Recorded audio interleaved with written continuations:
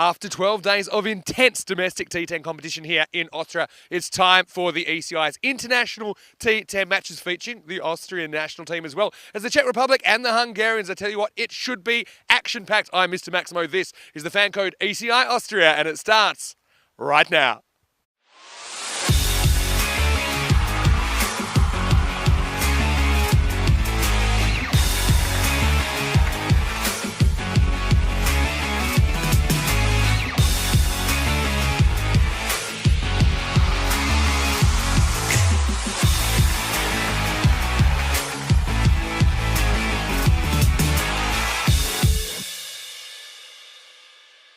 The European Cricket Internationals are proudly brought to you by HCL Software, Fan Code, and Grizzly Bear Sports. Good morning to you wherever you're watching from around the world. Welcome to a huge day in European cricket. It is the weekend, the sun's out, we're ready to play. We have 9 international T10 matches for you. It's the fastest growing and the fastest format, I think, of cricket that I've ever been involved with. So we're looking forward to an action-packed weekend. And we are starting this tri-series with a match between Austria and the Czech Republic. Well, they are neighbours, they know each other pretty well, and I think it should be a really exciting spectacle. First up, though, we have the coin toss. I know that Rasmus Shigewal, the Austrian captain, Aaron Ashokan, the Czech captain, they're out there with Tyrone Peters. Let's see who wins the coin toss for this ECI match 1.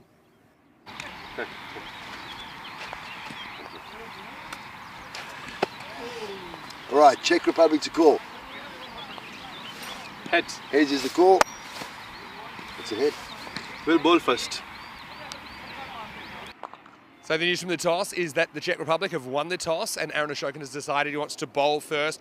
I think it's an interesting strategy. I know that probably the Austrians wanted to bat first, put some runs on the board, so I think both teams get what they want out of the toss. That's probably due to the fact that the Czech Republic may be a little bit unfamiliar with the conditions at the moment. Some of them will have played here before, but I think that they just kind of want to all get out there and know exactly how they have to approach the second innings of this game.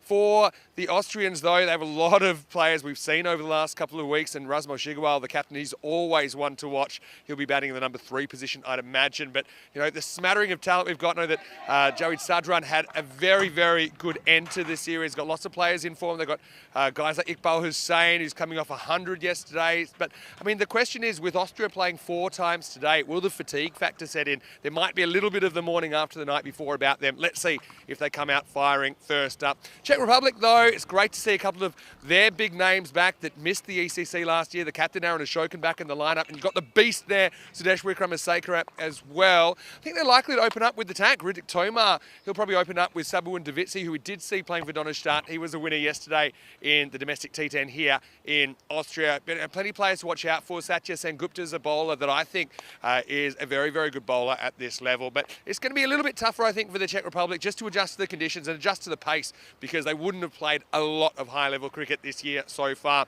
Let's talk about the weather today. Well, a few clouds around at the moment, but I think we're expecting plenty of sunshine. It'll be the warmest day this week, which I'm looking forward to. It's going to be about 24 degrees. A little bit later on, right now, about 16 degrees to get going. A little bit of dew overnight. Not too bad, though. Pretty good conditions for cricket. Rico Full, great to have you in the comedy box, of course, this weekend. It's going to be a big day. 5 matches, and who knows, maybe we'll get an ECI Golden Ball this weekend as well. Let's go over to you now in the commentary position. The news from the toss in the opener is that the Czech Republic, they've won the toss. They want to field first, so we'll get to see the Austrians hitting first up. Over to you. Let's get ready for the start of day 1. Thank you very much to Mr. Maximo, giving us a good insight to the start of this. Well, it's the international weekend, isn't it? Hello, good morning and welcome to everyone. And, well, what a way to start your weekend with some international fever coming from this beautiful Seebahn cricket ground in Austria. And we are promised good weather, so we'll be blessed with some fantastic cricket and some very good weather as well. Thank you to everybody for joining us. A lot of people on our chat already. Steve McVeigh, Rob Thompson, and also Dave. Good morning to you all. Let's have a look at the 2 teams. Well, we've had a good chance, haven't we, to look at a lot of the players here in Austria during the Fanco European Cricket Series that just finished. And, of course, it was Donnerstadt that were the champions there. And the captain of Donnerstadt, Rasmus Shigewal, also the captain here of Austria. He's got some good players in the lineup there, and you heard Mr. Maximo mentions some of them. And don't forget, we've got Iqbal Hussain, who I'm sure will be opening the batting. Remember, he scored that fantastic century yesterday in match number 57, semi-final number 227 not out. So they're in good form. But Czech Republic, of course, as Vinny said, they're going to have to get used to the condition. I don't think they're going to take too long to do that, to be honest. I don't think there's any surprises out there with that pitch. And, of course, I think all these European cricketers are used to playing on an artificial deck, and I think they'll get used to that straight away. One man who will be used to it will be Sabawundaviti. Remember, he did play in the series here, and he played for Donnerstadt. For some really good players in there. Arun Ashokan, their captain, will be sensational. And, of course, we have got the beast in there as well. Rasinga is going to be good as well. Suresh, I mean, he's the man, isn't he? He's the beast. And, well, we'll have the beast up against the wild thing of Austria, Javid Sadran. It's really going to be an exciting contest. I really am looking forward to it. The umpires are out there. There's going to be Nilkesh Patel and umpire Santos with Pravin Kumar. Here's the third umpire. And, of course, you saw from the coin toss, the tournament referee is going to be Tyrone Peters. So get ready to start, and it will be the Centurion of finals day yesterday. Iqbal Hussain opening up with Mark Simpson-Parker, another guy that had a very good series for the home side here, Vienna CC. Let's get ready to go. Let's get ready to rumble as we get ready for the first ball. And it will be Suresh from Sakura to bowl the first. Just gets played out. The offside, and it will go all the way to the boundary. 4 runs, the fielder, Riaz Afridi, not able to stop this one. And once again, the outfield has quickened up considerably. Yeah, this one, he just doesn't get his hands down quick enough, does he? So Afridi conceding a boundary straight away. So Hussain off the mark. Batted so well yesterday, though, Hussain. And hit the ball so clean when he made that 100. It's probably the purest and the cleanest century that I've seen. It was just quite extraordinary. I believe he hit 18 sixes and 2 fours on the way to that century. 127 not out. So gets a bit fortunate with the first boundary. Yeah, just talking about the outfield being freshly cut again this morning. It will be quick, and with the weather changing, it's going to get quicker by the hour. Good comeback from Rukum Sakira, a little bit shorter. And this one missed out by Hussain, but Hussain did show yesterday that he's capable of playing shots to all parts of the ground.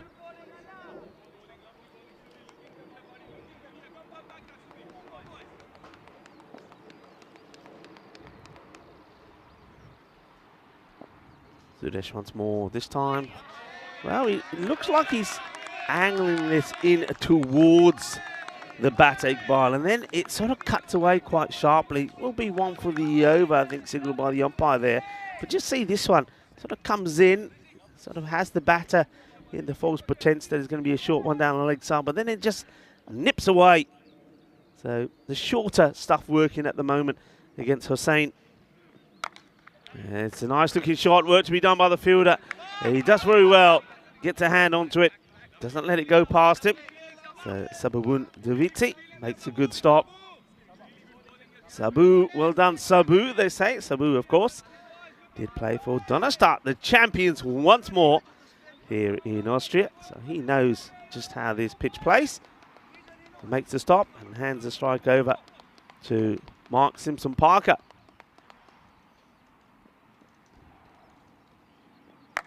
Yeah, short, and it's been dispatched. This will go all the way. Balle.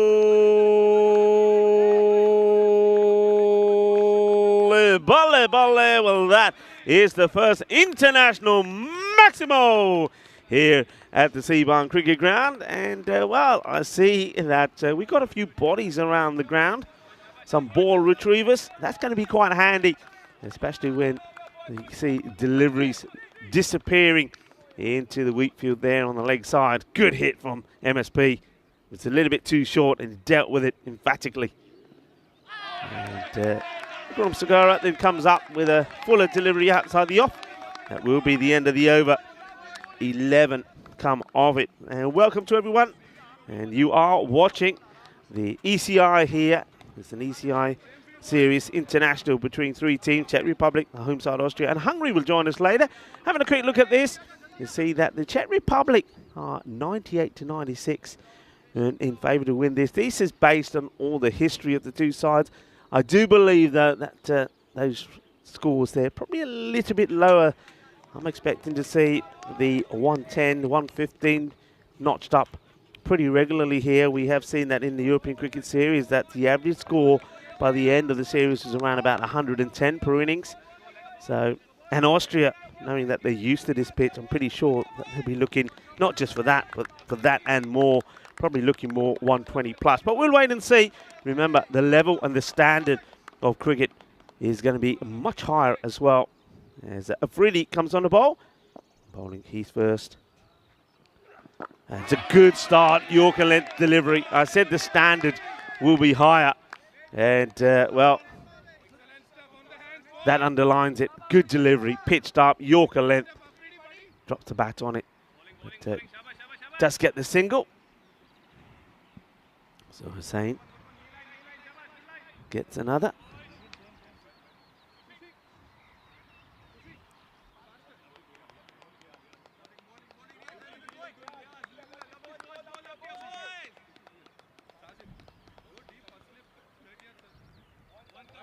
Freedy, good start.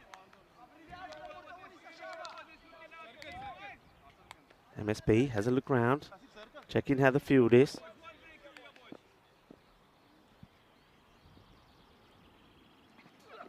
Down leg side, doesn't quite get hold of it. Mike Simpson-Parker, he's already dispatched one short delivery. This one maybe just onto a little bit quicker. Doesn't get as high as he's expecting. But takes a single. Steve McVeigh saying morning to us, saying he's still a bit sleepy. Well, I tell you what, we'll wake you up pretty soon when you see some of the cricket and some of the shots. And yeah, go on, just have that coffee and you'll be wide awake, I'm sure. And this one, he doesn't get it out of the middle. It will just plug short of the boundary. But I suppose good shot to play in the power play. And those of you that are new, remember in this T10 format, 10 overs aside, the power play is 3 overs, so only 2 men allowed outside the 30-yard circle. And so that's not a bad shot to play in the power play. Freddie. Oh, this is fast. It's a really quick delivery. And that one just whizzes past Iqbal Hussain. And look at the carry on that as well. A lovely ball. That's fizzled through. Another man who's fizzled in, actually, is Mr. Maximo Vinny Sandu. Vinny, welcome. Good morning. International fever hits Seabarn Cricket Ground. Good morning, everyone. Hopefully well. Yeah, super excited to see this contest. Excited with what I've seen already. Riaz Afridi. How about the lift he gets off the track there? Now it goes full. He's bowled this Yorker pretty well a couple of times in this over. I like what I'm seeing. Riaz, I think he's only recently qualified for the Czech Republic. I might stand to be corrected, but I think it's the first time we've seen him wearing the blue shirt of the Czech Republic. So no, he's super proud to be there. We saw him in the ECL for Brno. Don't forget, Brno a couple of hours south of the capital, Prague. But I like what he's bringing to the table here. And the Czechs, they've come to play. The supercomputer thinks something's up. I don't know what data it was looking at, but it's got Czechs as 2-run favourites. Yeah, it has. Playing away from home. Mark Simpson-Parker, solid start with the 6 off the beast. Let's see how he handles Afridi. Lovely shot. This is going to be 4 runs. Beautifully played. We saw him put away the short delivery, and now he puts this one away. Slightly over-pitched, I suppose, but deals with the pace beautifully. And the placement, top drawer. Yeah, I don't even know if it was over-pitched. I mean, that's pretty much a length ball, but because Mark's so tall, he makes it look fuller than it really was. These are the 3 teams that we'll see this weekend with Austria, Czech Republic and Hungary. Super interesting. I mean, don't you love just kind of draw card versus draw card? You got Riaz Afridi there. He was a real standard, I think, for Brno in the ECL. Mark Simpson-Parker obviously having a great series.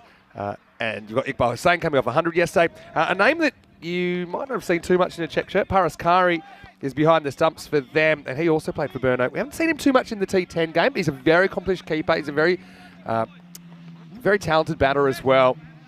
Anyway, we're going to have Niraj Tyagi to bowl over number 3. So, yeah, probably, you know, with the beast coming back in with Kramasekara, with Aaron Ashokan back in. They've got Matchwood. He's got Davitsi in there. He's coming off some cricket. I think it's been a pretty even start to this one. Nice looking shot, but I think, if anything, probably strokes it too well. It's been well dealt with by Venkatesh. Do you know what I like, though, is just that you can feel the intensity. You know, you can feel the intensity in the field, just the noise around the ground. And it's a fast format. You add that to the kind of natural intensity you'll have in an international fixture. I know these two, they've played each other a fair bit. They will play against each other in the Central European Cup, the CE Cup, which is a tournament in Czech Republic every year. It's coming up, actually. This is a full toss. It's whipped away. So Chagi goes full, but he goes too full this time. Hussain, he reaches double figures. Hasn't found it quite as easy maybe as last time we saw him. But it's a nice little whip away for a boundary. Yeah, it wasn't the best of delivery, just slightly over pitch. Hussain didn't really have to do too much to it. Just hit it and put it away. And inside the power play, that's an easy job to do with only 2 men out. Those men at the moment are at deep recover and long on. Yeah, Chagi, interesting. They've gone for him in the third over, but you can see, I think, Czech Republic making a real conscious effort to bowl up in the block hole. Sometimes it'll go wrong like then. We've seen the odd one kind of short, saw the one bouncer from the beast early. We saw Riaz Afridi with a length ball that kind of took off. I think a lot of the time they're just going to use that block hole ball to get out of jail. Yeah, this time he goes right across. Hussain just losing his shape a little bit here. I think he wants to go after this, wants the big shot, but doesn't get his position right. Look at the head there. Head goes up a little bit as well. So a quick good morning to everyone in the chat, of course. ECN European Cricket Network, good to have you with us. Hello to Dave B, hello to Steve as well. And hello to everybody else who's one just a bit too wide. And Rob Thompson's watching from New Zealand. Louis Bruce joining us from Gibraltar, no doubt. Hello, Louis, and everybody else. Lovely to have you with us. It's an interesting one. I wonder where it was when it passed the crease. Again, the umpires aren't too friendly to the bowlers on those on those ones. If there's doubt, normally I will call it a wide. Just encourage him to bowl a bit closer to the batter. This is hit well, straight. They have got a man out there, mentioned him already, who's patrolling the boundary. That's nicely dealt with by Richard Tomar. I think the other thing at this level is there's a bit more planning that goes into things like fields. And I saw that with the third man, the deep point back, when Wikram Maseka was bowling the first over.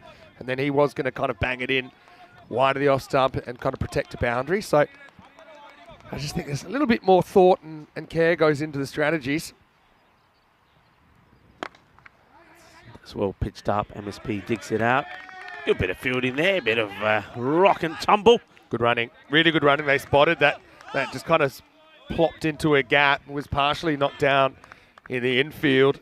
And Hussain, very quick to come back for a second. Yeah, Moghashiam gets down, gets dirty for his side, makes the stop.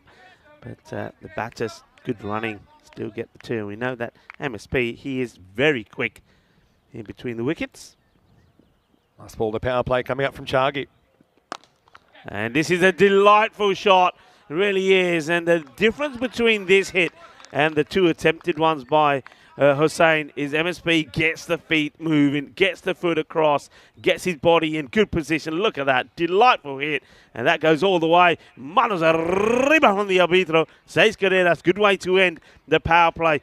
The score moves to 34 without loss. That was a cracking shot from Mark Simpson-Parker, wasn't it? He was just so well balanced. And there was a fielder back for that. That's the thing. You can only protect the boundaries to an extent. It's almost a challenge to MSP. Can he beat the man on the boundary? And he did. Shot of the morning so far. Vinny, what a lovely morning. The sun is out. There's a gentle breeze. Perfect conditions for cricket. And we know one thing. I mean, this ground is pretty good, pretty amazing anyway. But when the sun is out, it is absolutely beautiful. Yep. It's pucker. There's no better place to be and watching cricket. It's such a sensational view. And look, remember, it's a Seabarn cricket ground. Maybe I can get one of the locals to give some direction to this ground, because I tell you what, if you're not doing anything this weekend, come on down and join in some of the international fun. Yeah, you're exactly right. I think we'll get a good crowd in this weekend as well. And just start at Vienna and head north. Let's look up Seabarn. S-E-E-B-A-R-N. It's near Stettin. And Mark Simpson-Parker's looked good so far. He's looked on, hasn't had too much of the strike, but he's 19 off 6. So see Bouillon, the bowler. This is hit pretty hard, and it almost beats fielder. In fact, it does. And That's the beast there, Sadeshwa Kramasekara. You don't often see this at this level. This is one where he probably has to get down and dirty. Instead, he lunges with the boot. I think happy for Sadesh, he doesn't land, end up stepping on it, but it will be forward to Simpson Parker. Yeah, I've just been told it's Schlussstrasse 24 C-Bahn. Yeah. So that's where you want to be if you want to come down. In this day and age, though, you should be able to look up C-Bahn Cricket Ground. I mean, It'll that's get how you we there. find it. Type in C-Bahn. C-Bahn Cricket Ground, Google Maps.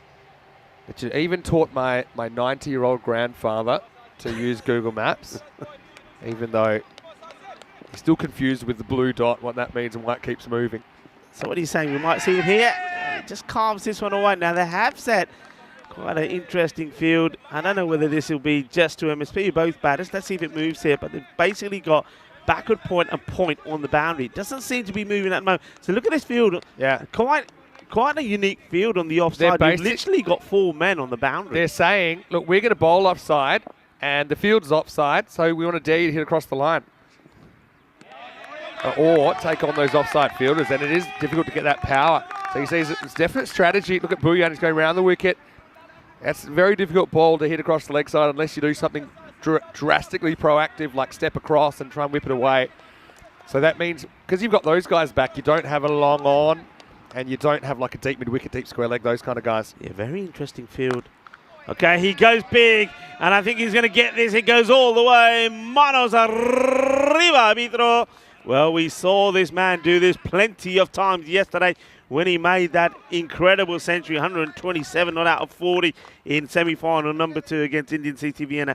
This is what he does. Yeah. He hits the ball so clean, and he clears the boundary rope by a distance. Cracking shot. I suppose the drawback to this strategy is it is quite predictable. And I think that Iqbal Hussain knows there's not too many balls challenging his stumps here. And you can see he's kind of sweating on that.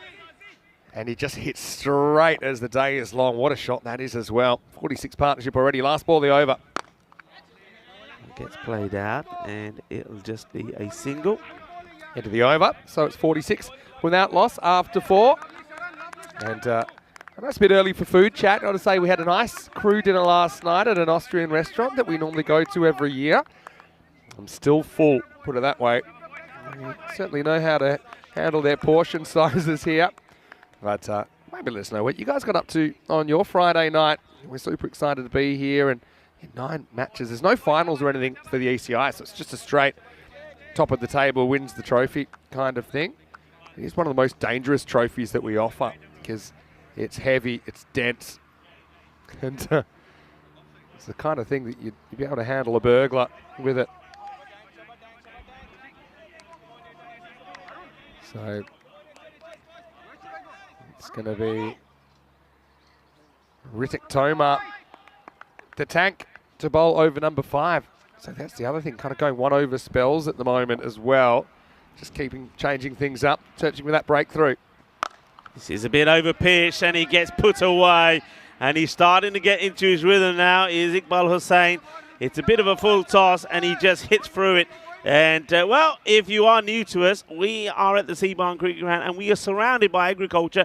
And there on the leg side, the wheat is growing, and is growing quickly. The thing is, though, balls are going in there, and that wheat loves to get hold of players. I know that hairstyle anywhere. That was Lennon Durairaj, who Yep. we saw playing for VCC during the ECS, fishing that one out of the wheat. Danny Hudacek in the chat as well. Hello, Danny. How are you? Oh, that's wrong. Oh, That's going to be a no ball. +1 plus a free hit coming up. To MSP, he'll be more than happy to stay there and take this a no ball call straight away. So over pitched, and then this one, well, rather than hitting the deck, he goes fuller. And the batter not able to make amends and get the most from it. He gets a single. MSP is now going to be facing the free hit. The Czech Republic, know they can put some big runs on the board as well. Do you think this pitch probably plays a bit truer than the Vinoj pitch, which has a little bit more in it for the bowlers, I think. But MSP, yeah, you're right. It's a race to the striker's end for the free hit. And Simpson Parker will have the immunity cloak. It's good delivery, better. He still backs himself to go full Toma. And this one was more or less in the slot. MSP digs it out, gets a single. Yeah, Danny Hudacek, he was hoping to actually travel for this series this weekend. I think a few things came up, so he wasn't able to. But I know that they'll be watching. They might even be watching at the Down Under, which is their favourite pub in in the Czech Republic, where I'm sure they'll have it on. I think Shobit, who plays for Vinarati, he'll probably be serving the drinks. So quick hello to you guys if you're there already. Yeah, hello everybody. A bit early at this stage. Of course.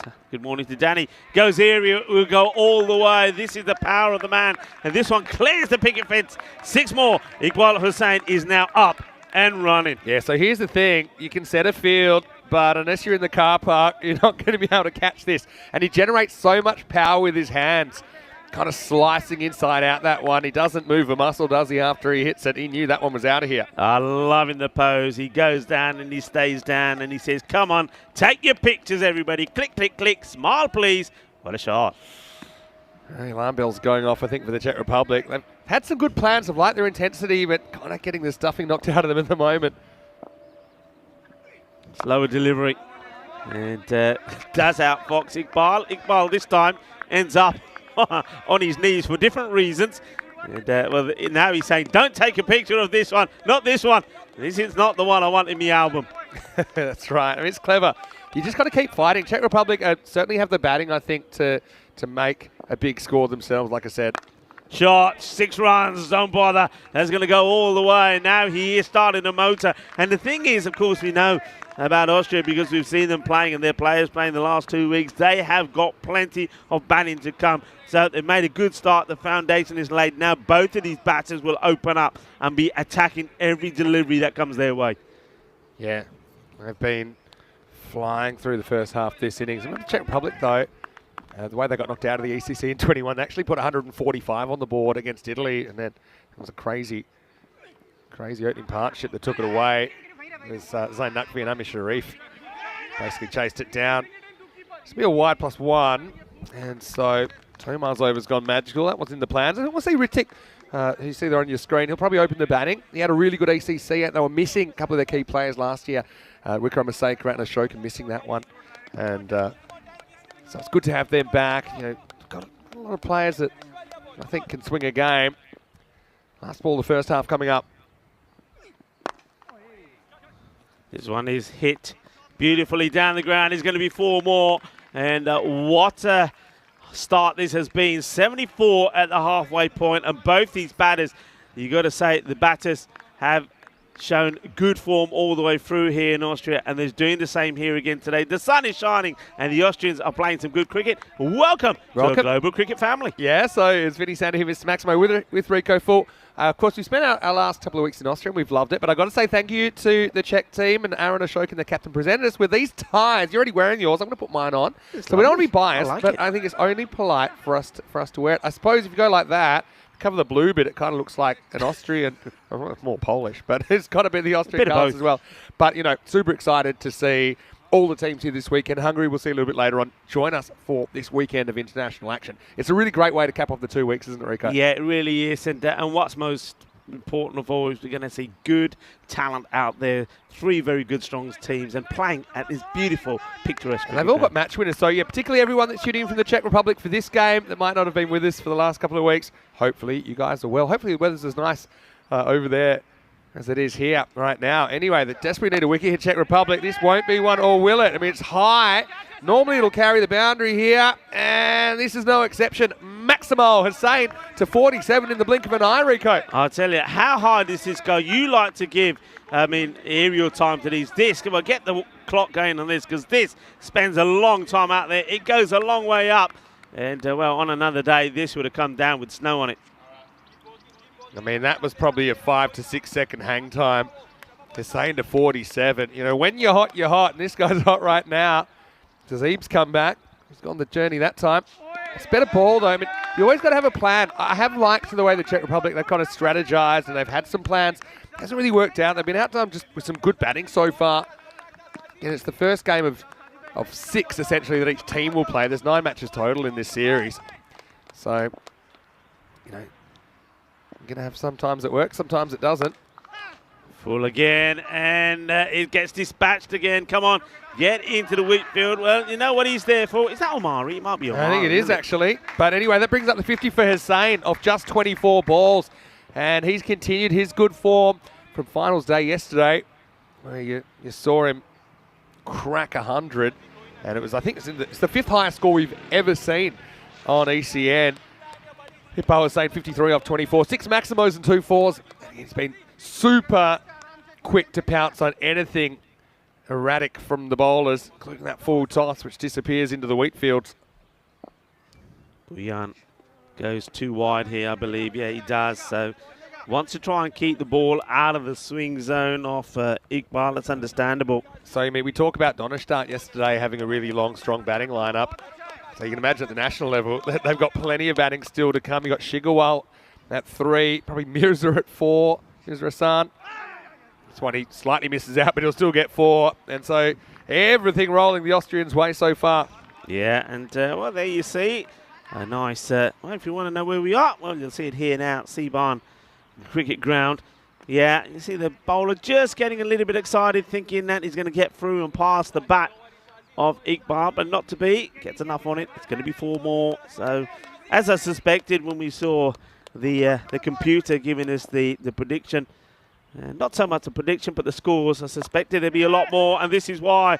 But this one is just going, and it goes all the way. Manos arriba from the arbitro, porque eso es 6 carreras más. Poor Sharan Ramakrishnan, he's on the long march to nowhere here. This hung, and it just kept sailing off the bat with the pace of the bowler. That's 6 more.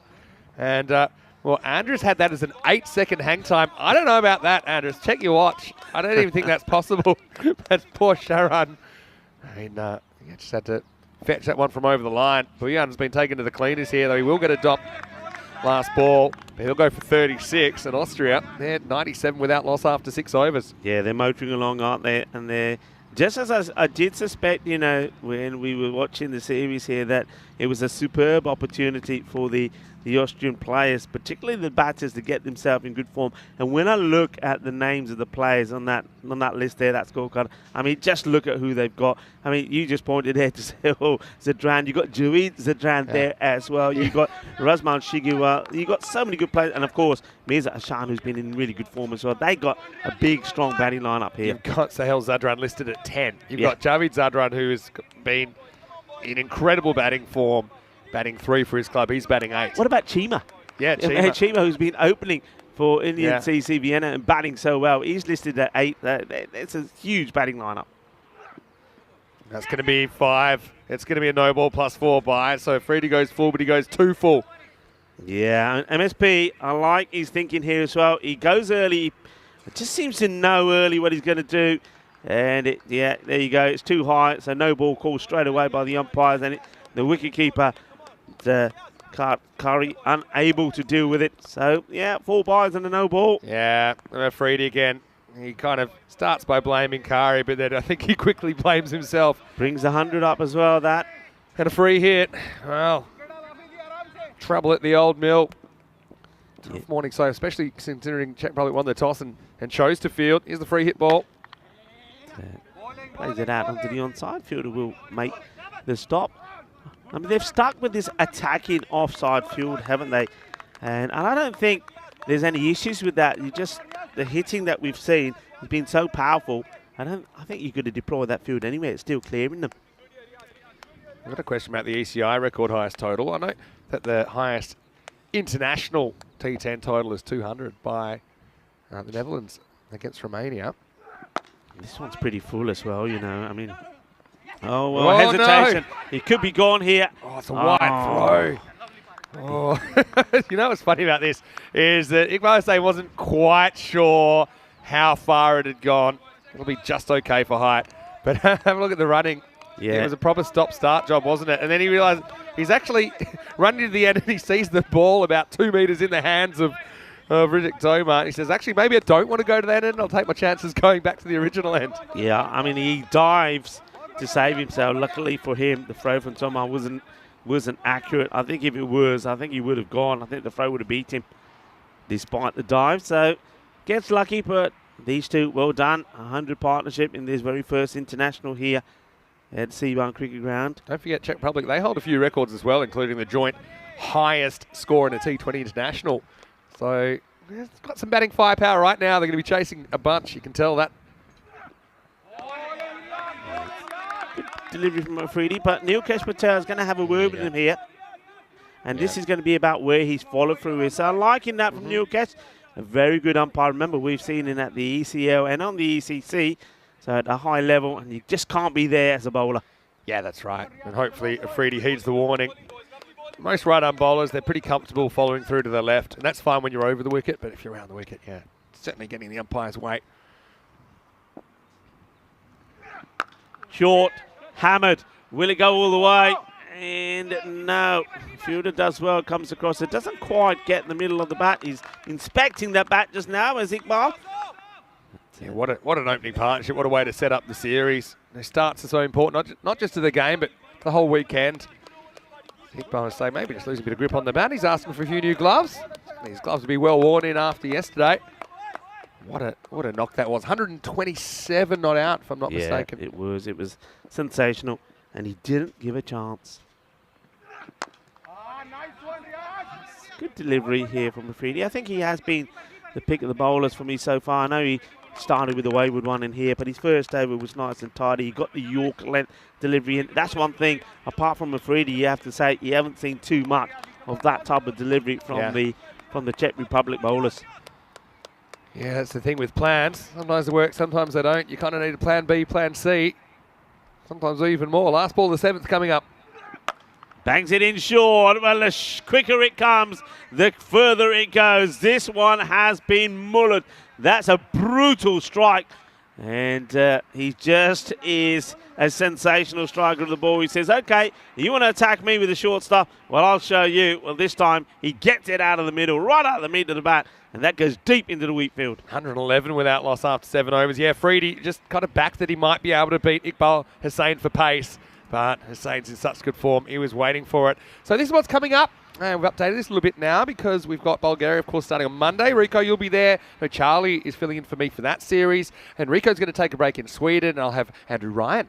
Ryan will be with me for those 2 weeks. And then we've got our next series in Romania. Wedged in there, we've also got a T20 International Tri-Series in Bulgaria, in Sofia. So that should be a nice little addition as well. So plenty of cricket coming up on ECN.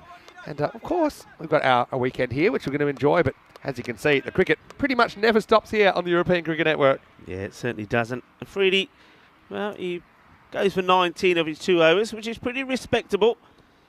For our Czech viewers out there, you might be wondering when your ECS is. It will be from the 17th of July. So it's going to be a big summer. Anyway, Simpson Parker takes on the fielder, and I think he's picked him out, and he has. And so we finally get a wicket. Davitsi takes the catch. Simpson Parker didn't have a lot of the strike, did he? He was facing less than 2 balls and over, but he has been part of a very imposing opening partnership. It's Chagi that gets the first wicket of the series. It's 1-1-1 for 1. Yeah, good catch. And that's the thing, when you get your opportunities, you have to take them. So a nice moment there for Sabawun Divatsi. He takes the catch and gets the catch of MSP, but not before the 2 openers had put a fine opening partnership together, 111 before the first wicket fall. So the foundation has been laid now for the other batters to come out and really have a good old-fashioned slog at the remaining deliveries. Yeah, I think it's probably not a bad wicket to lose as far as just getting more guys out there in a no-pressure situation, getting them feeling comfortable. Rasmus Shigwell's a very good number 3. That's the kind of shot I think MSP plays the situation. He knows that's not an easy ball to kind of muscle out of the ground. It wasn't that full. If he gets in the middle, it probably does go, but slightly off and nicely taken by Sabawun Davitsi. Hello to Phil G, who's in the chat as well, saying good morning for Prague. He thought maybe he had some sleep in his eyes when he saw the score. You're seeing correctly. Having said that, this is international T10 cricket, and Czech Republic have some big players that could score quickly. And this is going to be 6 first up for Shigwell. Yeah, what a hit this is. Rasmus Shigwell, he's just a sensational guy, isn't he? He's a lovely person, lovely personality that he has. He was so humble yesterday after that victory in the Fanco European Cricket Series for Donnerstadt. He's the Donnerstadt captain, also the captain of Austria. One thing he does, and one thing I like about him, is he doesn't change his game plan. He goes out there, he's aggressive, he's assertive, he'll go after the bowling, and you see that with the very first ball. How about that for a first ball of the series, though? Chagi had a good moment. Immediately he's brought back to earth with a thud. That's bowled reasonably well, though. Niraj, nice to see him out there.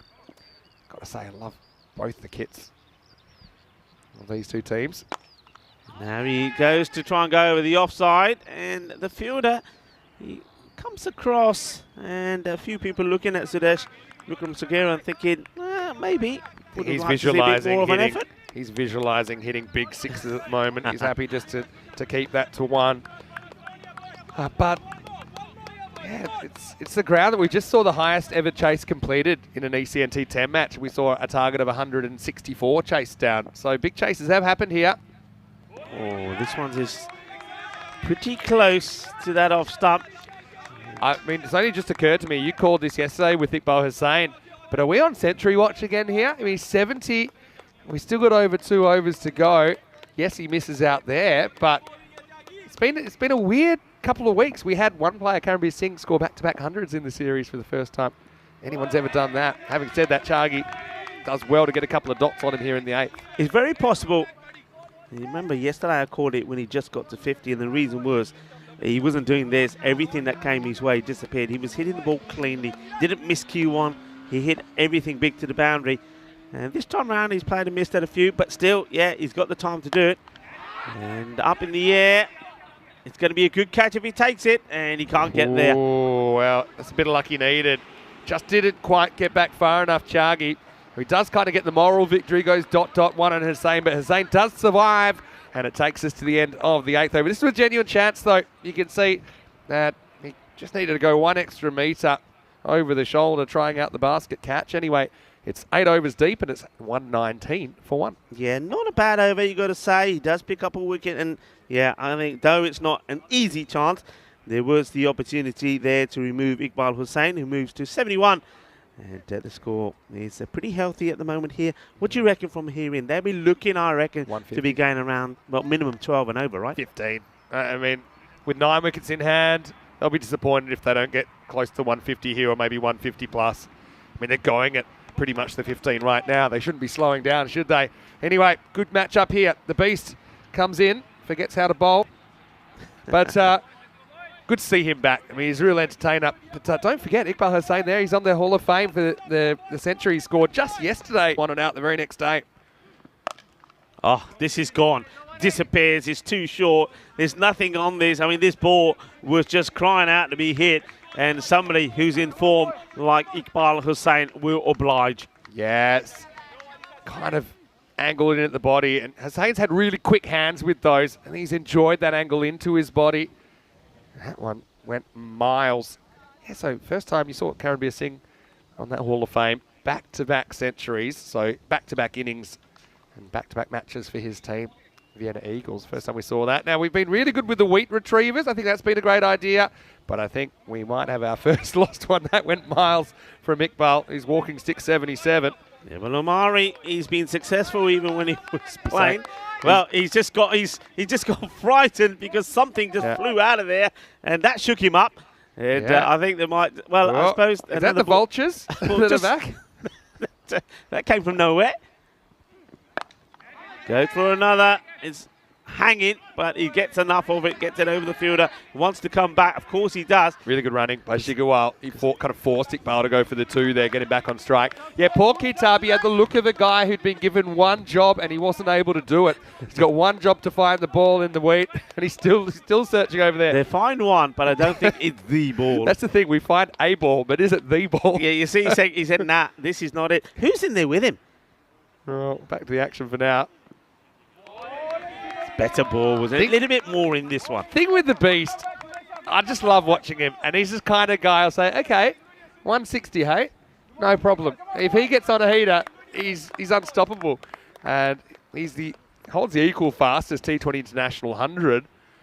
A record he shares with a couple of high-profile cricketers. And, yeah, like I say, they've got the batting to go big, Czech Republic, but they're going to be tested. They're still this kind of early in their season. They haven't had this kind of high-level practice so far. Yeah, well, you see, this is the difference. Remember you asked me the question, could he get another one? Look, he could, and he's 21. But the difference today to yesterday he wasn't doing this. He wasn't swinging one. He was timing the ball. Yeah. And every time he hit it, it sailed. How many, what was it, 18 sixes? 18 sixes in an innings. It's the equal second most that we've ever seen in an ECN innings. Yeah. Okay, this one will go. So he swung at a couple, missed. Now this one does go all the way. There's a lovely lady who's doing some good work out there. Retrieves this and brings it back. So he moves into the 80s now, 85. That might be Hannah Simpson-Parker out there. It's a long way from us. But yeah, bit of a top edge. There's no fine leg. So that disappears up into the 80s. Oh, it's getting interesting, isn't it? Okay.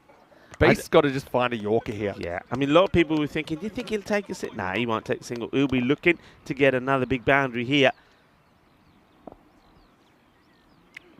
It's going to be a wide, so he leaves this one alone. Hello to Dan Casey. Dan Zilla, nice to have you in the chat. And yeah, I know that ladies cricket in Czech Republic's been coming along as well. They've been playing some games in Germany lately, which is a really good sign. And yeah, Dan's saying we're lucky to have some great neighbours. Yeah, Czech Republic's very centrally located. They call it the heart of Europe, you know. Well bowled, gets a bit of extra bounce there, so keeps the same quiet for now. And that's the end of 9, 134 for 1. So, I mean, yeah, that 150 is still on. I think Austria will be disappointed if they don't get there. And probably more interestingly, and if Hussain can get back on strike, he's 2.5 big hits away from a second successive century on ECN. Yeah, but one thing we do know is that the captain of Austria, Rasmus Sigurd, who'll be on strike, he won't be thinking singles. He'll be thinking boundaries himself. Yeah, I mean, the thing is, they haven't batted Czech Republic out of the game by any means. No. So I don't think you get too hung up in the individual milestones here. I think you still got to be playing what's the correct strategy for the whole team, and that's for Sigurd to bang sixes off his own bat. But I mean, if he does kind of drag one for a single, now this will be interesting because I believe that they're related as well, Sigurd and Sabu Davitsi. Oh, are they really? Yeah, they are. And Davitsi's going to bowl his only over here in the 10th. And this one will go all the way. Manos arriba. Bolle.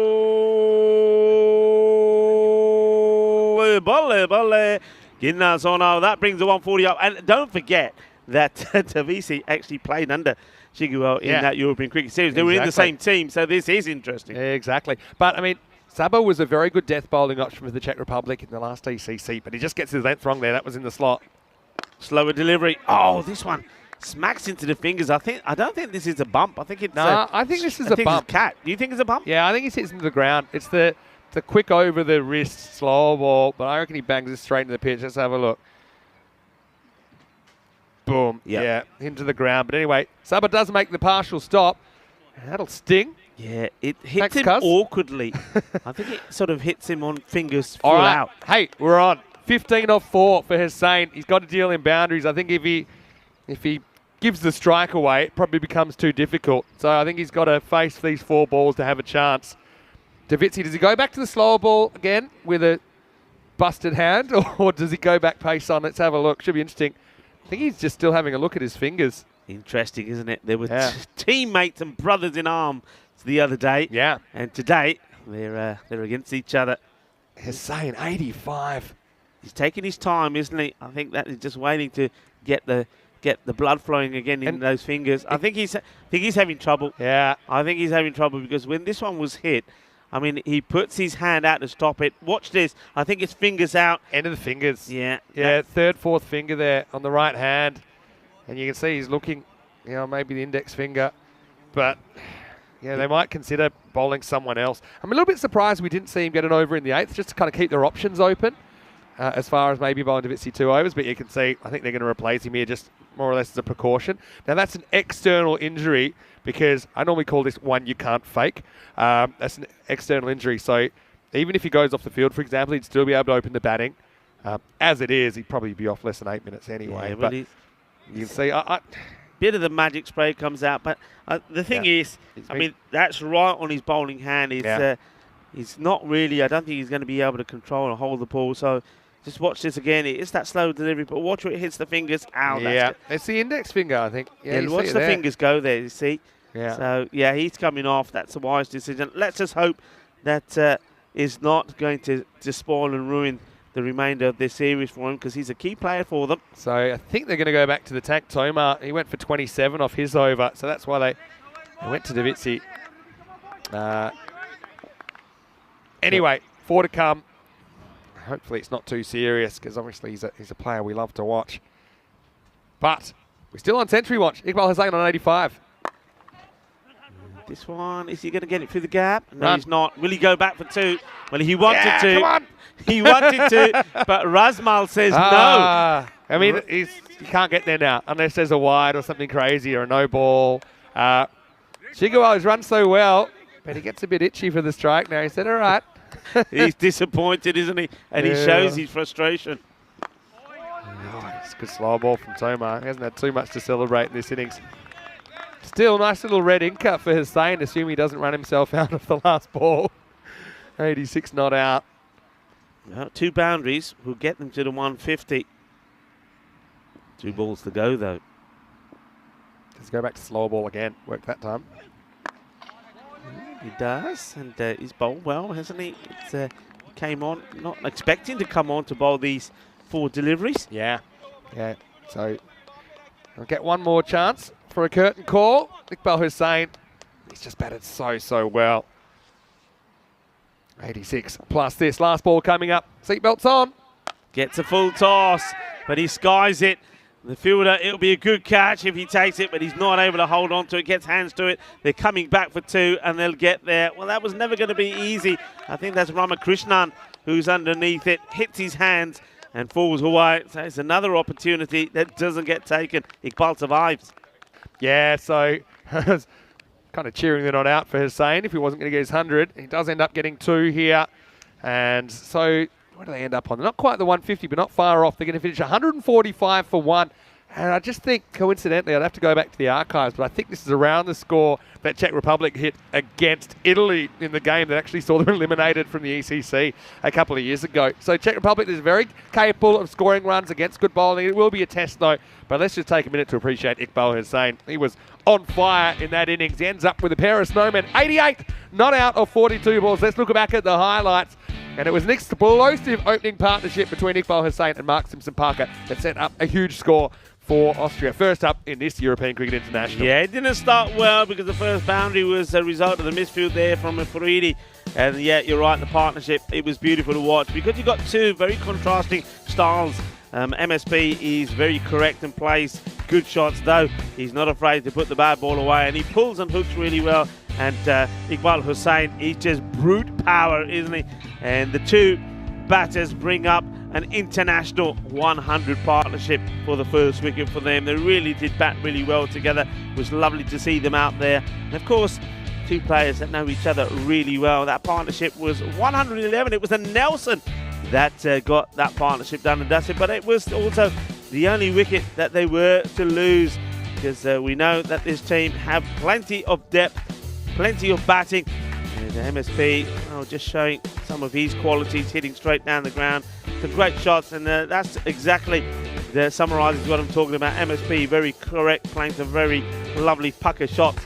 And yet, at the same time, you've got the brutal hitting, the monster shots there from Iqbal. That was a nice moment as Iqbal brings up yet another half century for him. And what a time he's having with the bat at the moment, but he just kept on going, didn't he? And at one point we thought maybe, just maybe, he was going to bring up another century. He gets close, but unfortunately for him, he runs out of deliveries and maybe wasn't able to keep hold of the strike towards the end. He finishes on 88 though, and there were a lot of good work being done by the volunteers retrieving these balls as they go into the wheat field. Well, that was the first wicket. Daviti, when he had some fingers, he took a very good catch there on the boundary. But Razmal Shigiwa, the captain, comes in and he hits his first ball to the boundary. This was another opportunity. We saw Hussain being put down there in a quarter bowl. Difficult chance when he was on 70 by Tyagi.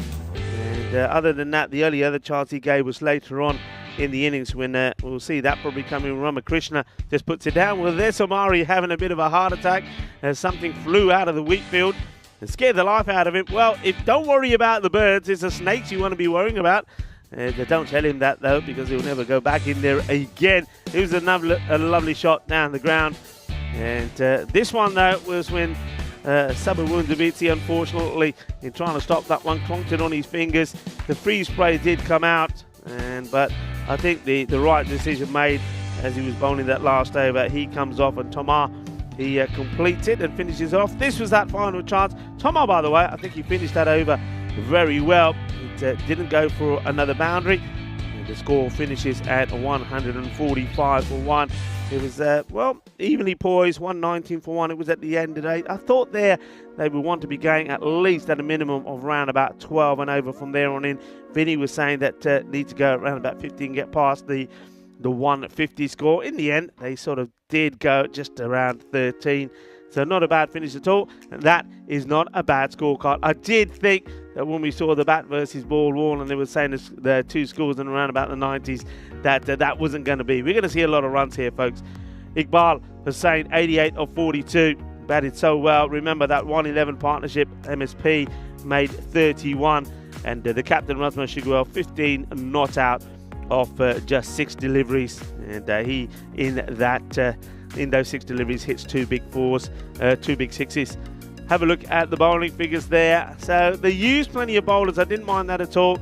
And but there was a little bit of hurt and pain there as well. Buyan, he goes for 36. And Tomar, I don't think he was meant to or scheduled to come and finish things off. But he didn't bowl too well in his first over when he went for a few. But his second one, after bowling a magical one that went for 27, when he finished off things with those last 4 balls, I think he did really well indeed, keeping the score to under 150. I know it looks like a big score, but as you've heard us say, this is international cricket, and the Czech Republic have got some very big hitters there themselves. I get a feeling that this is going to be closer than you think. So join me, Rick Full and Mr. Maximum, when we return in around about 10 minutes time for the conclusion of the first international match here in this little mini-series between Austria, the Czech Republic and Hungary. That'll be joining us later, and I'm sure that they will be hungry for success themselves. So join us when we come back. 146 will be required for victory for the Czech Republic.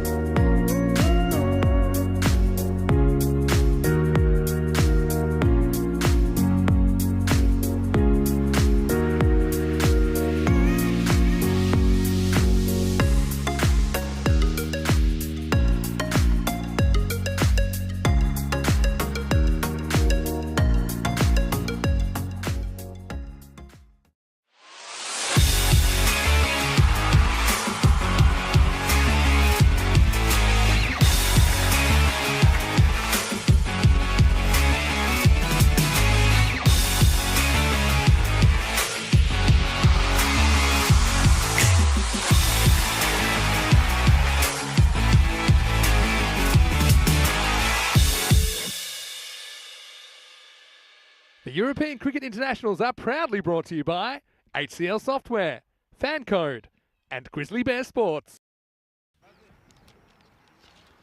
Hello, cricket lovers, and welcome back to European Cricket International Weekend.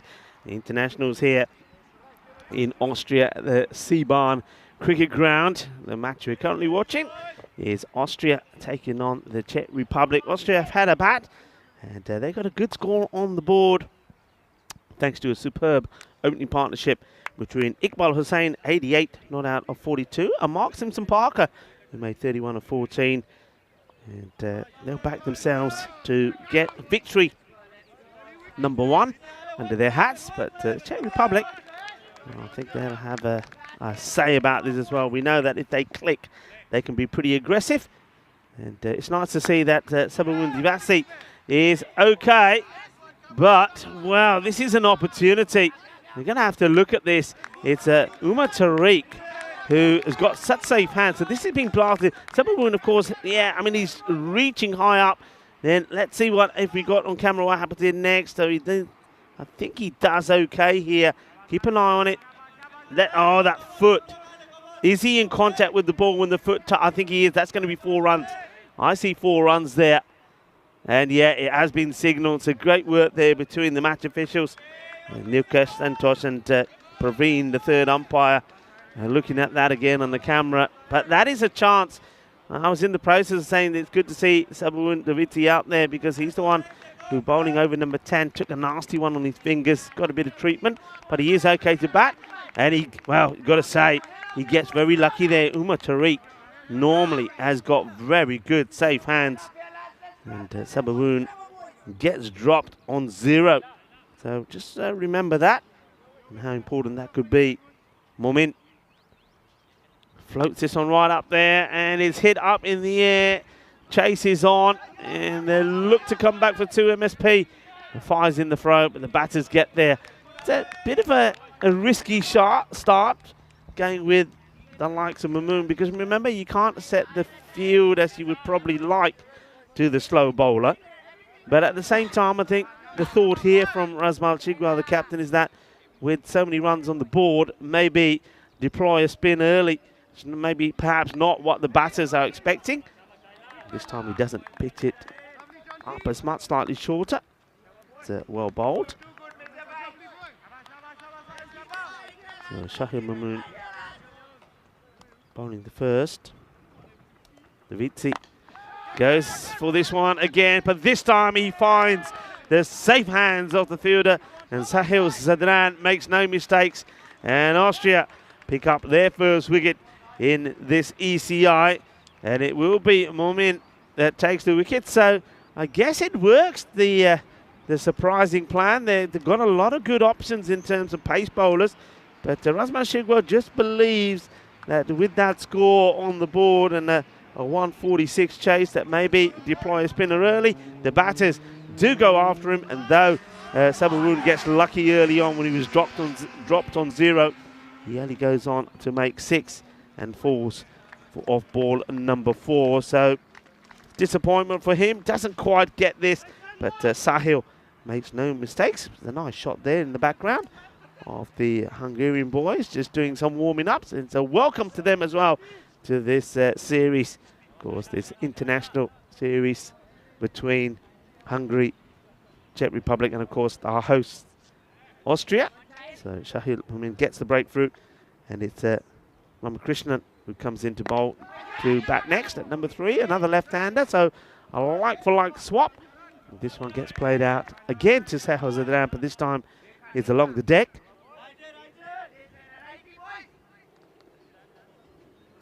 Very warm welcome to our global family around the world, wherever you're tuning in from. Namaste, salam alaikum, sasri akal. I'm one to our global audience watching via fan code in the sub-Indian continent. Hope you're having a great weekend. This one gets floated up. It's a miscue. It could be another. It should be another. Oh, no. He totally gets it wrong. I wonder how much of this is got to do with Navin Wijasekera getting right in the way of the fielder. I think Navin does stop, to be fair. I just think it's a bit of a clanger from the fielder. I think that might be Didar. Yeah. Ibidasha. So that's a big opportunity. And well, the batter gets lucky. As we have a look at where we are in terms of the golden ball situation on the European Cricket Network, 96 matches since our last golden ball. The last one we saw was in Milan. And one man who was there that witnessed, well, one of the two that we saw was Vinny Sandhu, who joins me back in our commentary position. Yeah, you're right. I got one of the two. Second one, I was walking to Charles's wedding lunch and just had to stop my greetings with everyone. I had golden ball fever, ducked around the corner and saw it. It was a good one. It was actually caught, but the fielder stepped over the line for 6. So the batting team won that one. Fresh Tropical with the winners. Here's Sahel Zadran bowling over number 2. Yeah, that last ball that was essentially not attempted. Dita knew that Wijesakera was coming towards him, and I don't know how much Wijesakera kind of dummied him or not, but in the end he just withdraws, and Dita was a bit worried about a collision. So that's how the batter gets away with it. I've got to say, it was really clever bowling from Mominu, who tossed that one up. He completely beat Tomar for flight, the tank. So, Ramakrishnan, left-hander for left-hander. Interesting. We haven't seen the Beast yet, haven't seen Aaron Ashokan yet. Here's over number 2. And this is going to be a wide. I'm just wondering, I mean, yeah, Sahil Zadrani's an opening bowler. But would you, if you were Shigeru and you saw how that first over of spin went, would you be tempted to go with spin again in the second over? I'd be tempted, but just looking at the options that they've got, I think you want to bowl Zadran with the new ball because you've got your other plans for in the middle. So it's like if you don't bowl Sahil Zadran here, where do you bowl him? The ghost really full. This is a good delivery, really is. In the block hole. Does him for speed. Yeah, because I think what we'll probably see from Austria is Javid Zadran and Dita in the middle overs, performing like the shutdown role. We saw them do that really well at the ECC. So I think they kind of got their plans laid out. And also I don't mind the juxtaposition of the slow bowler and the faster bowler as well. Zadran, we know he's got a bit of pace about him, hurrying up the tank on that occasion. Good contests all over the place here, though. This is sliced up, should be taken and will be taken acrobatically by Mark Simpson-Parker. It's a very good catch, nicely done. And it's all about getting himself into position. He has to take this side on. And I tell you what, if you need somebody reaching for it, you want it to be MSP because he's got the height. Look, he's quick to see it, gets himself in a good position, keeps his eye on the ball, and that's the catch, nicely taken. And that will be the end of Ritik Tomar. So 2 wickets down pretty early here. Czech Republic 9 for 2. Yeah, attack misfires here. But, I mean, I can't really criticise the approach of the Czech Republic here. They're being attacking. They're going after this power play. And they're going to have to hope that some big players fire. And here's one. They don't get much bigger in the Czech Republic than Sudesh Wickramasekera, the man known as the Beast. He's the equal world record holder for fastest T20 international century. And that was a memorable game for the Czech Republic. But right here, he's going to have his hands full. He's a bit of a cult figure, I have to say, the Beast. You know, he's sometimes a bit casual the way he approaches the game, but when he's on, he's really on. Let's see how he handles Sahil Zadran. He's got 1 for 1. Yeah, has a look at the field. Pretty tight around him. And encroaching that sea of red on the offside. Here comes Sahil Zadran, who's bowled very well so far. And gets this one swinging away. And you can see that Wickramasekera a little bit off balance here as this one swings past him. Just having a look at the field where you've got those men deep. You've got the third man pretty fine. He's back on the line. And I'm trying to look and see past the tents we've got in a way. I don't see anybody. Where's the other fielder back? Is there another? I don't see one. Unless my eyes are deceiving me. No, you're right. There's only one guy out here. There he is. Good delivery. Right on the money. Well, they're taking him on. Direct hit, he's gone. Well, that was so close. You can see that is Jaweed Sadran. The wild thing does the fielding, pick up and throw. Watch this. Yeah. I think he's gone for all money. But he bounces on the grass and so it kind of balloons over the stumps. I don't mind that single. You've got to get something going somehow. It'd have to be an absolute perfect bit of fielding to execute the run out there, hitting one stump.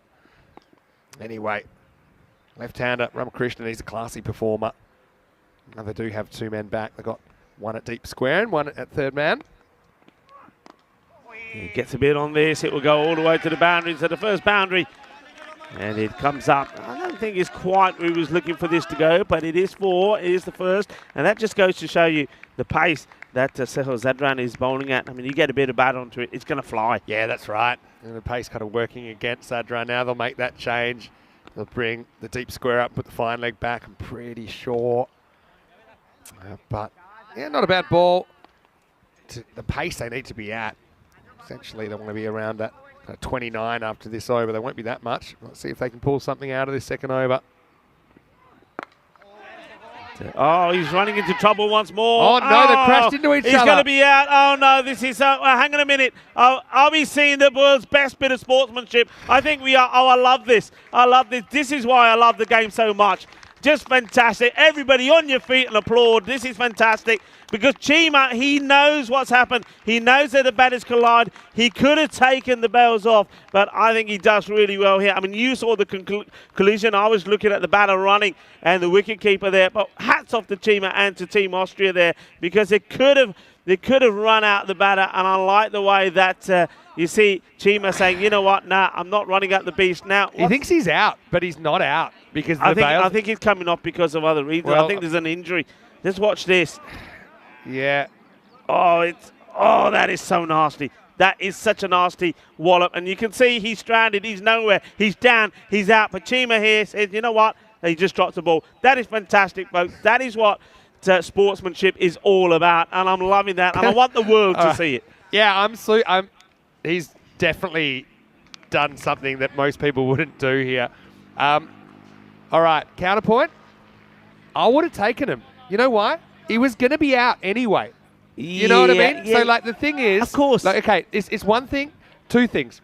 Two points I want to make. Yeah. I'm not saying that's not a great piece of sportsmanship. It is. It's over and above. But two things. It was batters running into each other, which is their fault. It's not a batter colliding with a fielder. Yeah. And the second thing is, he was genuinely going to be run out anyway. So, I mean... I'm with you. I hear you 100%. I like the sentiment. Yeah. I'm just saying it's a little bit illogical. Here's my point, right? And I'm thrilled for that we get to see the beast bat. Again, that's not the fielding team's responsibility. And this is a genuine run-out chance waiting to happen.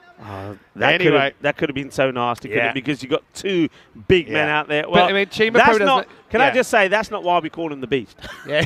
That's not the reason why we call him the beast. There's not many collisions either that the beast will be involved in. Now, I think that's going to go down as a dot, or are they going to get... It's going to go down as a dot. So they never complete a run there.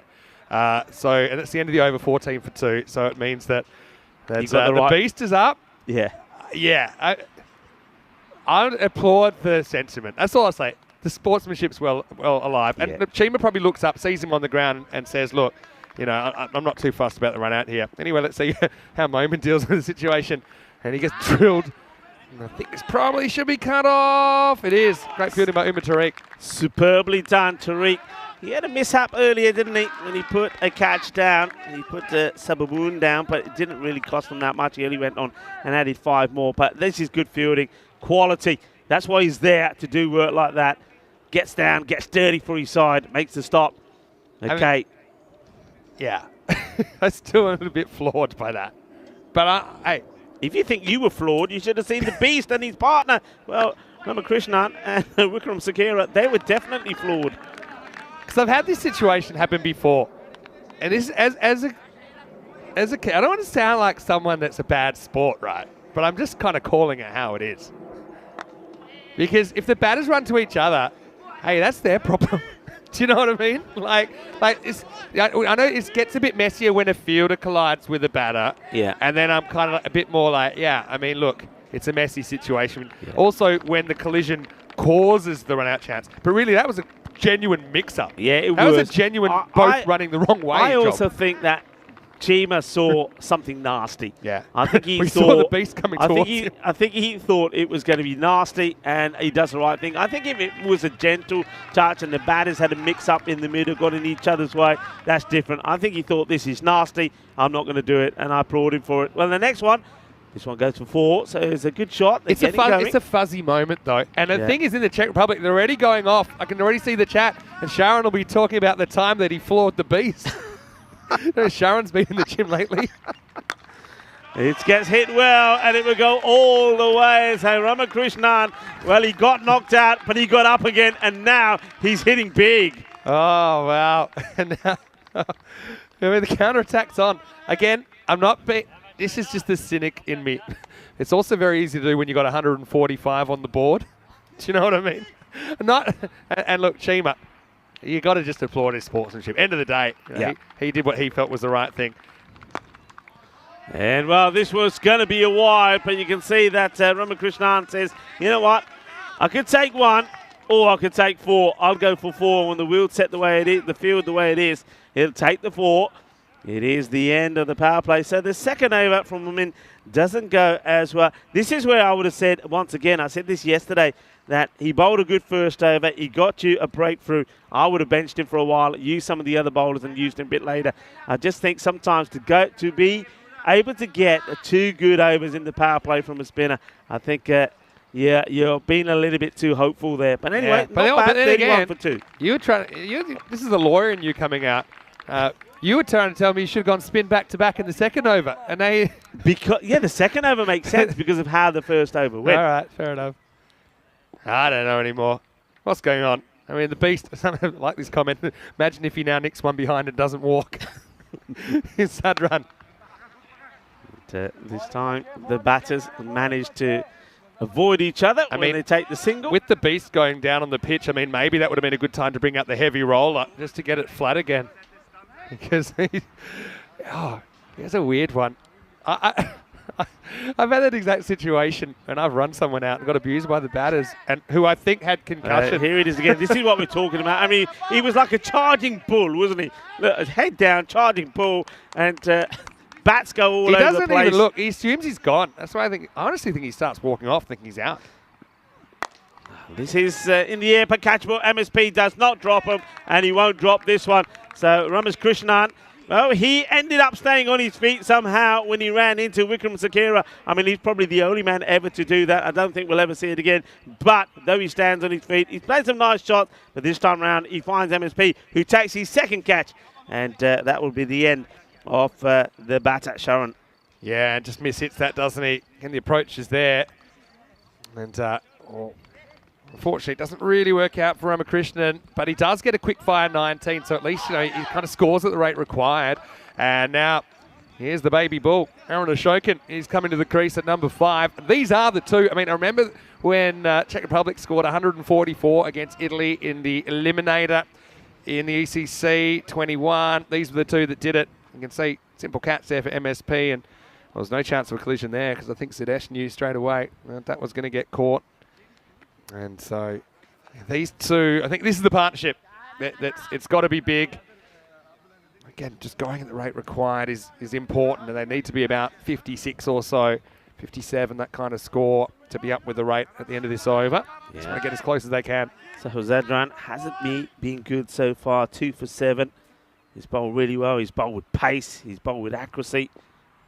And he's been troubling the batters.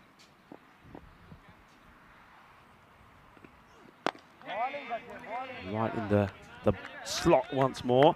Just shows you, though. Quite keen to take the single. We see so much cricket, but we still have more and more new situations coming up all the time. And I don't think we've ever quite seen a situation like that and handled like that. But that's the beauty of the European Cricket Network. The amount of cricket we've got, you'll see things that you've probably never seen before. Yeah, but that's a memorable moment. It really is. Nicely played away, but Navin Sakira makes no mistakes. The captain of Snazi, nice to see him out there. Oh, let me know where you're watching from in the Czech Republic as well. All of our guys are joining us in the chat. And a few people I mentioned might be at the Down Under in Vinaradi. Yeah, hey, listen, this is mean. Okay. Because I know we have a new comedy position because we were forced to have it.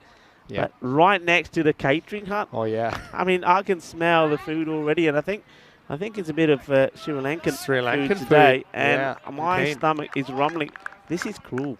Yeah. See, if we were down the other end, we'd be away from this. Did you get down to breakfast this morning? Because there was chocolate cake at breakfast. I don't know what's going on in this country, but it was delicious. It was moist. I saw it. I didn't have it. I had my normal fruit and yogurt. I saw it. I said I wouldn't have it. I said that a second time, and then I had it. And it was very, very good. Last ball of the over. It's in the air, loops it over the infielder. It should get stopped if it goes to bat. In fact, they're fighting over it. Here comes the throw, and the batter's complete 2. And listen, how did you eat chocolate cake this morning? Because you talking about you had to put it away. You put plenty away last night when we went out for a meal. Yeah, we had. Well, it's a bit early for food chat, but I will broach the subject as it's 36 for 3 after 4 overs. We went out for Austrian food last night, and it was a very, very good meal. I have to tell you that much, and even finished off with some dessert. So it's the weekend. I've been reasonably good this week, so. What's reasonably? It's the weekend. What's reasonably for you? Only 3 carbonaras? Yeah, I've been trying to make sure that I'm a bit more selective, let's say, about when I go large. But last night was one of those. It was nights. a good meal, wasn't it? It was brilliant. It was good to have all the crew together. I know Maxie's not feeling too well at the moment, so unfortunately didn't join us. But the rest of the crew was there, and it went down pretty well. I got to learn a few more German words, trying to make sense of the menu. Yeah. Anyway, hey, I called it. I thought we might see Itibasha Dida and Javid Zadran in the middle. So we're seeing Dida here. They were so good at just pumping out the Yorkers in the ECC last year at pace. So this will be a good battle. Beast on strike. No run there. It shouldn't be, and there won't be, as the captain, Razmal Shiguel, makes a stop. He'd be very happy with the effort so far from his boys. They're restricting a powerful Czech Republic side, 36 for 3 into the 5th over. Itibasha Dida. Good delivery. It's a slow ball, I think. Just held back a little bit.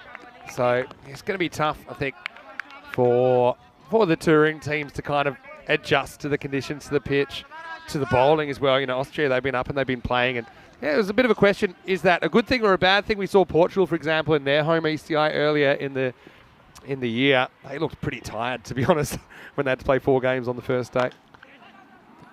Gets played out and dealt with quite nicely by the fielder, Javid Zadran. So just going back, yeah, Phil G said probably be going to the Down Under for matches 3 and 4 today. So make sure you say hello to everyone there. Hello to Charlie Hunt. He's lurking right now.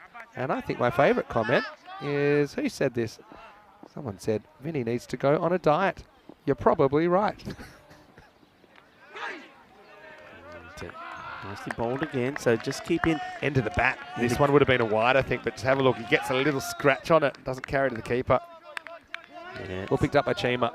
He's got the right idea, though, doesn't he? He's keeping that ball and outside that off-stump corridor. It's working for him so far. He's got quite a snazzy, slower delivery when he uses it. This one's well hit, but misfield now. You don't expect this.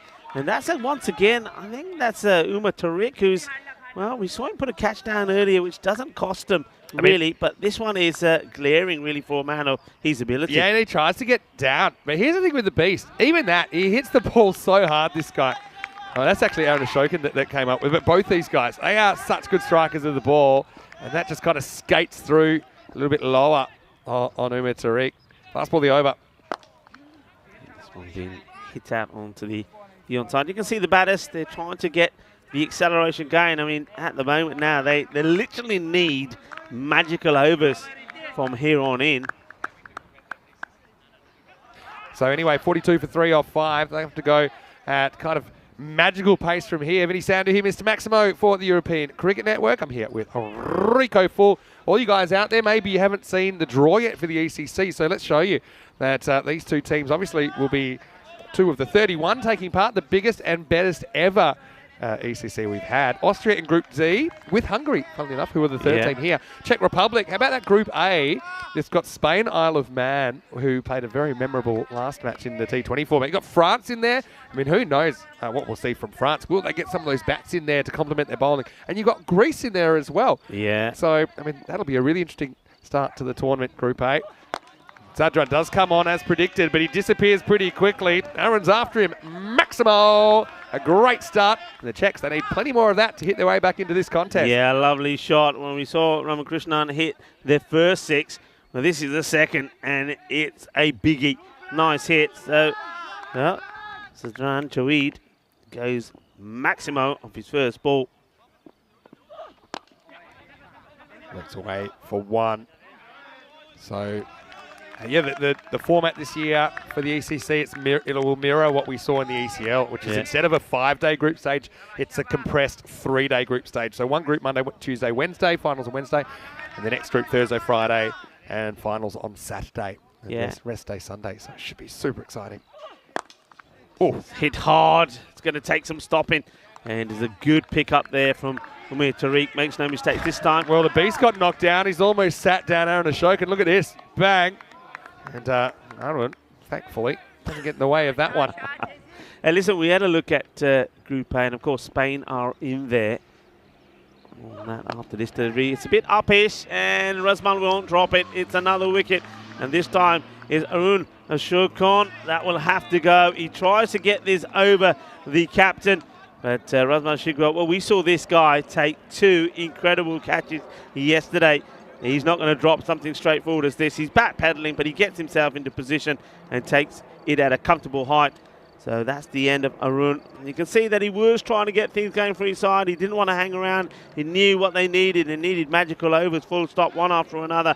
But he'll go for 15 of 8. And just wanted to finish off what I was talking about. So in Group A, of course, Spain are there. And I know that their captain, Christian Munoz-Mills, has had an operation on his knee. I saw a picture of that the other day. It looks, doesn't look so great. But look, I just want to, if you're watching Christian, I want to wish you all the best and a very speedy and fast recovery. He's a great guy, Christian, and a fantastic ambassador for Spanish cricket as well. So sending you all our best from the ECN family. And hopefully he's fighting fit by the time we get to the ECC in September. Zadran with the wicket, his first of the series, and he might have 2 in a row because Sazi Bhuyan hits it straight up, and I think he knows that he's going to be gone first ball. So our first hat-trick opportunity. Javid Zadran took 2 of them last year on ECN. Who knows, maybe he'll have a 3rd here. Yeah, and when we have a look at the Hall of Fame for hat-tricks, you'll see another man, another Austrian up there who earlier this year in Malta did something remarkable. So maybe the Austrians have got a knack about taking hat-tricks. Well, we'll see if we're going to see one here. But Bhuyan, that's not good for him. He's going to go for a golden. So there's the first international golden duck that we're seeing here today. And very good morning to Derek. Yeah, not a sight you want to see is about when Derek's chasing off the field. But he just wasn't in control of that shot. It's not a Yorker. It's kind of a challenge length. And I think he's just more or less misjudged the pace of Sadran. He wouldn't be the first. He won't be the last. Kushal Mendon is going to come out and he'll face the hat-trick ball. I suppose Chigabal's kind of on a hat-trick as well in the field. Anyway, here we go. Is this hat-trick number 12 of the season? It's a good delivery and he almost gets himself run out the batter. He wants to get bat on the ball. That's Kushal Mendon. But then he goes running straight away. You can see his partner does not move. The beast says, get back in there. I'm going nowhere. Yeah, true. That is also the end of the over. 50 for 5 off 6. 1 and over from Zadran. Did get whacked for a 6 first ball, but ends up taking 2 for 8 in the 6th over. Yeah, Charlie is in the chat right now, and he's just telling a bit of a story in emojis. And basically what he's saying is he's heading to Bulgaria. And I think Charlie, in case you don't realise, you probably have to carry day 1 on your own because Rico will just be settling in. But I'm sure you'll be there on Tuesday to join Rico for an ECS in Bulgaria. And hopefully the weather's good. Yeah, looking forward to it. Well, I did have a bit of an... Well, this is right in between the legs. This is interesting one. Really good take from Chima. Well, this was a classic nutmeg. It really is. And he almost deliberately tries to play it through his legs in the end, hoping he could get something on it. Kamaraseka again, just struggling for his touch. He's deep in his crease here. Look how far back he is, trying to pick something up from Dida. It gets played away, but it doesn't get past the captain, Razman Shigwell. But there is a single there. I think you've got to go and strike, haven't you? Yeah, just no real urgency between the wickets at the moment, hoping he can do it in boundaries. I mean, he's hoping that he can just get on some sort of a heater where he goes 6, 6, 6, 6, 6, and he's that kind of player. And really, that's all that can get them back into the contest now, as the run rate required has ballooned to over 26 and over. This will be a wide. It goes for the slower delivery, just doesn't get the line right. Yeah, I was saying, going back to Bulgaria, I had a little conversation with Prakash. Hello, Prakash Mishra. He does excellent work for Bulgarian cricket, part of the federation there. And he did tell me that after several days of rain, that yesterday was a nice sunny day, so weather changing there as well. Oh, that's hit so hard. In fact, Tariq doesn't get near it. I think he had to move about 2.8 metres to get there, and I don't think he even lays a finger on it, Tariq. Well, this is what we know Sudesh Vikram Sagera can do. He's a hard hitter, and as he gets into form, you know, that he can hurt you. He certainly can, but he couldn't hurt Ramakrishnan when they collided into each other. He's the one who ended up on the deck, but he can hurt you. Oh, yeah. He's a batter. If I was umpiring, I'd probably be wearing a helmet, to be honest. Look how he bats well inside his crease, both feet inside.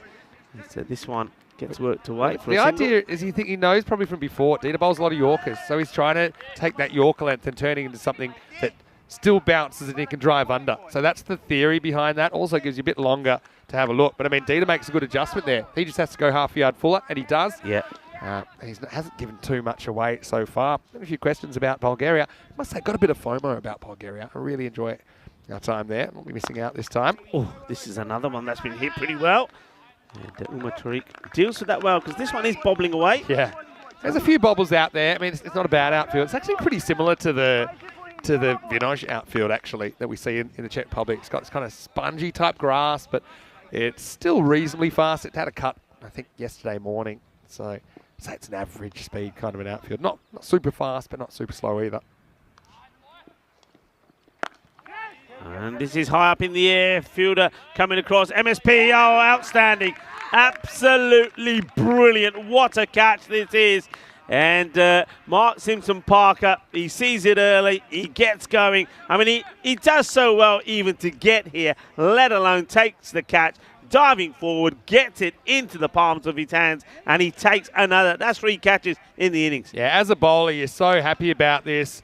And, well, he's the Meryl Streep of the field, isn't he? Because he's got such range, Mark Simpson-Parker. And he was completely organised about what he wanted to do there and how he was going to do it. So it's one thing to get there, but he also needs to get in position. He needs to get his hands in position. You have to work out how he's going to land. But he knew exactly what he was doing. So that was the ball, I think, that the Beast was waiting on to get under. And he just mistimes it. Goes higher than it goes long. But have a look. Yeah, he's off to the race. He anticipates, does everything right, protects the ball, keeps it nice and high above the turf once he takes it. And a brilliant bit of fielding. So it's 57 for 6 after 7 overs. This is what's coming up next. So Austria versus Hungary. First chance to see the Hungarians. And looking at their team, they're led by Ravindran in this series. Got Zishan Kukakel there. He will be a key, won't he? Watch out for Prashar as well with the bat and the ball. They'll have Abbas Ghani behind the stumps as well. So looking forward to seeing those players out there for the first time in the series. Here's over number 8. Nicely played out, just worked away. So Umar Tariq comes on to bowl. And, when we had a look at the Hall of Fame for hat-tricks, this man's name was on there twice. And a lot of people were probably confused about it. Well, maybe we can explain it, Vinny. Yeah, so a lot of people think that's an error at the top of the hat-tricks because he's put in the same game, the same figures, the same everything. But Umar Tariq, actually might as well show you. There you go. That he took 2 hat-tricks in the 1 innings. Yeah. That was in the ECI in Malta, game 4. And it was actually crazy. We'll come back to that in a second. 6:22 he took. He might have one here. It's pushed up and it's out of the ground though. What a bit of timing. This guy at Paraskari, I know we haven't seen too much of him on ECN. Did play for Brno in the ECL. But I mean, that gives you an idea of how classy he is. He just caressed that one over mid-off for 6. That's just a little push. That is not the shot of a number 8 batter, is it? What a shot. So Umar Tariq in that innings, if you take his best 6 balls, he takes 6 for none. If you take his other 6, he goes none for 22. So he took hat-tricks in the second half of both of his overs. Slower delivery, good comeback from Umar Tariq. I like that shot from Paras, though, because it shows me he's not actually changing the way he bats too much. Had a lot of responsibility on him in the ECL, I think, to try and carry Brno. They weren't scoring a lot of runs in Group D. But here, there's a bit less pressure on him. I like the way he kind of straight through the line of the ball, punches a 6. Very good start to his tournament. Umar Tariq. This time he goes down the leg side. It's not the best of deliveries. I was going to say his variations are pretty good, but that one, well, the variation on that one, he wants to leave out. He just strays down the leg side. Good stop again from Chima behind the stumps. The team has been good back there. Nice to see him get a bit of an extended run, I'd imagine, with the gloves in this series. It's been solid. Tariq searching for his first wicket of the series. Did have an outstanding ECI in Malta, like we said. Well, this has been picked up beautifully. What a lovely shot this is. And, well, Kari, I'm liking his style and I'm liking the way he's hitting the ball.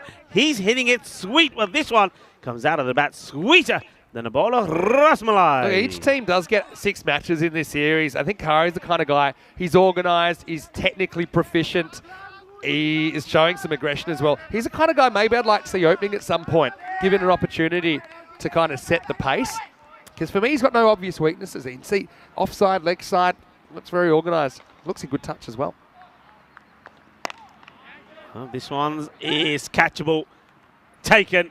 So, well, just as you were talking about him, I'm going to say that was you that put the mockers on him. But a very good catch there taken by Iqbal Hussain. No mistakes. I'm going to look at this. I have this as just below the waist. I mean, we'll get a look at it here. They're waiting to have a look.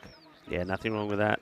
Because he goes down so low, have a look at the back foot. He's on his way down. I think if he's standing upright, this is there's no issues with it. Yeah, good decision as well. I've got to say that the off-field officials have been very good. I mean, it's high-ish, but you're right. You know, when he's standing at the crease, it's hitting him in the trousers. And if it hits him in the trousers, it's probably a good delivery. Despite that, I liked what I saw from him in the brief moments we saw him at the crease. He goes for 12 off just 4. As Riaz Afridi comes out again, he's a genuine hitter of the ball. Saw that for Burno when he bats kind of 3 or 4. And he'll come out. And Czech Republic, I know it's a tough one. I suppose you do want to protect your net run rate to an extent as well. Could be the difference, but ultimately you're just trying to get a bit more cricket under your belt heading into a big weekend. Tariq does get his first wicket of the series with a full toss. And Tariq just gets this one inside, and it doesn't miss the edge of the bat by that much. It will be the end of the over. Not a bad one from Tariq. He goes for 14, but he does pick up the wicket of Kari, who, as we said, did look pretty promising. So 71 for 7.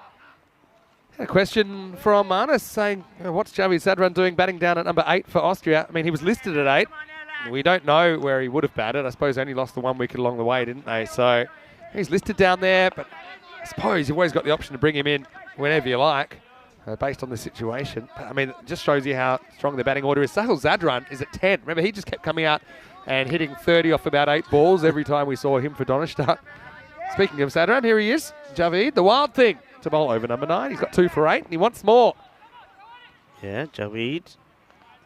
Great guy to watch, isn't he?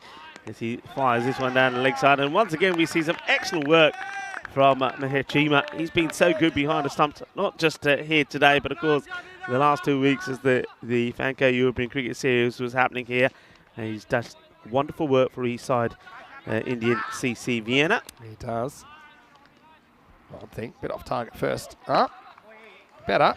It won't go anywhere this time. Kushi Mendon trying to bring some respectability to the scoreline. We've got Marnus in the chat saying that when you say sweeter than the bowl of Rasmalai, it's his favourite Rico Full quote. For everyone else out there that might not be aware of what Rasmalai is, why don't you share? Oh, well, no, if I had time, I wouldn't share it.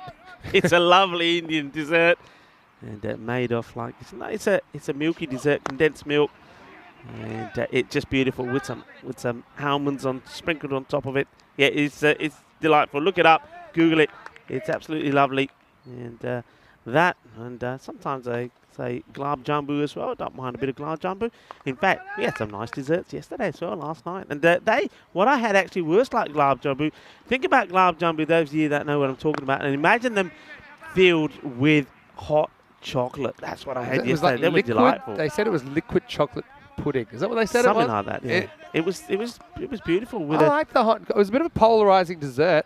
I mean, your dessert was strange. We had it was chocolate like brownie with berries, and people saying they'd never seen it before. I mean, where you been all your life? No, that was fine. It was the ice lolly that came with it. Oh yeah, that's true. Forgot about that. It came with an ice lolly.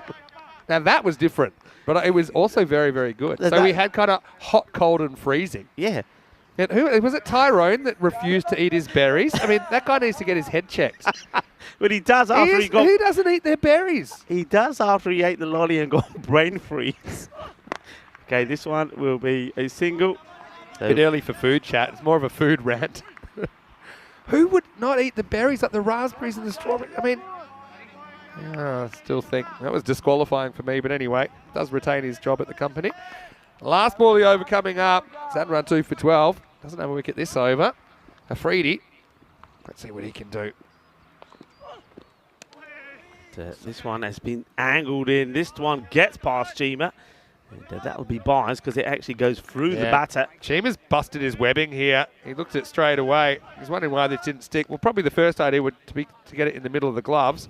But anyway, it'll be the end of the over. 76 for 7. Let's see if we can pick it up. His left hand. Yeah, it looks like it just busts through the webbing. And that'll happen occasionally. Yeah, I think he's just split it. Anyway, we'll probably see Tariq coming back unless they want to try another option. But, I mean, everyone doing a pretty good job moment. Actually, the most expensive of the bowlers, as he went for a few in the third. But apart from that, it's been pretty light on. Tariq's technically gone for more, but he's still got an over to go. Here we go with the last over of match 1. This going down leg side, so it's not going to be out. I know we had a little bit of food chat, so I'll just throw this in there. It actually is today International Red Sneaker Day. Now, Okay. And this is all about wearing red sneakers, and the idea here is to make people aware of food allergies. Okay. So that's, a lot of people, and nowadays things have changed. When you go to restaurants now, they have to put the allergy information on the food, but it wasn't always the case. And there are a lot of horrible stories about people who had allergies, not aware of what was going on. Over 250 million people are affected by it. So wear your red sneakers in all about drawing attention to people with food allergies. Yeah. Well, Afridi quietly gets his first boundary of the series. Bit of an outside edge, which races away into the backwards wheat.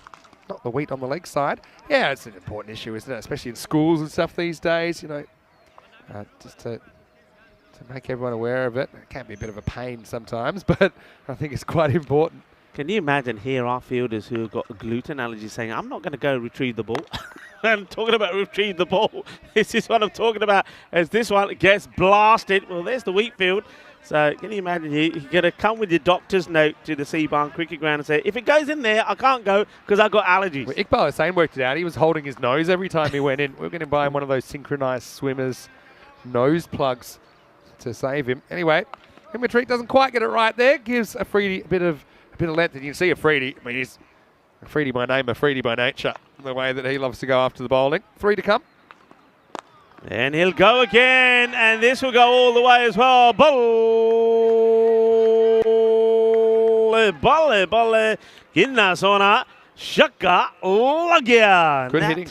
Takes him into the 90s. Really good hitting by Riaz. I like this. He goes the other way, goes offside. And he's got power on both sides of the wicket. 17 off 7. Can he drag them up to 100 here, maybe? 2 to come. Slower delivery. And, this one, they go for it. And, well, would have been close. Yeah, I mean, clever slower ball by Tariq.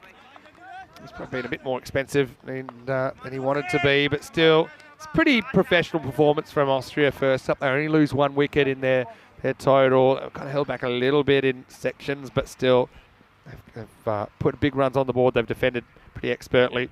Last ball of the contest coming up, and it's Mendon on strike. Slower delivery once more. It'd be worth having a look at the height of this. It will go to the boundary. This is concerning. Question is this the last ball or is it not? Yeah, I think it's on the border. Yeah, probably going to call this, I think you call this, yeah. I think at this level you've got to call it, and the umpires do. I like the way that they work together here. Neil Santos and the third umpire, Praveen. They've been very good, the men in black.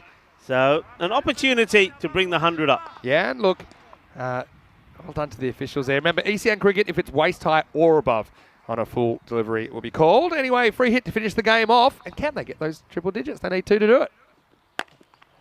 And they go after it, but, well, Shiggy takes the captain, forgets it's a free hit. And then he gets reminded, and you see he's got his hands on his head because the captain does forget.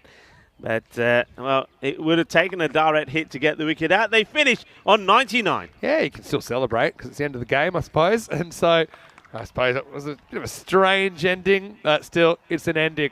And it is Austria that run out winners of match one. The final score, Austria 145, Czech Republic 99. Had their moments, didn't they, the Czechs, but things not really rolling their way, despite being gifted another opportunity when the run-out wasn't taken. They weren't really able to really get in the contest. And I just think the Austrians, they didn't look too tired. They looked energised, if anything, after the 2 weeks cricket. I know they've been looking forward to this. Obviously, some of the nicest conditions we've had to play in over the last couple of weeks as well. Some nice fight late in the piece. I liked Afridi's innings. I like there were good signs from Kari as well. They showed a bit of depth with the batting, the Czech Republic, which sometimes is a concern for their side. This is what's coming up next, though. Austria taking on Hungary. Hungary, for the first time, will be involved in an ECI. And the news from the toss, Hungary winning the toss and electing to bowl. So I mean, it's a bit of a risk, isn't it? Austrians batting first. They were able to smack a good score in the first game. And Hungary, I think it's just a case they want to chase. They want to kind of all get out there, all experience it. And well, as you can see there, they're pretty excited, Spring Productions, to see Game 2, which starts in about 15 minutes. All right, roll the music, Andrus, because we have to get through these highlights. And one thing about the ECN, you'll see some things that you've probably never seen before. You don't see Umar Tariq dropping too many catches. He ended up stepping on the rope there, so that was for Tavitsi, though. He does have some cricket under his belt, but he didn't last long as he holed out early in the piece. Zadran with the catch. Now, this is the moment that we saw Mark Simpson-Parker launch himself. First of 3 catches for him. Had range to his left, to his right. Again, technically such a good fielder. And I don't know about some of the moments we saw in the first half. It's been the good, the bad, and the ugly. This was ugly, but it turned out to be a good situation, didn't it? Because Chima, he found the philanthropist in him, and despite having every right to take the bails off, he elected not to. Yeah, it is International Bee Day. Well, what was it? Dance like a butterfly, sting like a bee. Well, they were out and about, but I'm loving that from Chima. Do you know what I like as well? He just drops the ball like dropping the mic, even though he could have just handed the ball back to whoever he was throwing it to. He was like, made a big point of it. Anyway, it didn't really matter because, anyway, the Czech Republic fell behind, and you could just tell some of their key players probably hadn't had too much practice against the kind of quality of attack which Austria bring to the table. Mark Simpson-Parker again, solid in the field. I mean, most of the bowlers executed their plans pretty well. This was a rare boundary. Umar just not able to catch up with that one.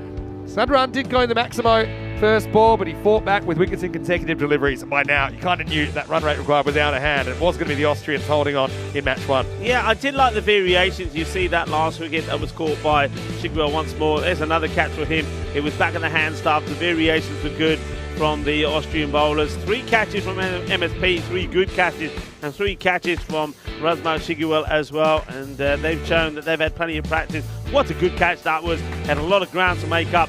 Dives in, takes the catch, and we saw a highlight as well, didn't we? Yeah. I like the hitting from Afridi there towards the end, and maybe he's putting a bit of a claim into perhaps go slightly higher up the order. Yeah, before that, I mean, Curry impressed me with a couple of nice-looking shots. He looked organised, ended up hitting a borderline full toss out to deep mid-wicket. Iqbal Hussain took the catch.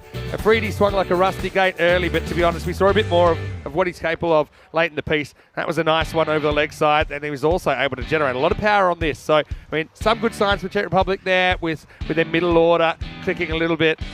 This is the ball we thought was the last ball of the game. It wasn't, because it was too high. It was re-bowled, it was caught, but of course being a free hit, it was a single. Didn't quite get them to the 100, but it did get them to 99. Razmal with the run-out opportunity, and he wasn't able to hit the target. So really entertaining first game. Remember, these teams will play each other 3 times each.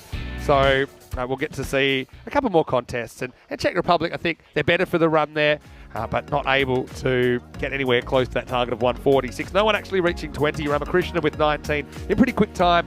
He was the top scorer. I think the Beast with 12 off 17 shows he wasn't quite in touch yet, but that could change pretty quickly. Aaron Ashokan 15 off 8 towards the end. Kari and Afridi with some little mini contributions. The fact that Afridi's batting 9, you got like Venki at 10 as well. Man, they got genuine batters all the way down. I think they just need to trust their approach to continue to be aggressive. But they had a bit of a tough time, particularly in the middle overs, which has been a hallmark of the Austrians' defences in the last 12 months in T10 cricket. Moment opened up with a good first one. All 5 bowlers taking wickets. Sahel Zadran 2 for 11. For me, I think early on he shut things down pretty effectively. So 46 runs between these two teams. Quick break, Rico. We'll be back in around about 7 minutes, and the Hungarians will be in the house. Austria trying to go back to back. Should be a good contest. Vinny Sander here, Mr. Maximo, with Rico Full. Hope you're enjoying the action so far. The weekend's here. It's ECI action from Austria. We'll see you shortly for more cricket right here on ECN.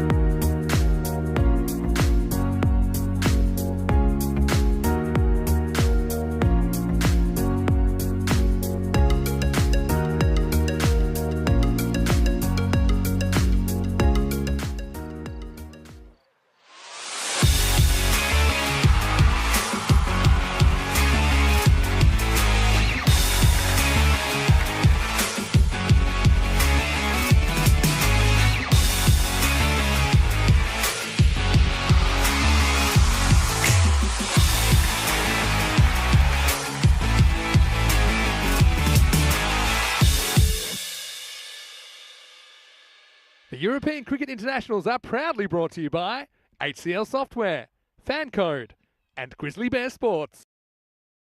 Hello and welcome back to Austria. Beautiful sunny day here at Sabern. We've already seen a lot of high-class international action. This T10 format, it is the kind of cricket that makes you want more, and we're going to get more now because we'll see the third team in the Tri-Series. Hungary are here. It's going to be Austria versus Hungary in match number 2. Now let's go over to Tyrone Peters. He's with the two captains for the coin toss.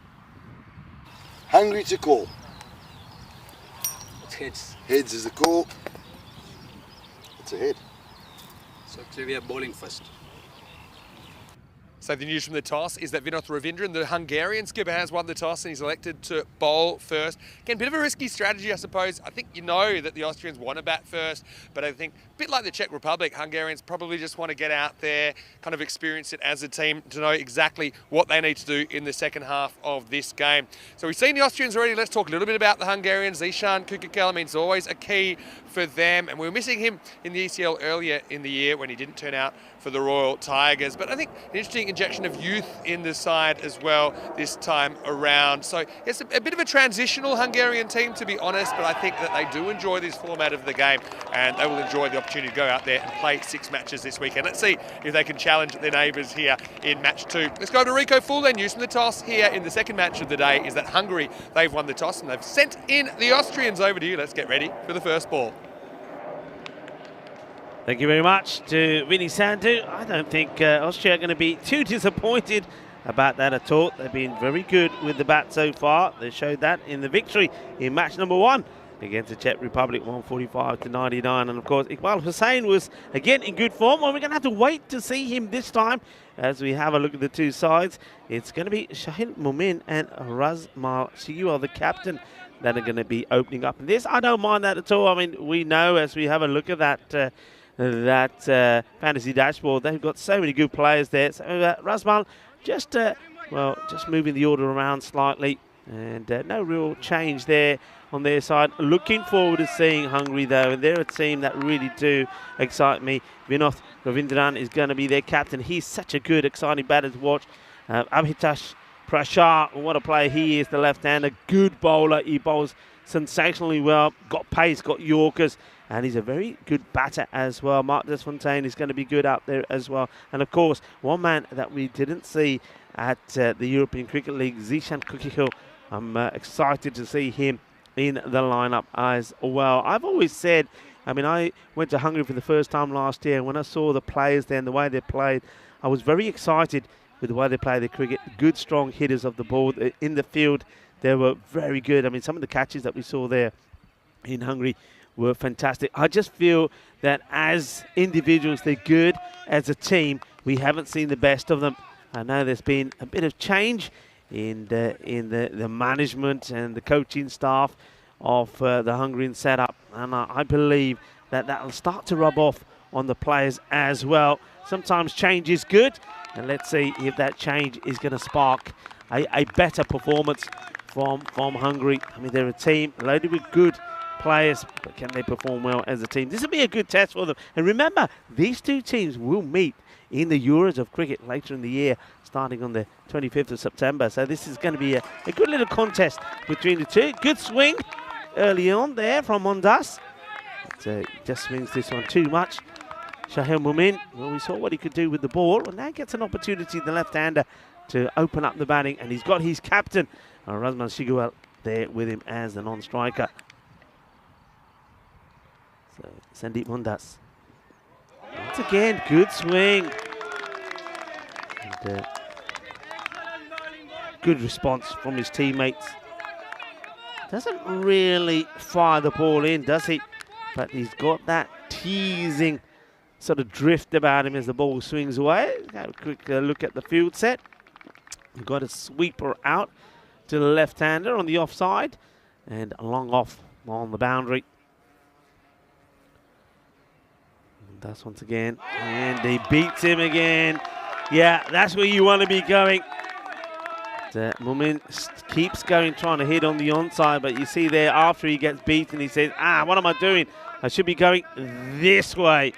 Yeah, he should. Let's see if he does, but that's a good start. Just the wide first up, and since then, It's dot to dot from Sandeep Mondas. Good bowling.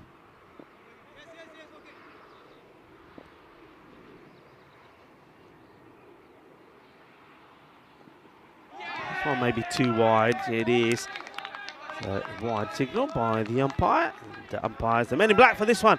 Umpire Praveen and umpire Nukesh. And this time Santosh will be the third umpire. Of course, the umpire is being led by the tournament referee, Tyrone Peters.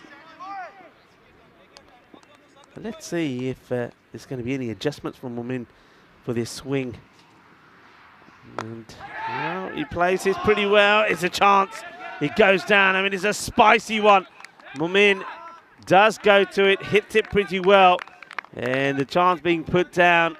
It was a spicy one, but the captain, Vinod Ravindran, just couldn't hold on to it. It would have been a sensational catch. It really would have. Gets one hand to it. And Momin gets off the mark.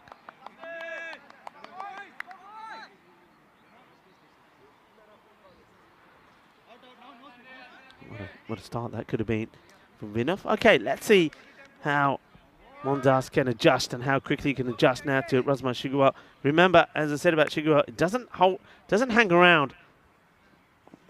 Okay, not as much swing. They're taking on the batters, the throw, because he was rushed into it really. Doesn't get any power behind it. Well, he's been a busy man. The captain of Hungary, Vinod Ravindran, gets there, gets the throw in. Nicely dealt with by the keeper, Abbas Ghani. You go back down to the left-hander. Momin has to dig this one out. I'm liking this. It's a really good start from Sandeep Mondas. Just getting the ball in the right areas. It's swinging nicely for him. He's not trying to bowl too fast. And it's a good bit of swing bowling we're seeing start off with.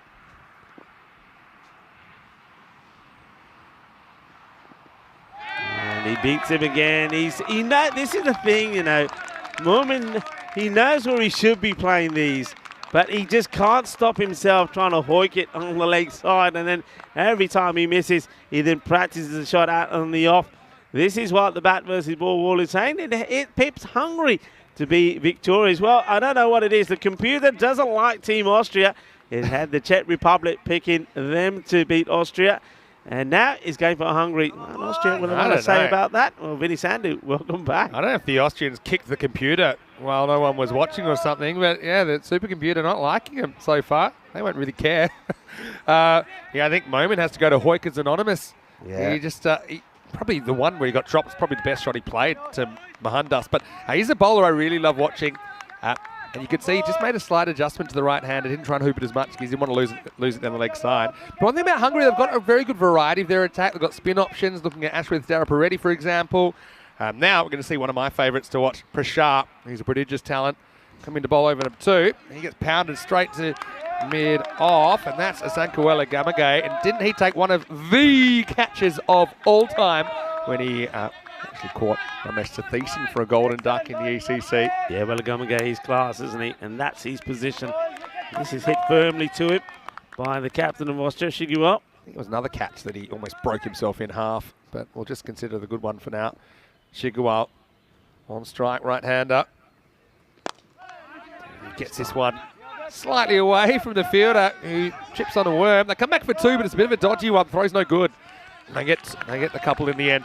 Look, you might be saying, hey, why are the Austrians changing such a winning combination as far as the batting order goes? We saw Iqbal Hussain and Mark Simpson-Parker put them 1-1-1 for the opening partnership, setting up a big total in match 1. But I think this format is also about giving people opportunities, and Austria are pretty keen to give Momin a go. We didn't see him due to work commitments in the ECS. Obviously, Shigwal, we did see him last time around, batting a bit. He gets to go from the get-go, and that's exactly what he's going to do here. Down the ground, this will get to the boundary, so a bit of length from Prashar. Shigwal, so quick to get his hands through the ball, he gets 4 runs. Yeah, interesting, isn't it, when you get the genuine pace on, the batters seem to be a lot more confident. Well, Shigwal certainly is. Momin, we'll see if he gets an opportunity to face Prashar. But, yeah, I think that was just such a teasing pace there from the bowler. I really like Sandeep Mondas bowling. Like you said, he really is testing and challenging the batter. Chigawal, decent start. Yeah, this one slides on a little bit quicker and he just plays it out. So, yeah, Moment, we saw him playing for Vienna CC, of course, in the ECL. And it's just going to happen. We'll see a couple of players probably from Austria playing for Austria that you might not have seen in the ECS. It's a combination of factors. Sometimes it's geography, sometimes it's work commitments. But, of course, the ECIs being on the weekend does make a few more people available. Anyway, Chigawal is pretty to watch. And most of his coaches would say he bats his best when he just bats freely. Doesn't have too much on his mind. It's a good one from Prashant. Gets up in the block hole. So a pretty good comeback from Abhitesh. Yeah, this is great cricket. It really is. This is what you expect to see at this level. International standard. It's a good ball. It's right in the block hole. And it gets dug out. Yeah. And they take the single as well. And this is what your coaches are always saying. Look, you're going to get good balls, but try and get something from them. And that's very good running there from Momin. We talk a lot about variation and strategy and trying different things and being unpredictable. If you bowl 6 of those and over, you're going to have a pretty good time. Yeah. I think that's spot on. It's just that there's not too many people that can be that consistent. Anyway, Moment, it'll be itchy to get that strike rate back on track. Yeah, let's see how he deals with the pace of Prashar. He struggled with the movement and the swing of Mondas. Prashar will be similar movement, but probably not quite as much movement. They've got a kind of floating slip and a gully in there, waiting for a little edge. Last ball of the over. I think he nicks this into the ground, so it won't be a wide. I thought it might have been anyway, but anyway, it is the end of 2, and a pretty good start from Hungary. It's 11 without loss. Yeah, he's swinging and missing at the moment here, isn't he, Mumin? So he's getting an opportunity, the left-hander, to be at the top of the over. But at the moment, he's just chewing up too many deliveries. He's had 6 deliveries for 1. Early days, but Austria do have 2 points on the board. It's just a straight triple round robin format here in the ECI, so 9 matches in total, each team playing 6 matches. So you play each of your opponents 3 times. So you can think of those also as 3-match mini-series. Sometimes that helps as well. And Chigawal are ready to face up. Sandeep Mohandas, makes sense that they bring him back. He's kind of at his best with that new ball that does curve a bit more. Now he's still with the right-handed Razmal Chigawal. He does go with the movement. A bit easier for the right-handed to kind of contend with that movement because you can kind of hit with it. And we saw Moment fighting it a little bit. And like I said, I think his best shot was the one where he actually got dropped by Vinoth Ravindran at cover, which would have been a spectacular catch. Thing is, though, he knows what's coming. He knows where he's going to be. So I think he's got to adjust to this and really, I think already, maybe even change your guard. He's a long way out his crease. Me, personally, I think he's better off being slightly back and then getting the movement as the ball's coming to him. Let's see if he makes any adjustment. This one's probably too wide, and it's called. I think the keeper, Abbas Ghani, getting a little bit excited there. I don't think the bowler is going up for this at all. You have to decide at what point does that pass the popping crease, and is it? Yeah, I don't think the bowler was convinced at all. I don't think it's a nick. No. But yeah, what Moment's trying by getting out of his crease a little bit is kind of get it before the break. Get it before the swing, or before more of the swing, I suppose. The question about who decides the teams and the order. I mean, typically that'll be done by the captain in conjunction with the coach and the manager. So I know that Cookie and Quinny are here helping out Razmal Chigawal with those kind of decisions. Anyway, Moment does go up, but he slices this. Ravindran goes back, and he almost grabs another one this time. I think he gets 2 hands to it, but he can't hold on. Oh, this would have been a sensational catch. The ball's following him. He made good ground to that. And like I say, he's not the tallest man, but he got there quickly, and he almost pulls off a screamer. Well, he has 2 opportunities, hasn't he, to remove Momin, and on both occasions, they've been spicy, difficult chances. He's got hands to it, but not being able to hold on to it. Just checking this is a headbutt. I think it might have been. It's hand to... It's like a diving header, really. Imagine if that bounces to the other field. He wasn't far away. Short, mistimed. Guess who? This time he's got it. And so, in fact, it's not. That's Darren Peretti, because the right-hander means that Ravindran's out of the drop zone. But that's Prashant that takes the catch, in fact, going to his left. And so Chigawal's a big wicket. He's gone. Mohandas gets some reward for a good opening spell. And Austria 14 for 1. Yeah, I'm liking it. Good work. They're keeping the pressure on. And I just get the feeling here that because of this, just 2 of 7 deliveries. Again, you know, it's worth pointing out that those 2 runs that he has scored on both occasions, he was dropped by the same man, and that's the captain. But, you know, in hindsight, I think maybe Ravindran is probably thinking, you know what, maybe he haven't done a bad thing because he ain't scoring. We know about the big hitters that Austria have got. So it's not a bad thing to leave him out there at the moment, but that's a good catch taken by Prashar. And that is the end of the captain. And, well, one big batter goes, another big name comes out. We all know about Mirza Hachan. Yeah, exactly. Yeah, I mean, you don't want to get too defensive in your thinking so early in the game. I mean, your plan A is going to slice through the order, isn't it? But you're right about, I mean, not really having his touch yet. He's 2 off 7. Here's big Mirza Hassan, the incredible Hulk. But he's against the men in green at the moment. And let's see how he deals with Mohandas. Oh, he's bowled. It's come off his back pad and it's slid into the off stump, and that's a golden duck. Mohandas is on a hat-trick. What a start this is for the Hungarians. Yeah, well, he gets done by the flight and he gets done by the lack of pace. This is why I think Sandeep Mohandas is so useful. I don't think you're expecting it to come quicker. It doesn't. I don't even think Mirza moves here. Look, he hardly moves. It goes through onto his pad, onto the stumps. He's a goner. And, well, the big Mirza Hashan will go without scoring. First ball, golden duck. Oh, well, you know what's interesting? I think if that's an ECS game, Mirza steps across and just clips it into the wheat for 6. You know, I think that's the kind of ball sliding into him that he enjoys, that kind of movement. But here, he kind of backs away, if anything, becomes a human backboard. And I suppose it's a bit unlucky as well that it does bounce off his body onto the stumps. But Mohandas will say, hey, I made my own luck, and now I'm on a hat-trick. Yeah, I think you're right. I think in the last week or so, if he's getting that same ball, he's been aggressive towards it. He's trying to pump it, and he will get to it. So we get the hat-trick ball coming up, and it gets played out by the new batter. And they're sticking with the changes here. Javed Sadran coming out. I think Sadran is a pretty cool counter-attacking option. You know, he'll hit out or he'll get out. And he's been in such good form for Austria. So I'm loving him at number 4, actually. And, first one, unable to score. What a good power play this is. Yeah. Hungary have come to play. Last ball of the 3rd over coming up. Last ball for Mohandas, who's got 2. He does go for it, sliced away just over Mark Desfontaine. And great bit of fielding, and almost creates a run out with a better throw from the captain. I was a bit worried he'd get a broken nose with this aggressive flick back from the youngster, but he was ready for it. Actually, Ravindran, for all his fumbles, that's a clean bit of work, and it had to be. End of the over, 16 for 2 at the end of 3. Well, Hungary, they have started stronger together, and that was a bit of stronger together action there. Lovely flip back, and the power play, well, not too much power in it, to be honest. 2 wickets down, and it is the swing of Sandeep Mohandas that has done the damage so far.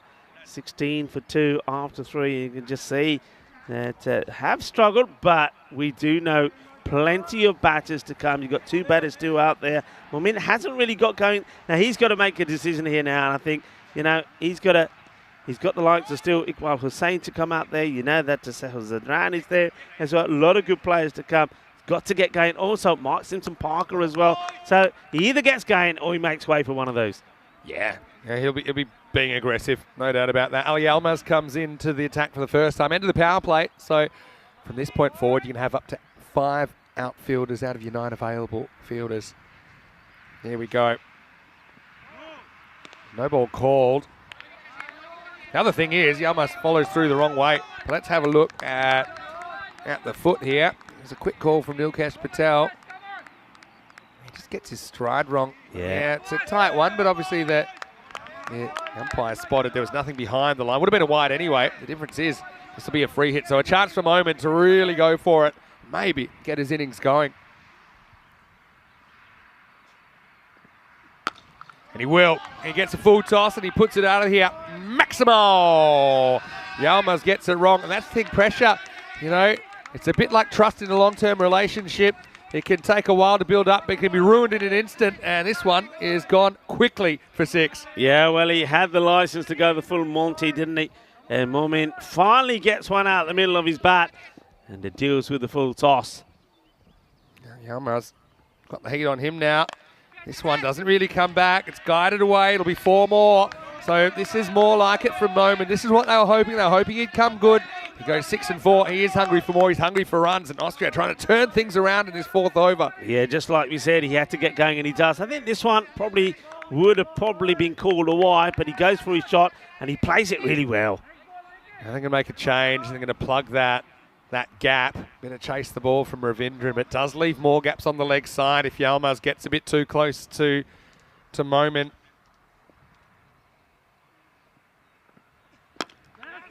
And the correct shot takes on the field, and this will be gone if it hits. Wow, it's a very good pickup. They won't get an overthrow. Moment was so obsessed with trying to get in the first place. Outstanding bit of work. I think that's Prashar in that part of the ground, long way from us, but this one, yeah, if he hits, he's gone, I reckon. Yeah, we've just been out. Yeah, good pick up and throw Prashar. Just from the angle he had one to aim at, and only just misses. Right-hander now, Zadran. He's been in good form, hasn't he, Javid? It's a full ball, drills it at cover, doesn't get a run. So, yeah, Hungary, I like the way they fought back in this over even. It looked like it could be a really big one. They're still not out of the woods yet.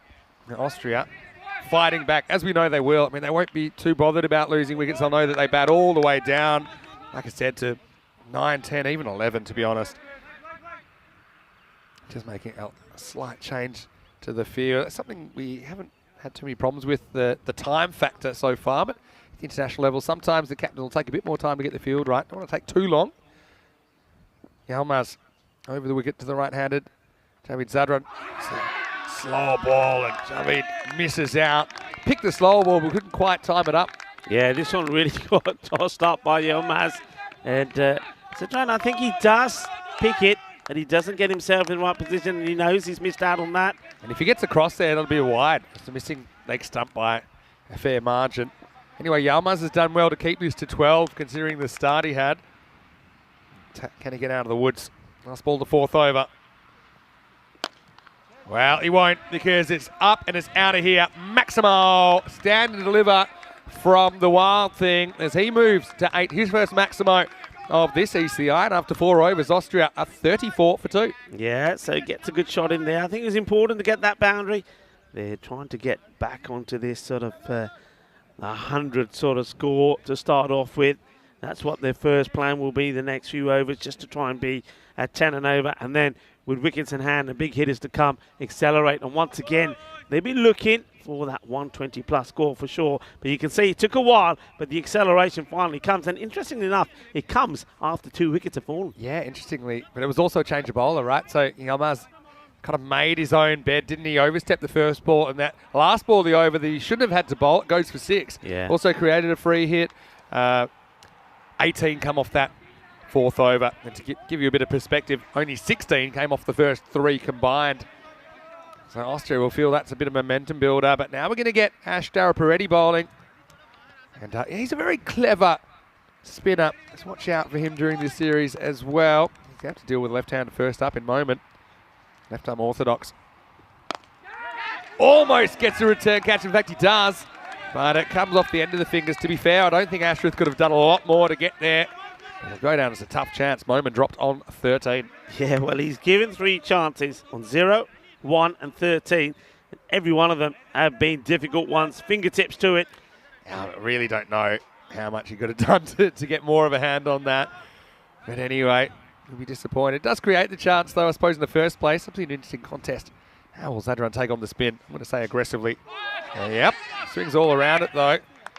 Fortunately, the keeper, Abaskani, not able to gather it. They'll sneak through for a bite. Yeah, I think he just pushes this one through a little bit quicker, you know, Daraparetti. And acted very, very late on it, did Javid Zadran. But they get the bye. I think this is a good matchup because Moment can hit to his favourite leg side with a spin here. This one slides across, though. Daraparetti is a guy we've seen a fair bit in the ECS Hungary having success. Also a pretty good striker with the ball. He's listed at 3 for Hungary. Well, not really turning down the line, just kind of slid across Jahil Moment. Tries to go straight, clunks it. He'll just get 1.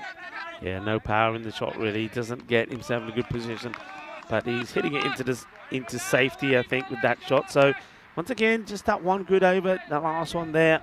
from Yilmaz, but they're struggling. Momin's a funny one. You know, they're hoping he fires, but I mean, I'd be starting to think about maybe making a change. As Zadran comes out and he blasts this into the gap, he gets 4, so he's taking the pressure off a little bit. It's probably a ball that's a bit shorter than Dara Purdy wanted, and this is what I like about Javid's batting. We saw him get out at a crucial stage in the final in the ECS last night, but he's going both sides of the wicket, isn't he? And he's basically playing the line of the ball that's bowled to him. Last ball of the 5th coming up.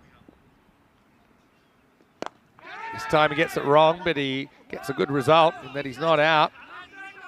Good attack because he had a backup fielder out there. It'll be the end of the 5th over, and the score is 42 for 2 after 5. I want to say a warm welcome to all of you wherever you're watching from around the world. Vinny Sounder here, Mr. Maximo. I'm here with Rico Fort. Welcome to the Sabang Cricket Ground. In particular, very warm welcome to all of our Hungarian viewers who might be watching us for the first time today. And certainly I think the Hungary team, they've done their nation proud so far. They have. I'm liking what they're doing at the moment. I'm liking variations. Look, this format is all about variations. You need to have those variations in. We've seen pace, we've seen swing, we've seen spin. So at the moment, they'll be pretty happy with the way things are.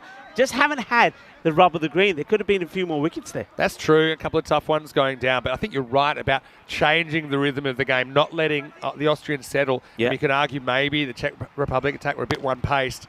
Anyway, this one is a fast pace from Zadran, who goes down to the ground. He's getting his mojo back quickly. Maximo! As Zishan comes on for the first time in the series, he's welcomed by disappearing over long on for 6. Yeah, and this is the thing, though, that I think Erasmus Shigwell needs to be thinking with Momin at the moment, is at the other end. 14 balls, 15 runs. He's got a handful of players that can do what Zadran is doing. Yeah. And while Momin's out there, that's not happening. So he's got to be thinking smart. And he's got to be thinking, right, if he doesn't get going, when do I pull him? Good comeback from the bowlers, going down the leg side, so can't be out. As we see Zishan Cookie Hill back into the attack. Yeah, this is a slow ball. Zishan does bowl it very well. So here's the thing with Moment. You obviously are trying to get some batting into him, but has he kind of fulfilled his purpose now? You know, now you've got to start thinking about what's our best way to maximise the score from a match point of view. Yeah. And this is the pace on. So you see how he bowls a slow ball, and then he surprises Sadram with the pace on. So that's a clever couple of deliveries. That'll be the one for the over.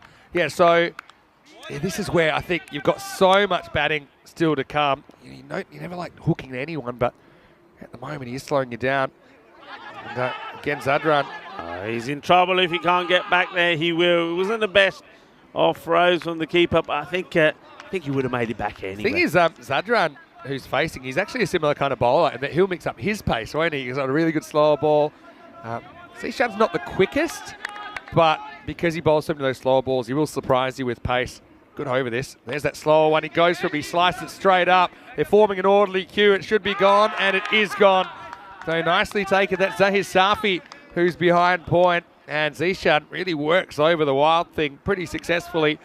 And Javid has to go for 19, and Austria lose the third wicket. It's 48 for 3. Yeah, well, his ball number unlucky 13 for the Wild thing. Javid Zadran. You can see he loses his head, loses his shape, and as we know, well, once you do that, you're going to be pretty lucky not to get out.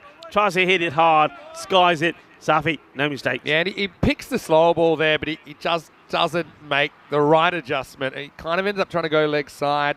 It's a bit of a tougher shot to hit over the offside when you're faced with the slower ball because you don't have that much pace to work with. So you find yourself trying to overhit it.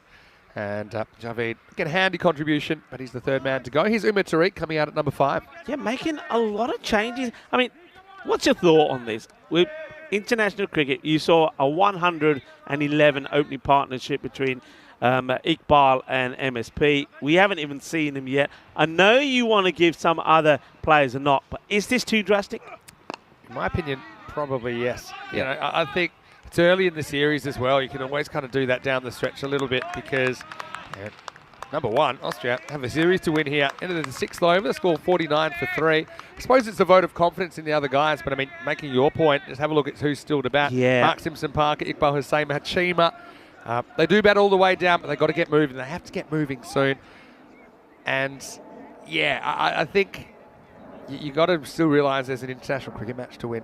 So Really, that's your priority, isn't it? I don't mind one change, maybe if they went with Momin and still stuck with something like Iqbal. You got a left and right combination. I like that. But I just think there's too many changes here. I mean, Razman Shigibel is the only man who doesn't change. He still came. In fact, he opened the batting rather than coming at 3. I understand that. But all the others, I don't know. I think you're right. I think there's a lot of cricket to play. Get your normal combination playing around, and then make changes later on when you've had some good results under your belt. Yeah, well, that brings up the 50, by the way, for Austria. But yeah, probably what I was going to say is that I think they would have had probably a top 5 laid out, top 6 laid out before the game, and they obviously don't want to change it now that they've laid out that change. So I think given this run rate, maybe if you had to make a choice on the fly, you're probably not setting Umar Tariq ahead of the guys still to come, like Iqbal Hussain, Mark Simpson-Parker, for example, have already made runs today. But I think, obviously, they've kind of laid out an order and they're pretty much sticking to it. Darapareddy slides this one across the left-hander, but it could be out. It is, well, I wouldn't say it's dropped. I'll say it's kept in by Prashar. I think he had enough room to work with to probably pull this off, Rico, but he gets careful and he keeps it to 1. And I think that's Ravindran just saying, hey, by the way, if you pulled that down, I think you would have stayed in. Makes a quick decision to get rid of it, I suppose. Maybe in this format of the game, with the game where it is, they're happy just to save the boundary. I think Prashar probably doesn't know where he's going to land, and he thinks the right thing is to get rid of it straight away. I don't mind that. I think he saves the boundary, which is pretty key, and only keeps it just to a single. He's bowled pretty well here. This is Mark Desfontaine. I wonder if we'll see him with the ball. I mean, he's a player that's come on a long way. Good youngster. Now they're going to take on a second that's probably not there, but they get it anyway. Yeah, this is smart running. You never thought there was going to be 2 in here. It's not a bad-looking shot from Tariq. Rocks back, plays it out, but here comes the throw, and because it's not taken cleanly... I mean, it's a very bold run. I mean, maybe they know as well. Let's push with the run between the wickets, knowing the wickets don't hurt us that much. With the batting to come, as Tariq can't get this one past the bowler. Yeah, well done from Darapareddy. He's bowled well. I'm liking it. I'm liking the bowling. As I said before, liking the variations from Hungary. Pushes this a bit too wide. He called. Not a bad spot to miss, though. Often you see batters going after those, and with the deep point in place, they sometimes just go for one. You can get out of it. Oh, this one is well struck across the line by Umar Tariq. Maximo! Well, put down. So we won't name names there. Anyway, look, that's the hit that they needed, isn't it, Austria? And there's Guitar out there who makes a meal of it. But Umar Tariq, important 6 runs for Austria. Yeah, it's a very good shot. Handsome shot. He played pretty comfortably outside the off when he got that 2. And then, well, by sneaking the 2, got back on strike and plays a lovely shot for 6. This time it goes into the gap, and I think this will beat the field as it does. So Tariq goes 6 and 4, and Austria as a collective unit, they are hungry for more. End of the 7th over, the score is 64 for 3. Yeah, 64 for 3, but still they're not quite with that 10 and over where I think by now they would have wanted to be, and then having a real go at trying to get to that 120 mark. I mean, the way things are going at the moment, I think Hungary are pretty happy with where they've got this powerful Austrian side. Yeah, well, just a reminder, you can get in touch with us as well on social media at European Cricket. You can get me at Mr. Maximo, get Rico at RicoFull on Instagram or Rico.full.1 on Facebook. If you haven't already, make sure you subscribe to our YouTube channel. We're hopeful we might get to the 350,000 subscribers this weekend. So tell your family, tell your friends to subscribe. If they like sport, if they like cricket, even if they don't, get them to check it out because this is unlike anything you would have seen before. Zishan Kukigel comes back, coming off a 7-run over. Be bowling to Momin, who's still there. Hasn't faced too much though in the first 7 overs. Gets the ball that's pitched up on the stumps and he gets it away for 1. Yeah, gets a single. I suppose that's the probably good result at the moment with Umar Tariq. Yeah, he's on 14 of the 6 deliveries that he's faced. Liam Day's in the chat from New Zealand. Well, that's one way to give the fielder a bigger target as Abbas Ghani basically turns the stumps 90 degrees. Yeah, Liam saying it's good to see Ashraf Darapareddy qualified now. He's just waiting on Sheikh Razik, Slick Razik as we call him in Hungary. He wouldn't be too far away as well. Very good all-rounder. I see him in the ECS. This is straight to the fielder. so they don't get a run there at all. Ali Farasat doing the fielding. Yeah, so both Hungary and the Czech Republic, they will have their ECS tournaments back-to-back in July. So it'll be a really exciting month. We'll see plenty more of these players. Right now, in Hungary, they're in the box seat here, aren't they? They're just holding. They're not too worried about getting these guys out, but they are kind of making the most of the fact that, with a few exceptions, it's been pretty slim pickings. There's that slower ball, but he picks it and he hits it straight to the fielder, who somehow puts it down. Prashad, I think, drops this for 6. It's at least 4. There's the arms going up. Manos arriba, arbitro, porque eso es 6 carreras. Let's have a look at it on the replay. Yeah, I mean, he's got to be... It's a difficult one to take because he's gone side on to take it, but it hits the hands hard and drops at the wrong side of the road. Because Prashad, well, we saw him stopping one going to the boundary earlier. He's not able to stop this one. Yeah, that hurts a little bit, doesn't it? Drop for 6. Anyway, does keep the same guys at the crease. Yeah, Dara Peretti going back to his spell. I mean, he went for 22, but he'll be disappointed that 10 of those came in the last 2 balls. Austria, I mean, again, it does set a bit of a task for their bowlers. Let's say they do make something in their 90s, which is what they're on course for right now. They do have the bowling attack to do it. They'll be put under the microscope, that's for sure. This one's sliced away. They're going to go for 2 on the slight fumble, and that's good running.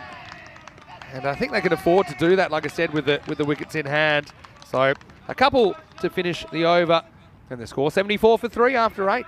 Yeah, good running indeed. You can see a bit of frustration there from the bowler, Zishan Kukil, but I think he bowls really well. I like we know all about his talent. He's got a lot of good variations.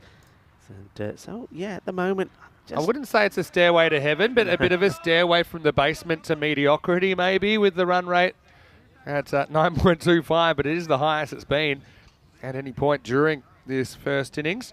Well, I like this bit of punmanship in the chat, saying, yeah, 6 and 4, Hungary for more. Well, we try not to make the real obvious ones, but just highlight that one. Ali Yilmaz is going to come back. Remember, he was the bowler that delivered the most expensive over in the innings so far. 18 came off the 4th, and it kind of got Austria going, but maybe it was a bit of a false dawn because they haven't been able to keep that pace up. After that 18 run over, Dara Peretti came on, went for 8, and then Zishan went for 7 in the next. So important over here. All happens in the 9th, as we say. Austria trying to make it happen. 12 balls remain in the innings.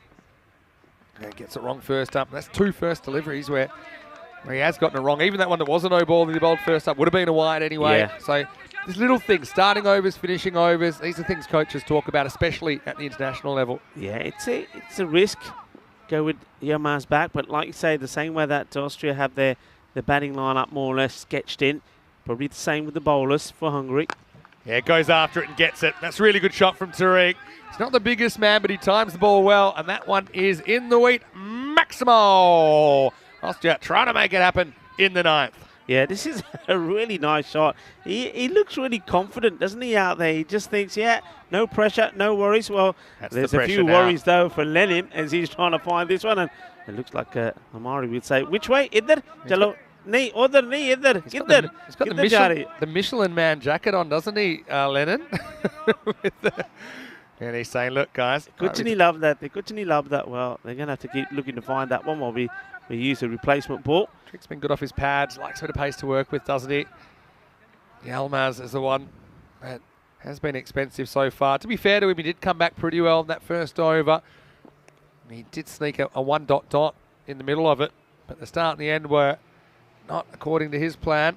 There's the slower ball. It's hit on the full, and it won't quite carry down to Welligamagay. Keeps it to 1. Yeah, so for the first time in the contest, they're at that sort of 10 per over mark, so looking to be around about the 100. Now, what can Mumin do towards the end of this innings? He's batted all the way through so far. He's going to go crazy here. Get rich or die trying. He does. Takes a pretty good shot. It sits up nicely off this outfield. Spongy kind of outfield in a way. And Mohandas does well to keep it to 1. Yeah, you can see from the body language of Mumin, he knows that he hasn't done his team any favours, really, even when he plays that. Not a bad shot, but the field is set for him. So he hasn't really got the knack to go to the top, as in what we've seen a lot from some of the other batters. I mean, does on his day. It's just been one of those innings where he struggled for any fluency. Low full toss. This is hit, and it's almost pulled off in the outfield. Instead, it's going to be 4. There's a brave effort, and I think that the fielder tries to take this on the full. He also thinks that's probably his best chance of stopping it, but Dara Peretti couldn't keep it in the field to play. Yeah, Dara Peretti had to make up his mind pretty quickly there. Do I go for the catch, or do I try and stop the boundary? And in the end, he doesn't end up doing either. Yeah, I think trying to take the catch is also his best chance of stopping the boundary, right? Because it was going to get an awkward bounce if you let it bounce. There's a slow ball, hit straight and hit pretty well. And this is going to be 4, just inside the rope. So Tariq, well, he's been just the tonic, hasn't he? He's one batter that has gotten going. He's 36 off 14. Yeah, very good shot. It's a slightly slower delivery from Yilmaz, but he waits on it and then hits it beautifully straight. This partnership 43, but Momin's only faced 4 balls. Tariq's dominated it. Last ball of the 9th. Yilmaz gets it right this time. He will end up with figures of none for 36. So a bit of a rough initiation for him. And Austria hunting down the 3 figures. They're 92 for 3 after 9. Yeah, that's a good over for them, isn't it? That's what they needed. So unfortunately, you can see there, Yilmaz doesn't end up being his best. He's gone for two lots of 18s. And if you took that out of the equation there, you can see that Hungary really had Austria on the back foot. Let's see how Austria can finish here. They're still, I mean, if they can still get to that 110 score, they'll fancy themselves with the bowling that they have. But I think they'll know deep down that really on this pitch, a pitch they know really well, and a lot of the players played on it, you've got to be going past the 120. I do think, though, that around 100 to 105, it's probably a coin flip. Because Hungary haven't batted out here yet. They're coming in a little bit cold. Yes, they've got the talent to do it, but they're going to have to deal with an Austrian bowling attack that are going to be jumping out of their skins to make it 2 out of 2. So I think whatever happens this over, we're in for a really exciting second half. Prashant, pretty good man to come back in the last over. Tariq charges him, drills it out. He's thinking a 2 here. They won't get it, so just a single. And Moman, his, I suppose, vigil will continue with Prashant, who we did see back in the second over. Yeah, Prashant. Talented player, classy player. Look out for him with the bat as well, by the way. I think he's underutilised with the bat. Where's he listed? He's listed at 4. He's got a bat in the top 4, I think, for Hungary. He's gone cross seam here, just checking that grip out. Oh, this is pretty high. I think we're going to have to look at the height on this. I mean, he's a quick bowler, so really, I don't think he'll get any favours from the umpires. If it's there or thereabout, this will get called. Yeah, my instinct was probably his height. Yeah, I reckon they'll call it. Oh, I suppose he's a step out of his crease. Maybe it's all right. No, at that pace, yeah, it's been called. I think at that pace you've got to call this because there's no way he's dipping. You could make a case both ways, but I think the directive is that if there's doubt that it's not completely below the waist, then it will get called. So Prashant will be the first to admit he got that wrong. Yeah. It's a dangerous delivery. Even if it hits you just below the waist, there's some sensitive areas around there. Then free hit for Tariq. And he skies it. You've got to run hard here. You might even get 2 to the keeper. I don't think it goes that high, though. Caught, but not out. And Tariq moves to 39. So Prashant dodges any more damage on the free hit. Yeah, that's a good result.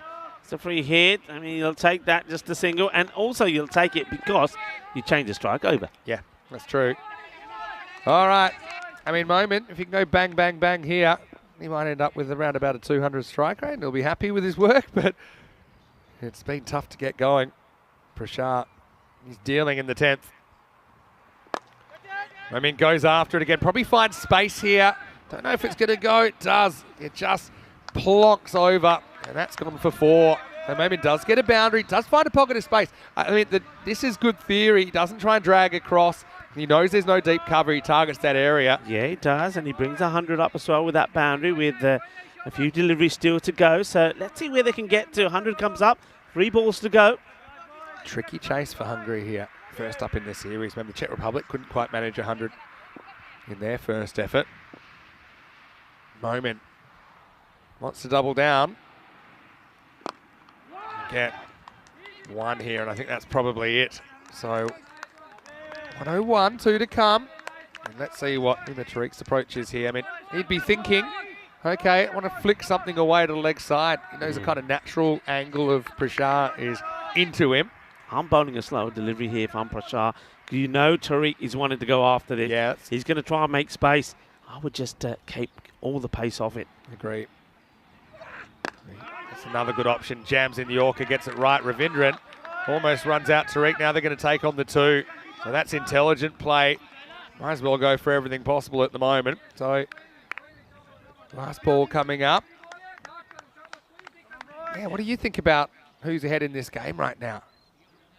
For me, I'm going to go with Hungary. Yeah. I just think they will believe that they've been given a rare opportunity here by Austria with the way like I say, I've mentioned this before, the batting lineup has been set. And I think they're probably thinking, well, it's an opportunity. We want to take the most of it. They'll get 1.5 here. They'll probably run out going for the second. And they maybe not. In fact, that in the end, Ghani just has to eat it. So that should have been nothing. They get 2 off the last ball, 2 byes signalled. And so the score 105. I get what you're saying. On paper, Hungary ahead, but you don't play the game on paper. You know, tricky chase, Austrian attack.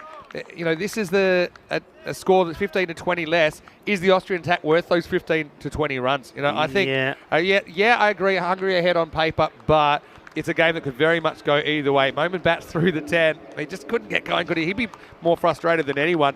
He's likely to get a chance, I suppose, with the ball to have a bit of a say and try and shut the gate. But the Hungarians, they'll be more than happy. They hit the ground running, didn't they, in match 2. Austria, after being sent in, they've managed 105 off their 10 overs. Let's go back. We did see a change in the batting order and some pretty dramatic changes, in fact. No Iqbal Hussain, no Mark Simpson-Parker. Momin was out there.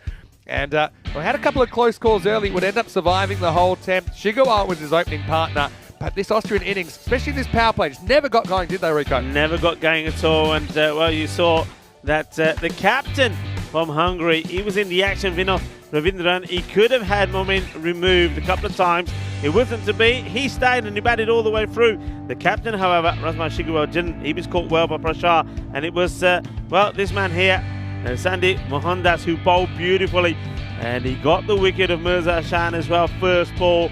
Mirza probably a little bit unlucky, but he gets done with the swing and the lack of pace from Sandeep. I really did like his bowling. Momin, well, he did manage to get 1 out of the middle there when they went with the Elmas to bowl over number 4. They needed that over, did Austria, because he went for 18.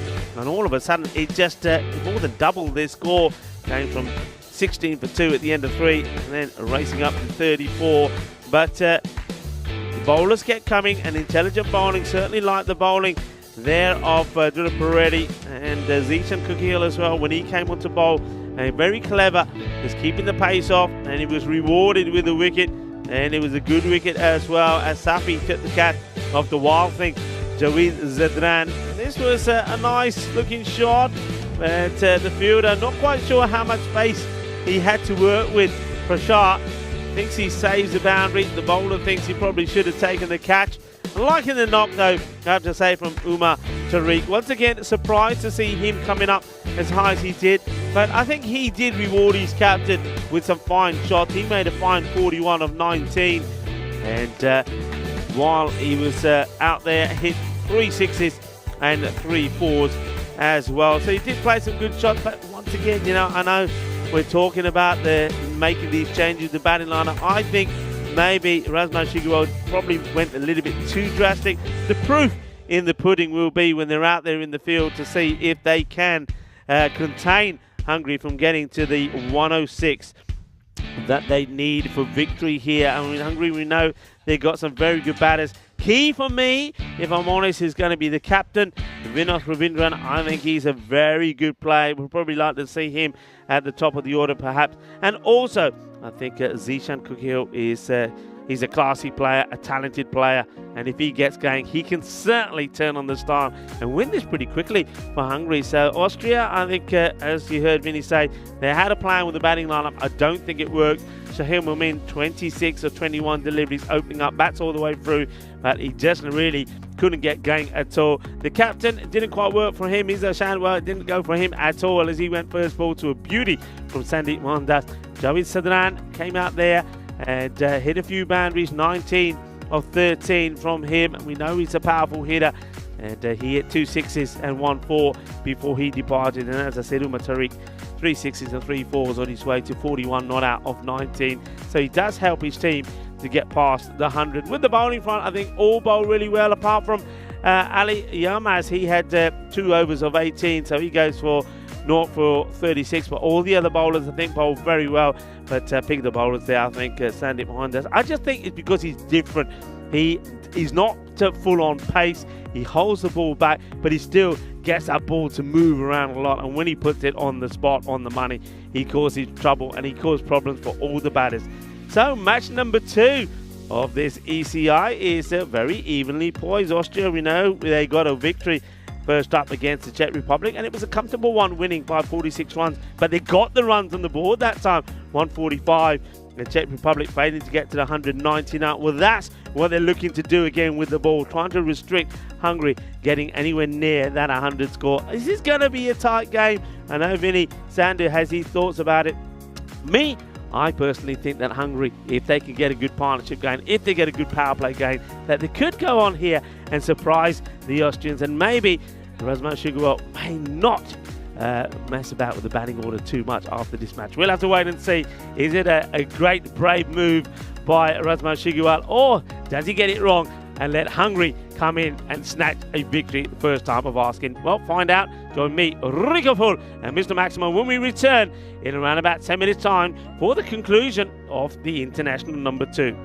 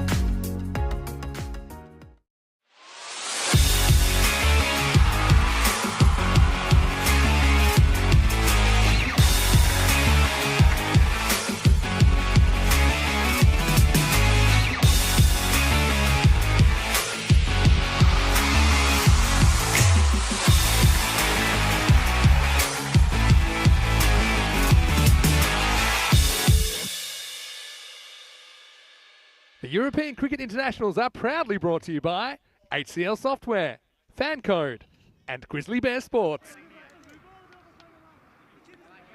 Hello, cricket lovers, and welcome back to the Seabarn Cricket Ground, where it's, international weekend. And welcome to everybody that's tuned in. I hope you're enjoying the action that we've seen so far. We have Austria, of course, the home side, taking on the likes of the Czech Republic, who they beat in the earlier match number 1. And now this time round, up against Hungary. That was the first ball, and you can say it was a bit of a loosener as this gets walloped away.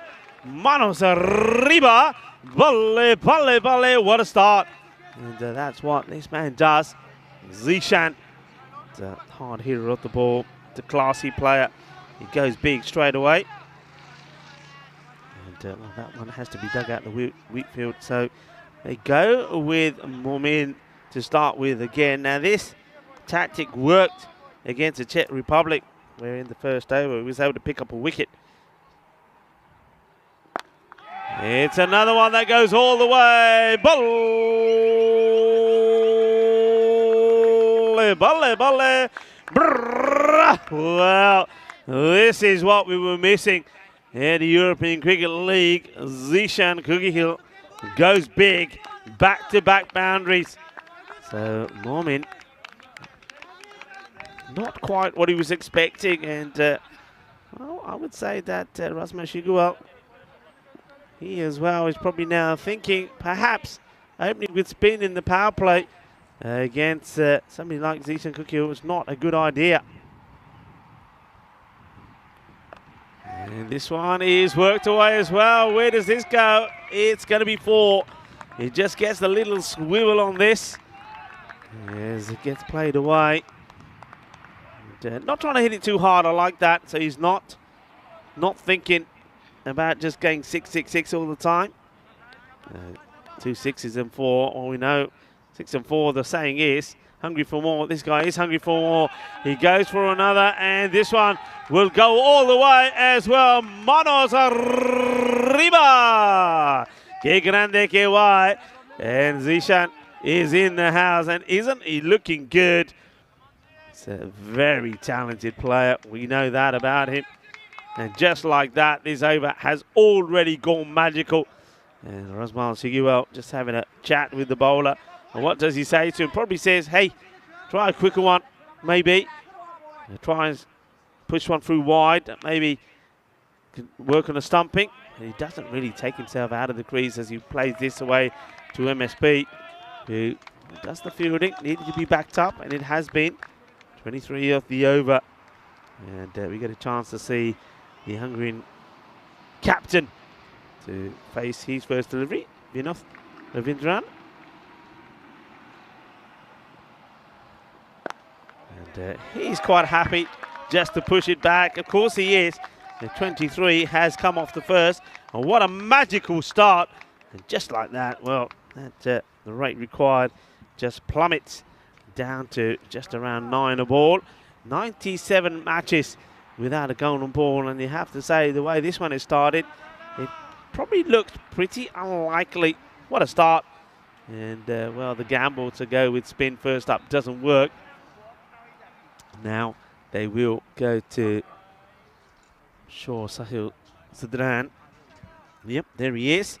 So Sahil Zadran gets the ball, and a fine time to be joined back again by Vinny Sandhu. Yes, good to be back. What a start.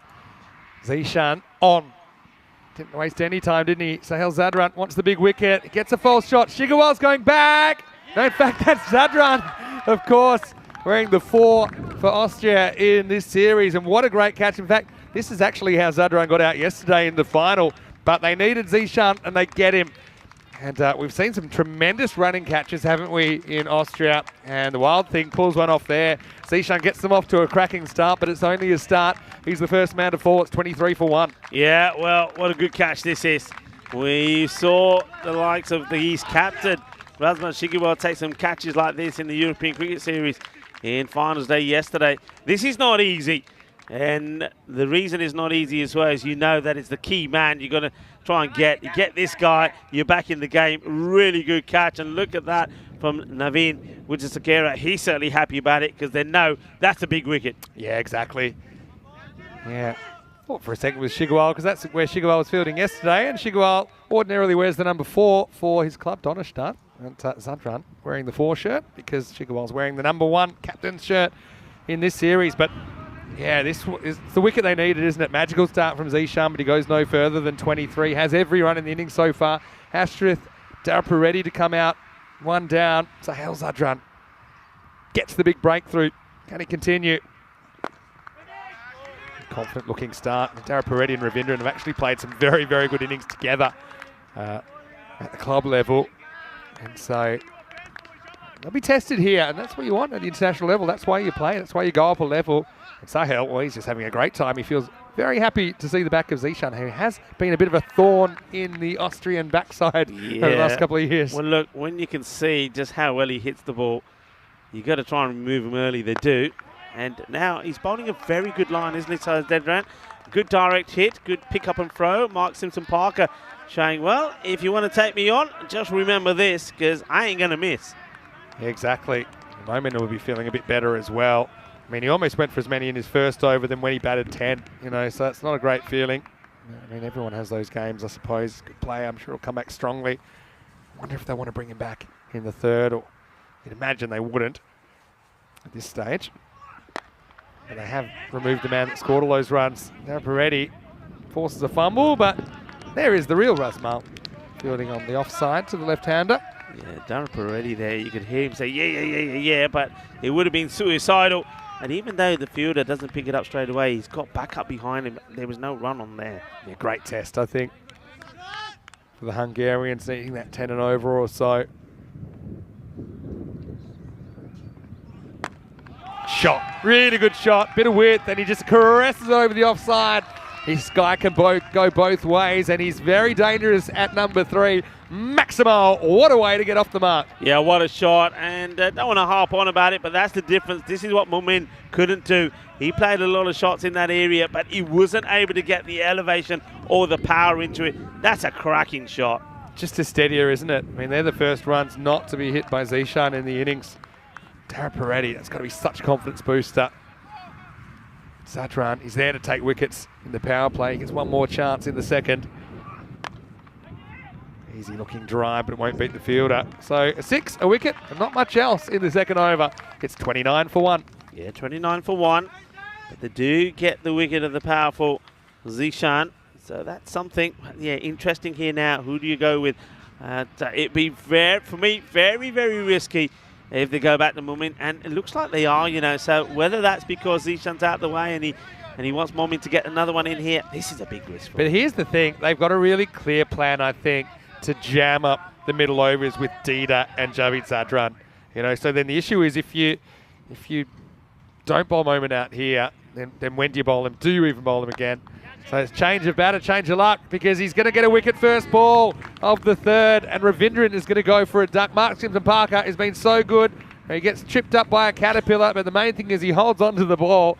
And so I suppose the decision to bring back Mumin has immediate success, and that's 2 down now, 29 for 2. Yeah. Disappointment for Ravindran on captaincy debut. Yeah, well, what happened to MSP here? Well, maybe the high five. Well, it's a little tap on the jacksie there from Umar Tariq. Has MSP all over the place. Well, Ahmed Tariq, he hit things very well in his batting innings, and he just gives him a little pat, and it's enough to tip him over. Unfortunately, Ravindran is a very talented player, but he doesn't score in this one. Derek follows him off the field. So, yeah, I think it's good. I mean, it's easy to say now, it's good captaincy, isn't it? But I think that considering Zishan is out, I probably would have brought him back. And that's his role, to bowl 1 and 3. And so that's what they want him to do, and have some success here. But left-hander kind of throws things around now. Got 2 left-handers at the crease. And typically you'd say left-handers are a bit of a better matchup against the left-arm orthodox spinner. Prashar comes out at number 4, and hasn't he had a really good couple of years? Yeah, Abhitash Prashar comes out. It's over the wicket. Prashar has 0 patience, and he drills him down the ground, and that's gone all the way. Maximo! Both left-handers getting off the mark with 6. And it's a really nice, easy shot, isn't it? Safe, because that one left the building pretty quickly. Yeah, I think the Prashar, if you know him and you've watched him, you have 2 men straight. He hits straight, and they're sticking with the field as it is, but how long?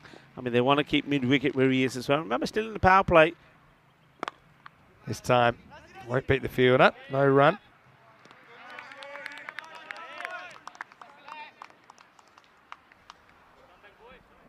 Prashar, 6 and dot. Austria proud in their red shirts. Now he actually dabs this, hits on the 4th. That's going to go for 4. I don't know if this is on purpose, and it works out well for Prashar. He gets another boundary. What? This is definitely on purpose. Look at that. That is such a good shot. He just guides this past Chima, and he gets 4. So what a lovely shot this is. I like it. Yeah, I know it's on purpose. I don't think he thinks he's getting 4 for it, though. He thinks, you know, I'm looking looking to cut away, but it's quite incredible how that does travel over this outfield for 4. And it has quickened up a lot. We had a lot of rain last weekend. At the moment, he's in the Hall of Mirrors right now. Does have that wicket, but he's also gone for 10 in the first 4 balls of this over. Somehow that ball got lost. Where's our retrievers? Well, there is somebody out there, so I'm wondering what's happened to it. That might be the snake zone. It's a no-go zone. Either a snake or one of these eagles has swooped in and picked it up and gone off with it. There's a lot of things flying around out there in front of our camera. 2 to come, the power play. Oh, he skies it and he gets it. But how far? Going, and gone. Maximo! Well, Tariq kind of stumbled as he approached the line anyway, but I don't think he was going to get there. And in fact, Prashar, he's off to the races here, isn't he? He's up to 16 off just 4 balls. Yeah, and okay. He comes back for his second. He's being pelted all over the place. Was it worth it to pick up that 1 wicket? I don't know. Don't forget, they only scored just 105 themselves, so they're well on the way here. And Momin, well, he does throw himself at the last one to make sure he doesn't go for more than 40 in his belt, but he goes for 39 of 2. Yeah, so, I mean, he doesn't end up in the naughty 40s, but he does find a home in the dirty 30s. And that's probably borderline, but I think it's just below the waist. And so it will be the end of the over. And the score is 45 for 2 off 3. I mean, thought the power play was going to be super important. Yep. Zishan, I mean, Corey would say, you know, he's not going to score 80 every game. If he can get 23 off basically the 6 balls that he faces, it gets him off to a great start, doesn't it? Yeah. And, you know, they need, I suppose, guys to follow up. That's what these 2 have done so far. And Ravindran, yeah, he's disappointed, I'm sure, to get out for a second ball up. But more importantly, he doesn't waste deliveries, does he? So, Sahel Zadran coming back. And this is a partnership you can see spells trouble for the Austrians, who are trying to go 2 for 2 in the morning session. Pretty well bowled.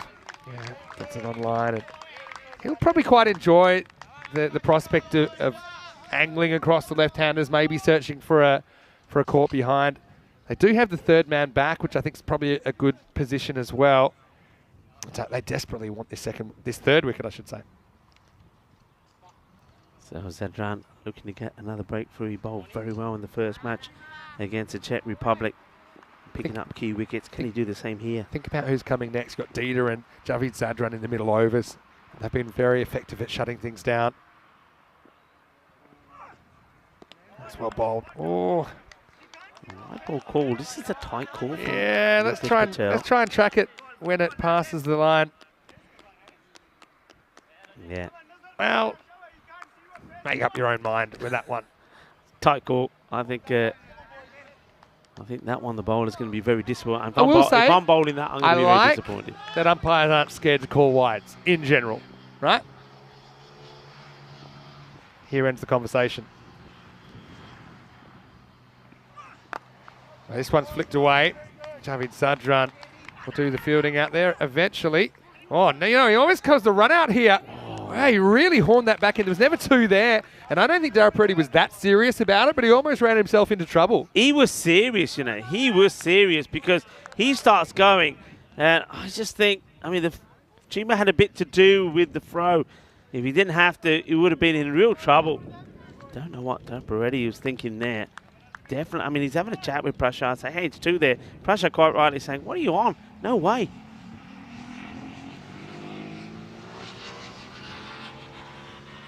Zadran loses this down the leg side. Will be caught wide. This is what I do agree with.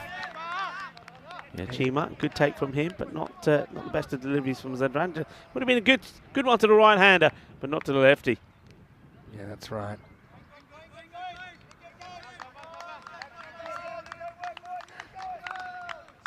Daraparetti, though, not the 6. It's got him off the mark. Doesn't have a lot else to show for it so far. Sahil Zadran breathing fire from 22 yards. This one kind of cramps him for room. Have a pop at him. They won't get the overthrow. Mark Simpson Parker again does little things right, doesn't he? MSP hustles in off the boundary. Yeah. Haven't seen him with the ball yet so far in this series. No, we haven't. And that one thing I like about Austria, that they'll always be having a go and they're backing each other well. They're good to watch in the field. Gets the ball, they throw the ball in. They do the basic things well. Good No delivery. call this time. So you were waiting for the 50's umpire, up. were you? Nah, that's all right. Let's give them a break. I mean, they get 99% right, honestly. If you think about all the calls they have to make in a day, and they're looking at things that we don't even see. Fielders inside the circle, fielders outside the circle. They're doing a lot of height calls. And, well, if anyone thinks that they're perfect, and you look in the mirror, you'll probably see a liar. Here's a couple more to come then for Sahel. Slow ball. I wonder if that was a late adjustment or maybe a pre-planned slow ball. That's a good one. And so, I mean, they're a long way off this target still. So this game ain't over. Yeah, liking that from the non-striker there. And Prashar just saying to Dope already, hey, watch out for that slow ball. Watch out for the slow ball. Yeah, look, you're absolutely right. You think about a day like today, what we're going to see, 600 deliveries? Something like that. So, you know, if you get 1 or 2 wrong, it's not a biggie. And, you know, everybody gets a few things wrong. Just look at the bowler, gets a few things wrong. It's another wide there from Zadran Battis. They get things wrong as well. So, yeah, the umpires occasionally may get 1 or 2 wrong. We've got, I'm not joking, we have some of the best umpires in the world. And the reason is just a simple thing of frequency. Yeah. You know, they're having to make such a frequency of decisions on things like LBWs. Things that happen once an hour in other cricket, they're kind of happening every couple of minutes in ECN T10 cricket. So, yeah, let's give them some credit. Last ball of the over, I think. It's a good take by Chima. Swung after the stumps, but yeah, Sahel just not really making the adjustment with the left-hander. These are all kind of adding up at the moment. Still, it's been a good spell from the opener. His job is to try and break this partnership. He's only got one more chance to do so. Yeah, it just hasn't been able to finish well. Maybe it is sweaty palms. It's a lovely day today. We've had issues when the ball's been wet, and that's because of the weather. We've had 3 or 4 nasty days here. It's been wet, windy, but not today. Today's a lovely day, so maybe some other issues for the bowlers. He finally gets one on line. And, well, I'm going to say it's a chance. He has to balk because both batters were running to the end he was about to throw to. Moment. Not Moment, actually. Did the fielding.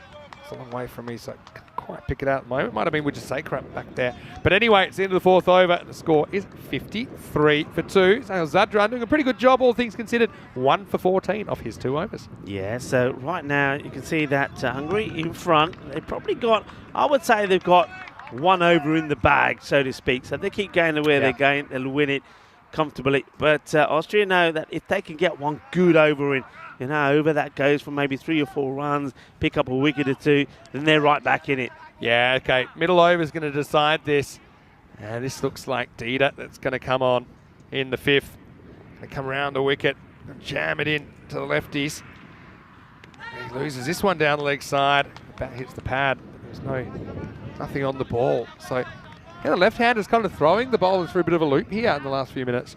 Yeah, I mean, sometimes I often say, well, you know, I mean, Peretti was out there when Prashar comes out. I'm thinking, okay, they're going with another lefty. Could they have gone with a right-hander just to see if that throws or helps to throw the fielding side? But I think 2 left-handers are doing the job just as well. Well, this one probably would have missed leg. Instead, he's chipped it up and he's going to be gone. Nicely taken by Umar Tariq. So that cramping from Dita does the trick in the end. Prashar just tries to caress this one, doesn't he? Doesn't really go for it. And in the end, he presents a fairly simple opportunity for Tariq, who got the jump on that one. And so the lefties are broken up in the end. It's 54 for 3. Yeah, I don't think he goes for this probably because he's not in the right position to get a full swing in. It's on the legs. I like to see it again. I'm just wondering if he decided to step inside this, whether it would have been a wide. I think he gets himself tucked up. Yeah, he does. You see, and he's not able to get the full swing on it. This one is maybe one that he should be looking to be playing out on the leg side, maybe looking to clip it over square leg, mid-wicket area, but he goes straight, and because he's not able to get the leverage into the shot or the weight into the shot, he finds Umar Tariq, who makes no mistake. Yeah, well, we have seen some players, Katagal Lutman's has one in the Austrian series, that left-handers kind of, I suppose, bogged down with those balls that have cramped them for room, not really able to free their arms. Couldn't get a full swing at that, could he, Prashant? Petita comes in with immediate success, 54 for 3. Yeah, could this be that over I was talking about that gets Austria back in it? And Abbas Ghani is the new batter. If you ignore the first over, I mean, they're 31 off 3.1. So they're pretty much kind of at the rate since then. And Hitapashadita now does get to bowl to the right-handed Abbas Ghani. And starts with a wide anyway. Yeah, well, Ghani shows his card straight away, doesn't he? He's not there to mess around. And it's the movement, really. So you can see that this Grizzly balls, thanks to our partner, of course, is still, even though we're into this coming the fifth over, still swinging pretty well. True. Goes straight back over the bowler. Doesn't quite time it. Just a single. Singles are fine at the moment, I think, for Austria. They know that just little by little, if they can keep it to ones and maybe a couple of dots, pushes that rate up. Dana Peretti found a way to keep him off strike, haven't they? I mean, we saw him play one blistering shot for 6 out on the offside, but he hasn't had too much of the strike. He doesn't want to be Jennifer Page, a one-hit wonder. Dita holding things well so far. Has to deal with another lefty. Hungary kind of in the driver's seat. Can they keep the car on the road? It's a nice shot. I think this will probably beat the fielder. Comes around, but he won't get there. He just goes with the angle. So this is about getting the hands out in front. This is something that Prashant couldn't really do effectively the way he got out, but he just uses the wrists nicely to get it behind square and get the boundary. Yeah, you're absolutely right. There's the difference. That's a similar ball to what Prashant went down the ground to. And you see there, you get more value for playing it on the leg side. You're just basically helping it along his projectile. It's a nice shot, 4 runs, and you saw that Zidane trying to get to it, but not able to. Dita makes a slight adjustment across a little bit, and that one's just angled away into the leg side. There is Naveen Wijasekara, we saw playing for Snassi, a new team here in Austria. Wasn't it great to have an 11-team ECS in Austria? And the plans are in Hungary and Czech Republic to have more teams involved as well. So more teams, more matches, just more. In more season growth. 2023. More growth, simple as that. More growth in cricket in Europe. That's what we're all about. Swing and a miss this time, but it is called wide, rightly so. So this is the first time I'm a little bit concerned for time. I just think the options they've got coming, they bowled out the spinner twice. I don't think we'll see spin again in the innings. So just with these extra deliveries, just keep an eye on that clock. Dita only gone for 9 in the over. Yeah, this one gets dug out. It's full. But a better delivery, gets it in better areas, so finishes the... We're looking to finish the over. Well, still one to come, pardon me. This is an over that probably should be finished by now. A couple of wides, but it's not. Have a look at that, though. The wheat is swaying in the wind. It hasn't been too windy so far today, but we know that that wind can come into play a lot. Typically, it kind of blows behind the batter. It blows left to right on the screen. Last ball of the 5th. And angled away. Peretti will get a run. Shouldn't have. Mirrors that. Fumbles. And only costs them 1. Dita goes for 11 in the 5th. And the score is 64 for 3. Look, they've done the hard work, haven't they, Hungary? They're ahead in the game, but they've still got a lot of work to do in the second half of this innings. All right, Rico, time for some practice. Here's some of the teams you're going to be dealing with in Bulgaria. I'll start you off. MU there stands for Medical University, and there's a big culture there for international students in medical universities. That's where a lot of cricketers come from. That's in true. Bulgaria. You see a lot of medical universities. We know Medical University of Sofia there, Plovdiv, Plevin. These are teams that we have seen before. New team there, so CC Ulis stroke Medical University Tarik. So I'll find out a little bit more about them as well. And we know that we're going to see Istanbul in there as well. So Trakia there as well. And yeah, 3 teams that we won't see on opening day. Indo-Bulgarians, the defending champions.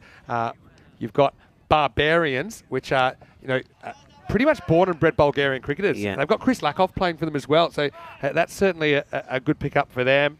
And you mentioned Istanbul KSK, so that'll be a fantastic series. Sofia Spartans as well, taking part in that one.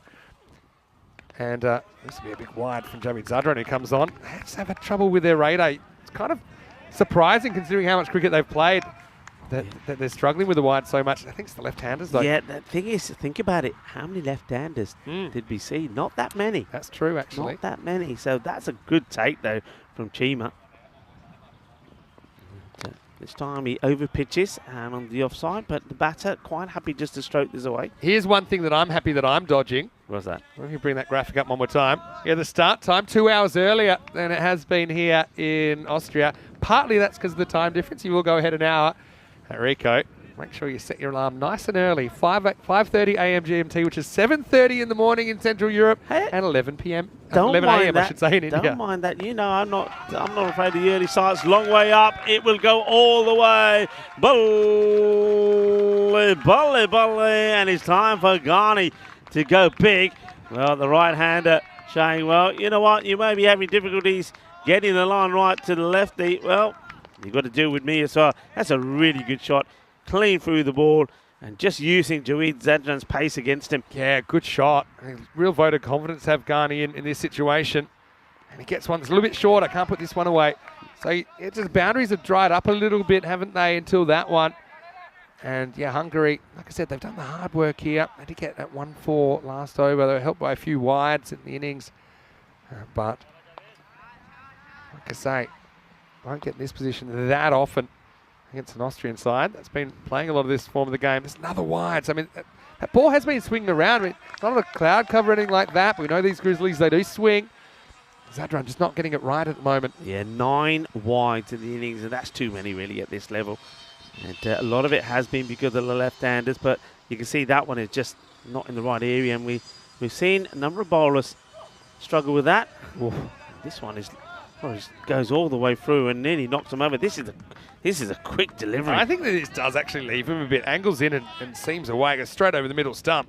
That was a very good ball, and he's pretty lucky to still be there. Abbas Ghani. Yeah, I think maybe 5. You're going to have wides because of the way that people bowl. They bowl quite defensively. 5 in the 10 overs is maybe acceptable at this level.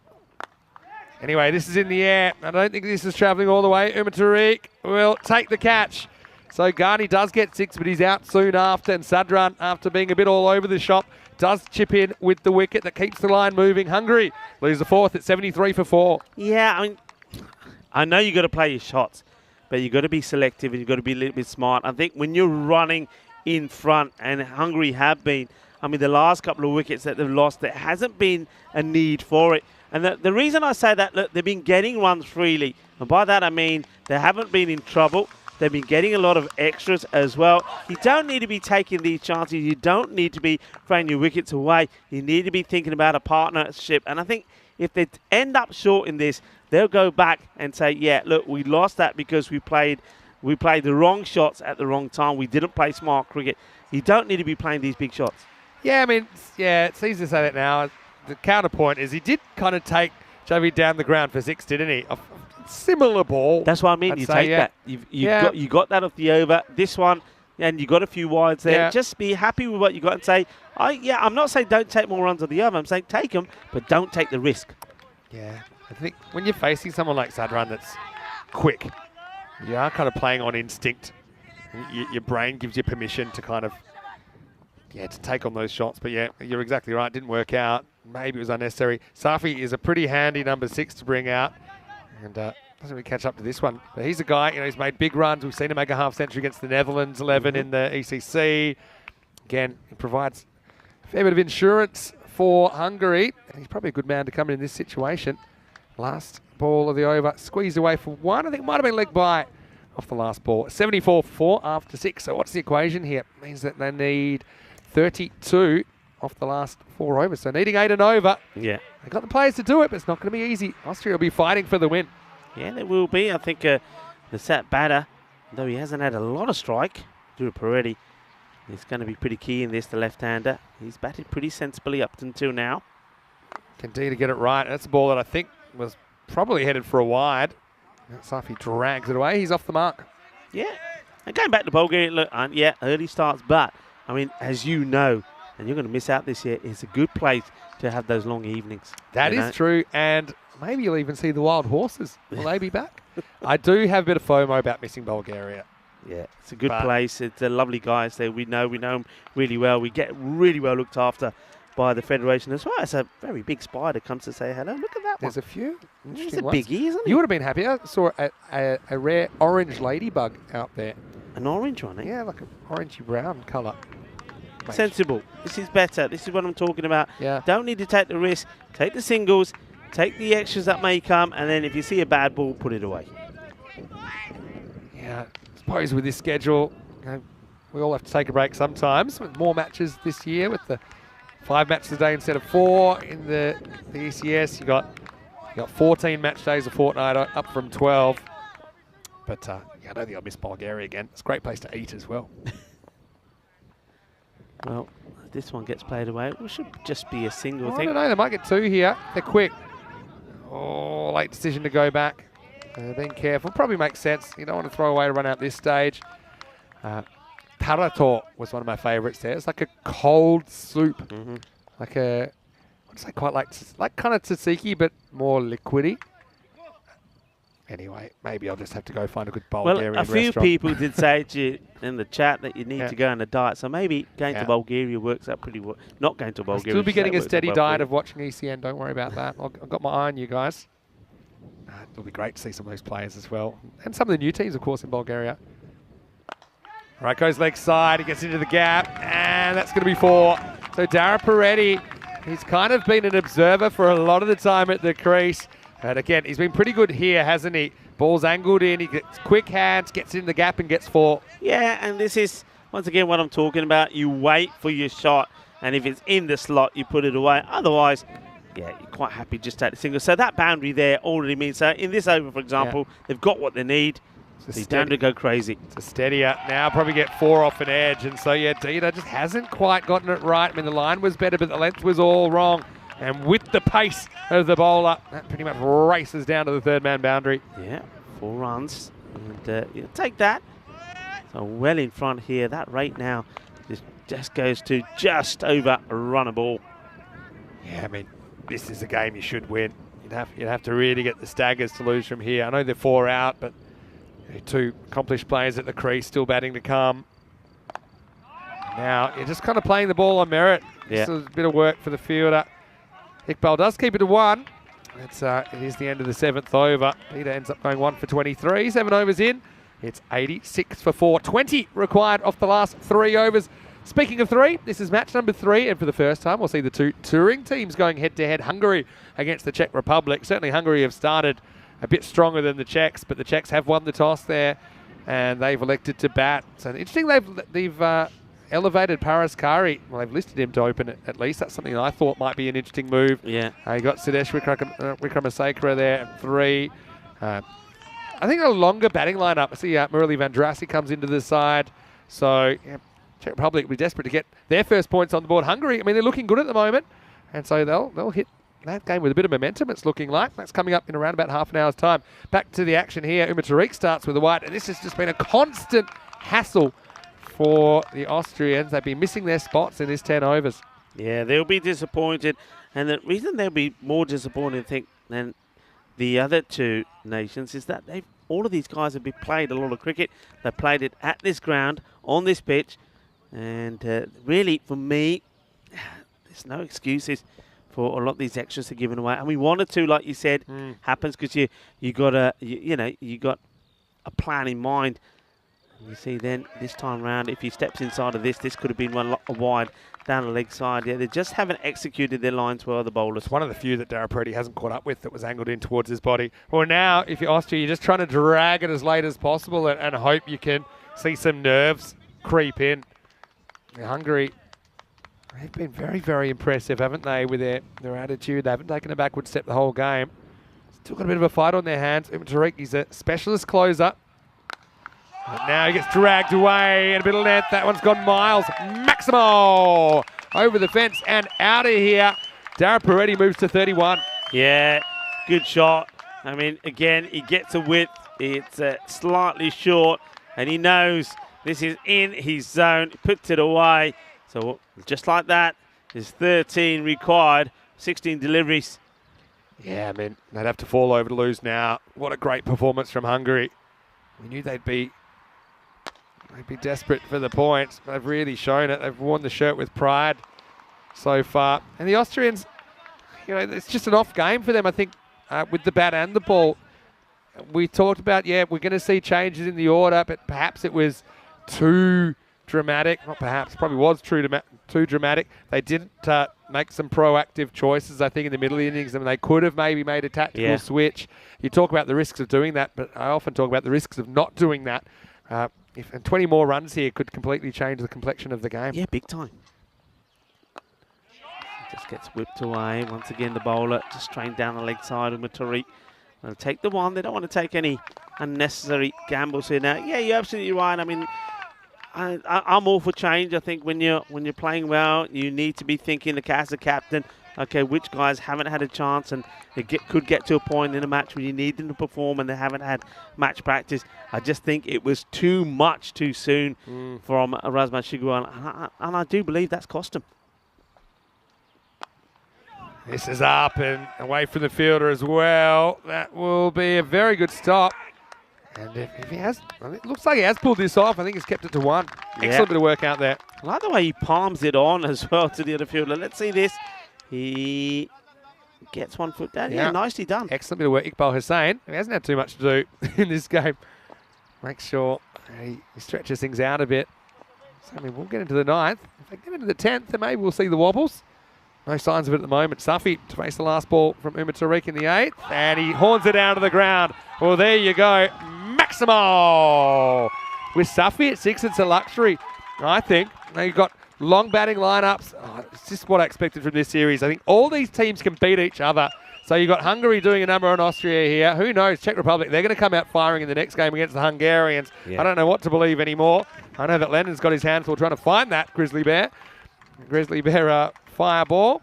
As we get to the end of 8, it's 102 for 8 and just 4 more runs required off the last 2 overs. Yeah, and of course, this is what we want to see. We want to see a competitive series between the 3 nations, and I think we're just going to get that. I mean, Austria winning the first against Czech Republic, 145 to 99, and as you said, looks like Hungary are going to start with a win against Austria here.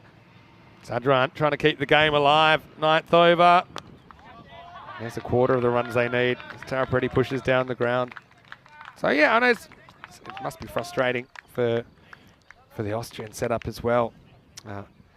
It was almost like it's a full shift change, you know, in ice hockey, how everyone comes off and everyone else goes back in. They probably had to retain some elements of stability there. And this is skied, so someone should catch this. And they look away, they look back, and in the end it goes down, and that kind of sums it up. And that's the captain. Yeah, I think that's Shigawal. He just never really tracks this, to be honest. A bit like, I think Raiga's up there in the camera tower. He didn't know where this went either. Yeah, I see Razman having a look to see if there's anyone else near him. There isn't. He'll be happy. Just can't get it in the hands to it. We didn't get that on the camera in the end. And, so this will tie the scores now. Hey, you know, we're talking a bit about the Austrian order and this and that, but I mean, they are spoilt for depth. It's not like they didn't send specialists out there either. I mean, they sent out guys that do open the batting, that bat high. Take nothing away from the Hungarian performance here. They've been outstanding. And this won't do it yet, as Suma Tariq, who's in that position now, that does the field and keeps the game alive. Yeah, Hungary kind of trying to, I suppose, shake a few things up there. We know that over the last couple of years, the domestic landscape has changed a bit. Now on the verge of a memorable victory, and this will do it. Dara Peretti will hit the winning run, and they're stoked about it.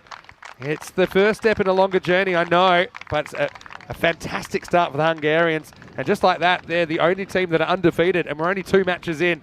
The final score It's 106 for Hungary off 8.4 overs against Austria 105. Hungary winning with 8 balls to spare. Yeah, they do win, and they do it in style. I'm liking this performance from Hungary. I've said before, they are a team that have got a wealth of talented players. They really do.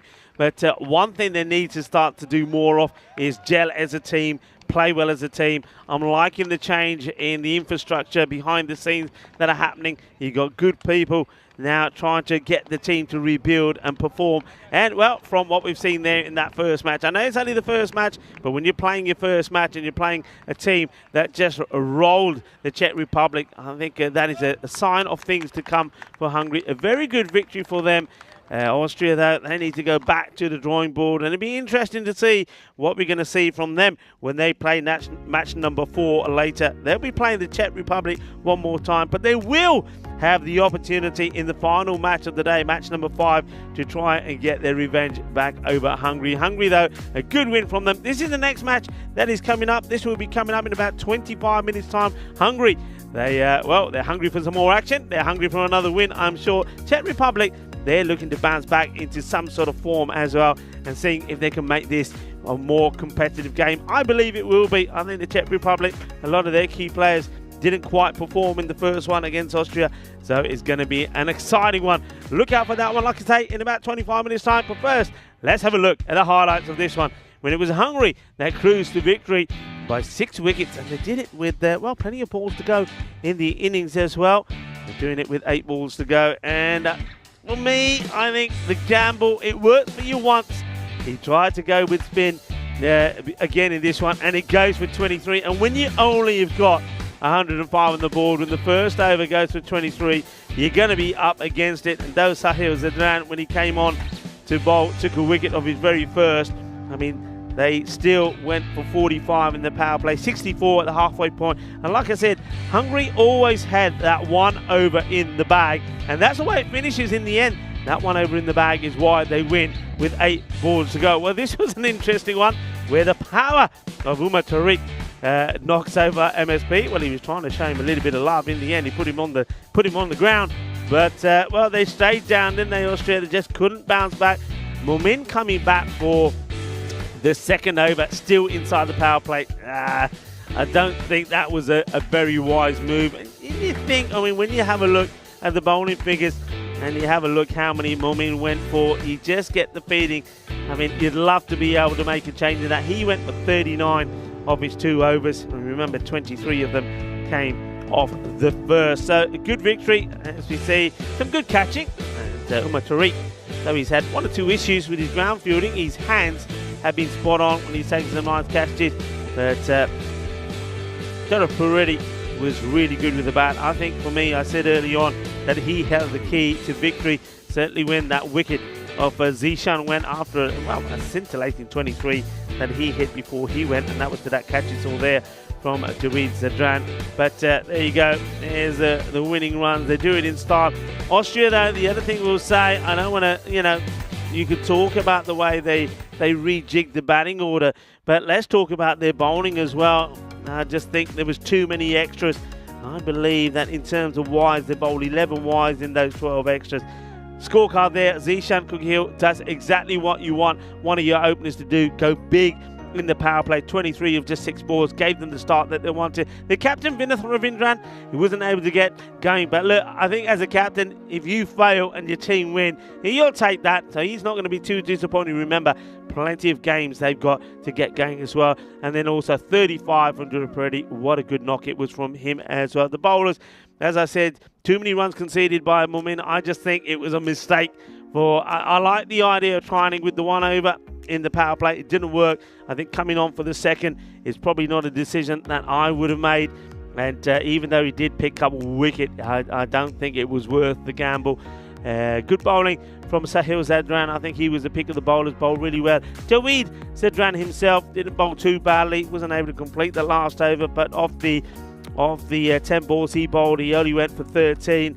But too many extras, and that's one thing that's cost him, because it's the runs that came off the extra balls that's hurt the home side, the home nation as well. So a good win. We have seen victories for 2 different sides. We know this is going to be an exciting European Cricket International Series, and it started that way already. Austria have a win, and Hungary now have a win. Well, can the Czech Republic get a win themselves as well? That match coming up in just over 20 minutes' time. Join me, Rico Full and Mr. Maximo, when we return from match number 3.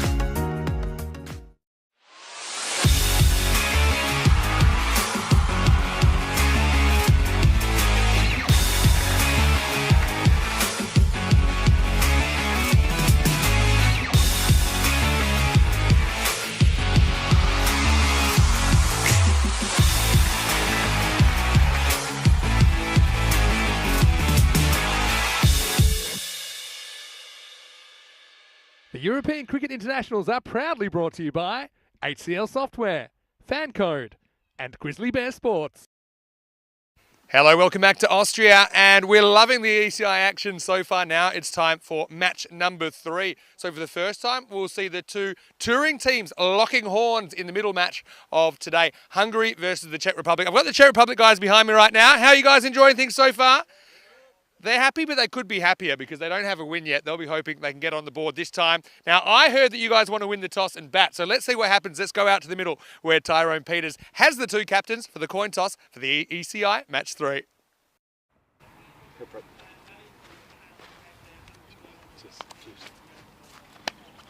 All right, Czech Republic to call. Heads. Heads it is. A call. And heads it is. You're going to bat first. So, well, just like they wanted, Aaron Ashokan, the Czech Republic skipper, he's won the toss and he's elected to bat. You guys happy with that? They're happy. I mean, right now they're hungry, but soon they'll be hungry for runs because we know their batting didn't really click in the first game. Can't be easy coming in at this stage of the season. It still is early. You're taking on an Austrian attack in the first game that had kind of a couple of weeks to tune up at this venue and in these conditions. But having said that, we know the Czech Republic, they can put on some big runs. So I like the move to bat first. And I just think they've got certain guys in there like Paras Kari. He looked good. You got someone like Riaz Afrida. He was batting down at 9. So they have a lot more depth, I think, than some of the teams I've seen as far as the batting goes from the Czech Republic. So, look, 2 teams, I'm sure they want to win their little 3-match mini-series as well. Hungary probably started a little bit stronger. We saw them kind of doing a better holding job on the Austrians, but they're going to have a Czech top 3 or 4 that are desperate to put on a good power play. So action coming your way, and it's Mr. Action himself, Rico Full, that will take you to the first ball. News from the toss in match 3. It's the Czech Republic. They've won the toss. They're going to have a hit. Over to you, Rico. Let's get ready for the first ball. Yes, let's do just that. Thank you to Mr. Maximo. And yeah, I don't mind this move at all from the Czech Republic. I think they need to make a positive start here. And after losing their first match, and you know, they've been disappointed the way they went down in that one, 145 to 99. I think they want to hold the key to success in their own hands, and I think winning the toss and having a bat first is a good option. Are we going to see a victory, a 1 apiece for all of the 3 teams, the 3 nations at the start of this series? Austria winning the first, Hungary beating Austria in the second. Can the Czech Republic get a victory under their belt as well? I think to do so, they need to be looking to get to a 120-130 score. They have the batting to do that. They're making a slight change. And I don't mind this at all. So it's going to be Sabahun Divasi. Looks like he's going to be facing the first ball. And Paras Kari, I'm liking him up the top of the order, especially in the power play. He demonstrated that he's able to hit the ball pretty well. The thing is, though, can they deal with Sandy Hondas, who picked up player of the match performance in the 2 for 9 that he took in the victory against Austria. I mean, there were other contenders as well. I think Drew Peretti batted very well and not out 35, getting the win for his side. But I just think it was all about containing the Austrian batters. And how about that? Well, this is a bit of action for the first ball. First of all, we see the hat flying off the umpire. Now, the batter, I don't think he was distracted because he hit the ball. Look what, there comes off the hat. Where the hat goes, we almost saw the head knocked off of the non-striker. I tell you what, Kari shows great ability to go down so low. I tell you, he can do a bit of limbo dancing, can't he? Here we go. Let's see this again. Maybe not, maybe after this delivery. Let's cue it up for later, Andres, as we see a little bit of limbo out there in the middle. 4 of the first. And this one he misses out on. It was there for the shot. Well, this was the first ball. There goes the hat. And look at it, how low he goes down there. And, well, showing that he's very agile, Paras Kari. And 4 runs, despite the efforts of the fielder trying to get there. So, an explosive start to match 3. Slower delivery. And he's had left-handers. Remember, he had Momin in all sorts of trouble. The Austrian batter, left-hander, with this action, this swinging away. And now, well, he seems to be causing a few issues for Sabahun Divasi as well. Well, this time he gets right under this. This will sail, and it will go all the way. manos arriba from the árbitro, porque eso es 6 carreras. This is all about getting himself into position early. And he's away out of his crease, so he's trying to, he knows the swing is coming, trying to compensate that. And then he gets himself well outside the off stump to play it away. Big hello to everybody who's tuning in on the chat. And hello to Dave, to John Gray, and also to Michael Dale. Michael, it's a pleasure to have you on the chat. How are you doing? I hope you're keeping well, and I hope you and everybody else is enjoying the action that we're seeing here at the Sea Barn Cricket Ground. International weekend with the hosts Austria, the Czech Republic, and Hungary in action. And it's the two travelling teams that we see out in the middle in this match number 3. And if you just join us, I can tell you Austria won the first 145-99 against the Czech Republic. And in the last match, Austria, they went down the home side, 105. They struggled to, in fairness, against Hungary, and Hungary knocked them off with 8 balls to go, winning by 6 wickets. This one will be a wide as he just goes to push this one a little bit further through. And umpire Santosh spreading his arms. He's joined out there by umpire Praveen. And Nilkesh Patel is the third umpire for this one. Of course, Taran Peters, we saw him out in the middle. The tournament referee. Edge and gets fortunate. Gets it over the keeper. Gets it over the man inside the circle there. Safi, who's in the catching position. Swing hard and you might get lucky. Hay suerte por el batador. And hay 4 carreras as well. Sabawunduesi is showing that he needs to be aggressive, and so far that approach seems to be working as he gets 16 off the first. Once again, 97-96, so going on the cautious side with these scores and picking the Czech Republic to be victorious by 1 run over the Hungarians. So the computer obviously digging up all the information from the archives to come up with that prediction. But once again, I do feel that the scores could be a little bit higher. The Czech Republic, though, they did struggle to get to 100 in the first one. That plays a part maybe in that prediction.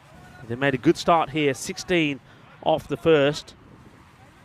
And Mohandas this time round not able to get off to the good start he did last time. Oh, great Yorker from Abhitash Prashar.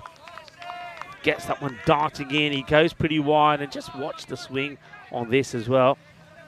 Really good delivery to start off with, and this is where he's dangerous, these Yorker-led deliveries. Just watch this come in, but nicely played, good technique from Kari. Gets promoted up the order, but what can he do?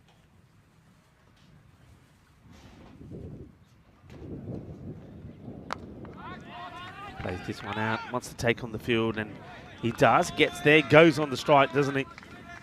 And good backing up from Davisi as well. But a good start from Prakash. I think he's going to be a key in this series, and I believe he'll get better and better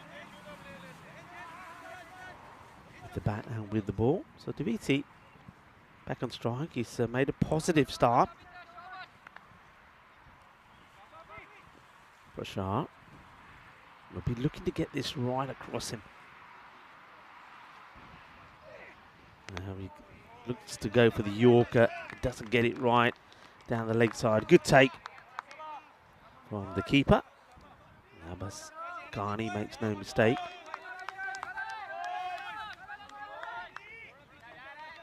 Nick is in the chat as well. Steve Cook, a lot of people joining in the action. It's lovely to have you with us.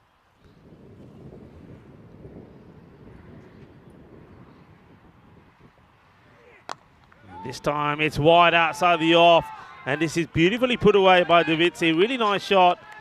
So he does get the areas right, but not so much the length. Probably ends up being a bit of a full toss. And umpire Praveen has to dodge the bullet as it whizzes past him and goes to the boundary. So 4 more. A nice shot. So Sabawundavitsi making a good start. Remember, he should be used to this pitch. He did play in the European Cricket Series here that Went for 59 matches, and he played for the winning side as well, Donnerstadt.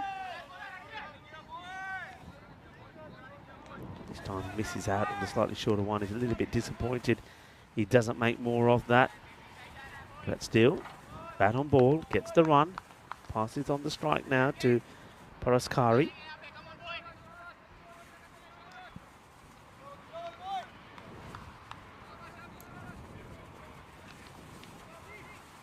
Just see in the background there that the wind is wheat blowing around, so it's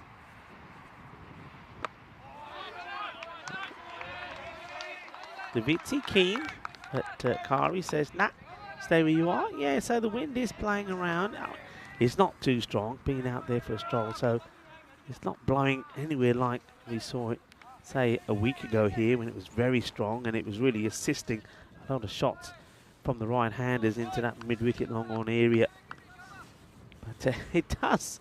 Looks quite sensational, doesn't it, when you look at that view. Speaking of view, how about that? Good delivery once again, but well played, I have to say, by Kari.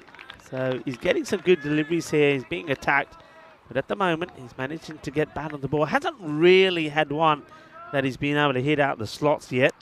So credit to Prashar. A very good over from him. You'd expect that from him. He's the top campaigner. So 24 without loss after 2. So looking to get a reasonable power play in here. They'll be looking once again around about that 10 plus in this over. And to keep the wickets intact. This is what we've got so far. So Hungary, that win and the manner in which they did it in. Though Austria also won the first game. They go top of the stack so far.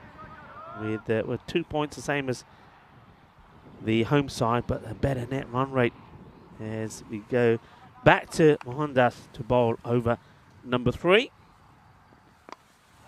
This one's slightly shorter, whereas normally he's been pitching up. He goes for the shorter one here. Kari plays it away. Divatsi has liked Mohandas, has gone after him. And I think he wants to go a bit fuller here to Divatsi, maybe not so short. Rika Full here, part of the European Cricket Network, and joining me back in the commentary position is Mr. Maximo Vinisandu. Yeah, nice to be back, and a pretty interesting clash coming up. We saw the table a moment ago. If Czech Republic could win this, then it's all square. 1 win, 1 loss each. So it's a kind of series we thought could be wide open.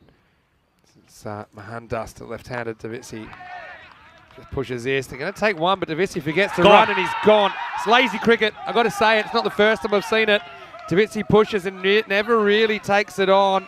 And it was, I don't know whether he would have made it or not. He would have been closer, but there's something from nothing. Hungary pull off a great run out, 25 for 1. Yeah, this is exceptional. I mean, you're right. It is lazy. It's just almost like they were having a stroll, or he was having a stroll in the park on a Sunday afternoon. There was no real urgency here. Just watch this. He plays it out, and he's backing on the fact that the fielder's not going to pick it up and hit him, but he does, and he's right on the money. That is absolutely superb. Just watch this again. Great pickup. Look at this. He's disappointed about the shot and then forgets that he needs to be thinking about running. It's national cricket. You know, I still think it might have been out. It was a perfect bit of fielding. But, you know, we saw that at the club level from Davitsi last year, and it doesn't look good, does it? He just kind of saunters, and he's basically gambling that Ravindran's going to miss the target, and he doesn't. So it's a waste of a good start from Sabah. He's run out for 19. Take nothing away from the fielding, though. That was a great pickup and kind of flung it side up, got rid of it super quickly. Yeah, superb work. I mean, Ravindran, the captain. Gets played away and no run. And backing up is Arun Ashokan, who now comes out, the captain. Yeah, I mean, looking at that again, it's just lazy cricket, and you can't, not at any level, you've got to get the basics right. If you want the run, you run hard. He was moping around and gets himself run out. It's played out. Oh! Could be another. Oh, well. We almost saw back-to-back run-outs here. This one doesn't miss by much either. I get the feeling that this is probably Prashar who gets the throw in, left-hand throw. Mirror image, isn't it? Again, went to his left hand, just went over the stumps. Otherwise, that was curtains as well. Yeah, it was Prashar.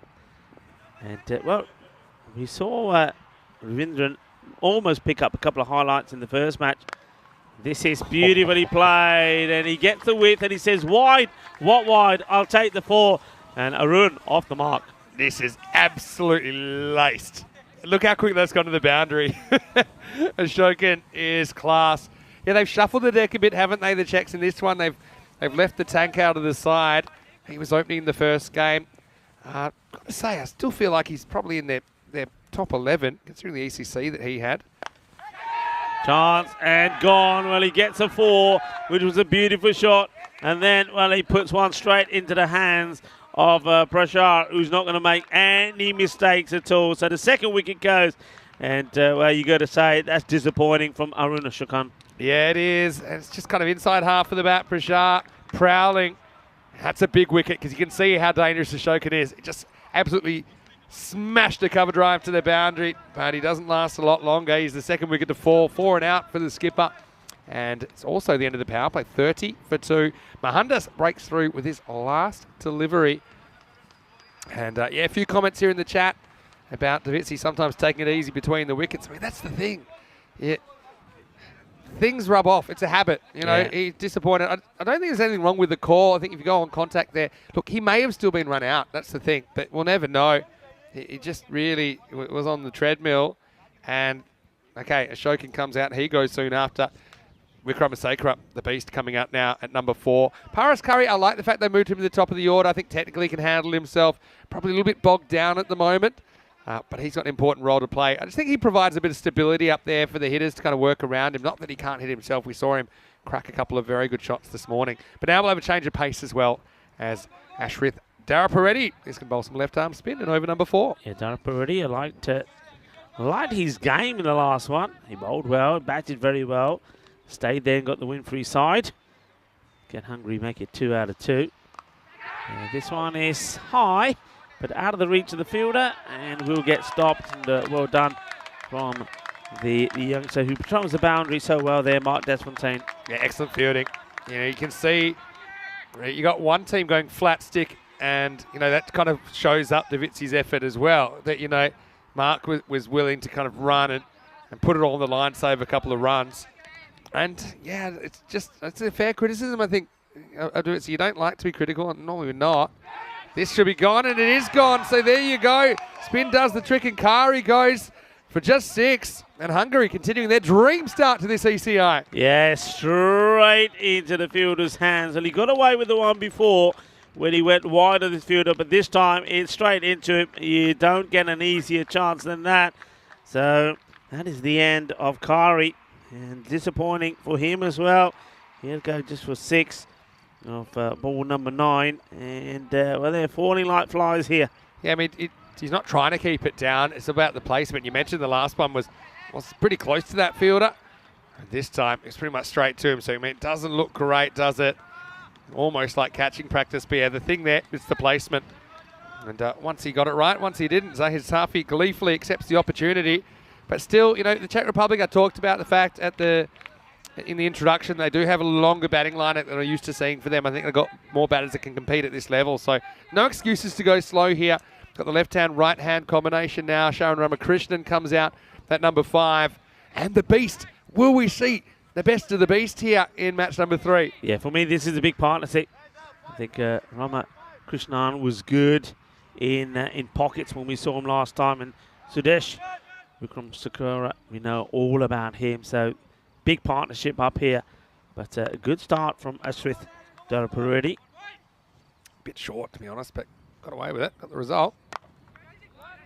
Carves this away, but the field is set well. This will be just a single. The difference between Ashokan getting caught and that last one where Paras Curry gets caught is Ashokan, it's definitely off the middle of the bat. It's not even close. You know, he's dragged it off the inside half of the bat and he found Prashar. That one was pretty much off the middle of the bat and it was just guided. That's why I think that one is probably more frustrating for Paras Curry. Doesn't quite get it in the slot, but gets a single. So a bit of rebuilding, I think it has to happen between these two. Get a bit of a partnership going. And then we'll hope to have wickets left in the tank. Yeah. To go for big shots later on. I don't know, though. I think these guys have a different idea of what rebuilding looks like.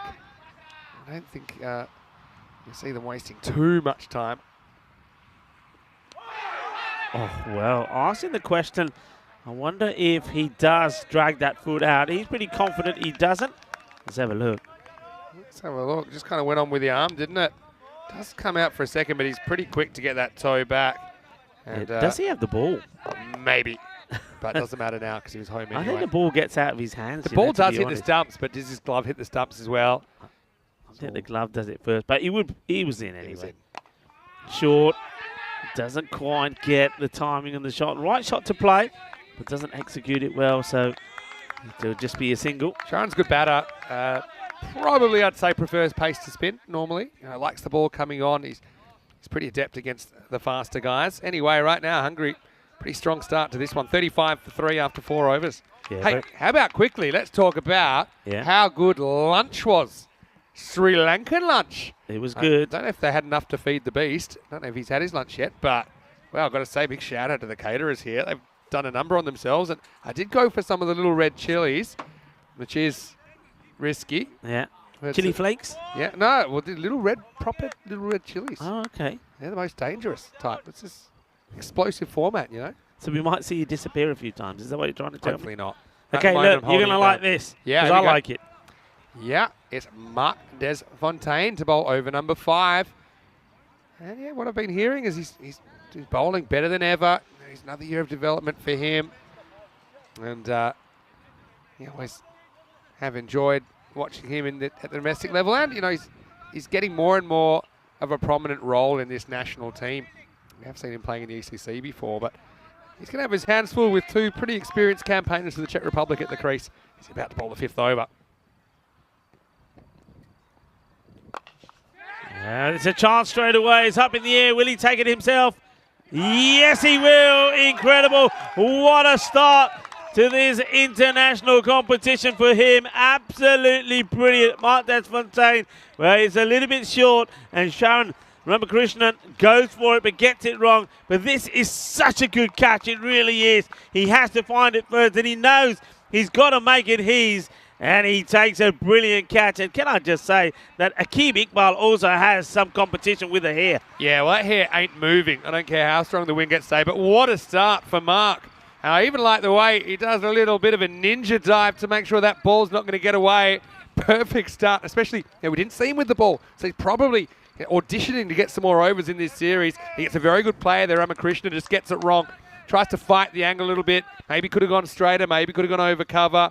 But yeah, brilliant catch. And how about that? He's almost like an Olympic high jumper the way he lands there. I love the landing. I mean, all right, maybe there's a little bit of mayo there. Just a smidgen. But still, it's a great bit of action. And what a start for the young man. Yeah, I mean, he does have to protect the ball, right? So there's no way that ball is going to be jarred loose.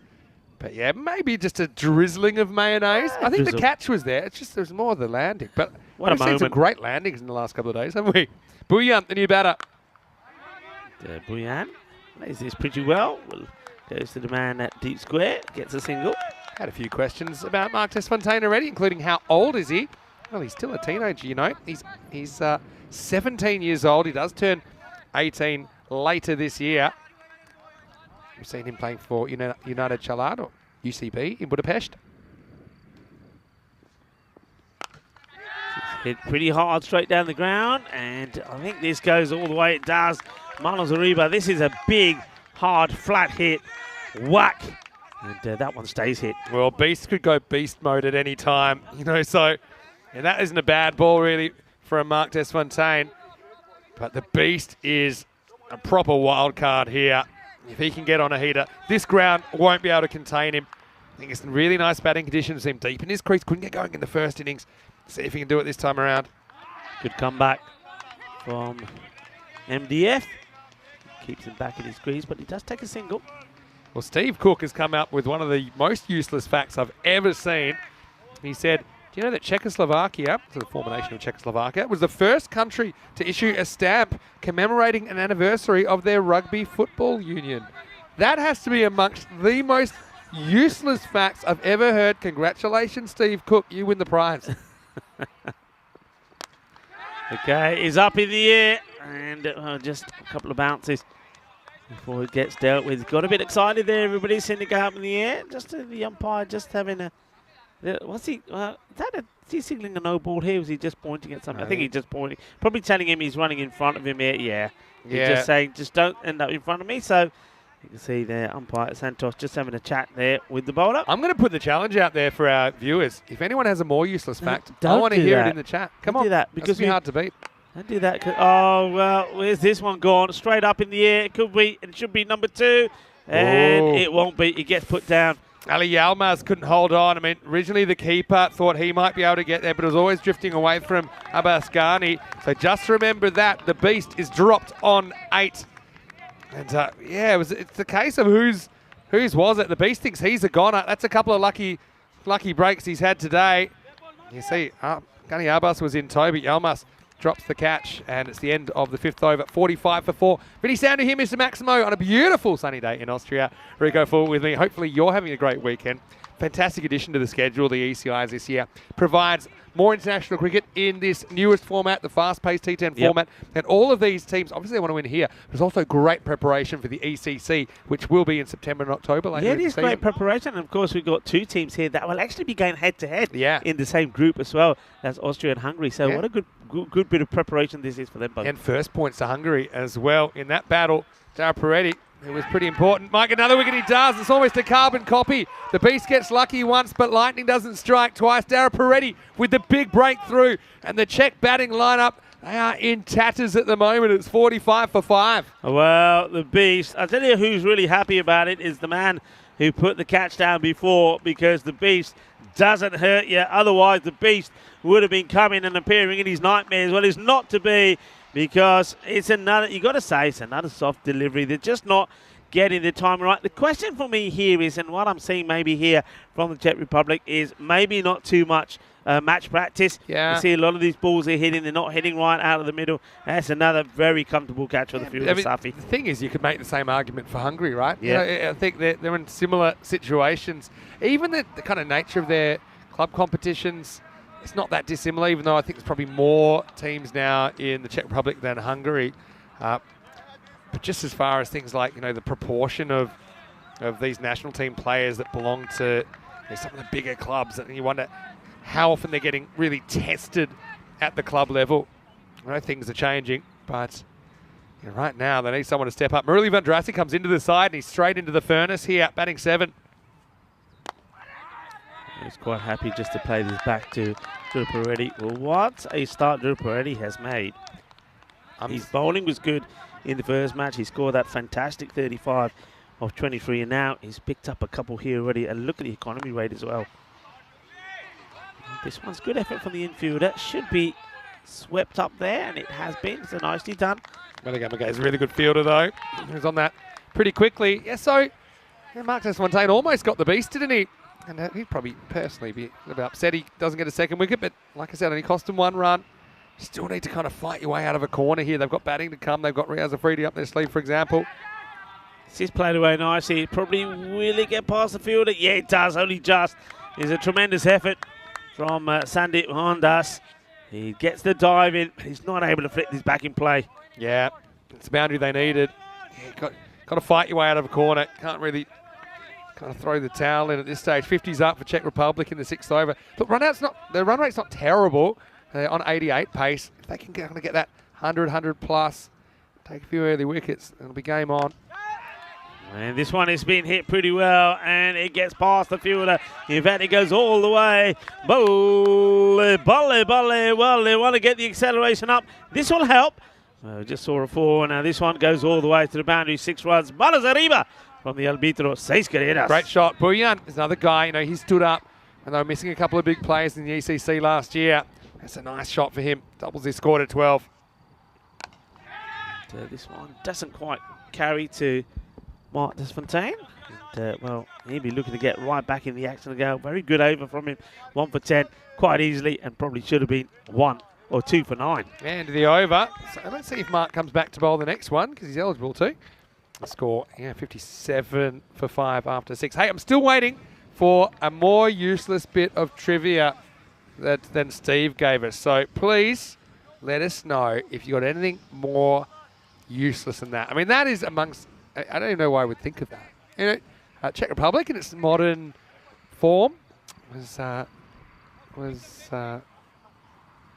first kind of developed in the current way in 1992. No, it's a beautiful city. We've been there many times. In fact, some of the first cricket we played after the lockdown was in the Czech Republic, Czech Super Series back in 2020. Yeah, well, you know, I always like to come up with some information. Hopefully it's not useless. Well, it is National Flower Day today. Okay. And we love flowers because they are inspiring, beautiful, and they give us a lot of fragrance. And they're used also in things like of romance, medicine, rituals, and religion. So it is National Flower Day. And also one you like. We'll both like this next one. And well, we like this one as well because this is a tremendous hit. This is very quick hand speed.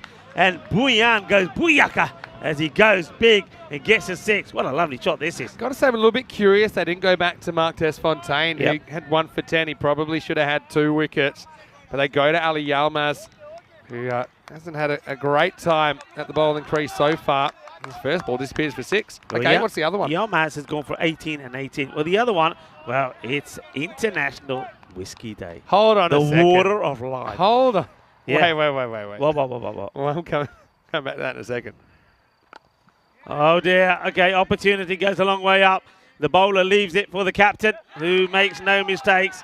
And nicely held. So, well, maybe things about to change for Yilmaz. And, well, International Whiskey Day. Well, Yilmaz will hope, well, after the way he bowled in the last one, he went for 18 and 18, that things about to change. And maybe he can go back to their base later tonight and enjoy a whiskey. Yeah, well, I'm going to come back to that in a second. But right now, I mean, Puyan will be so disappointed. He had a great view of that because he was running alongside the ball. Good communication as well. Yilmaz gets out the way, leaves it for the skipper, Vinoth Ravindran. Takes the catch. Yeah, just didn't get in great position to kind of whip that away, which is what he was trying to do. Probably had to sneak across his stumps a little bit more. Gets a big leading edge. And, Ali Yilmaz, well, he didn't have a great start, but the second ball much better. You can see that he's just kind of got himself in a bit of a muddle. And good communication there. Quick call from Ravindran. And good thing about Yilmaz, he was on hand to give the first hug to the fielder. So that's a nice one for Yilmaz to get him going. Riaz Afridi, he's the jack in the box here. He's coming out at number 8, which is low for a guy that can hit the ball as well as he can. Yeah, World Whiskey Day. Yeah. I think that's about the 8th or 9th time you've told me it's World Whiskey Day. No. So there's always a variation. There's a bit of a theme coming in now, Rico. Just saying. Okay, hang on a minute.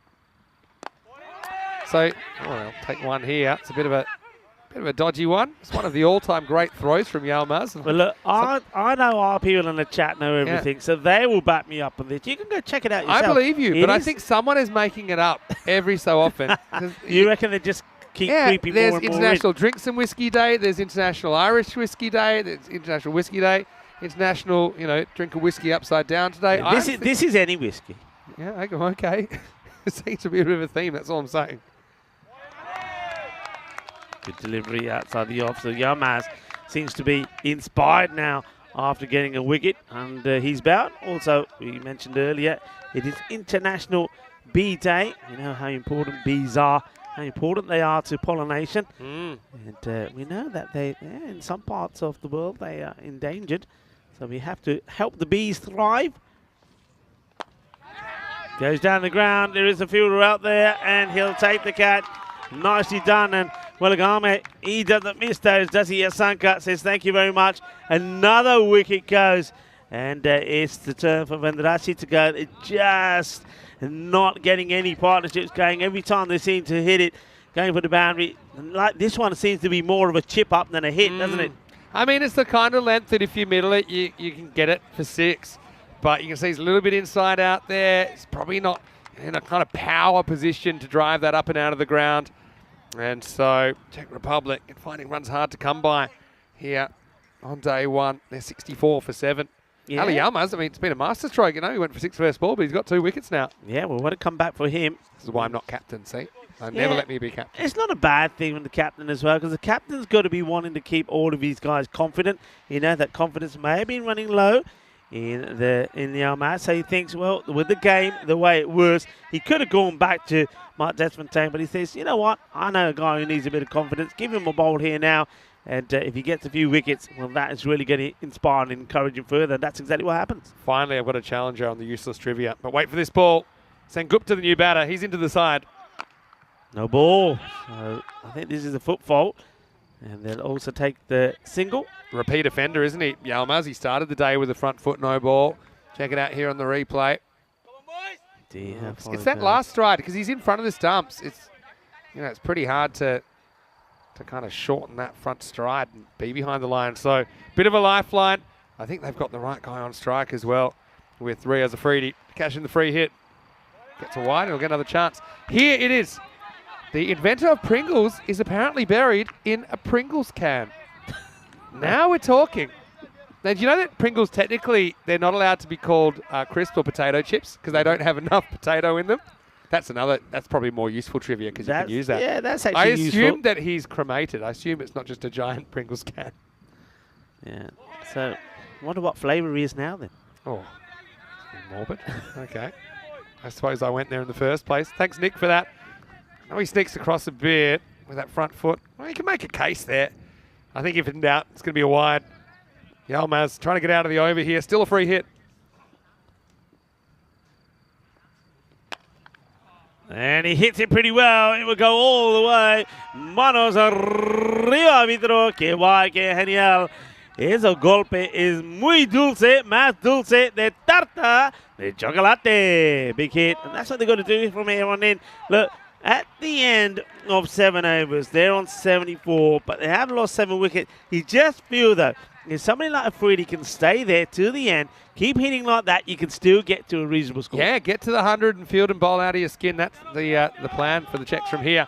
This is what we've got coming up, and we've got Bulgaria for 2 weeks, and Sweden 2 weeks, Romania for 2 weeks. We'll also have an extra little bit of cricket entertainment for you with the ECN Bulgaria T20 Internationals, which will be happening in late June. Good news is, after that, we go to these two countries, actually. We go to Hungary and then Czech Republic in July. Mark Desfontaine does come back now, so they're kind of spoilt for choice as far as options go. They'll only get one this time. Yeah, so look. Now look at Sengupta out there. I mean, he's better than your average number 9. He will open the batting or bat 3 for his club Prague Spartans.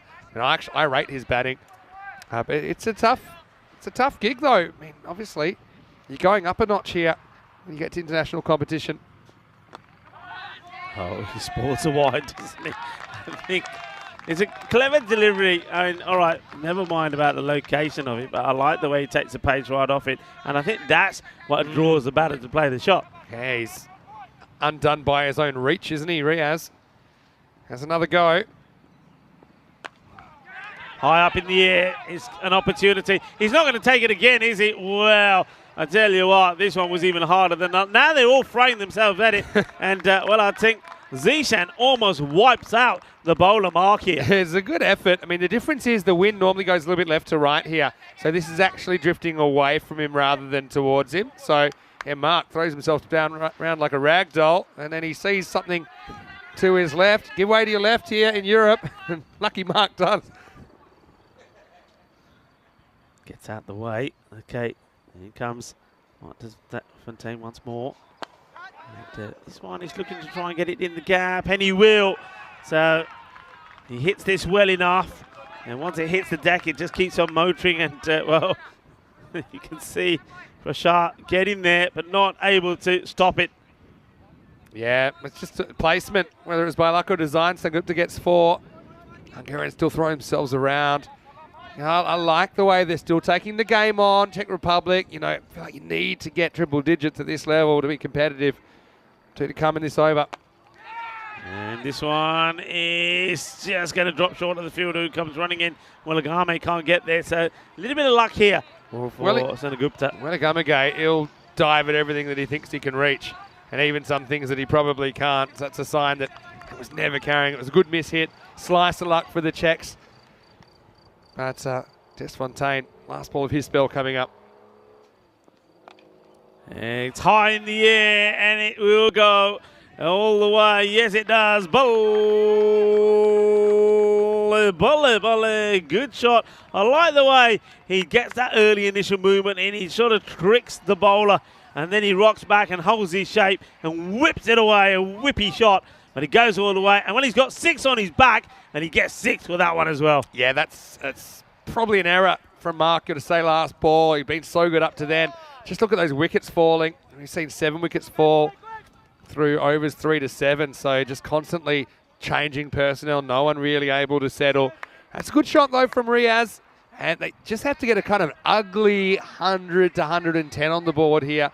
I mean, they're still probably hoping they get to a ball from here. What's that, 1-1-1? They'll feel pretty satisfied considering how things have gone in this 8 overs so far. They've lost 7 wickets, so that's the other thing there. If they lose another one, they're starting to get on their last legs. Prashar comes back in the 9th.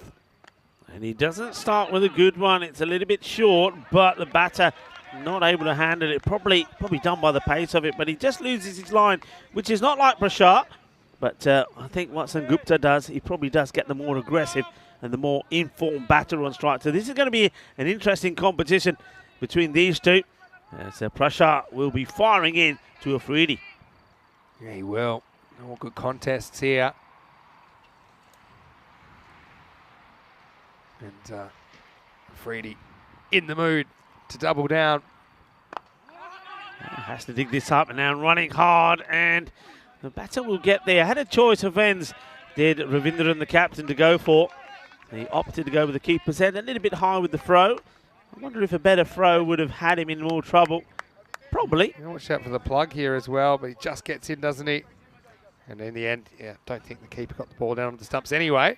A question about Mark Desfontaine. What's his background? I know he obviously qualifies to play for Hungary, and that's where he's living. And I know that I think comes from a South African background originally. I know that I've had some nice conversations with his father as well at the ECS in Hungary. Full delivery, take him on again. Oh, it's a bit of a wild throw, and very well backed up, because the keeper's not able to stop this. That was Ghani, and it needed backing up. That was well done there by Ali Pasrat. Wild throw, really. Considering Ravindra and how accurate he was earlier, this one's probably top of the pad high. I barely think this will be on the screen. Yeah, look at that. He loses to the left. And Ghani Abbas has knocked over the stumps a lot. He has, hasn't Rarely with the ball anywhere near him. But anyway, Riaz Afridi and Sengupta. This is a fighting rearguard action, isn't it? It ain't pretty, but it's been effective so far in turning things around. Prashar, good bowler though. Still 3 balls left to go for him. And a big grunt, but again he overpitches. I think he's trying to go for these Yorker far too often, Prashar, and he's overcooking it a few times. This time it gets worked away. 4 valuable runs. So they are on course to get to this 100. I think if they can get to 110 here, Vinny, this will really be a result. I'll be super happy considering how things were derailed. I want to say a quick hello to Wayne. He's watching from Australia. Hopefully you're well, Wayne. I'll shrug as well. To anyone I might have missed, it's always a great time to say hello in the YouTube chat. ECN European Cricket Network. One of the unique and special things about watching ECN is you can talk to us. We'll talk back. You're not hearing things. Afridi 19 off 7. He's a guy, I mean, he just seems to be in form with the bat. Compared to some of the top order guys, maybe you bat him a bit higher, 4 or 5. Oh, this has been hit hard. Humongous. Oh, and this one hits the catering 10 on the top. And then who's that sitting there that normally has their head blocked off? Everything is okay, says Sam Williams. Everything is fine. Well, you can see the runs on the board there. Well, I tell you what, forget 6, but give this 12. This is almighty hit. What a hit this is. That's the biggest 6 that we've seen. What a way to bring up the 100. Wow, I mean, he throws the kitchen sink at this and actually ends up on the kitchen roof. And that should come with a free meal. Wow. How about Afridi? He really gave it everything. He whipped that up. And luckily no one was hurt. And the most important thing is I think all the food is still intact. Watch out, kids. Riaz is batting. What a shot. Wow. Well, I tell you what, I did think he was trying too much in that area. Got to go short ball, I think. What do you reckon? And it is shorter, and it's missed out by the batter, Afridi. Prashar, you can see he was under pressure. He's not happy. Of course, he's not a happy chappy. No fast bowler likes to be whacked for a big 6 like that over point. That was huge. It was absolutely humongous. As we have a look at the bowling figures. That was crazy. I never got that one more time. Just have a look at this. Yeah. You know when you say you can phone your orders in? Well, this Grizzly is not phoning it in. It's telling it what it wants. Watch it. Oh, yeah. Right on the top. And who's that sat there? Was that MSP that nearly had his head knocked off? Yeah. Watch this again. Look, Sam actually was trying to save people, but even he couldn't get back up on the roof. what a shot from Afridi. Look how he generates that kind of power. You'd think you'd be safe there to a right-hander, but you'd be wrong. 100 for 7. Well, these are all kind of bonus runs compared to where they were now. Sengupta facing up last over. Yilmaz, who's probably been the bowler that has copped a bit for Hungary today. He's forced to bowl the last over. He has picked up 2 wickets this time around there, but his overs have gone in the first match they played against Austria, 18-18. In this one, 17. But he did pick up 2 wickets in the first. Well, it's a wide of the first. Full toss. And this could be a real bummer because, A, they take the single. That means they get the big hitting Afridi on strike. Now, if this is a no ball, he's going to have a free hit to his name. I know he's come out, but it's not really dipping that much. And when he hits it, I mean, I think there's doubt there. I think they've said it's just okay, dipping below. He gets lucky, you know, Vinny. Yeah, I think he does get lucky. It was borderline, I suppose.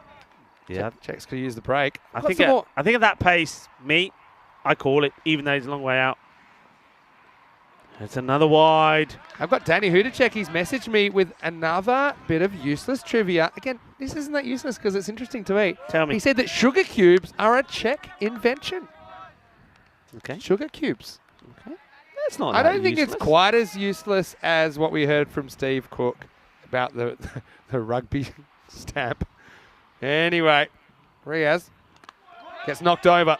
Yeah, well, okay. Well, Yilmaz, he may have been a bit expensive, but he's got a bit of swag about him here now, doesn't he, Ali Yilmaz? He's not interested in celebrating too much. He just knocks him over.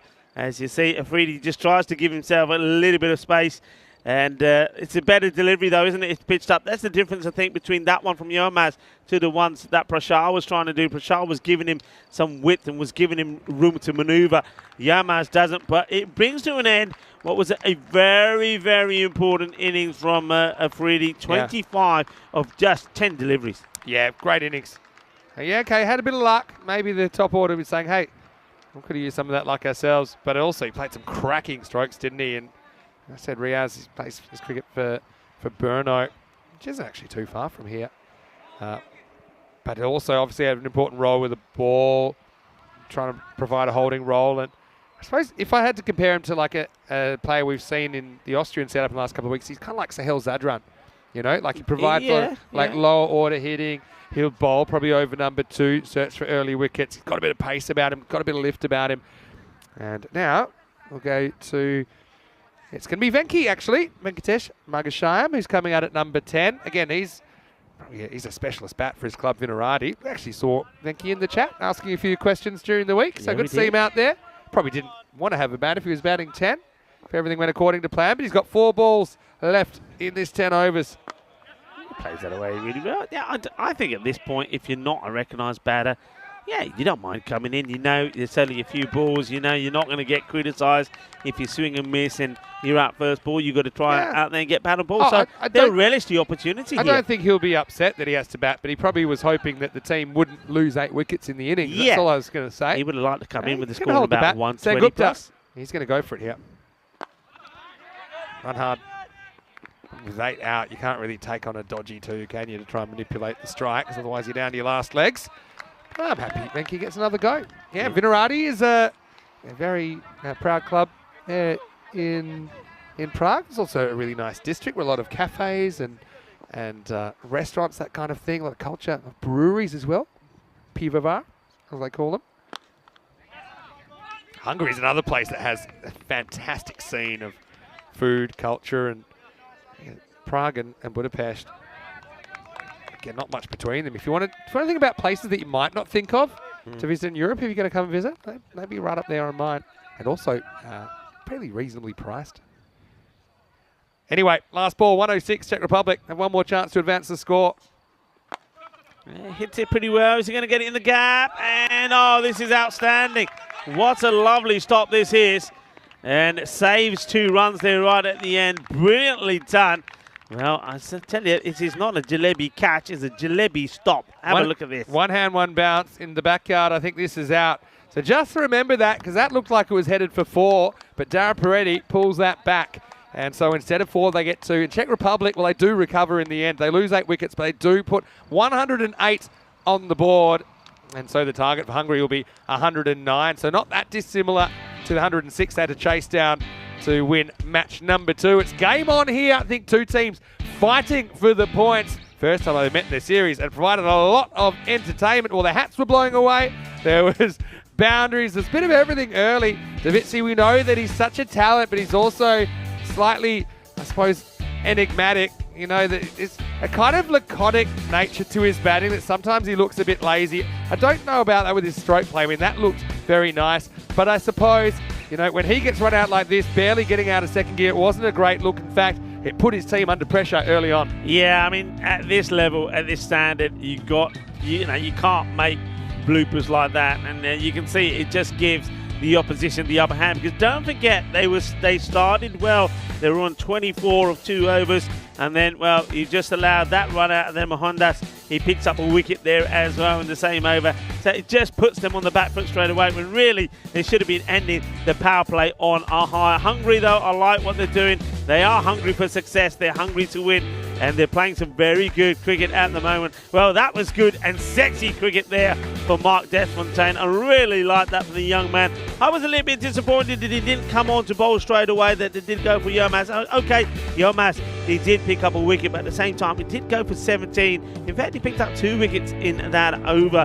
But yeah, I would have gone straight back to Mark Desfontaine. But at the same time, the captain has so many players that he can go to. Well, Mark Desfontaine did come on and have a second over, and so did Ali Yilmaz. And once again, though he was expensive, this time round he does pick up 3 wickets for 25, and you'll take that. And another man that will take things is the captain, who takes the catch for Yilmaz. And he was a happy chappy in the end, wasn't he? But there was some good hitting. You got to say, take nothing away from the batting of Rise Afridi. I think he batted really well, and he gave his team a score, didn't he? Hungary, they've managed to contain teams, haven't they? They kept Austria to just 105. And Czech Republic just a few more than that, 108. But this one could have been a wipeout, as Zishan came sliding in towards Mark Desfontaine. Fortunately, there were no incidents there. This was a really nice shot. He worked his way nicely, and I like the way that Afridi was not afraid to try and take on the bowlers. He was moving around in his crease, trying to put them off, and playing some nice shots. This one was humongous. Well, there you go. And that was ordering a little bit of Sri Lankan curry from the food hut, and smashes the top of the roof. And well, it was almost one that was right onto Mark Simpson Parker. Well, this one was right on the money. Chak de Fatte style. A good delivery. It was on the spot. And talking about good, that was sensational. An excellent stop from Tara Paredi. He already has really made a few highlights here today, and I'm liking what I'm seeing from him. He's bowling well, and he's also batted well, and no doubt we're likely to see them again in this one. So once again, a very good team performance, I would say, from Hungary in the field. And only, I think, Riaz Afridi there towards the end spoiled the party a little bit.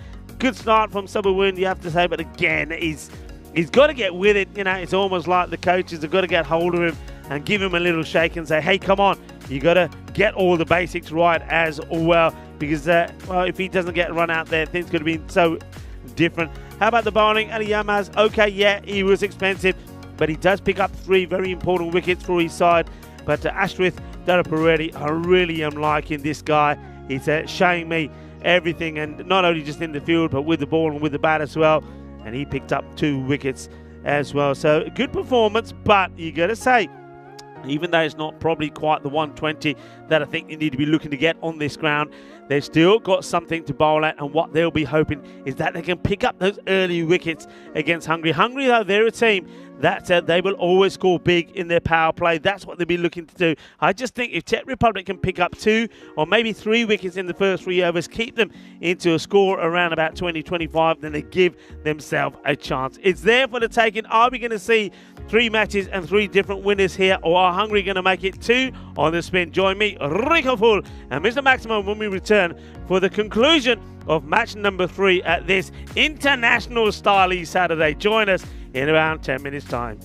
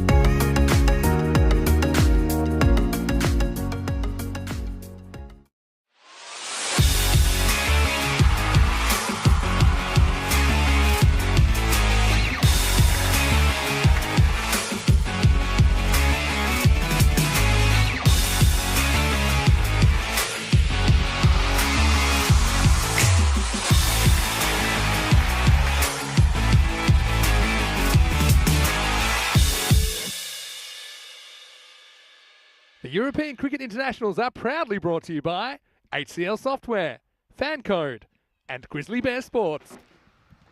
Hello cricket lovers, welcome back to the Sabun Cricket Ground in Lower Austria.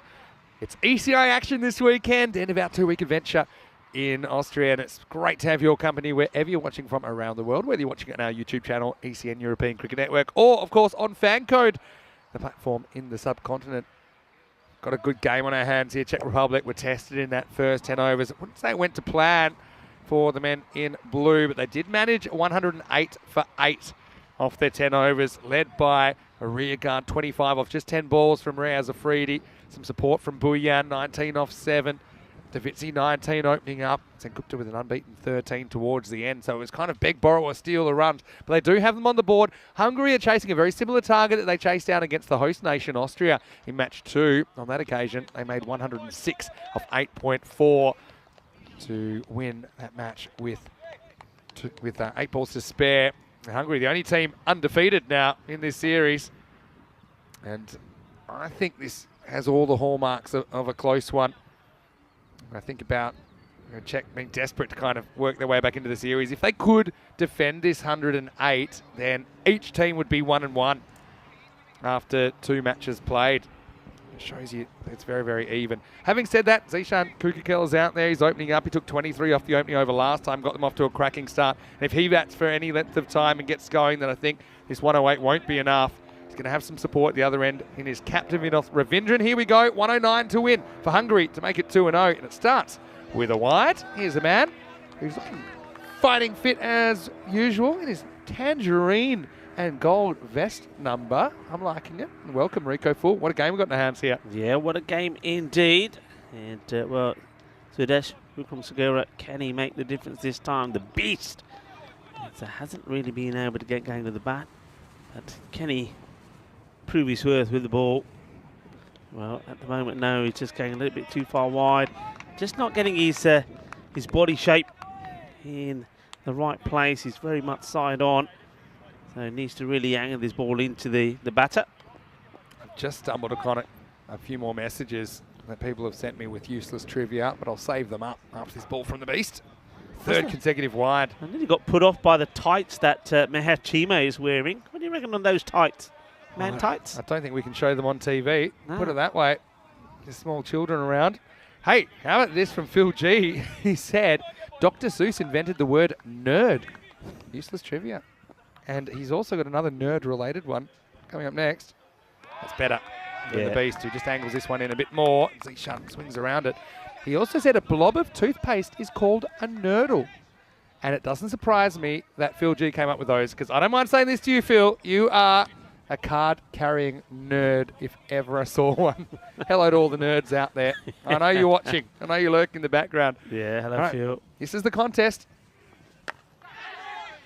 Just stops his shot here, doesn't he? And I think he wants to try and think about getting over the fielder who's in that close position.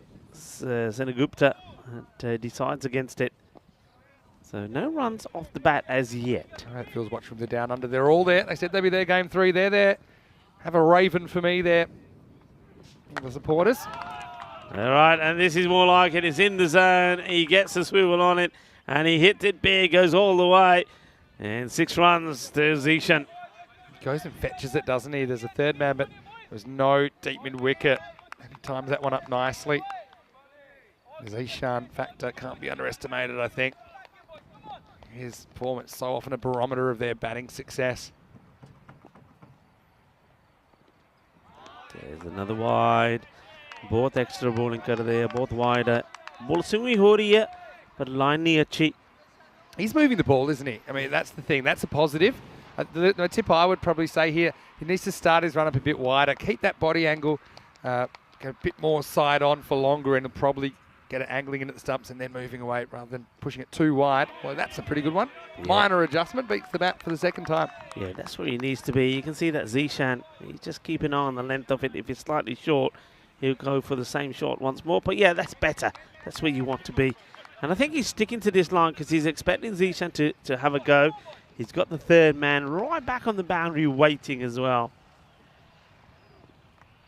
And okay, This is why he's there. And, oh, he gets put down. You can see that Sudesh has his hands on his head. This is what he's looking for. This is why he's there. I mean, he's very wide, so this guy's a lot finer. Yeah. But he gets 2 hands to it, does he? He does. You know, that's disappointing. I think that's Murali Vandrasi who's come into the side. He couldn't really organise a dive. He gets the false shot out of Zishan. He tries to go leg side. This time, it's a thin edge. It did pull the fielder a long way to his left, but just remember that because that was an opportunity to get the big man for just 6. Yeah, and, the plan was set, but, well, Vandrasi not able to take the catch. That's the better line, though, from Sudesh. Zishan gets a slice of luck, and he gets 4 as well. So they've had 10 off the bat and 4 wides in this first over. Spending a bit of time to just sort himself out. I think the captain will probably say, hey, umps, don't forget that. And you're looking at our time. And now he whips this away. Oh, no, they've dropped him again. Well, you're not going to do yourself any favours if you're going to drop Zishan Ukiel on 2 occasions. This one is so straightforward. I mean, the one before, right, the fielder has a lot of work to do. This one is there. It's easy. It's simple. Down it goes. That is just criminal, and that's a Tiagi puts it down. Yeah, it is Chagi. I mean, yeah, it comes quickly to him. End of the first over, 15 without loss. I suppose there's a few things there. You got the background of the car park. It's on the move. He's never really said his eyes are moving. Zishan gets lucky twice. 98 matches since we've had a golden ball. Believe it or not, this will be 99 after this, and assuming we don't get one. And then the next match will be the big 100. Not often we've brought up the 100 lately. We had a bit of a succession of golden balls. We had 5 in the ECN in Malta, which is just crazy timed. But this kind of series this weekend, it might be a golden ball in it. Not too much between these teams. What a start for Afridi. And he blasts through Zishan. It's 3rd time. Unlucky for the opener. 1, 2, 3. And Riaz having a great game here in match 3. Has the perfect start. Well, you really are getting lucky here because it's a great delivery. It's that Yorker length. I mean, Zishan is playing completely down the wrong line here. Well, what a good ball from Afridi. He got dropped on 6, remember. He got dropped on 10. But 3rd time unlucky it is for him. But what a delivery. What a ball from Afridi. I tell you what, if we had the heart rate monitors on Vandrasi and Chiagi, I think they've finally just gone back to normal because they both missed Zishan.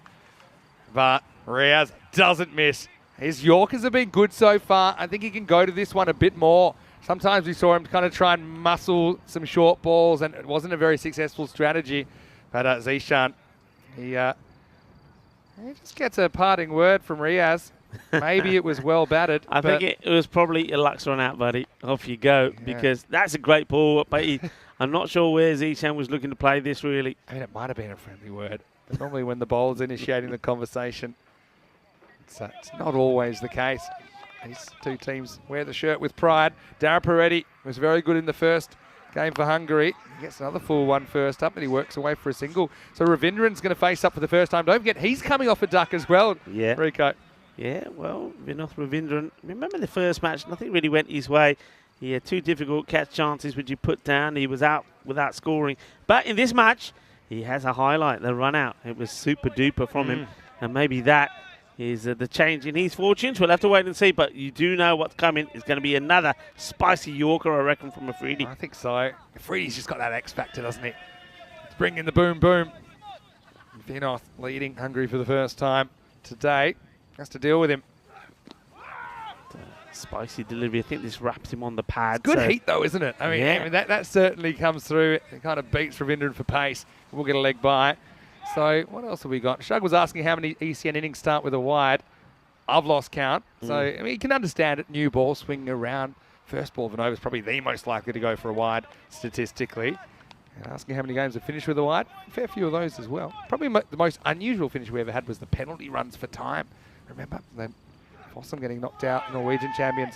This is going to pitch outside leg stump. They should just get 1 leg by, and they do. Yeah, Ravindran back. Freddie starts a bit of an appeal, but I think he starts withdrawing it straight away when he realises that ball is going way down leg side. It doesn't come back at all, As really. soon as it bounces, it can't be out, no matter what happens. I think it was missing the stumps anyway. Yeah. Partially knocked down by Paraskari behind the stumps.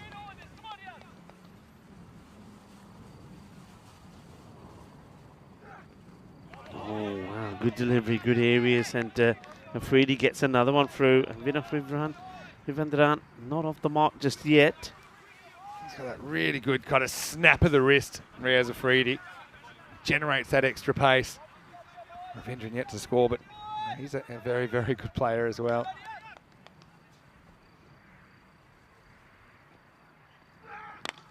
It was time he attacks the stumps, and well, Ravindran had to play at this, otherwise he would have been in all sorts of trouble. What a good over that is. 15 we know came off the first.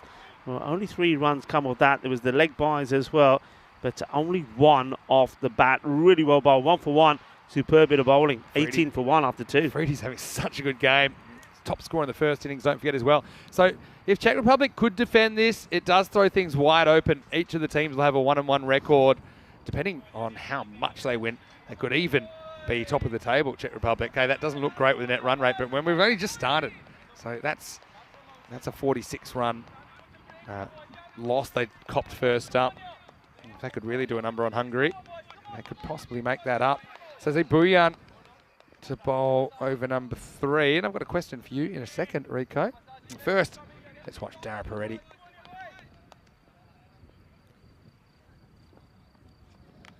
Edge, and Buyan is going to get unlucky, isn't he? Because Dara Peretti gets all the luck as he swings at this. But nobody there in that zone, so I suppose you throw your bat at it. You be assertive, be confident, and luck, they say, fortune's the brave. Yeah, I suppose so. So yeah, the luck factor is so important. My question to you is, okay, Riaz Afridi's got 1 for 1 off his first over. Do you bowl him out in the 4th, or do you hold him back? You bowl him. Does it matter what happens in this over? You bowl him. Does the same again. He could win you the match. If you hold him back, who knows? And, well, we know about this one. This goes all the way. Manos arriba from the arbitro. And Ashrith Dara Peretti continues to show the fine form he started in this international series. Yeah, what a shot. That never got too high off the ground either. Let's have a look at it. Kind of goes with the angle. He's got enough width to free his arms. And yeah, it's good power play batting. Yeah, see, I think that sometimes people forget that this is T10. You get 2 overs, you get 12 balls. And it's not like where you can bowl, you know, the old-fashioned game. You bowl 5 overs, hold back 4 or whatever. It doesn't work that way. And if you've got a bowler who's on song, you stay with him. This is high up in the air. It'll be a crazy catch if you can get there. You can't. It gets over him. And they're going to come back and take 2. Well, this is so high, Arun almost has time to stop and ask for directions. If someone tells him to turn left. It's the kind of ball, I mean, it's blowing away from him. If he judged the line of it perfectly, then maybe he could have got a hand on it. Probably more likely would have pushed it across the boundary rather than caught it, though. This one gets played, and, well, it's probably a slow motion dive to try and stop this one. And he can't get there. The ball gets through him. And once it gets past you, with the weather heating up all the time, this is going to rock it to the boundary. It's 4 runs. Good shot, isn't it? It's just a push. Unfortunately, Venki with a bit of the Sydney Harbour Bridge about that one. He did get down, did the right thing, but he couldn't make the stop. Buyan's ended up going for 16. He's not finished yet either. So I think, yeah, you have to bring Afridi back now. Probably would have anyway. Mishit, but he gets enough of it to go over the infield. So making the most of the power play. Yeah, you got to say, because I think perhaps outside the power play, this possibly could have gone to hand. Yeah, power play batting, though. You know, he targets an area where there's no outfielder. Gets just enough. By no means was it very cleanly hit. And Dara Peretti making hay in the power play. He's 21 off 7. Last ball of the 3rd coming up. It's a wide, so 21 off the overs, goes magical. It's the last thing that you wanted after that very good over from Afridi. So it's more issues here for the Czech Republic. Yeah, and just more on that. I think when you got a bowler that is bowling a very good line, I think, you know, he's only got 6 more balls to bowl. You let him bowl them. Let's see if he can get a few more wickets for you. This is guided away. We'll take a single. The over from Buyan comes to an end. It goes for 22. So another very good power play, you'd have to say, for Hungary. 40 for 1 after 3. So yeah, you've got to go back for a 3D for me and just say, right, you bowled a great over, you're in form, you got it right. Maybe you get a couple more of those juicy Yorkers going, knock out 2 more batters, and then just like that, we're in the game again. Credit to Czech Republic. Just have a look at that second half they put together. They were 45 off the first half. They get 63 off the second half, despite losing wickets along the way. A lot of credit to Riaz Afridi and Sengupta for kind of just nursing them to that total. Whether it's enough or not, I'm not so sure. Great chats coming in as well. Nick Devonshire saying that Hedy Lamarr, an Austrian-born actress, helped communications in World War II. Some of her inventions eventually led to Wi-Fi and Bluetooth being made. Well, very good. And Wi-Fi, it's great when it works, isn't it? Also, I want to say hello to Shohas Farhad. Missing you here, Shohas, because he was playing for the Czech Republic recently as well. I'm sure we'll see him in the ECS in Prague. Michael saying about the question of the origin of Marc Desfontaine's name. He thinks it's a Huguenot name from France. They were French Protestants fleeing persecution in the 16th century. Loving the history lesson as well. And hello, John Gray, as well. Keep the discussion going. ECN European Cricket Network. Okay, they need to turn things around, and they do make a change. They're going to go to spin. Venkatesh Magashayam coming on in over number 4. This ball is wide, but gets a single. Yeah, I mean, well, what do I know? I certainly would have gone back to a 3D. I think he gets a good over in here. At least they've gets you back in the game. They've gone for something completely different, though. They're basically trying to change the pace. Ravindran, it's hardly had to face the ball so far, and he's yet to score. But Hungary looking fairly healthy. It's be a dream start if they could go 2-0 here. So Magashayam is the bowler. He goes across the line, and once again, still no run here for the captain, Ravindran. I suppose the beauty for him at the moment is that he's got something like Dada Peretti, who's going really well. So he's not really in any match pressure. This time he's just tossed up there for him, and he will score his first runs in this series as he gets off the mark with that single. He'll be so happy to see that number 1 against his name now, Ravindran. Yeah, but these two, they're teammates at UCB, or United Chalad Budapest. And like I say, had some very productive partnerships in the domestic game. Giving the chance to do it for Hungary here. Slightly shorter. Batter just rocks back and is quite happy just to play this out onto the offside. Take another single. Yeah, so kind of getting Hungary pegged back to the rate with a decent comeback. This has been a good over from Magashayam. Gamble paying off at the moment, but still 2 balls to go in this 4th over. This one, ooh, the umpire. I actually think it's a good call. I mean, his arms half went and then he thought about it. He's got to try and work out where it is when it passes the crease. I feel like that just snuck inside at that point. Fair enough. Luckily, it's too quick for us to have a second look, so we'll give him the benefit. And then he stops his shot here, looks to go down the ground, and then afterwards thinks, nah, I don't need to do it, and he just plays it for single. So I suppose Magashayam, he does get a good over in there, only goes for 4, so you'll take that at this point. I suppose the captain's thinking, I need to try and get another over or 2 in here from probably my less sort of recognised bowler, so that's a good one to get out the way. It's a really handy one from Venkatesh Magashayam. Only 4 off the over, and it's 44 for 1 off 4. Having a look at the Worms dancing. I think you find Hungary pretty much sitting on the red line here, going 11 and over. So they're kind of where they need to be. The wicket of Zishan, super important early, we know that. This is a partnership you need to break, though. In the balance is how I'd call it after 4 overs. In the balance, but of course, Hungary have the advantage of wickets in hand. Yeah. And Ravindran, he's only just got going as well. We know what a classy batter he is.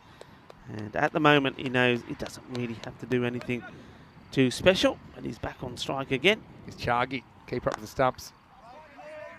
I want to say hello to Shobit Bhatia, who plays for Vinarati. He's cheering on his club teammate, Magashayam, saying, let's go, Venki. And the 4 flame emojis. Oh, only 4 runs off that over. Very good start. So now I suppose the gamble to change the pace has worked, and you've still got a freebie in your back pocket to bowl a second over.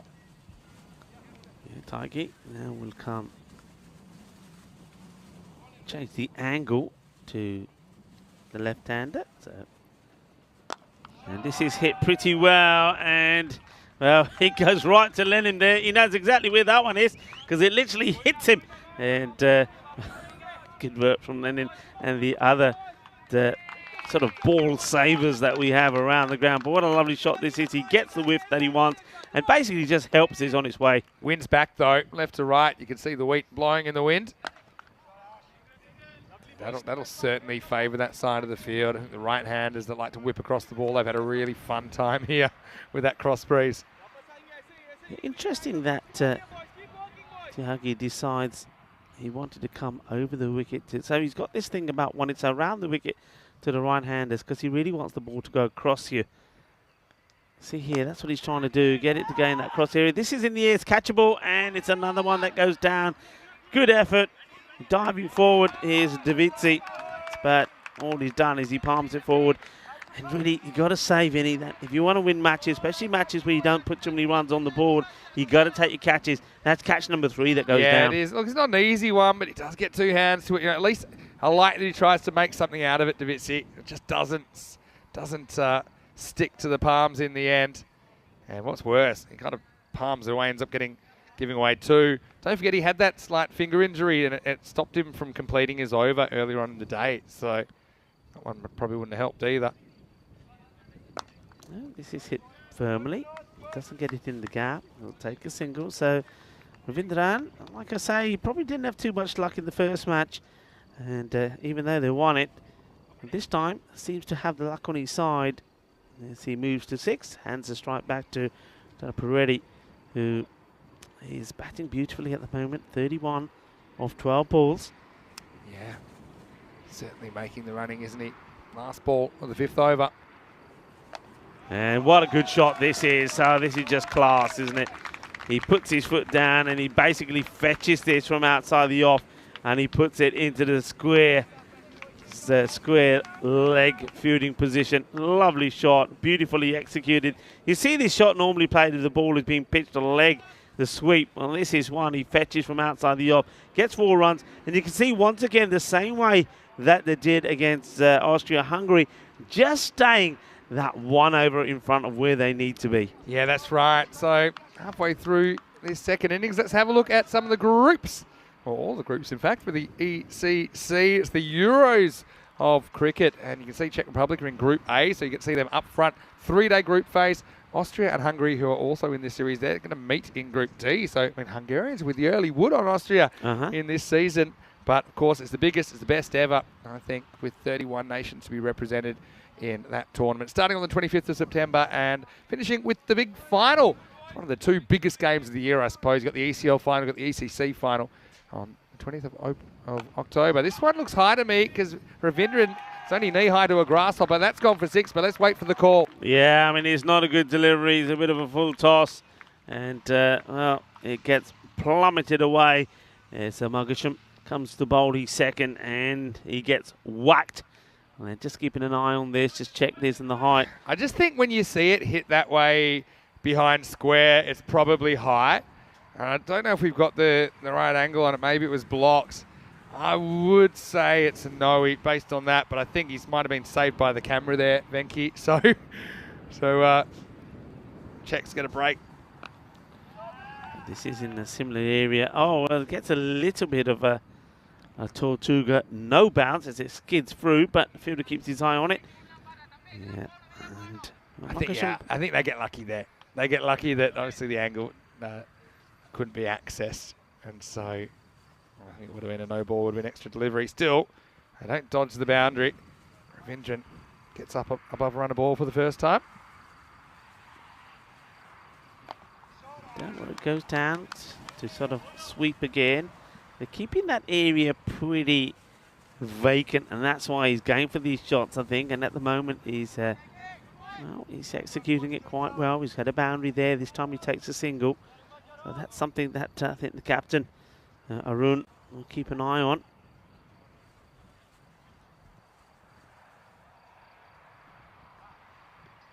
Quicker delivery, and Bale's getting knocked off. I think he just sneaks this inside again. He's done this a couple of times. Yeah, about apart from the one that got away, I mean, Venky's been a very useful holding option. Yeah, just keeping on the gloves there. I think he just manages not to go too forward on its side on, but it was pretty close, but I think he's okay. Yeah, that's obviously something to be conscious of. He's a pretty experienced campaigner, Askari. 2 balls left in this 6th over. Just nicely played away. So you can see the captain, Ravindran, just playing a nice, sensible role at the moment. Doesn't really want to go for any big hits. So at the end of the over coming up here, just get the feeling that they've always managed to get a boundary at the end of the over, which keeps them ahead of the game. Can they do the same here? Nobody back on the leg side. Might be eyeing it off here. He won't be able to do it to that ball. Just hit to Ashokan, who's another spin option if required. And Hungary just kind of being pegged back a little bit. 68 for 1 off 6. And this is a huge game in the kind of flow of this series, isn't it? Because such a big difference if you go 0-2 in your first 2 games. Yeah. Compared to being 1-1. We know the Czechs haven't really clicked yet. I think they'd be the first to admit that. But if they could still get away with a 1-1 start with 4 matches still to play, then things will be wide open here. Yeah, I'm with you there. I mean, that one there, that last ball, I was saying that we wanted to try and keep it to just a single or a dot. Well, they do that. So I think that's a win-win for them. And this is now, I think, becomes an important over. I think Afridi coming back. Yeah. They have gone for Afridi. I suppose better use him sooner rather than later. Yeah, I like Maybe it. they can sneak ahead in the game. Ravindran run a ball 14. Darapreti's the guy who has been hitting him better. He seemed to have the ball on a string. That's Riaz. He'll be bringing the heat here. Over number 7. It's a big one.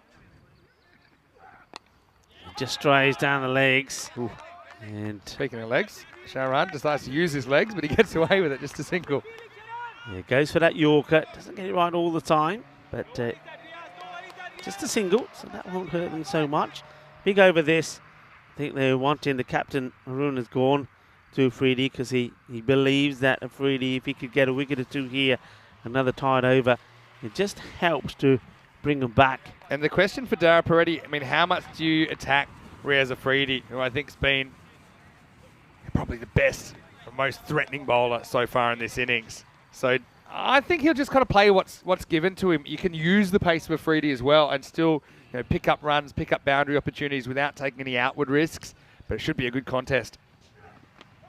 Well, it goes across, but I think this probably pitches outside the line of the leg stick. And secondly, I think it's probably going to go on to go over the wicket. As soon as it bounces, can't be out, even though I reckon this ball's going to hit the stumps.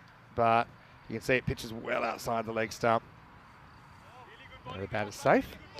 Not everyone agrees with that rule anymore. They're saying that's a weird rule. Why is it that way? And it's that classic response that my teachers and sometimes my parents used to say to me, because it just is. I suppose it discourages defensive bowling at the batter. And he's tried this out sometimes. He didn't really get away with it against Austria, but to dig in the short ball. And went upstairs. Ravindran couldn't quite catch up with it.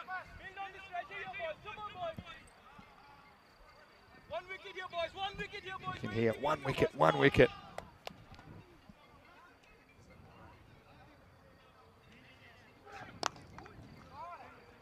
Okay, going to be close. And oh, well, he says to the keeper, hey, you're too slow. You should be there already. I don't mind that. It was a low chance to run him out anyway. And there was no one backing up, so he didn't want to risk overthrows. I suppose everyone's important.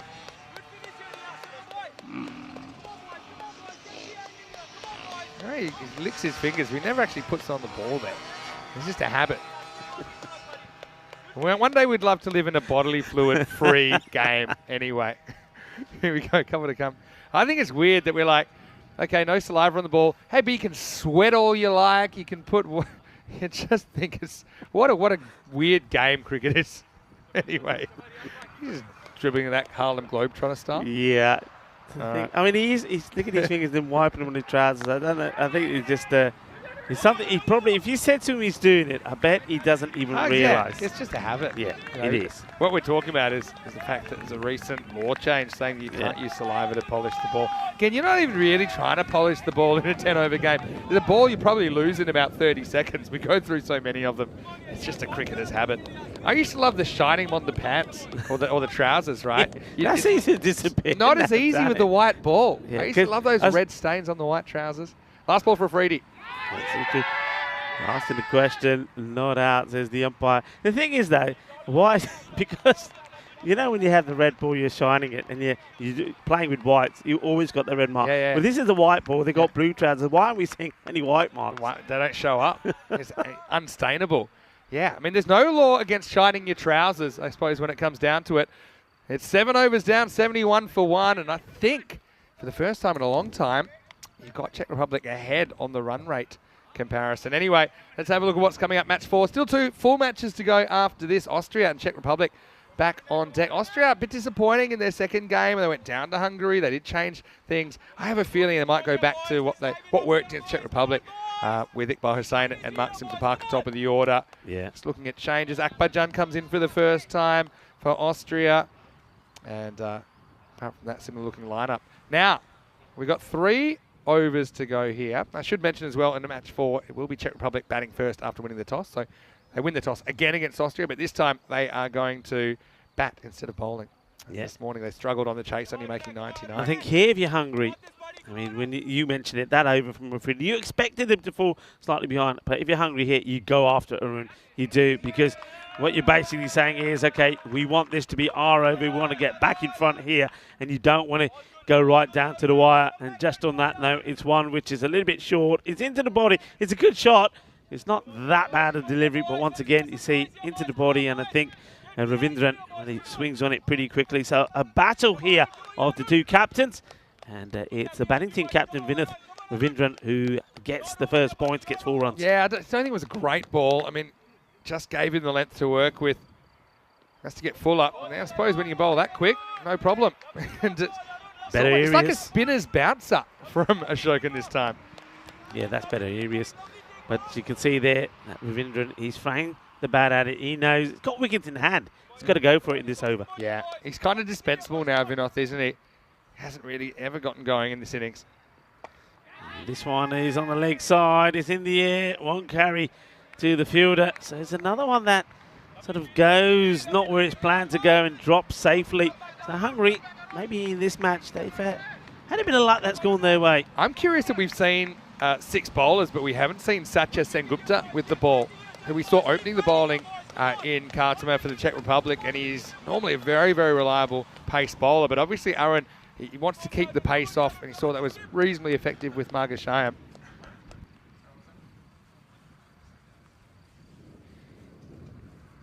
So, Dara Peretti, he is going at the pace required and more. 36 off 18. Oh, shots. Oh, yeah. Well, we all like to see a little bit of sexy cricket. And Dara Peretti, well, he's ready for some sexy cricket. What a good shot this is. But this is all about anticipating where he knows the ball is going to be. And he says, yeah, thank you very much. It's I love it when a plan comes together, he says. And it's always easier to play this with a bit of pace on the ball, so you're not having to actually swing that hard. That's a very, very skillful bit of batting from Ashraf. It's on 40. So now this one, no pace on it at all. Gets worked away to the man that squares the field. So Ashokan was going for 10 in this over. If this isn't a boundary, I feel this over's kind of a draw. You know, because they need, well, now it's almost 13 and over. They can get away with 11, even though it's not outstanding for the Czech Republic, but it kind of keeps them with their noses ahead. You could argue maybe it's a coin flip at this stage. Oh, well, it's a dot, so yeah, you'd have to say, Vinny, it's a win-win from Arun. Let's just keep an eye on this. I think actually they're going to retire out Ravindran here. Yeah, they're going to make a strategic change. We don't see that this that often. But Ravindran's going to be retired out for 21, and they're going to get Abhitesh Prashant to the crease. I got to say, you know, it's the right call. There's nothing against Ravindran, who he's tried to get something going, but they've decided, you know, we need to get something different out there. We've got all these wickets in hand. We think there's someone better suited to this situation. The wicket doesn't hurt them too much. It'll be 81 for 2 then as Prashar comes to the crease. He won't be facing up, though, for the start of the 9th over. Yeah, well, I mean, you say they feel, I mean, he's the captain and he knows himself, 21 of 21. You're getting to this point where you're needing what? You needed 28 runs in 12 balls at the rate of 14. You've got somebody like Prashar there who we know is an exceptional hitter of the ball. Yeah, you don't want to lose the match because you don't make this change here and now. So I like the move. Yeah. And, yeah, he is the captain. I will say that might have been a bit of a committee decision. I'd say he was pushed more than he walked, but I think it's the right call. So now you've got 2 lefties at the crease. You got the biggest over of the game so far. It's the Beast coming back in the 9th. We've got a game on our hands here in match 3. Well, he sort of jumps over this. This might go all the way to the boundary. It does. Oh, dear. It's one of those where you think you just got to get something on it, the Beast. Well, the Beast, he doesn't quite fancy it. He jumps over it. He doesn't want it to hit his legs. He relies on it going in his hands, and as a result of that, it's 4 runs. Yeah, but he never thought it was going to be 4 if it went through him. Looked like it'd just be 1, but Daraparetti just hit it just too well. I mean, hasn't he had a very, very good day so far? He hurdles it, but he had no cover behind him. Yeah, I think he knows, though. That's Sudesh. He should have done better with that one. He gets through with the dot here. You can see that Daraparetti. It's on 45. You see, now you're looking at the score, and mentally you can visualize it. Mentally, you know what you're needing. So he's just feeling, okay, I just need to get a couple of good shots in here and to get my team to victory. This is a huge 10 balls for the Czech Republic in particular, who are without a win in this series. They don't want to go to 2 losses. Daraparetti in reach of a 50. Oh, well, it's just another one that will, no, this time they do make a slight adjustment in the field. But, well, I don't know how far this is away from him. Let's have a look. I don't think it's a finger on this, you know. Close, maybe a fingernail. But, yeah, now we'll see Prashar, and they've hand-picked him for this situation. I can understand why. He's a very, very good striker of the ball. Of course, he hasn't had a chance to have a look at one yet. He's got to deal with the Beast, and over and a half left. High up in the air is catchable, and this time it is taken. A good catch taken by Afridi. Well, Afridi seems to be everywhere. They've had chances in this match. They have put down 3 catches. I mean, Cookie Hill was dropped on 6 and 10, though he did go for 11. And Ravindran, though he scored a runner ball 21, he was dropped when he was on 3. But this time, no mistakes from Afridi. And that, well, the most important thing there is another dot. And unfortunately for Prashar, it's a golden duck as well. Yeah, it's disappointing for Prashar, who just doesn't quite get it in the middle of the bat. But I think the shot was on. He had the length to work with. Maybe just, I suppose, slightly beaten for pace. And I mean slightly. It's pretty well held as well. And, yeah, like you say, more importantly, it's a dot ball. Afridi hustles in off the fence to take the catch. And you might say, okay, well, that's backfired, retiring out Ravindran. But I still think, you know, they've got more and more hitters to come, so they're not running out of batters. Yeah. It's just someone else getting opportunity. This is his Safi coming out at 5, 86 for 3. Yeah, well, we know what Safi can do. He showed us already.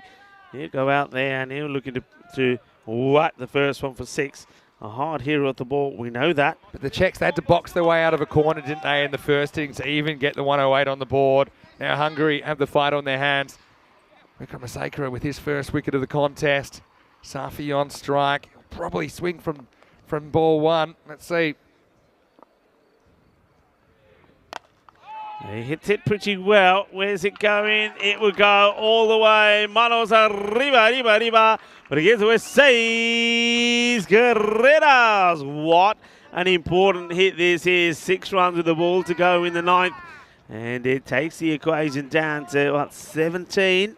Probably not. It's not the worst ball, but again, giving him length to work with. You know, I think Sudesh needs to kind of jam one right up there. Last ball of the 9th. And, well, this time he does let it hit him. He's been under attack as 3 out of the 6 balls have put him in physical danger. Anyway, Safi will face up.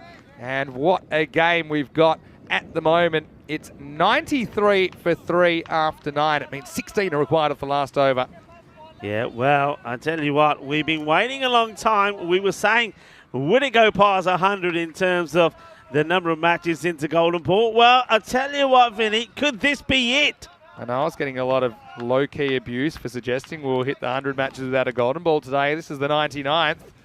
And if we do get a golden ball, it's because the scores are tied. The batting team will get one more delivery. And they need 2 or more to win. If they don't get it, they don't win. Simple as that. So who gets the last over? They got options, right? They could go back to Ashokan if they wanted. They go back to Sazib Bhuyan here. He went for 22 in his only over. Yeah. Again, I wonder if there's something wrong with Satya Sen Gupta. It's the only over that has gone over 16. It's the only over that's gone over 16. They need 16. This is a real gamble. I don't know. This is a real gamble. Ashokan only went for 10 in the 8th. And he doesn't back himself to come back. He goes to Sazib, who is a very good bowler in his own right. 16 to win for the Hungarians in the last over. Gone edge. And the first one will be a dot. The wicket is good. The dot is more important. Oh, well, what a game we got on here. Really do. You've got to say checks are ahead at this stage. They have a new batter coming out. As Sazib just draws the batter wide. It's a pretty well located delivery. So Safi does get a 6 for his trouble, but he has to go soon after. He goes 6-1 out. Makes it 16 off 5 with a new batter to face. Yeah, well, Bhuyan, it is a brave move. I mean, you're needing 16. The only bowler that's gone for 16 or more in the over is the man who comes to bowl the last over. But he gets a wicket. It could have gone anywhere. This one could have hit the edge. It could have flown to the boundary. Yeah, the checks will feel maybe they've had the wrong end of the luck stick today. And yeah, you're right, that could have easily just flown away for 4. And it didn't. That's the key. Yeah, still think it's a big gamble to bring Bhuyan back, but it pays dividends straight away. New over, change of luck for Sazib. And this brings Abbas Ghani to the crease. So, yeah, big moment. And look, Dara Pareddi's just been stuck at the wrong end for a while, hasn't he? You called it. He certainly has. And he's there in his 40s, 46. He wants to get to the strike zone. I mean, maybe that's the play here to say, look, whatever happened, just try and get him on strike. Will they try it? Well, it gets hit pretty well. It won't go to the boundary to do just that. So, with the equation now, we've got 4 balls to come. 15 runs are required. And at least now they've got a man on strike. 46, not out of 23. They can do this. What a game. 15 off 4. You need 2 boundaries, I think, at least. Yeah. And there's only 4 balls left. The other thing is, do you now push for a slightly dodgy 2 to get Dara Pareddi back on strike? You would have to, I think. Checks in the box seat. Ashrith is going to have to do something special to get his team over the line from here. For me, you want to, I mean, he's been so good in the shorter delivery. We've seen him do the reverse Malachi. He's good in that front. So I think you've got to just get the ball right up there. Can they get the Yorker length ball Hit in? the crease. Yeah. Middle stump, you know. Make him Don't drive. give him length to work with. He's probably maybe going to target forward square leg. He's been really good kind of sweeping across any length balls. 15 off 4. Oh, that's a wide. Oh, dear, oh, dear, oh, dear. Look, you can probably afford to give away a wide or 2 in the hope of sneaking a dot in. I mean, if you can sneak one in that line, it's a very different ball game. You're looking at 15 off 3. So I can understand that. He might even try that again. They got the 3rd man back, so even if he gets bat on that, it's probably not going for 4. Yeah, they're moving a lot of fielders around here. I mean, bearing in mind that was a wide ball. Same plan here, I think, because they put the deep point back. They're saying, okay, Sazib, try it again. Don't miss. Oh, gets a hand to this, you know. Gets a hand. He gets sent back. Oh, They don't take the single. Big call, but I mean, yeah, I suppose. I mean, what he does well there, he takes a bit of sting off it, because we don't know what would have happened had he not got a finger on it. You can see Abbas Ghani keen for it, but Dara Pareddi right now on 46. He's got the weight of Hungary on his shoulders. 14 off 3. Huge delivery this. You've got to take the 1 this time, because you're not going to be able to win it if you don't. Needs a boundary badly. Hits it well, and I think this will go all the way. Will it? No. It gets caught. Well, this is right where we're camouflaged. I'm thinking he's going all the way, but the catch has been taken, and what a good catch it is. And, well, they're picking him up. Can that Ada? And that is Tomar that takes the catch. Well, all the pressure on the fielder. Is it going over? Is it? Look at this for a catch. Oh, that is a great catch. No wonder I'm thinking he's going for 6, because I'm looking where the other fielder's running. What a catch this is. That is a match-winning catch. Oh, it looks like it is, because now as long as they're 2 legal deliveries, then they're going to get up here. What a turn of events. Like I said, the Czechs had to punch their way out of a corner in the first innings. What a good innings from Dara Pareddi, though, 46 off 25. Doesn't look like it'll be enough. Well, there's backing up and there's backing up. Margashayam does his best work from about 5 rows deep. And then it's one of the all-time great headlocks as the tank has arrived. I'm not sure who he's on the field for. It might be Davitsi, who's gone off with that recurring finger injury.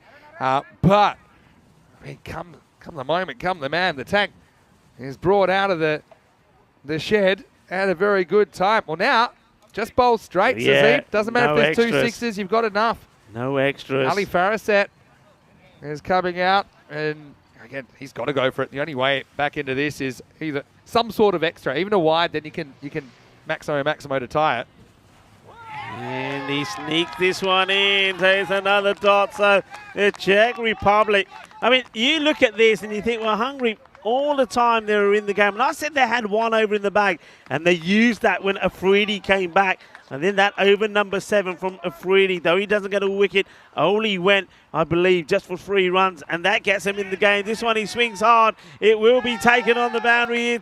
Or is he going over it? No, he signals 6. But it doesn't matter. It goes for 6. But the win is there for the Czech Republic. So in this European Cricket Series in Austria, all the 3 national sides have won a match. Austria won the first, Hungary winning the second, and now the Czech Republic winning the third. Crazy stuff. It's 1-1, and we're far from done here in Austria. What a start to this series. Everyone beating each other. So come the second round, everyone kind of even Stevens on 2 points. Got to say, it's a real gutsy performance from the Czech Republic, who maybe have lacked a little bit at the start of this tournament. They looked a bit, well, let's just say, lackluster against Austria earlier on. Couldn't quite get the breakthrough. But I've liked their energy. You know, it just, things haven't been clicking for them. I still think they didn't click with the bat. Afridi batted them out of a hole and got them to that 108. And they would defend kind of for their tournament lives, you feel, as well. And it comes off. This is what's coming up then. Austria against the Czech Republic. Czech Republic now 1-1 if you include that win right there. So everyone on an even basis at the moment. This is wide open. So news from the toss, Czech Republic winning the toss, batting first. The scary thing is there, at Czech Republic, their batting hasn't clicked yet. If they can win games like that, imagine if their batting does fire, and they will be batting first. You're absolutely right. Well, somehow they really managed to muscle a win out of that match. They didn't really look in it, but yeah, looking forward to that one. But for me, I mean, Riaz Afridi, quite easily the player of the match. Yeah, quite easily. It's a breakout performance for Riaz. Like I said, Abdullah Akbarjan comes in, the left armour and left-hander for Austria. Let's see what they do with their batting. Although they are chasing this time, I have a feeling they might go back to the combination that worked against the Czechs earlier on today. It makes sense because they've already had success against those bowlers. Let's go back and have a look at the chase, or the attempted chase by Hungary. It did start with 3 wides, then Zishan knocked it away for 6. Well, we thought it was a case of missed opportunities that could cost the Czechs, because that was the first one. Vandrasi to his left couldn't quite hold on. Ball spills across the boundary. Very next ball, Chagi puts this one down. And Zishan, not a man you want to drop in, especially not twice, but thrice. The third time, lucky. Riaz Afridi came on. He was spot on target first ball. That was a big moment in the chase. Well, Afridi says, well, if you're not going to catch him, I'm just going to knock the stumps over. And then he just has a little word with Zishan as he departs. But he really did bowl well, Afridi. He had a very good game. Don't forget, I mean, when he came back to bowl his second over, only gave just 3 runs away. And that really, for me, is where the match changed as well. They just did the right things right at the right time. And that's, having said that, they didn't really have the rub of the green all the time either. So they really had to put in a gutsy performance to win this one. It was a talismanic kind of fighting effort, wasn't it? I mean, these guys are really proud to wear the shirt. I mean, both teams are involved here. I mean, Davitsi, I think that's where he kind of probably hurts his hand again, and we saw him off the field late in the piece. But it was a frustrating knock, I suppose, for Ravindra. It never gets better than a run a ball. In the end, they pulled him strategically with a couple of overs to go. This was a rare chance for him to swing his arms away and get 4. Ashokan came on, bowled a pretty handy over, just 10 went off it. Dara Peretti, though, great effort in a losing cause, just didn't have enough support to the other end. That was the strategic retirement of Ravindran for 21. Dara Peretti tried to get them across the line, taking on the beast in the 9th. Prashant didn't come off, he went first ball. I suppose doesn't waste too many either. Brought Safi to the crease. Riaz Afridi did it all, didn't he? I mean, his overs were super important. They brought him back just at the right time. Also think there were some good overs in the middle. Margashayam only went for 4 in the 4th, just slowed things down. Safi nicked off in the last. It was just a weight and a burden that was too much for Ashraf in the end. Even though we thought this one was leaving the building, And so did Venki, I think. But it was a brilliant catch. The tank subbed on, and it was super sub catch from Britic. And they knew then all they had to do was keep the ball straight, and they would defend this 108. Yeah, well, it's not often you see the tank being lifted off the ground. Well, they do there, because that was a magical moment. And this one was almost a magical one. And I like the way that he's about to celebrate. Think, actually, I've stepped over the line. And I can say that because even though I'm giving you a 6, we still win the match. Well, what a good win that was, 108 to 101. So the Czech Republic have registered their first victory as well, as we have a look at the scorecard. Yeah, well, I mean, the disappointment, I suppose, is Ravinder, and he doesn't really click. He is a very attacking player, and when he's on, he's really on. But everyone has these kind of innings. I mean, Moment for Austria had a similar one in the previous game. Dara Peretti, though, 46 off 25. He's looked really at home in the international format here, batting 3, bowling his left arm spin as well. Riaz Afridi, 2 overs, 1 for 3. How about them for some figures? Margashayan, pretty good as well, and he going for 13. Got to say, shout out though to Sazib Bhuyan. Remember, his first over went for 22. They had options, didn't they? They could have gone back to Ashokan, could have gone to Chagi, could have gone to Sengupta even. They went to Bhuyan. Look, only 8 come off that last over. He had 16 to play with. Remember, 6 of those came off a ball that was caught where the fielder stepped on the line. So he did hold his nerve.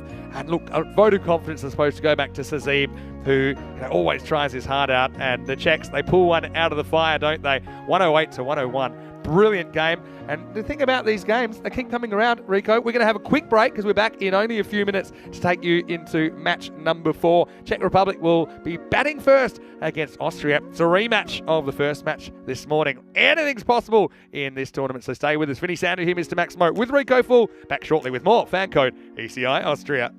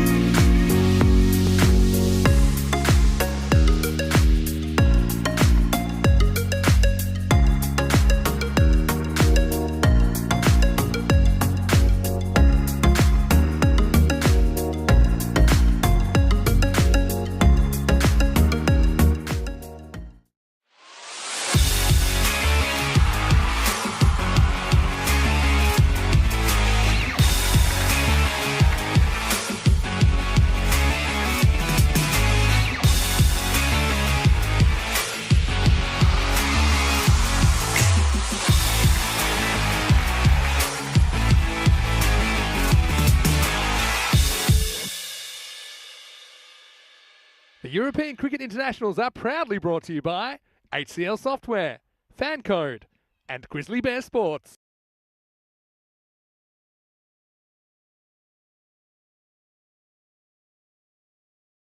Hello and welcome back to ECN. Time for the fourth match of the day. So much entertainment already. Still 2 full matches to come. So now we're into the rematches. Everyone's played each other. So the second round begins and we're going to have a rematch of match 1 here in match 4. It will be Austria taking on the Czech Republic again. And we know earlier on it was the Austrians that won this clash. But I mean, both teams having their ups and downs so far. Let's see what happens at the coin toss. Tyrone Peters has the 2 captains.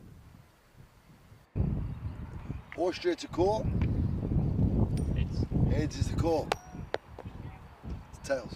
We'll bat first. So the news from the toss is that Aaron Ashokan has won the toss and he's elected to bat first. Remember, he won the toss earlier in the day. First match, he decided to field. He was chasing his tail a little bit. Big opening partnership between Iqbal Hussain and Mark Simpson-Parker, setting up a score of 145. And the Czechs, they're batting just not clicking so far today. So the chance for them to open up. And let's just see if some guys can click him. In Davitsy's a frustrating player sometimes. Got run out in the last game. Not really sprinting. Maybe would have been run out anyway. But of course, we're still waiting on the beast to fire. And I think there's been other guys that have stood up, I mean, like Riaz Afridi, even Sengupta, the way that he fought them to a competitive score in that last game. But the Czechs, I mean, this is a match that they all want to win. Austria have their own issues. They changed the batting order for their second match against Hungary, and it kind of went wrong. There was wholesale changes. And so, yeah, I understand the need for rotations to give other guys opportunities, but they find themselves with a 1-1 record, and they'll really want to get back in the winner's circle this game. As far as their batting order, what will we see? Will we see the same as match 1? I don't know. It'll be something similar to that, I'd imagine, considering those guys did have success against this team this morning. Anyway, it's anyone's guess how this is going to work out. I love this series, Rico, because all the teams, they can beat each other. And for the Czechs, I think this could be the one where their batting fires. Let's see. They're going to have their hands full with some of the Austrian bowlers, that's for sure. Match 4 on the way. First ball. Let's go to the commentary box. And I can tell you, the Czech Republic, they've won the toss. They're batting first. Rico Full will take you further. Well, you're absolutely right, Vinny. We've seen already that all of these teams aren't capable of beating one another. That's why going into match 4, all teams have registered a victory so far. That means that all teams have registered a loss as well. You can see that there's an update there of the sheet. So there's no Sahil Zadran in the side. Javed Zadran, or Sadran, I would say, is in there. And with the Czech Republic, just having a quick look at that, you can see that the tank comes back into the side as well. And the news is that they will go with Sabawun Davitsi to be opening up with Sharon Ramakrishnan. And I think they got off to a good start last time. And Sabawun made some nice shots before I think he got run out. So I think he's got a point to prove here. As this one has been floated up. And what Austria do, they stick with spin to open with this. I think we've seen this work for them in one match and not quite work for them in another with Mumin opening. Floats it up there. Oh, this is almost a caught on ball opportunity as MSP fires the throw in, trying to get the run out. Let's see this again. I think it hits the high up in the palm of the hand. Let's have a look at this. Hits it hard, and yeah, that's definitely a chance. Not able to hold on to it. They're being hit pretty hard as well. There are no issues with the height on that. This time goes out to the offside, onto the onside part of me. He can't get it past the fielder. That is Sadran there, Javed. Steady start from Mumin. This one is hit well. Oh, what a stop. What a stop this is from MSP. And this one hits the deck. It looks like it's going over him for all money. And Mark Simpson-Parker, you'll see a good view of this here, just puts his hand out and stops this ball from going past him. It's like a goalkeeper making a brilliant penalty save, isn't it? What a stop. Only the 2 from the over so far. And Sabawun, he finds the fielder as well. So at the moment, though, we've seen some good attacking intent from the Czech Republic openers. They've been managing to find the fielders. Austria, of course, will be very keen, the home side, to bounce back to winning ways. This one gets floated up. I think this is one where it's so slow, the keeper has to really wait for it to come watch. He is well out of his crease, but he has to wait for it, and as a result of that, the batter gets in pretty comfortably. There's nothing really that Chima could have done about that. Of course, he can't go snatching at it. A very good first over, you have to say. Let's have a look at what the bat versus ball is saying this time. And it's having Team Austria favourites to win against the Czech Republic, 106 to 99. So let's see how this one pans out. Of course, as I was saying at the beginning, all teams have experienced wins and losses in this European Cricket International Series already. And that just means that we're going to have some really close and entertaining games. Krishnan on strike. And I think this one is okay. I think it just goes nice and straight. There's Didar, the bowl over number 2. And there's no Sahil Zadran in the side, so Sahil would normally be bowling here. So Didar bowling a little bit earlier than he would normally do. So Sahil having a bit of a break. Remember, Austria are playing the final match again today. So they've got 4 matches here. This one is short. It gets hit well, but it's a very good catch, is it? Does he stay inside? Well, he does. So it is Mirza Ashan that takes the catch. Doesn't really have to move. I like the way once he takes the catch, he just checks where his feet are. Let's have a look if we can see this. Let's see. He takes it. He makes the landing. He has a look back and he says, yeah, I'm good. He says, I'm good. So the wicket goes. And it's going to be, well, Ramakrishnan, who's going to have to depart with just 1 on the board. So 1 or 4 deliveries. So goes with the shorter delivery. And Ramakrishnan goes for the uppercut, but doesn't get enough of it. Look. And I think this is all about the height that is generated there. This will probably be the one for the over as well. I think the umpires will say to the bowler Didar. He gets a wicket, gets a breakthrough. And big Mirza Shan makes no mistakes in that area. So wicket goes down already. So the score 2 for 1. And Ramakrishnan, we know that he is a very good, entertaining player. But hasn't really been able to get going so far as Kari, the wicketkeeper batter, comes out at number 3. And let's see what he can do here. So Paras Kari, as he takes his guard, it's a fine time for us to welcome Vinny Sandhu back into our comedy position. Yeah, good to be back. You got a feel for Sharon there. He took on the right shot, I think. It's a good ball from Dido, who does have a new ball because a late change. Sahil Zadran out of the lineup. Javid Zadran was going to have a rest, but he's in. He just picked out the wrong man. I reckon that was probably over anybody else down at third man. But yeah, Mirza, he'll be pretty keen to get another hit because remember, the only ball he's faced today, his stumps got cleaned up. So Paras Kari coming at 3 again. They've shuffled things around a little bit. Just trying to find the right combination here, Czech Republic. Wow, brilliant shot this by Kari. He starts with 4.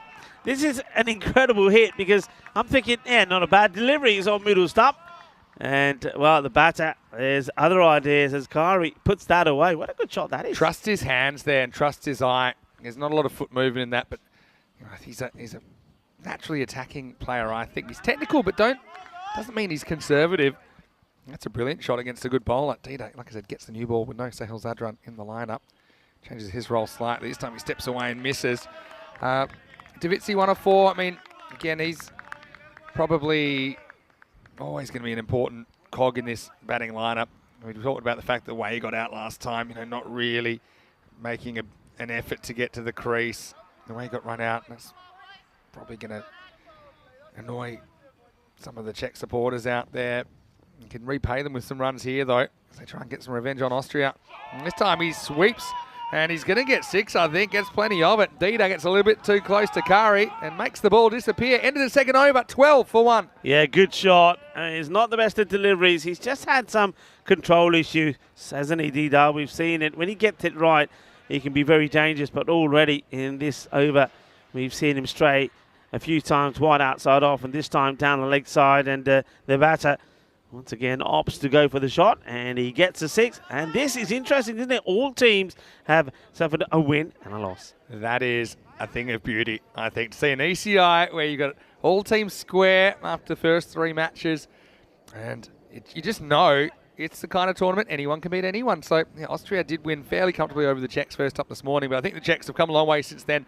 One thing that hasn't clicked is their batting, though. They had to fight their way out of a corner in that previous game. They did get the points against Hungary.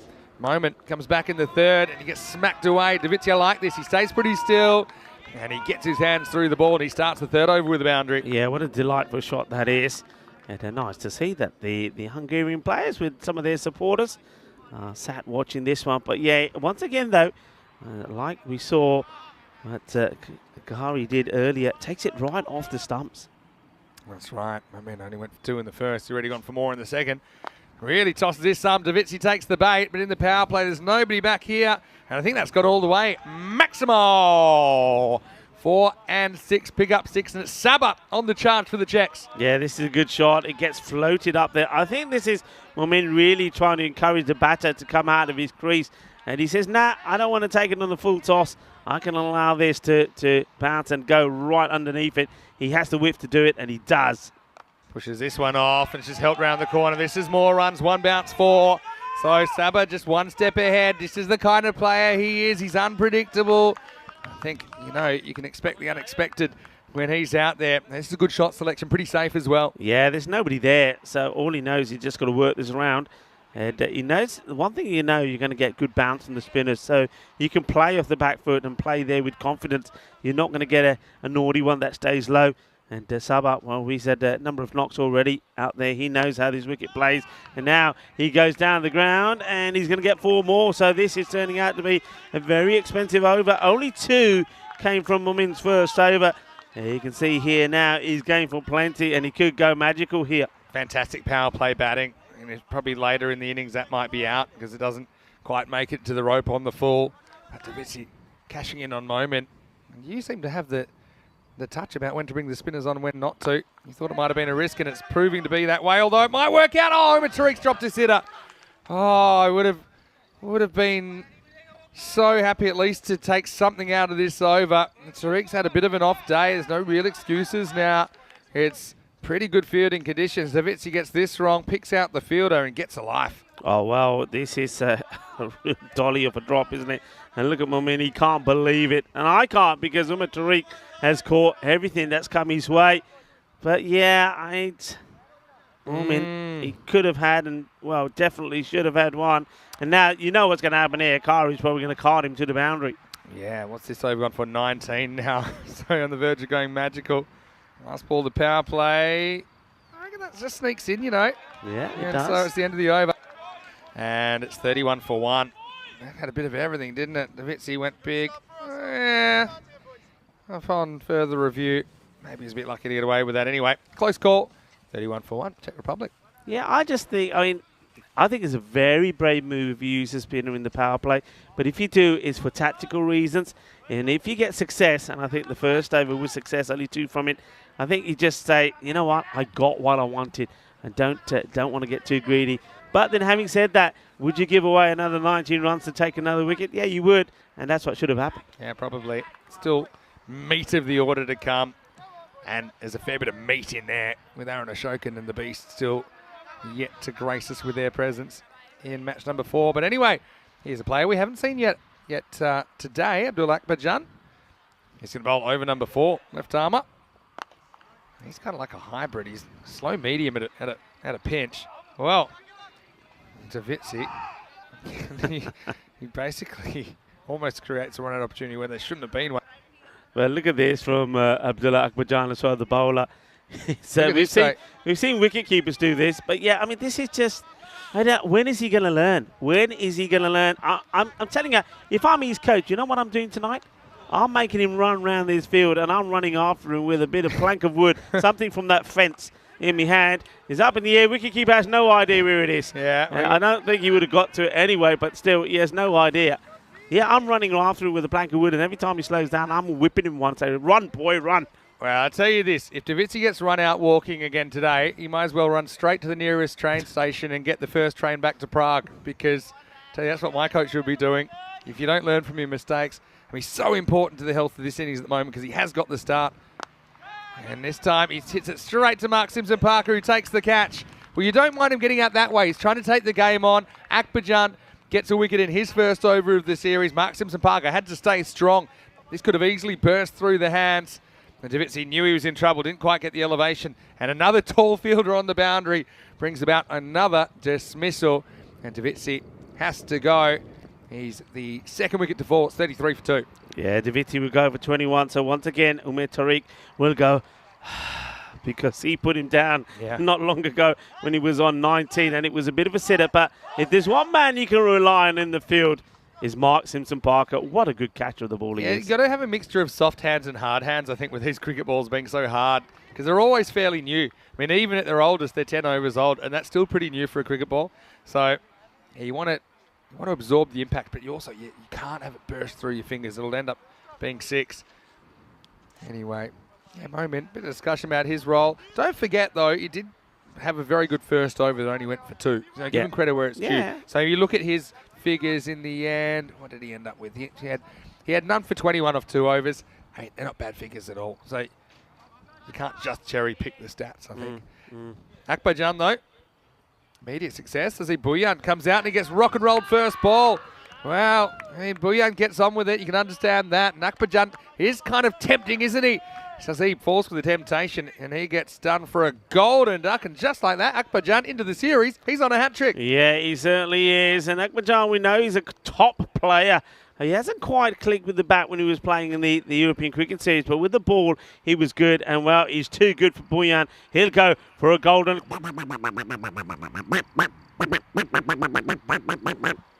Yeah, I mean, I know no one likes to get out, but, I mean, at least he's showing intent there. To be honest, that's the kind of ball. It's probably hittable if he times it up. I know it's early in his innings. They've still got plenty of batting to come. But Shazib not wasting any time. And here is the beast, Sudesh Wickramasinghe, who's going to come out. The first thing he's have to do with is a hat-trick ball. And don't forget, we've seen 3 hat-tricks in ECIs this year. 2 in the same innings from Umer Tariq in Malta for the Austrian team. And don't forget, Regina Sidazay in the first ever ECIW game. She took one for Italy. Figures of 4 for 1. Not bad. Yeah, well, Wickramasinghe comes out. Akbarjan is just going to float this up there, and I wonder if he's going to draw Sudesh, the beast, into a big shot straight away. A kind of slip in place. Fairly close, actually. Hat-trick ball. You know, Akbarjan didn't want to jinx him, but he's a man that took 2 hat-tricks in the same ECS. I mean, it's not quite 2 in the same game, but still pretty impressive. He did that in 2021 for Vienna Cricket Club. And the beast off the mark. You know, he's important. And takes a bit of a risk here, hitting across the ball that's probably headed for the stumps. Yeah, I mean, he plants that foot down, doesn't he? And if he misses it, I tell you what, everyone's going up. Yeah. Akbarjan, he's a funny bowler, isn't he? He's not trying to bowl fast. He's just accurate. He's nagging, isn't he? As we get to the end of the 4th over. What an over from Abdullah. He takes 2 for 3 in the 4th. And the Czech Republic, 34 for 3 after 4. Austria fighting back in that over. Yeah, they are. I think, they'll be hurting a little from the defeat that Hungary inflicted on them. And I think they would have probably heard some of the chat and some of the comments being made about, well, that's what you get for changing the batting order, blah, blah, blah. Remember, we saw no MSP who was in the side and no Iqbal Hussain coming out to bat in that defeat to Hungary. And when you got batters of that caliber who made, by the way, a 111-run partnership in the first match, you're going to get some criticism, so they're wanting to bounce back here. Wild things on. Pitches up first ball, gets hit just through the infield. Wickramasinghe grabs another single. So yeah, Paris Kari, this will be a pretty good battle, I think, against Javid Sadran, who is coming on the 5th. So it's kind of changed their plan slightly with Dida bowling up front. You've kind of got Akbarjan as the middle over, another middle over bowler. This is pretty well bowled by Javid, but well dug out as well by Paras for a single. And we'll see a few little changes, won't we? I mean, the tank, Ritik Toma, comes in for the Czech Republic. Shaw's up there batting a little bit. I think he comes in for Murali Vandrasi in this game. Don't want to jinx them, but another criticism I had about the Austria was the number of extras they gave away in that defeat. And, well, as this one has the stumps knocked over, I'm going to tell you that so far in this match, there are no extras at all. There's no wide, so the bowlers certainly have worked on that. And Jaweed, well, Sedran, the wild thing, he knocked them over and jugged their Hutte style. And this is a good delivery. It's too quick, it's too fast. And, well, the beast, well, he's been tamed once more. Yeah, you don't often see this, but he basically plays down the wrong line. He takes a little shimmy outside leg stump. And it's kind of a walking woof from Sudesh. And, yeah, you did the reverse jinx. They made him more accurate, Rico. Yeah. That is a big wicket. We know that. Just the two for Wickramasacre here, as it's 36 for 4, but another start. Aaron Ashokan comes to the crease. Still got Ritik Tomar to bat at 6, but this has been the issue for the Czech Republic today, particularly through these kind of overs, middle overs, just constantly losing wickets and unable to put a partnership together. They had to fight their way out of a hole before. They did come up with a win against Hungary.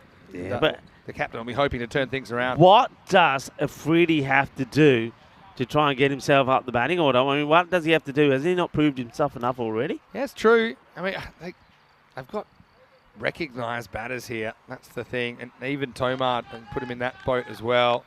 And you could probably nudge Reyes maybe up to 7. But the whole point is, I suppose they haven't been wasting too many balls. Ashokan faces up to the wild thing. So it gets played away Yeah. once again, right off his pads. But yeah, I mean, amazing effort from Austria here. I think they gave too many, I think 11 wides in the defeat against Hungary. So that was 11 extra balls here so far, coming to the halfway point. Not a single wide, not a single extra.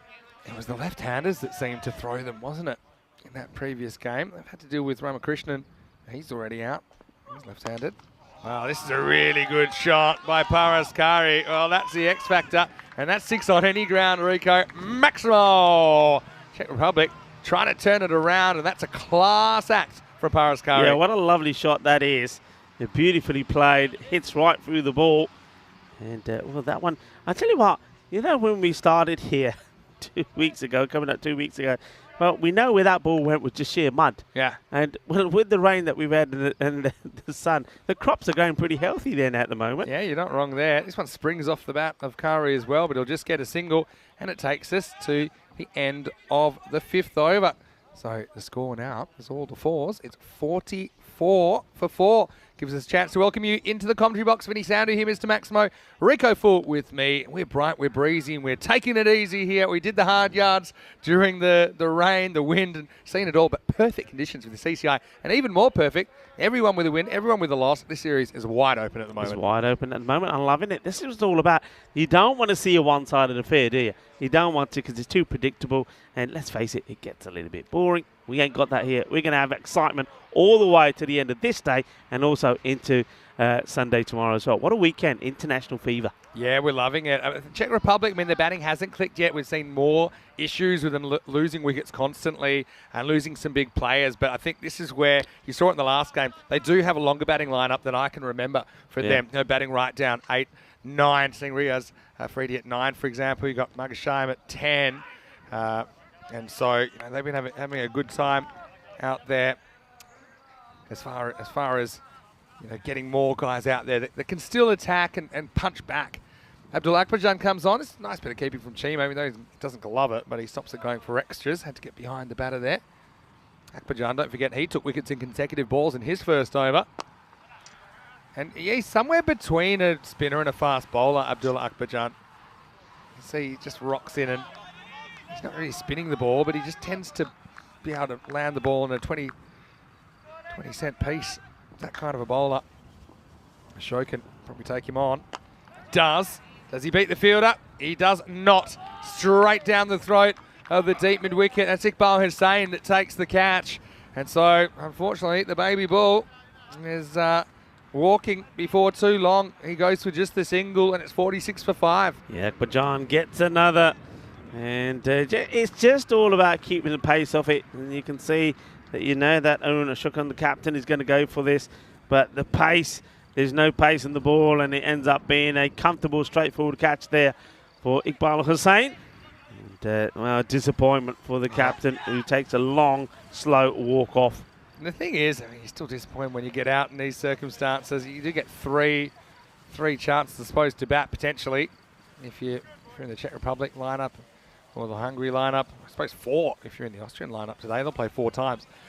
But, you know, he would have felt that's a situation that he could have turned things around. Unfortunately, he kicks the can along the road, and it's the tank, Ritik Tomar, that comes in at 7. And he didn't play the second game, but he is playing their third and final match. And that's what was mud, and now it's something else. Yeah, and I want to say, look, all those things going there, it leads me on to another international day, International Plant a Lemon Tree Day today, because it's all about lemons. Lemons are very, very important for used in many different things. And the other thing about lemons, more onto that after this ball, as that gets played away. I love any sentence that starts, the other thing about lemons. The other thing about lemons is they're known, planting a lemon tree is supposed to be very good for the community that you live in. I'll tell you why. Okay. Because one tree produces more lemons than one family can eat. So you share the lemons about. That's very good. Well, I've got a little bit of lemon-based trivia as well. This is lifted up, and that's out of here. Good shot. Haris Kari is kind of keeping them in the hunt here, isn't he? He picks this up nicely from Akbarjan and deposits it maximal. 6 to the Czechs. Good shot, and this is how you do deal with that slow delivery. You time it, and that is timed to perfection. A lovely hit. Hits it nice and clean through the ball. So Kari, well, he's going pretty well.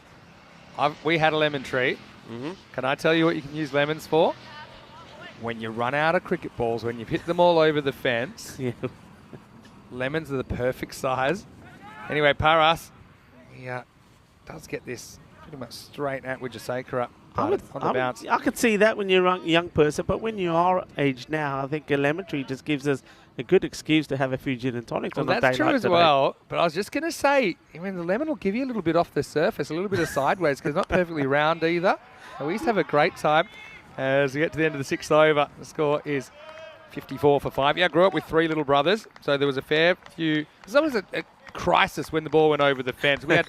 I was a little bit scared of dogs for a while because I was cornered by a German Shepherd trying to get the ball once from across the road, ate my football and made it flat. The roof was another one. Or there was always that neighbour's fence that, you know, actually there was once that we had next door neighbours move out, and the last day they turned up with a garbage bag and it was all the balls they collected. They got sick of throwing them back. Well, our neighbours, and it's no fault of ours, of course, they had a greenhouse. But what are we supposed to do about it? We didn't ask them to have a greenhouse. And I had this phase where I was practicing with a golf ball, and let's just say that it didn't end too well with the next door neighbour's window getting shattered. Anyway, Tariq comes out, and this would have been a wide. Instead, it'll be 1.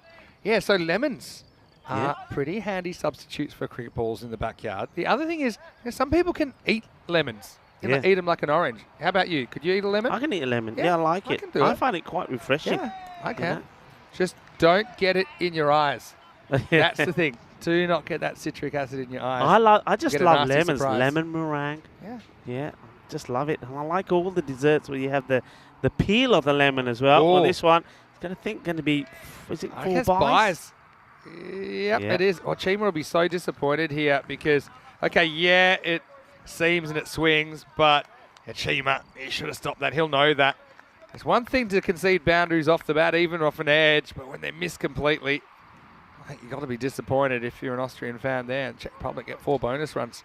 Yeah, lemons have a lot of uses as well. I mean, I love lemons when you go to certain places to eat. You know, there's a little bit of food colouring something in the food. I mean, like when you eat your squid ink. Yeah. I mean, lemon is great to get that off your I was about to say fingers. that's put lemon juice on almost anything. You don't do too much, but it gives a nice bit of bitterness. Yeah, and on a hot day, just squeezing a bit of lemon in your water and putting it in the fridge. Not in your eyes. No, not in your eyes. Not in your eyes. Not a good idea. And also, I'll tell you another use for lemons. Okay, we did this at school and didn't work out great, if I'm completely honest. As Kari gets another chance, swings it a big wide, but it will be called. You can use it as inexpensive hair dye or like peroxide. So we had this thing where... Are you for real now? Yeah. So you can put lemon juice in your hair, leave it in the sun, and naturally it'll lighten your hair. Not like Is that why you lost your hair? Did you do that regularly? I'd rather be bald than do that again. I did that when I was about 17. Let's just say it looked a little strange. Oh, dear. I was before my time. Yeah, but lemon juice. Tell me if I'm right, people. Come on. You're getting your beauty tips here as well. That's probably an anti-beauty tip. As Imad Tariq gets pounded. It's great fielding by Iqbal Hussain. Hasn't he been solid out there? Yeah, what a stop this is. This is going really, really fast. And what he does well, because this is probably at his toes, he manages to get himself in a position to stop it. Good bit of fielding. You know how sometimes you say, do you go for the catch or do you kind of back off and save the boundary? That's why, you know, when it bounces, it's super awkward to save the boundary. So it made a very good save there. Anyway, the Tank's in there at 7. Let's see who we've still got to come. Obviously, we haven't seen a Freedy yet. Who else might they bat? St. Gupta. He's a decent bat as well. He's really well bowled. I think he hits this, you know. Yeah.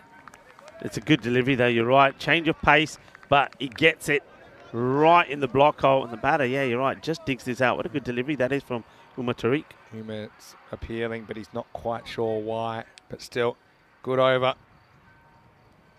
And the Tank back in the lineup, keen to make an impression. At 91 pace at the moment. Last ball of the 7th coming up. Another good block hole delivery. Ritik just knocks away for a single, and it's the end of 7. Czech Republic, 63 for 5. Yeah, what a good over that is. And I'll tell you one thing, I didn't realise we had another Tank. Yeah, no, he's the original Tank. Is he the original? From 2020 and before. It's on his shirt as well when he plays 333, the Tank. Anyway, just a reminder, why don't you get in touch with us? Maybe if you're just joining us for the first time as well. I know we've got viewers from all around the world. You can send me a message at Mr. Maximo. You can send Rico a message at Rico4. Don't forget to follow at European Cricket. Subscribe to our YouTube channel. We're heading for 350,000 subscribers. I'm sure we're closer today than we were yesterday. I might have a check on that. Let's have a check, because that was one of our missions, wasn't it, before we left here. We're still on 349. Oh, come on, folks. Come on, guys. Come on. We want to get 300. Let's get a couple of ghost accounts up. Can I just say that one of the, I don't know about you, Sid, one of the most frequent questions that I get asked on Instagram and places like that is how can, he's saying, a lot of people saying, hey, I love cricket, I love the European Cricket Network, I love T10 format. How can I play? Yeah. Why don't we just tell them how you can play? Yeah, well, obviously, the first thing you have to realise is that this is for people that are based in Europe. Okay, so they join a club and you can go all the way to the ECL, of course, once you've fulfilled the residency requirements. You can play for a national team if you're good enough. But that's probably the thing to realise. How can you play? Join a club, and we're getting around, aren't we? We're getting all around Europe this year. Well, you know where we go. You know we're going to be travelling this year. You can go onto our website, europeancricket.com, and look at all the places we've been. So, yeah, get to one of those places, join one of those clubs, and you could be playing out there. So that's how you play. And a lot of people do ask us that question. Well, it's a nice day to go out for a bike ride, isn't it? Yeah, it's quite nice. And we're not on the bike, but we are here in the commentary position. Probably the other thing to realise is that, you know, it's an amateur game in Europe in 99.9% of the cases. So you've got to realise that it's not really something that's going to make you money or anything like that. But if you are based in Europe or you're coming to Europe, for sure, get involved in cricket. Increase the scene. We're seeing increases in teams, players. We've had something like almost 7,000 players that have played cricket on ECN now. Hundreds of teams, thousands of matches. It's been a great adventure, and we're only just getting started, Rico. Let's get back to the action now. And it's Dida who's going to bowl the 8th, and he starts with a wide. The batter here is like, it reminds me of like when I used to be on the dance floor. Look at this. He does the 360. That's the whole spin here. Let's have a look. I like that.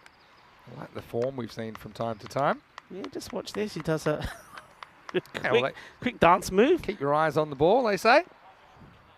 Tank's yet to fire, though. He misses out here. Yeah.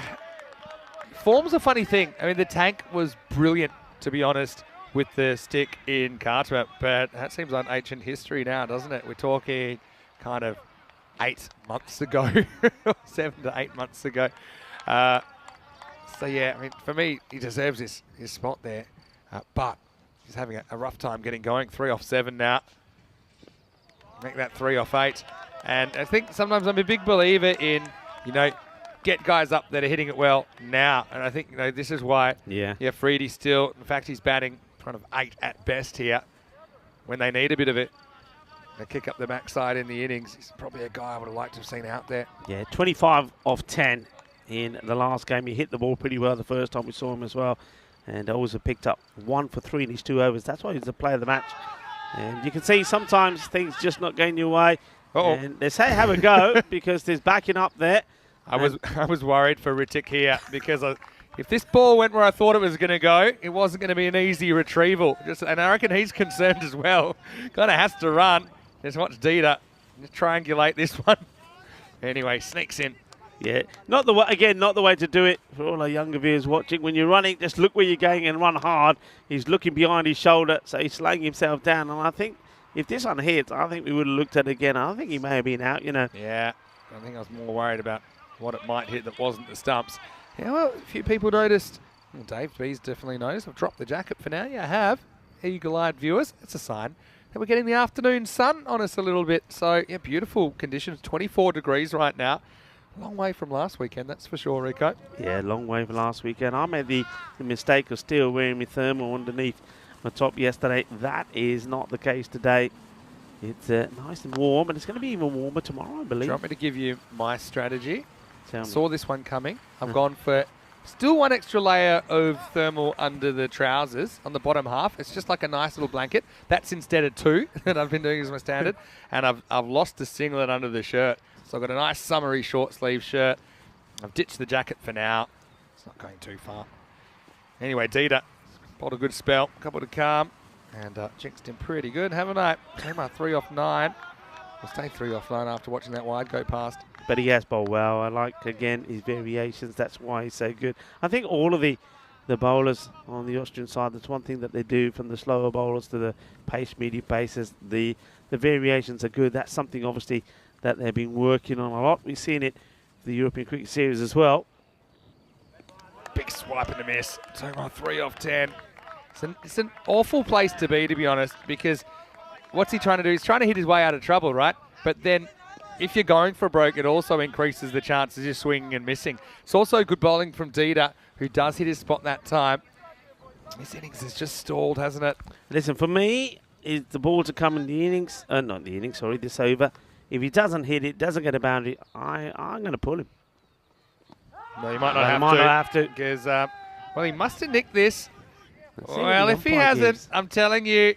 Oh, wow. I want to see this again. I thought this is right on the pegs, My word. Watch this. Oh, keep rolling it forward. Oh, wow. I want to know what that's missing. Missing leg. Missing leg. Hitting middle. In fact, if you're Austrian there, you might not be appealing. Just say, look, we'll take the leg bite. That is, I have to say it, that's a stinker. That's a genuine stinker. It's a stinker, but I don't think it is. I think for the opposition, I think Austria are probably saying, hey, please don't give it. Leave him out there. He's just chewing up deliveries, then leave him there. I mean, if we had the good old-fashioned stump cam, this one would have been a lights-out stump cam. I don't know if we got this one more time, or maybe we won't see it again. But like I say, I don't think it hurts the Austrians too much, because Tunke's been struggling now. He tries to get going in the 9th. On borrowed time, he gets 1. Oh, I reckon Afridi had already taken about 4 or 5 steps out of the dugout. Have a look. Yeah. Yeah, I still stick to my missing leg. Hitting middle, yeah. Yeah, missing leg. That's it. Missing off. Well, we said this earlier in the day. You're going to see the umpires. This is a nice looking shot, and this one will go to the boundary, and it will go all the way. Pull it. Well, there haven't been too many of these. There haven't been too many maximums at all. We saw 3 from Kari. Kari's still going strong at least. The only other man that's hit one was early on, and right at the beginning of the innings when Sabawun Daviti hit one. But, yeah, that's a good shot. Going to take your point with the, obviously from the team point of view, it might be a good result for Austria, but tell that to Dita. Could definitely use the wicket off his last ball. Anyway, this is up, and it's going, and it's out of here. Oh. Maximo, that's the sound of ball on tower, Rico. We just rebuilt it. Yeah, who's up there? Is that Helsinki in the tower? I tell you what, this is vibrating all the way up from his feet into his head. You can hear the clonk. Goes clonk into the metalwork. Well, that's in the tower. Let us know if you're okay up there in the tower. Give us a thumbs up. We like to check on you now and again, especially when you're in the firing line. Are we good up there? We're not sure. It concerns me. We haven't gone back to that angle yet. Anyway, here's on how we're back. Next swing and a miss from Kari. Goes 6 and doesn't get the next one away again. They're going to have to beg, borrow, and steal the 100. And I suppose the thing with the Austrian batting lineup and compared to the Hungarian lineup, they've got more guys that have been batting recently. I know they kind of hit the skids in their second game where they found it hard to get going, but I think we'll see guys that are in form, guys that have played cricket recently in those key positions, and just don't feel like Czech Republic have nearly enough here. It's probably a no ball, you know. It's a high ball, and it's definitely going to go to the boundary. Yeah, Let's have a look at it. I felt this was high. Doesn't really move. Yeah, it's a no-y. Coming down a bit, but not enough. Yeah, no ball. It's got to And be then, called. does this go for 4 or 6? Let's have a look on the replay.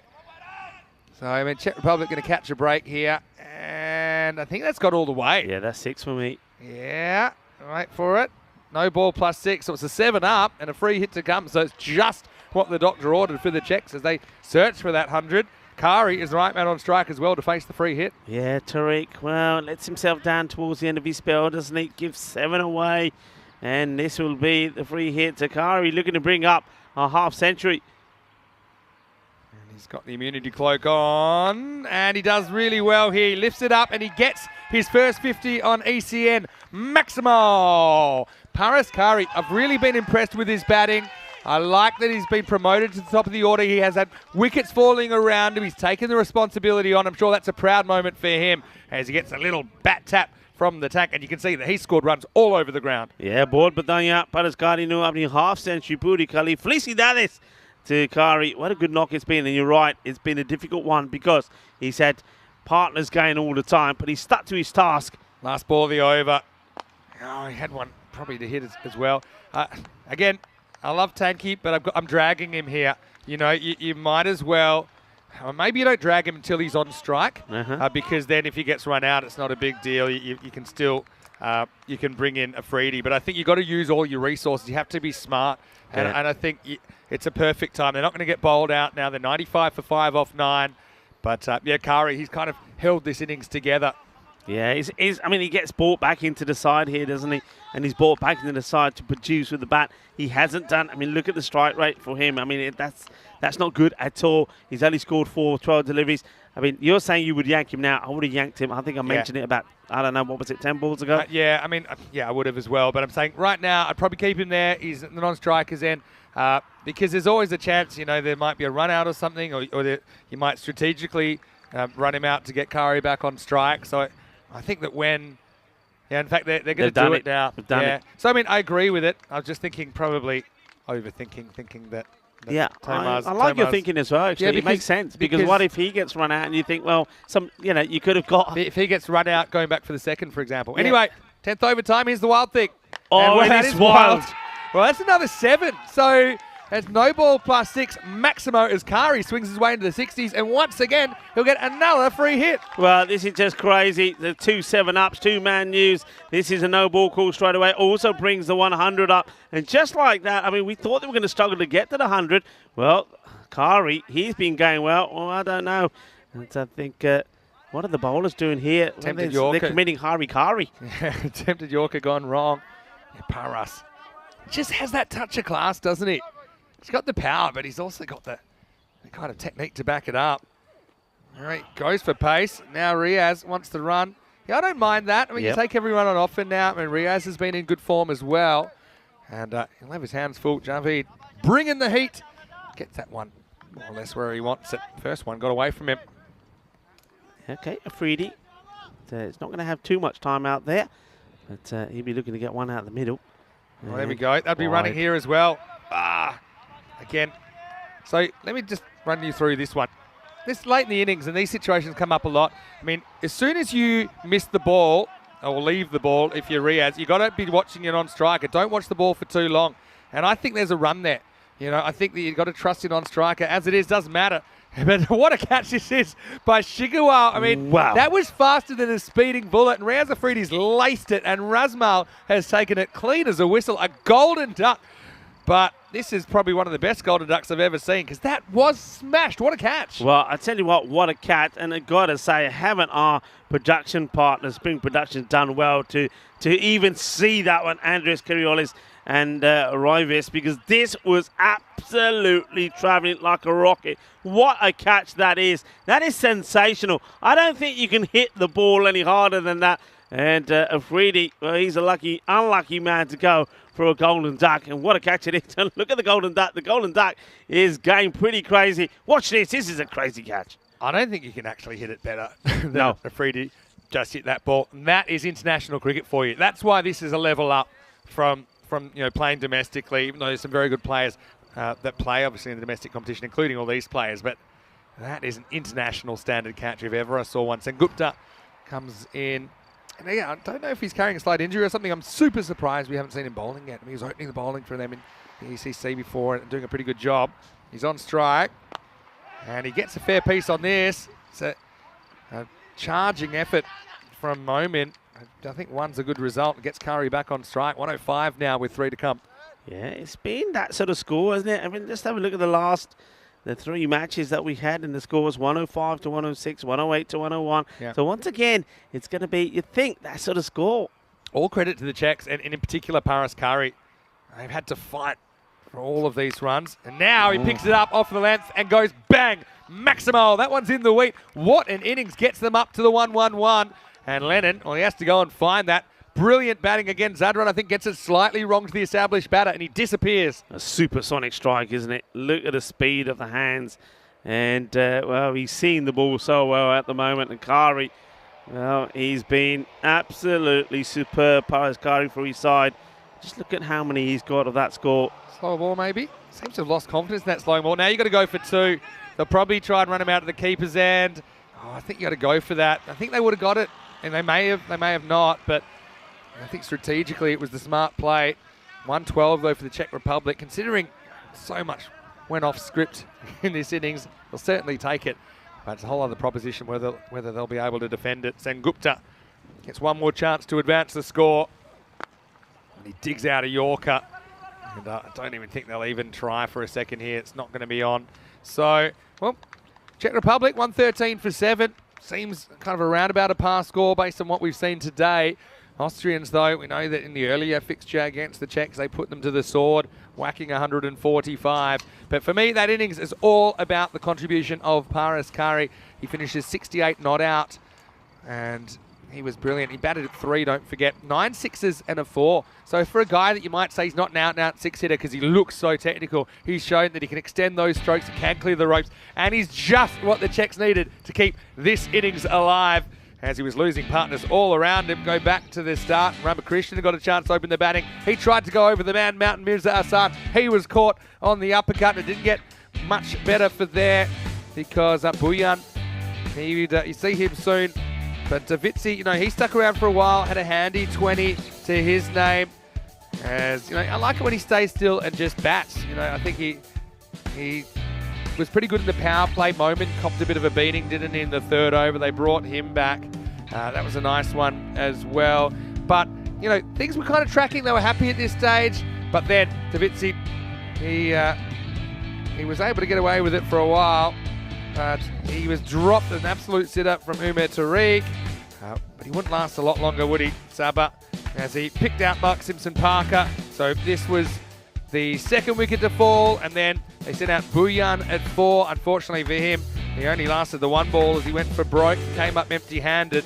So, it was a case of wickets kept falling, but Paras Kari was a bit of a constant there at number 3. His 68 out of 113 shows you how much his innings kept this innings alive. Yeah, and it just goes to show just what a responsible innings it was, because though, as we see there, the wickets were tumbling all over the place. That was Suresh Sakura that went, and it was Jaweed Sadran that got through his defences. Well, one man who stood firm and stood well and played some delightful shots was Paras Kari, and he goes on to score 68 not out, and needs 9 sixes and 1 4 on his way to that. He really did play some outstanding shots. The split, by the way, 44 in the first 5 and 69 in the second. So there was 1 point, wasn't there? If we have a look, well, this one, I don't know how he survives that, to be honest. I mean, that was the real good fortune. But at that moment in time, I think they were quite happy to leave the tank out there because the tank was misfiring. And it wasn't long before they decided, well, it's probably a good idea to retire him out. because they needed somebody else to give Paras Khan a little bit of support. They did stick with him for a little while, given the opportunity, but it wasn't to happen. Well, there was a half century for Paraskari. He really did bat well, but what didn't help was there was these 2 no balls, and that really got the acceleration going. Don't forget, at the end of 8 overs, they were only on 68. So it just goes to show just how much and how expensive those last 2 overs were. Just weren't able to get things right. But full credit to the Czech Republic. They just kept on going. I mean, 45 is what those last 2 overs went for. So though the Austrians did so much better in this one compared to what they did last time, perhaps in terms of their extras, and they only in the end going for 5 wides. I think the no balls were the issues this time, especially when the extra delivery, the free hit, was being smashed to the boundary. But a good quick start for Sabawin Daviti. I think he knows what his role is there, plays it quite well. He goes there for 21, and though wickets kept falling frequently, one man that held his end up was Paraskari, who batted really well. 3 wickets we saw there from Abdullah Akbarjan, so good return for him, wearing an Austrian jersey. 3 for 13. He bowled really, really well. And I think we saw also 2 wickets there from Zawid Sadran, though he was a little bit expensive. But Umar Tariq this time round, well, he did pick up a wicket, but he was really expensive. You've got to say that Zawid Sadran and Umar Tariq didn't finish well for his captain. There was the no balls, the height deliveries, and that helped the Czech Republic to get to, what would you have to say, a reasonable score. Remember, the Czech Republic, they were very good in that last match. They managed to defend 108. This time they got a few more on the ball to defend, and they'll be confident that maybe they can be the team that goes and to the top of the table after this match, because whoever wins this will be 2-1. So let's see how it finishes. Join me, Rico Full and Mr. Maximo, when we return in just under 10 minutes time for the conclusion of match number 4.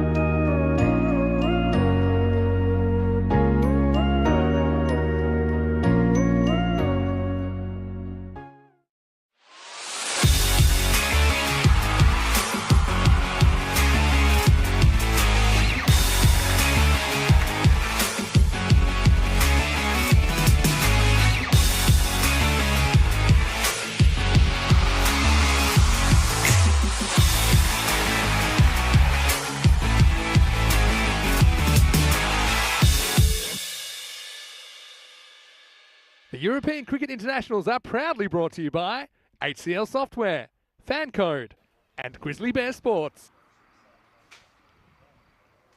Hello, cricket lovers, and welcome back as we are halfway through match number 4 of this European International Series between Austria, the home side, and also the Czech Republic and Hungary. Well, the match between the Czech Republic and Austria has been, well, very evenly poised, you'd have to say, thanks to a fantastic innings from Paraskari, who's 68 unbeaten of 26. He's helped the Czech Republic to get to a good score of 113. We haven't really, apart from the first match, where Austria scored 145 batting first. Other than that, there's sort of been these sort of scores. We saw that Austria winning the first one, 145 to 99. Then Austria, well, they struggled. They changed the batting lineup a little bit. They got to 105, and Hungary knocked those off with 8 balls to go. And then Czech Republic, well, they got a win over Hungary. They got to 108, and Hungary, they got close, but not close enough, 101. So a 7-run victory for the Czech Republic, which means that all 3 teams have registered a win so far in this European Cricket International Series. For one team, whoever wins this match will go to the top of the table. It could be temporarily, because Hungary, they've got the last match to play, match number 5. But all the focus is on this one at the moment. And it looks like that after a little bit of experimenting in their second match, Austria have gone back to what would probably be their regular openers. So Iqbal Hussain is going to open up with Mark Simpson-Parker. And to bowl the first ball, looks like it will be Sudesh Rukram Sakira.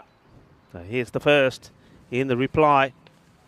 And well, it's a wide ball called. In fact, the openers have given them to you the other way around. It is actually MSP that's on strike, so he'll face the first delivery.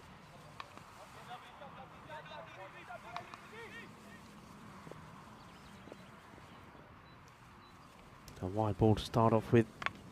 This is up in the air, and he gets enough of this. Will go all the way. Bale, kinna zona. Shuka Lagya. And powerful hit for Mark Simpson-Parker. There is a fielder back there, but he hits this cleanly enough. And you can see what Rukram Sakura is trying to do. Got 2 men back there. He's got a man back at point. And also got the point back in the boundary. So that's the plan. Only 2 men allowed out, and that's the areas they're in at the moment. And he goes there again, and this one is wider of the amount of point, but it doesn't matter. It's wider and higher. It goes all the way over him. So back-to-back boundaries, back-to-back sixes for Mark Simpson-Parker. Lovely shot. Well, Minnie Sandhu wants to get in the action. Well, don't dirty those yellow shoes now, will you? Good hit from MSP. Rukram Sakura, will he stick to the same? Well, this time it goes at the stumps, and MSP rocks back and gets a pull shot in. It will just be the single this time, but already it's a good start. Austria looking to go back to winning ways with a good batting performance here.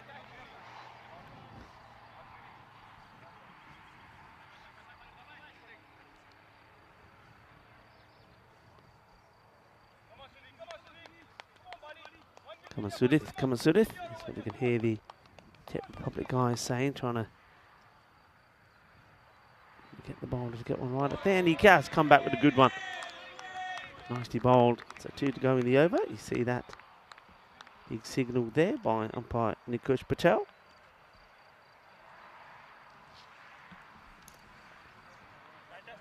Turning out to be a beautiful afternoon. Lovely sunshine here. Local time now, 4:30. Okay, slices it. He's going to go over the man that's inside the circle there at third. And in fact, it goes all the way. This is quite incredible. Swings hard. They say fortune favours the brave. Well, this is 6 runs. And you can see the wicketkeeper there. Paraskari just helping out the umpires and say, hey, umps, that goes all the way. Put them up in the air like you just don't care. And that's 20 off this first over with the ball to go. So it's going to be a magical start, as it was for the Czech Republic. They got 21 off their first over.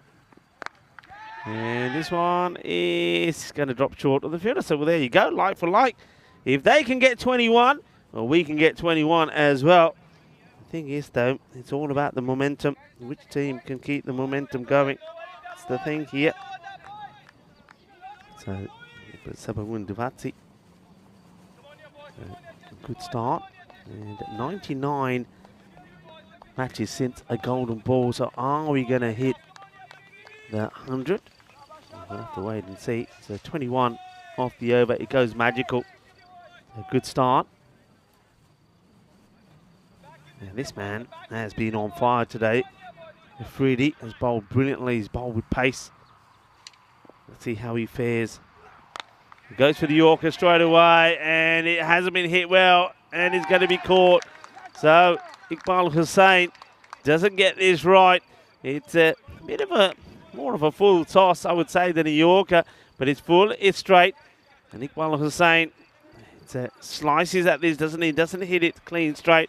You see the bat almost like it swivels in the hands of the batter. No mistakes made there by Senagupta. And he'll take the catch, so Hussain goes. He's been in good form, hasn't he?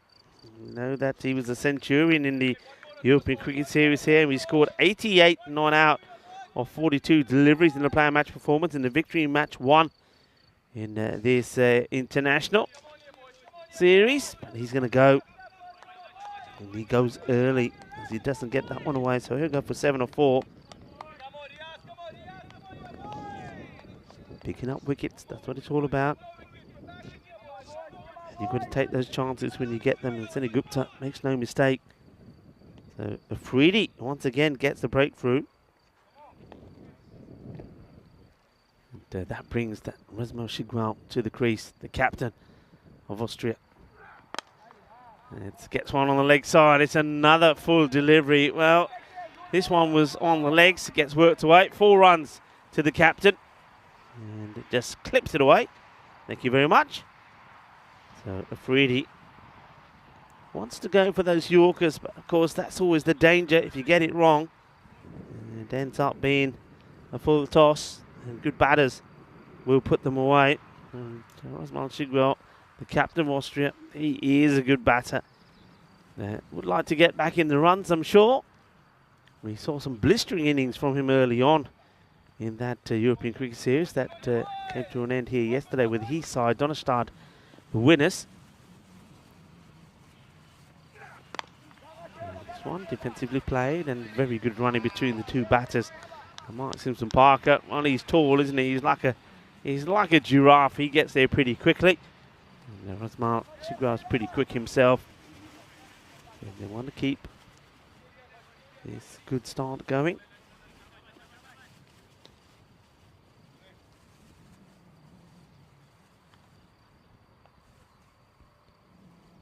Afridi. He's really been, for me, the pick of the players so far for the Czech Republic. And that's a good delivery once again. It's right up there. MSP digs it out well. And it goes on the hit and gets good response from Shigwal. They won't mind if they have to go tiki-taka against Afridi. He's a good bowler. They've already got a magical start. They're at the moment, they're still ahead, even if this is good over. That rate just hovering around the 10 mark. Full toss. I think this is going to be a no ball. It gets walloped away. Well, this is one that they get back. It's going to be a 7-up. Well, there was a few of these towards the end of the Czech Republic innings that were gifted by Austria. Well, they give one back. And you can see Razmal Shigwal, as soon as he dispatches this for 6, looks at the umpire, and as he looks at the umpire, fairness to the men in black, they're calling this straight away. Well, that's a baddie from Afridi, and like I say, that is the problem. If the Yorkers go wrong, he was nailing them, wasn't he, in the last match, but this time round, he's just overcooking them. 2 of them were full tosses. One of them actually did get him a wicket, in fairness, that of Iqbal, but this one is too high, gets called. So the license to go the full Monty now for the captaincy grille. And he swings hard. It is going to catch the edge, and it rockets across this outfield into, well, right into the, almost a bullseye there of the logo of the European Cricket Network. So 4 more. So 6 and 4. I should say 7 and 4 because there was a 7 up. And that's like 11 just off that one ball. And this over has gone for 17. Ball still to go. Has picked up the wicket though, Freddie, that of Iqbal Hussain. And this has been hit pretty well as well. And this will be 4. So this over goes magical as well. So it is a magical start. We've seen 2 overs of 21. And just like that, it is 42 for 1. And fine time to welcome back into our commentary position here in the sunshine of the Seabarn Cricket Ground, Vinny Sandu. Yeah, sun's shining, and it's the Austrians having fun in the first 2 overs. Speaking of number 2, 2 matches played, 2 points for each team. Of course, whoever wins this will go to the top of the table. It shows you how quick things can turn around in this fast-paced format. Each team will play 6 matches along the way. So we're into the second round of action already. Yeah, Freedy is kind of back to earth with the thud. Does pick up a wicket, but it does go magical in the second. And it's just looking a long way back at the moment. Again, this is the kind of start that the Czechs haven't really had yet. You know, when they kind of get batters firing. Okay, they did score 31 in the power play, but I mean, even in this game, they were 12 off 2. Compare that to the 42. Chagi comes in, and he could get a wicket first ball, and he does. It's hit straight to Venkatesh Magashayam, and MSP is going to go for a quick fire 14, but Neeraj comes on. He challenges Mark Simpson-Parker to take him over the offside, but he can't clear the infield. Nice catch taken. I'm not sure it was 100% clean, but it was effective. He clutches the ball in, and that's a big wicket, isn't it? Yeah, good catch, and he's liking it as well, isn't he? So well done to Magashan. And MSP is a bit disappointed. I think it was one of those where it was a case of where shall I put it for MSP, and in the end, I think he probably confused himself and just he thought, well, I'm just going to hit it, and slices it. But still, needed to be taken, and it was taken, and well done to Venkatesh, who takes the catch, and MSP is the second batter that has to depart. Yeah, I mean, hits him pretty high on the bat. I don't think he's beaten for pace. If anything, it's the opposite, isn't it? He's annoyed. He doesn't get the elevation on that. This is a big moment, though. Mirza Hassan comes to the crease. We went for a golden duck earlier today. Just a quick note that Sharon Ramakrishnan off the field with a slight injury. Murali Vandrasi, 12th man, is fielding for the Czech Republic. Anyway, Neeraj with a perfect start. He's been angling across pretty much everyone today.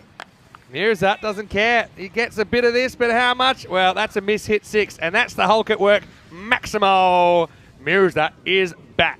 Yeah, well, Mirza, we know he made a 2-ball duck when we saw him last time, and it was the swing of the Hungarian opening bowler Mohandas that he couldn't deal with.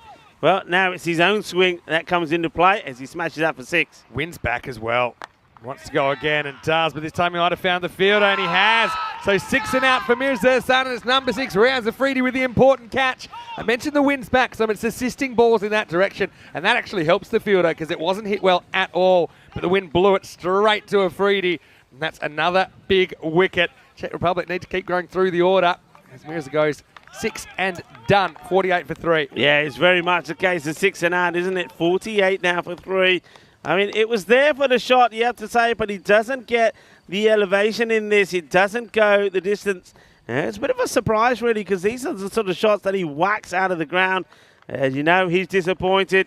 And, well, he will be disappointed. He will be disappointed. What's going on? Yeah, I was going to say, but it's still a good innings. I mean, it sounds terrible, but he gets them 6 closer. You know, they've got a long batting lineup. They trust their batting lineup. The shot's on there. He just mishits it. And I actually prefer that approach from Mirza Hassan. He was probably a little bit careful in the one ball we saw him earlier on compared to how we've seen him come out in the ECS. Mehat Chima gets an opportunity back at 5. And he reaches for one top ball. So right now the run rate's out of control, but certainly the 3 wickets give Czech Republic some hope. Yeah, Chima, I like Chima. I like him. To be honest, I like him as an opener. He opens for his club. I think every time I saw him opening, he made more or less contributions. I just think he's got all the shots. He can play nicely, and this could be a good, healthy partnership between him and his captain, Rasmo Shiguel. That rate, by the way, is around 9. So even though they've lost those wickets, like you say, because batters have played with assertiveness, they've actually brought the rate down. Exactly. Could be gone. In fact, he's dropped it, Chagi. It wasn't hit as well as he thought. Chima dropped on 0. The Czechs let a chance slip through their fingers. End of the power play. An entertaining one. Runs, wickets, and entertainment. It is 49 for 3 after 3 overs. Yeah, well, 7 come off the over. Also, we saw 2 wickets. Could and probably should have been 3, because normally bowlers, they don't tend to drop them off their own, do they? And look at the finish from Czech Republic. They take 45 off the last 2 overs. Things went a bit wrong. It's almost like the Austrians turned off gravity in those last couple of overs. There were some high no balls. There were some sixes. Paraskari was outstanding. But anyway, going to head into over number 4. And it's going to be Venki Margasheim who's going to bowl the 4th over. He bowled a very good 4th over earlier that only went for 4. So Czech Republic turning things around pretty quick. They were rooted to the bottom of the table after the first match, but they have come back to level pegging with the other teams. And look, like I say, glimmer of hope. Got to keep taking wickets, though. That's the thing. I don't think you're going to really contain the Austrians, especially with the attacking approach we know that they're going to be coming out with. And Shiguel, he's made a very good start. Hasn't faced a lot of the bowling, but he's 19 off just 5. Well, Chima goes for him straight away, but he gets it wrong. Comes down and caught. It's Davitsi with the catch. He's had pretty sure hands today. And so Chima just can't quite find the timing. It's a dangerous high 5 attempt from Margasheim. Nearly takes out Sabah, but he does have a wicket first up. Kind of floats it out there. Chima knew straight away he was in some serious trouble. Yeah, Margasheim gets a wicket straight away. I'm surprised, I have to say, with the effort here, the shot here from Chima. It doesn't really have to do this. I don't think this is his game. I mean, if that is Mirza Hashan getting out like that, I get it. But I think Chima trying to play a different game to what he normally does. And it's just done by the angle. The angle across takes it to the outside half of the bat. I mean, to be fair, it's the kind of length that if you hit it close to the middle, you've got a good kind of angle to get it up and out of the ground, but he just doesn't middle it, does he? So, Chima, disappointing one for him. Margasheim with his spin does the trick straight away, 49 for 4. So bring Shahil Momin to the crease. Well, he couldn't get going before, like a car that needed to be taken in for a service. Anyway, I'm sure it'll be better for the run. And he comes out in a very different situation this time at number 6, but nonetheless, an important one. Yeah, well, let's see what he can do here. See, he scored 26 or 21 deliveries. Batted all the way through the Austrian innings when they made 105 against Hungary, but they ended up losing that one, as we know. Let's see if he bats a bit differently here. And what's Moment's headspace as well? That's the thing. Still plenty of batting to come. You've got Javid Zadran, for example, still to come. You've got Akbar Jan, who's in the side as well. Tariq, haven't seen him. So they bat all the way down. Can't be spooked by the wickets. But thank you. I think he'll enjoy bowling to the left-hander as well. Shahil searching with some confidence with the bat. Get out of the way, which is probably a good start. And Shiguel, again, he's just been watching from the other end. He'll get a chance now. Rasmo Shiguel, he's certainly one of the top players, I think, in Europe, even across any country. He just looks classy. He's got a great demeanour, loves the game. Looks classy. I mean, when he's on fire, he's great to watch. Thing is, though, I mean, he finds it sometimes difficult to go through a period where he's consistently performing. So let's see if he's able to set that right in this international series. Oh, it's just the angle. He's like sliding things across, Venki. 50's come up for Austria with the last run that got Shiguel on strike. Change of pace. I think the importance of spin, having good spin options, viable spin options, having variety in your attack. Again, well bowled. It's not quick, but it's well located. And Shiguel, I mean, this is one he could have gone after. Yeah. You know, but he says, I'm happy just to take the one. We don't need to risk another wicket at this stage. That's why it's important. I think that Moman still goes for his shots here because of the batters he's still got to come. Doesn't want to get bogged down again. Great over this from Margasheim. Moman once again happy to get one. I think at the moment, Czech Republic also pretty happy with that. Try and get that rate up around the 10 and over mark again. Hey, what an exciting ECI. I think of all the ECIs we've done so far, this is the one that's been the most even. I'm talking men's or women's to be Yeah, honest. we can And see that. We can see that from the results that we've seen.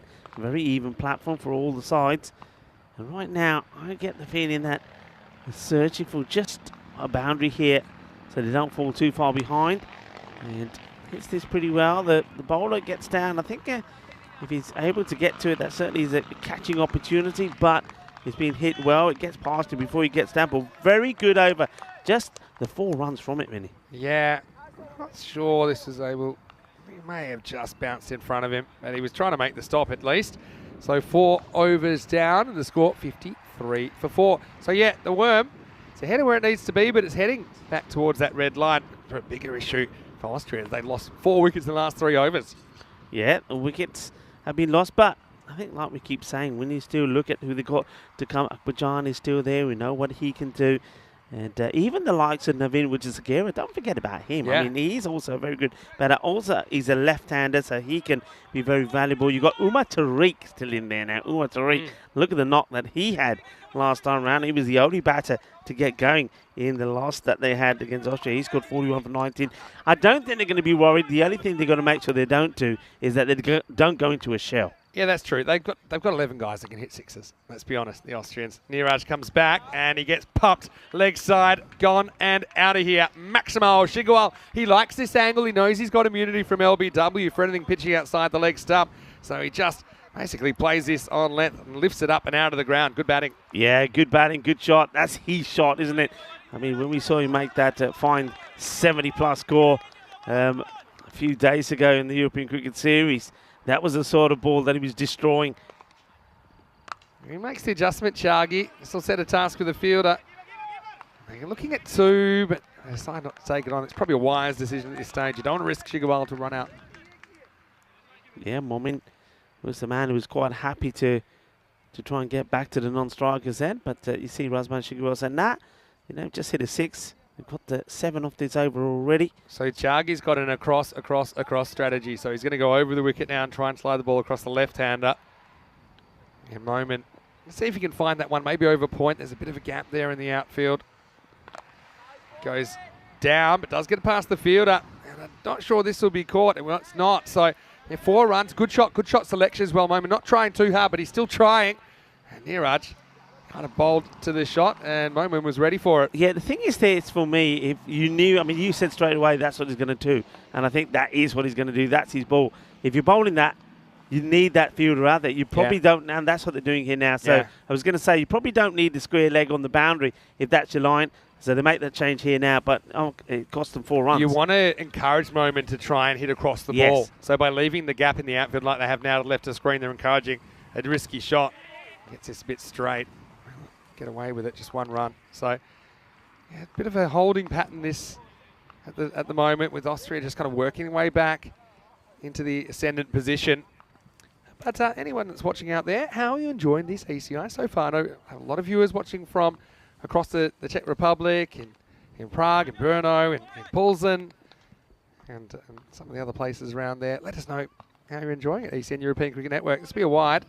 Pushed too far across this time by Chargi. Yeah, and again, we always say, look, if you like what you're seeing, give us the thumbs up, give us the like, share, tell your friends, tell your family. And we are looking to get to the 350,000 I don't have the exact numbers, but we're still in the 349, edged away. And this will run away for 4. So Shigwal maybe gets a bit lucky this time. Again, Chargi didn't have the 3rd man. I suppose you can't have them everywhere. And Shigwal's not miss-hitting many. Gets lucky there, but he does get 4, and Austria in charge in this contest. Yeah, 4 more. So even though, as you say, the wickets are falling, they're managing still to find the boundary. So though that's a little bit of luck there. Hay suerte ahí por el capitán de Austria, but it's still 4 runs. So yeah, come on. We want to get to the 350,000. Sign up your dog for a YouTube account, whatever you have to do. All right, last ball of the over. Goes after this. Does he have the elevation? He does not. What a catch. Brilliant bit of fielding. Davitsi, well, he's a player that can frustrate you sometimes, but he can delight you other times. And he kind of turns it around because he's not confident to take a step back because he had no room to move. But that's a big moment. Chargi gets 3, and the 3rd one's the big fish of Shigwal. Look at the technique here. He knows he can't go back any further, so he basically takes it over the shoulder and then shows the big gun, Saba. That is a great bit of cricket, and Austria 70 for 5. Well, could that be the match-winning catch? We always say, you know the saying in cricket that catches win your matches. Well, that was an important one because it gets the captain, Chikiwell, who was going well, but he has to go for 32 off 12. Thanks to that great catch from Duvitsi. Well, game on here. And remember, coming up on Monday, we will be in Bulgaria. I know that Charlie Hunt is going to be with me in the commentary position there. He's making his way there now. And Yes. these are the matches that we'll be looking forward to bring you up on Monday. So we've got Medical University of Sofia taking on the Medical University of Plovdiv first up. These are teams that have played each other before. We've got Plevin there The as Plevin well. 11. Oh, we love the Plevin yeah. 11 as well. Hey, I think they're Elsa and the spring production crew. They're already there. They've set up the scaffolding and the venue. They're ready to go. I know that Charlie will be there for day 1. I think you'll join him on day 2. But yeah, looking forward to that series. I'll be taking a back seat for that, but I will be watching. I know that, of course, Bulgaria, that Vasilevsky National Sports Academy ground, it's the home of the Vortex, the famous third man Vortex, where balls get sucked in. Marcus Shyam has been spot on with his bowling today. You have very little margin for error when you're bowling at this pace. His accuracy has been outstanding. Yeah, he has been. And that's why, I mean, it's because of their bowling, and particularly, as we've seen already there from Duvitsi, their fielding, that has got them close in matches, and it's that won them that match against Hungary. So, well, they're looking to do it again here, but you know, with the Austrian guys, one big over, and it could all be over, and they've got batters that can do that. This one just chipped up in the air, and, well, the fielder, I think here, well, how far does he come in? Let's have a look at this again. How far does this go over him? Because there looks to be nothing in the shot. Well, that's where he plays. I still don't think he's probably getting there, Riaz Afridi, but he comes in because he suspects it's a miss hit, and maybe it is, but with the wind, that flies further. And Wijasekar has gotten the promotion to 7. He starts with a 6. I can't believe that shot, really. More on that after this delivery. He places out. They sent out another left hand. I think with the off spinner on, it's a pretty good matchup for Marga Shyam. Can't let that throw him too much. But I mean, I suppose Wijasekar, we have seen him opening the batting with mixed results during the ECS for his club. But they still got plenty of batting to come. The 4 they haven't batted yet: Umar Tariq, Akbarjan, Javed Sadran, and Dida. And so there's no excuses for these guys not to be super attacking. He's stranded. Will he get back in time? It's because a slow medium ball was bowled back. I think that's the beast, who doesn't really like to throw because he sometimes has some shoulder problems. So what you don't see here is the beast basically rocks in a medium pacer, ends up hitting the batter. I think he would have been safely home anyway. Yeah, there's an appeal from the bowler, but he didn't change really his direction. This one's over pitch. And you'd have to be some sort of geometrist to work out exactly how you're going to cut off the line of that throw when it's coming in from side on. Remember Nevin Wijasekara, the captain of Snazi, when he was batting early on in the European Cricket Series? I mean, he batted well, but he was tiki-taka, wasn't he? Tiki-taka, tiki-taka. As the series went on, he got a bit more aggressive. Well, now he hits his first ball for 6, and it wasn't even out the middle of the bat. Yeah, that's true. Well, interesting little finish coming up. Marcus Shyam does a stand-up job with his off-spin once again. He's been very, very reliable for the Czech Republic. As the 6th over comes to a close, it's 79 for 5, and so you can see they need 35 off the last 4 overs. Have a look at the batter still to come. I mean, Dida's listed 11. He's no bunny. I mean, this guy loves to hit 6s. He just hardly ever gets the chance. You got Javed Zadran listed at 10. He's been batting 3, and to be honest, he was one of, if not the form batter of the last 2 or 3 days as well here in Austria. So and don't forget there's Akbarjan there as well. Akbarjan comes in. Okay, he went off the boil a little bit with the bat, but he's a very, very talented stroke maker. Sticking with spin because it's working, and Ashokan comes on again. I think he likes the matchup of his off spin. Plus, he's got this kind of quicker one that rocks out pretty quick as well against the 2 left-handers. Here's the 7th. First one beats the bat, and Shahil Moment again finds himself in a bit of a twilight zone. Just keep an eye on that required rate. It probably chips out to 9 after that ball. Yeah, this is a pretty key, pretty big over. Remember, they're keeping one back from Afridi as well, though he was a little bit expensive this time around. He went for 21, but, I mean, okay, I still get the feeling that he's got one very good over in him, and that could really change everything here. So with the breeze, it's coming and going, but it still is kind of behind the batter, hitting straight and probably slightly to the right of screen. I think I'm looking to run it, Arun, if he tosses it up at all like that. In the end, it's perfectly judged by Ashokan. Basically drops into the block hole of Wijesakura. I mean, Austria, I still think they're favourites here, despite losing 5 wickets.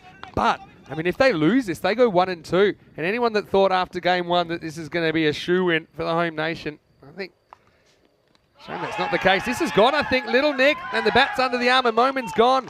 So, Arun Ashokan, the captain, brings himself on. They decide to stick with the spin. It's been working. It's a great catch behind the stumps by Paras Curry as well. Isn't he having a fantastic match here? Little Nick just slid in. There's no real turn. And check it out. Deals with the extra bounce well. And Shahil Moment, to his credit, he was not sticking around for the umpire's decision. He knew he'd nick that one. So 6 wickets down, 81 for 6. A spanner in the works. Yeah, fair play from Moment. He knows he sneaks it. He just puts the bat nice and tightly under his arm and he works off. Good catch taken there by Kari behind the stumps. And, well, Arun Ashokan, the captain, comes in, gets the breakthrough. Oh, well, it's one of those, and you just get the feeling that one magical over could break the hearts here of the Czech Republic. But if it doesn't come, Vinny, they could, they can win 2 in the spin and go to the top of the standings. Yeah, well, Laxmi doing a good job. So Shah Khan just making some changes with the field as they do now go for Tariq. Tariq was batted very well in the last match. Got a 40-odd score, which well, at least gave his team some runs. It wasn't enough to win the match.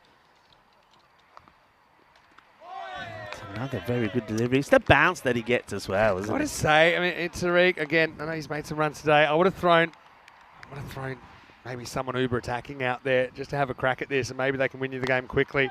Having said that, Tariq does a pretty good job of drilling this straight and getting 6. Maximo! He says, well, look, I may not be the biggest, but I'm still capable of going large. And that's a bit of a settler for the host nation. Yeah, well, he made 41 of 19, helping Austria get to 105. As I said, it wasn't enough for victory against Hungary, but he was a key batter. We know he can bat, and that was a very important hit. The last ball of Arun Ashokan's over. Even with that boundary, it only goes for 8, which is less than where they need to be. Well, this should be a good game. I mean, they're all good games, aren't they, in this series? Austria-Hungary, they'll be group mates at the ECC in September. Right now, they'll be locking horns. Last game of the day. Austria winning the toss, bowling first. Interesting, hey? So they will be chasing. I feel it's a slight change of tactic. But we're looking forward to that game, which starts in around about half an hour's time. Right now, I'm fixated on this contest, and they're going for Riaz Afridi. So this is going to be a very, very important over coming up. So they kind of basically are forced to change pace, Czech Republic. They've got a very good bowler to bring back here. So you've got the Beast having one. I know he hasn't had the best time with the ball, but he's a proven performer. And Arun Ashokan, he's been used as the 5th bowler here. So he'd be an option. I mean, they could go to Bulyan last over like they did last time. Well, this is an uppercut, and it's going to disappear. I think that's 4. Probably won't get a great look at this. Yeah, it is 4. So Wijesakura, to his credit, you know, he just plays the ball. He's bowled. He's not too proactive. He gets back, deflects, and he knows he can use that pace to his advantage. Yeah, good shot. And I wonder if that's one for the over that gets signalled there as well. I think it was there or thereabout. So 4 runs. Really plays this really nicely. I think probably, looking at that, it probably should be maybe 1 for the over. But nice shot, 4 runs. So the last 2 deliveries have gone to the boundary. And this one, yeah, that's where he needs to be. Navin Wijesakura very quickly says, what am I doing? What am I doing that for? I should be there. I think it's a case of if you get bat onto ball and you take a run of every ball that comes your way, I don't see you losing this match because you'll get the odd extra, you'll get the odd boundary as well. It's dot balls. Dot balls are what can hurt you, and of course wickets. Afridi. Hello to Trip and Danny, watching from the USA. Nice to have you with us. Another good contest on our hands here. Free to Wijesakura. Naveen, he's enjoying the extra pace. And he goes straight down the ground and goes pretty handsomely. Holds the pose. Maximo! What a shot. That is not an easy shot. It's not a half volley. It's quite a technical shot from Naveen. You see not a lot of foot movement, but the bat plane was perfect, and he gets the perfect result. Yeah, I mean, when we saw Naveen with his gear of batting, I said at the time, this guy shows that he can bat perfectly well. He's a proper stroke player. He can play good in the longer format. But what he did in that series, and this is where the European Cricket Series helped him, he just got better and better. He got more attacking. Yeah. And now he's using that here to his advantage. So he's a good example of how that European Cricket Series has got him into good form. 17 or 15. I think this could be It's a no ball. Because well, that's what I was asking the question, whether the first one that he uppercut was given as one for the over. And I didn't see the signal for the umpire. I guess, well, this is clearly above the shoulder, so it mustn't have been one for the over earlier. Yeah. I mean, we didn't see the signal at the time, so I was wondering whether I missed it. But that clearly shows that he didn't. Well, what he's being told here now is, well, okay, you know you can't bowl that one again. Good delivery. It's a dot ball. I like it. Right now, what's your plan now? Yorker. You know, I think Wichita is one of those guys I think also appreciates that he's not, he's in good company here. He's not expected to be the leader of the batting, but he can provide some useful contributions. And some batters can just lift against better bowlers. You know, he's shown he's not too bothered with the extra pace of Afridi. He's used it to his advantage. Afridi kind of back to earth with a thump, isn't he, in this game? Last ball of his spell coming up. Wichita has been just the tonic for the Austrians, trying to make it 2 wins over the Czechs today. Ooh, this is probably just okay. No, it's been called. It's been called. So this is lower, but is it low enough? We're not looking side on. We'll have a look now.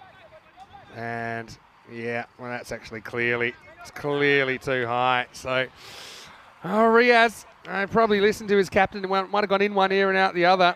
And it's such a tight game, if you want to call it that. They don't have too many to play with. And we just I reckon he might get funky here, trying to use the pace and deflecting behind. He can't be out. It's a free hit. He stands. And he swings, and he misses. End of the over. The game will go to a 9th. It's 98 for 6. 16 required off the last 2 overs. Yeah, 98 for 6. So, 9th over, we say. It all happens in the 9th. And time-wise, they're spot on as well. You see the clock show they had about 6 minutes here. So, okay. So, 16 required of 12 deliveries. That's where we're at. Let's not forget, I mean, if they can really grab a couple of quick wickets here, the Czech Republic, they could get them 8 down, and it could be a bit of a nervy finish. They're 4 wickets away from winning this game. Now, you've got an option, and it looks like they're going to go to Buyan. He delivered an excellent 10th over last time. He'll only get the 1 this time, so they had some options. They could have gone back to the Beast. They could have gone back to Aaron Ashokan, but they've decided to try a 6th bowler, and it will be Sazeev to bowl what I think is the most important over of the game. Yeah, it is, and fair play to him. Even though he went magical in his first over, in the last match, he actually bowled a very good final 10th over, picked up a couple of wickets as well, and he ended up, you could say, perhaps winning the match for his side. Well, he could win it for his side here if this is a good one. So, here we go. It all happens in the 9th. Czechs are hoping they can wangle a couple of wickets. Tariq, 6 off 2, hasn't had to do too much so far. Hello to Lakshmi, who's watching with the Czech Republic as well. Sure, you're in good company. Here we go with the 9th, and they swing straight away, and he gets it pretty clean. Tariq, he knocks this one out of the park. It's a slot ball, and it disappears, brings up the 100, and surely the Austrians have done enough now to get over the line. Yeah, it's right in the zone where Umar Tariq really likes it. He loves this shot. He plays it so well. And he says, thank you very much for bowling it there, Zabuyan. He can't be there again because it will be the same result. And as we say, there's not a lot of him. But wow, when he hits the ball in that slot, it stays hit. 10 to win now. There's more. That's absolutely laced leg side. Well, you know, a question maybe whether Tariq was the right man for the job. Not because he's not capable, just because some of the other players I could have gone to. Oh, he's put me back in my box pretty quickly, hasn't he? And that's one thing earlier in the year in the ECIs, he did get bogged down occasionally. No signs of that today. That's an excellent shot with the angle. And now they're just 1 hit away from victory. Yeah, he's been in good form, you have to say. And the captain knows it as well. Here comes the next delivery, and he hits this pretty well. And this will probably be it. Will it go all the way? Yes, it will. Manos arriba.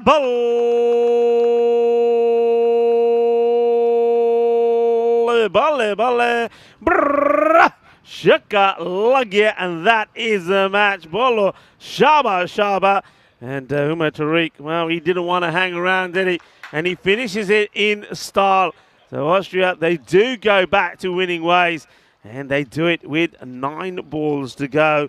So it does end up being, well, we say it all happens in the 9th. Well, it does. It all comes to an end in the 9th here for the Czech Republic. They needed to find a way, didn't they, to stay in it. And I just think there, I saw Arun take the ball, and I thought, yeah, okay, that would have been my shout for Arun to bowl it, maybe take it into the last and then play back with who you go with. But they decided to go with Buyan here. But it was Umar Tariq that finished the game off. He'll finish on 22 for 5. And what a way to do it. And well done to Austria with that win there. The home nation would go to the top of the standings. Yeah, I mean, this is what's coming up. Austria-Hungary in match 5. Remember, Hungary actually beat Austria earlier on in match 2. The Austrians will be chasing again. They chased pretty well on that occasion. And we're only around about 25 minutes away from a start in that one. Just looking at this game, for me, I'd probably have Paras Kari as the player of the match, even though he's in a losing side. I just thought he kept his team alive. 68 not out of 26. Have to see what they go for in the end.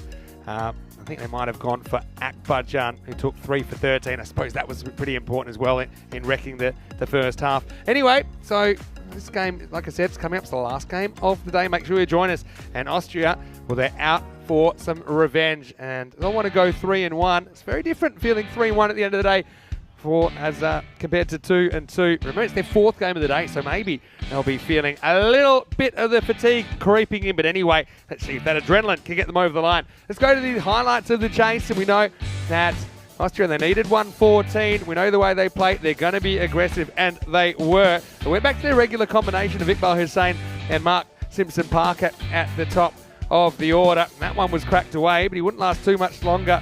Iqbal Hussain has got away with that one, but he wouldn't get away with much more as Sengupta took a good catch at point. See the back of him. And the Czechs, they kind of kept themselves in this contest by taking those wickets, but also the run flowed freely in the power play. 49 came off it. Yeah, 49 come off it. And maybe this is another match, as we just see there, right on cue, which was decided by some loose deliveries. No ball, bang. It's a 7-up. The next ball went to the boundary as well for 4. And both teams were guilty of it. And I think those no balls in what's been a tight match could have been the difference here. Good catch there taken, though, by Venkatesh. He was good all round, and I also like the bowling that he delivered as well. I think he bowled really well, very tidily, helped to keep his team in it. He took it deep, but I think right at the end there, I think it was a bit of a gamble, wasn't it, to go with Buyan. I think maybe the skipper would now be thinking perhaps he should have bowled that. Seems to be a bit of a hesitance to stick with the spin at the end. And yeah. I think, if it's worked in the middle, there's no reason it can't work at the end. I know Buyan bowled a good 10th last time, but I suppose we hadn't even seen him bowl yet. Chagi had a chance to get rid of Chima early, but Chima wouldn't hurt him too much. Even though that probably did hurt Niraj as it came back and whacked him in the fingers. As Mehar just took this one down the ground. Again, Margasheim, I think he's been brilliant. You saw the good catch he took. He was super accurate there. But, Davitsi was important as well, taking a couple of very good catches in that long off position down the ground. I suppose they just were able to find the boundaries when they needed them, weren't they? And we knew this Austrian team, they bat so deep. So even when they were 5, they were 6 wickets out. You never felt too worried that they didn't have the batting to get them there. They had players, even players we never saw bat, like Javid Sadran, for example, like Akbarjan, that weren't required. How about that from Davitsi? Wow. That was a brilliant catch, saved them 6. The Czechs did well to stay alive, didn't they? But in the end, despite the efforts of Curry in the first innings, just a case of not putting enough on the board. Yeah, it was. And one thing, I know that everyone's talking about Umar Tariq 22-5, but I think that knock from Nevin Wijesakera, what a good and important knock that was from him. And I said when that European Cricket Series was being played here, and I did say that a lot of the Austrian players will benefit from having the tournament going into the CCIs. And Navin, well, he certainly did, because he played some lovely shots, didn't he? We saw that uppercut played. This, though, down the ground was a beaut. Beautiful stuff, really. And then Riaz went into bodyline mode, didn't he? And he just kept bouncer up to bounce. He was lucky to get away with one. He didn't get away with the third one. But, Umar Tariq, give credit to him as well. When he joined the party, they just, like I said, they came up with those big hits when they needed them. And it was Austria that finished stronger. And they didn't look too tired out there. I think they were pretty disappointed to drop that previous game to Hungary. They'll get some revenge perhaps on them in the last game of the day. They'll get the opportunity at least. But Austria, with that, they go 2-zip up over the Czech Republic. But these two teams will meet again tomorrow for a third time. 32 for Shigarwal was the top score of just 12 balls, got them motoring in the power play. Mark Simpson-Parker 14 before he got out, caught by Margashayam off the bowling of Chagi. But have a look at that late kick. After Momin went for a run of ball 10, which is Sakeru with 18 off 11, took on Afridi and got the chocolates. Umar Tariq, though, he was also brilliant, finishing things off in style. As far as the bowlers, Margashayam, I think best of the bowlers, 1 for 13 of his 2 overs, although the wickets went to Chagi, was a bit more expensive. Afridi with 1, but he was also a bit loose at times. And Aaron Ashokan with just the 1 over. Again, they try another option. Maybe the lesson there for the Czech Republic is keep your options a bit more open. They've been pretty keen to bowl bowlers out, and sometimes there's a time to do that, but they've kind of boxed themselves into some uncomfortable choices at the end of the innings in the last couple of games. Yeah, I mean, when you think about it, don't forget, Vinny, that the first 2 overs were magical, 21 and 21. So when you think about it, that's 42 of the first 2. The way they did keep going in this was good. Credit to them.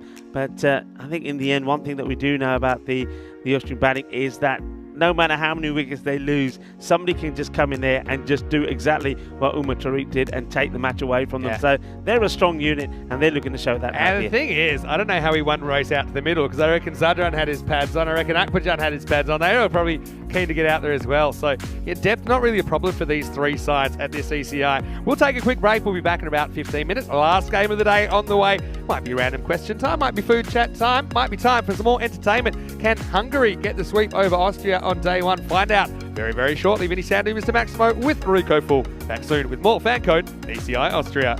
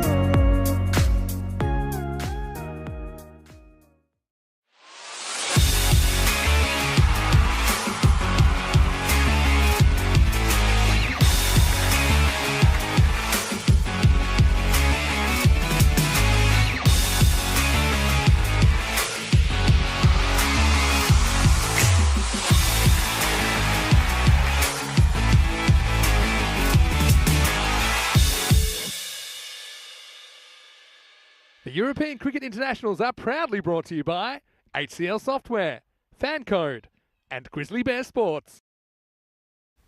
Hello, welcome back to Austria. Last game of the daytime now. What an opening day of action. Topsy-turvy. You never know what to expect. It's very European Cricket Network. Anyway, it will be another rematch coming up in match 5. It's a rematch of match 2 where we see Austria and Hungary locking horns. First, let's see what happens at the coin toss. Tyrone Peters has the two captains. Austria to call. Heads. Heads is the call. Heads. Sorry, tails the call. And it is a tail. You want to bowl first? So Rasmal Shigawal of Austria wins the toss. Interestingly, he chooses to bowl first. So I think it's a slight change of strategy. We did see them pretty happy to bat first earlier in the day. Having said that, I think that both teams are here. They like the opportunity this weekend of batting first, sometimes batting second, other times. I think it's all good experience. With Austria, we've seen them chop and change their batting lineup. Be interesting to see what kind of batting lineup they do go with. But first, we'll see them with the ball. Akbarjan was a good injection to their side in that last game. Let's not forget that it was match 2 that Hungary got their first points of the series with a very impressive win, probably an upset win over the Austrians. And I've got to say, Ashrith Darapareddy has had a really, really good day for Hungary. He bats the number 3 position. He's got all the shots and more. He's also a very handy left arm spinner. So watch out for him. Zishan as well. He's always a big wicket, isn't he? But I think that the Austrians, they've got revenge on their mind. They'll know exactly how many they need to chase. Don't forget, these two teams, they've been drawn in the same group in the ECC, the Euros of Cricket, later in the year as well. So plenty to watch out for. Last game of the day, maybe some food chat, maybe some random questions, but definitely Rico Full will be the next voice of you here. Rico, should be a good one. Austria winning the toss, sending in the Hungarians here in match number 5. Yeah, I'm sure it will be a good one. Well, we need some water. Well, I don't know what's going on over there. I think that's probably whoever's in the tower is just trying to stay a little bit cold and pouring water over the head. I'm with that because it is pretty hot here now, but I ain't complaining after some of the weather that we had here in Austria. I'm quite happy to have the sunshine. Bring it on, that's what I say. And bring on the action as well. As we see, as you heard there from the coin toss, that Austria elected to field first. I think this is Rasmus Shigawal, who's a very experienced captain, probably thinking, you know what, at some point we are going to have to do different things. We're going to have to bat first sometimes. We're going to have to bowl first sometimes. And I think he's just saying, you know what, this time we are going to have a bowl first and we want to have a bit of a chase. I don't mind that. So I think we're going to see, once again, Zishan Cookie-Hill, who's, well, we know that he's pretty dynamic. The thing is, though, can he stay there? I get the feeling if he can stay there 5 overs, he's already going to get a stack loads of runs. Vinath Ravindran, the captain, will be hoping to get a game this time round as well. But Ashrith Darapareddy, he has been sensational, and he really is one to watch. And I think they'll be hoping that all of the key performers get going in this one. And there's been some good ones. Ali Yilmaz will be hoping to be in the wickets as well. And maybe we're going to see some more from the likes of Willagamage and also Zahir Safi. And with the ball, what we'll see is that back in to the side. Javed Sadran is there. Didar as well. Still no Sahil. So no Sahil in this one. So he is being rested in this one as well. So it will be Itibar Shadida that's going to open the bowling. And, he bowled very well last time round. The only thing was towards the end of the innings. So if you go back to that last match, I mean, they did have their opponents under the cosh, if you like, 68 for 5. And then Umar Tariq and also Javed Sadran, their last 2 overs between them went for 45, which helped the Czech Republic to get to a healthy score. So they just want to keep it tidy all the way through.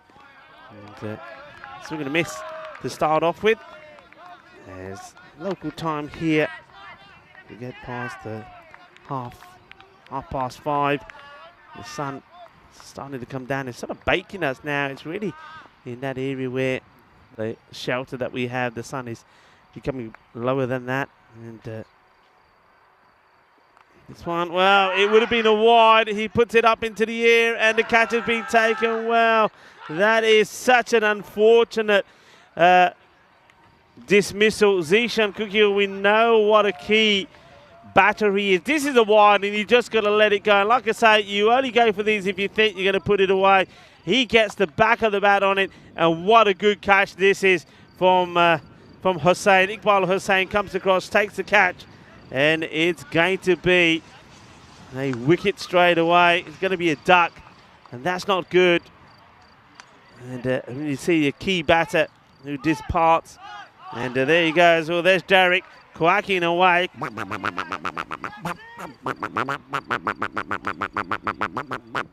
It's going to be not quite a golden. And Derek likes to go golden sometimes. Maybe that's just the sun baking him a little bit as well. But it is a 2-ball duck for Zishan. And that's a terrible start for Hungary, losing one of their key batters straight away. Well caught by Iqbal, who makes no mistakes at all. And Didar gets the wicket. So it will be a man who has shown good form with bat, with ball, and in the field. That comes out, and number 3 is the left-hander, Dara Peretti. And this one gets played out. And yeah, I'm talking about the sun. It is glowing here. We're squinting. I forgot my shades, so that's not good on me. And the man who has got all the shades on, but I've got to say, I'm going to have to put something on his head because the sun is glaring off the head of Onkar and then blinding me. And that's, well, my bad for forgetting my shades. That's a good delivery as this one comes in and moves away. Yeah, big shout out to all the team here.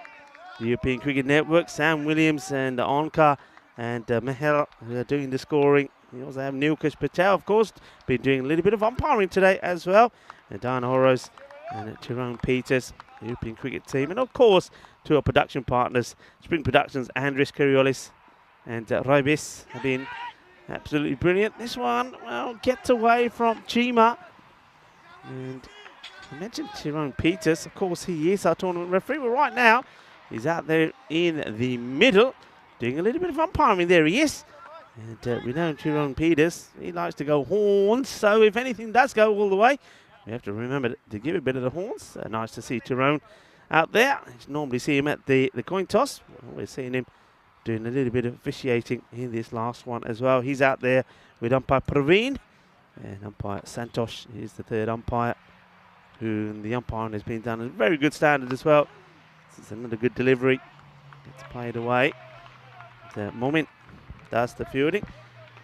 Change as well, we've seen here from Austria. This time round, like all the other matches that they played, they didn't start with Momin. So I wonder if that's Razman Shigbal making that call because he knew that it was something like Zishan Cookie Hill that was opening up. And they probably would have gone to town and Momin. So once again, he gets that right. I wonder if the bat versus ball wall has got this right.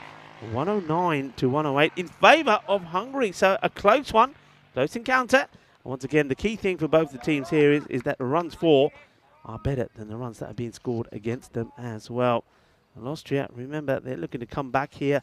They lost to Hungary in the first contest between them. This will be called wide as the Wild Thing comes into the attack. What a good over that was from Dida. Just 2 runs from it, and he picked up the wicket as well, and the prize wicket of Zishan, but it wasn't a good shot from Zishan, was it? I mean, it's a terrible way to get out.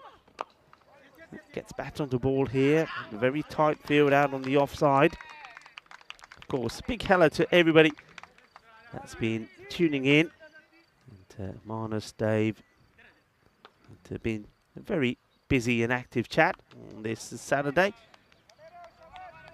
Thank you for all your comments as well. I know that you're really active on Facebook and Instagram. It's lovely to hear from you and everybody else.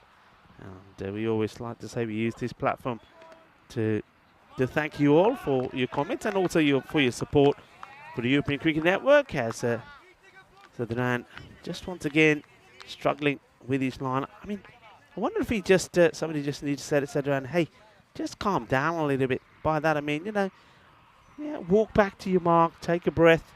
You see, very agriculture here. It's a tractor going past in the background. That's better areas. Take the single. No boundary as in the over at the moment, or in the spell at the moment, you'd say, from both these bowlers. So Didar bowled a very nice one. A nice one there from Sidran as well. I've already talked about some of the important days today, and we know we have conversation about everything. We mentioned it was National Flower Day, and I know we love flowers because they're inspiring beauty and fragrance, as this is another swing. And they also play a significant role in romance, medicine, rituals, and religion. International Red Sneakers Day. Well, I know a few players have been wearing the red sneakers, and that's all about making awareness and drawing attention to the rising food allergy problem, which affects around 250 million people in the world. This one, he goes for the Yorker, and just ends up a little bit too full, and Mormin out there just having a few issues getting to it. Does recover, but not before the batters get to. We mentioned and had a lengthy conversation about International Plant a Lemon Tree Day and about all the benefits of lemons. And they are a very beneficial fruit.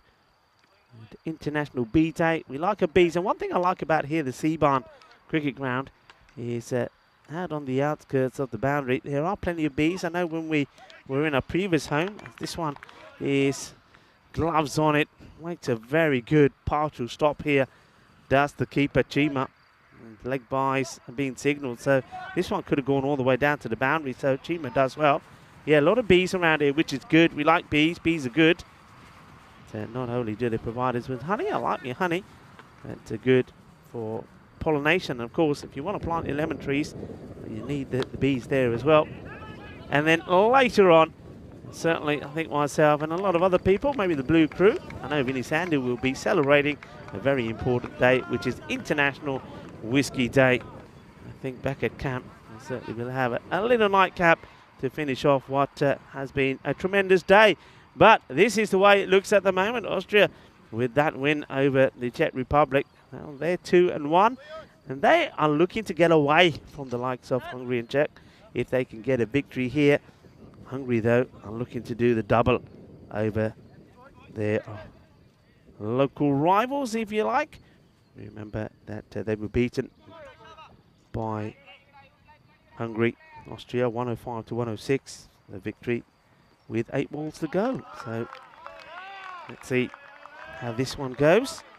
Hungary, though, will be keen to do the double over their opponents, not wanting to let them get away in the standings. But at the moment, it's a tidy start. As the score not really moving too quickly, as we've seen both the openers do very well. This one will be a wide, and Chima throws himself at it. Dida, his first over was really tidy. Just a 2 came from it. He picked up the wicket as well, though there was a bit of fortuitousness behind it. Dida. And this has been hit really well. He takes the bowler on. I think this is a preempted shot. I think Dada he realises that he's got to go for this. Otherwise, they're just getting themselves into a bit of a rut. And they hadn't hit a boundary so far. It is the power play, but has been lacking the power. Well, that helps. A boundary, the first. Dida then comes back with a reply, and is a good one. It's a slightly slower Yorker length delivery. This would have been close. Looking at it first up, I think if this hits, I think he would have been out. I think he's running into trouble. Let's see this. Yeah, he would have been a goner. And great bit of action there from String Productions. Well done, Andris. To Kuriolis or AKO Helsinki and Rivis. Been doing a superb job. It's been hit pretty well, but to the fielder, another opportunity. And pick up and throw, and then, well, where's this going to end up? It will go to the boundary. So 4 runs signalled. And it's a Mormin who's doing the backing up. The throw, I think, was from Razmal Shiguel. So here's the pickup. There's the throw. Misses the target, but Mormin doesn't get his body behind it, and he goes all the way.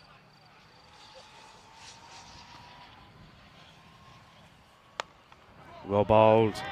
Changes the angle, Dida. And gets it on the money. It's Vinoth Ravindran, the captain. They're hoping to go better this time. Remember, he had to make the decision, a difficult call, where he had to really retire himself out when he was going out to run a ball where he made 21 or 21 deliveries to see if he could get the acceleration in from other batters coming in to try and win them the match last time round and get them to the score. Didn't quite work. Well, he goes up in the air. Well, this man does not drop him. We've seen him take an absolute humdinger of a catch earlier in the last match. And this one is straightforward, easy peasy. So one captain catching out the other, and Vinoth Ravindran. But this time he doesn't have to be retired out. He goes for the big shot, doesn't get it right.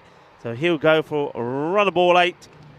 And it will be Razmal Shiguel that gets him. And once again, it's another wicket from Didar. And I have to say, Didar, I like the way he stepped up to fitting the shoes of Sahil Zadran in the last 2 matches. And it's also the end of the power play. I suppose the good thing is for Hungary is that they were able to at least get a boundary. Got a 6 in it. And, but other than that, it's been a bit low-key. 22 for 2. The Didar getting the breakthrough.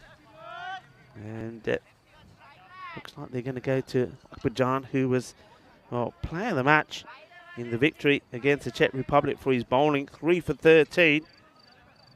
Could have been a number of players that could have picked it up. I mean, it could have been Paraskari of the Czech Republic, because if it wasn't for his 68 not out of 26, it probably wouldn't have been a contest. But it was Akbarjan that got the call. And here he is to bowl, and he just flights this one up, and it's a bit of a full toss, and he gets absolutely clobbered. So 6 runs. And well, one for some of the spectators that have come across to field. Yeah, doesn't quite get this right. He's looking for that the Yorker length. But just a little bit too full, and Darapureddy just keeps on going and keeps on impressing. Misses out on this one. So gets his line right and straight away makes the change. Slightly shorter. Chima makes the take. Okay, a bit of the reverse, but it doesn't really get him much. And of course, Darapureddy has been joined out there by Abhitash Prashar. He's yet to face a delivery. So once again, they've got 2 left-handers out there. This one has been walloped, and that will go a long way. In fact, that's a biggie. It one bounce and it bangs into the production office. There's Nilkesh Patel who goes after that one. And don't worry, Andris, you're all right. You're safe. Nobody's knocking on the door. You can go back.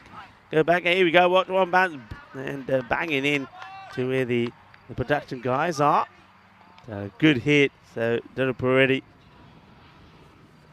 is ready and plays this one along the deck. Navin Vujasakara does the fielding. Wasn't it good to see him out there scoring some runs as well? Very valuable partnership between him and Umar Tariq that got the host nation a victory. So with the ball to go, here there's the 4th over. Score 35 for 2. Akbarjan gone for 13 so far. Let's see what Prashar does.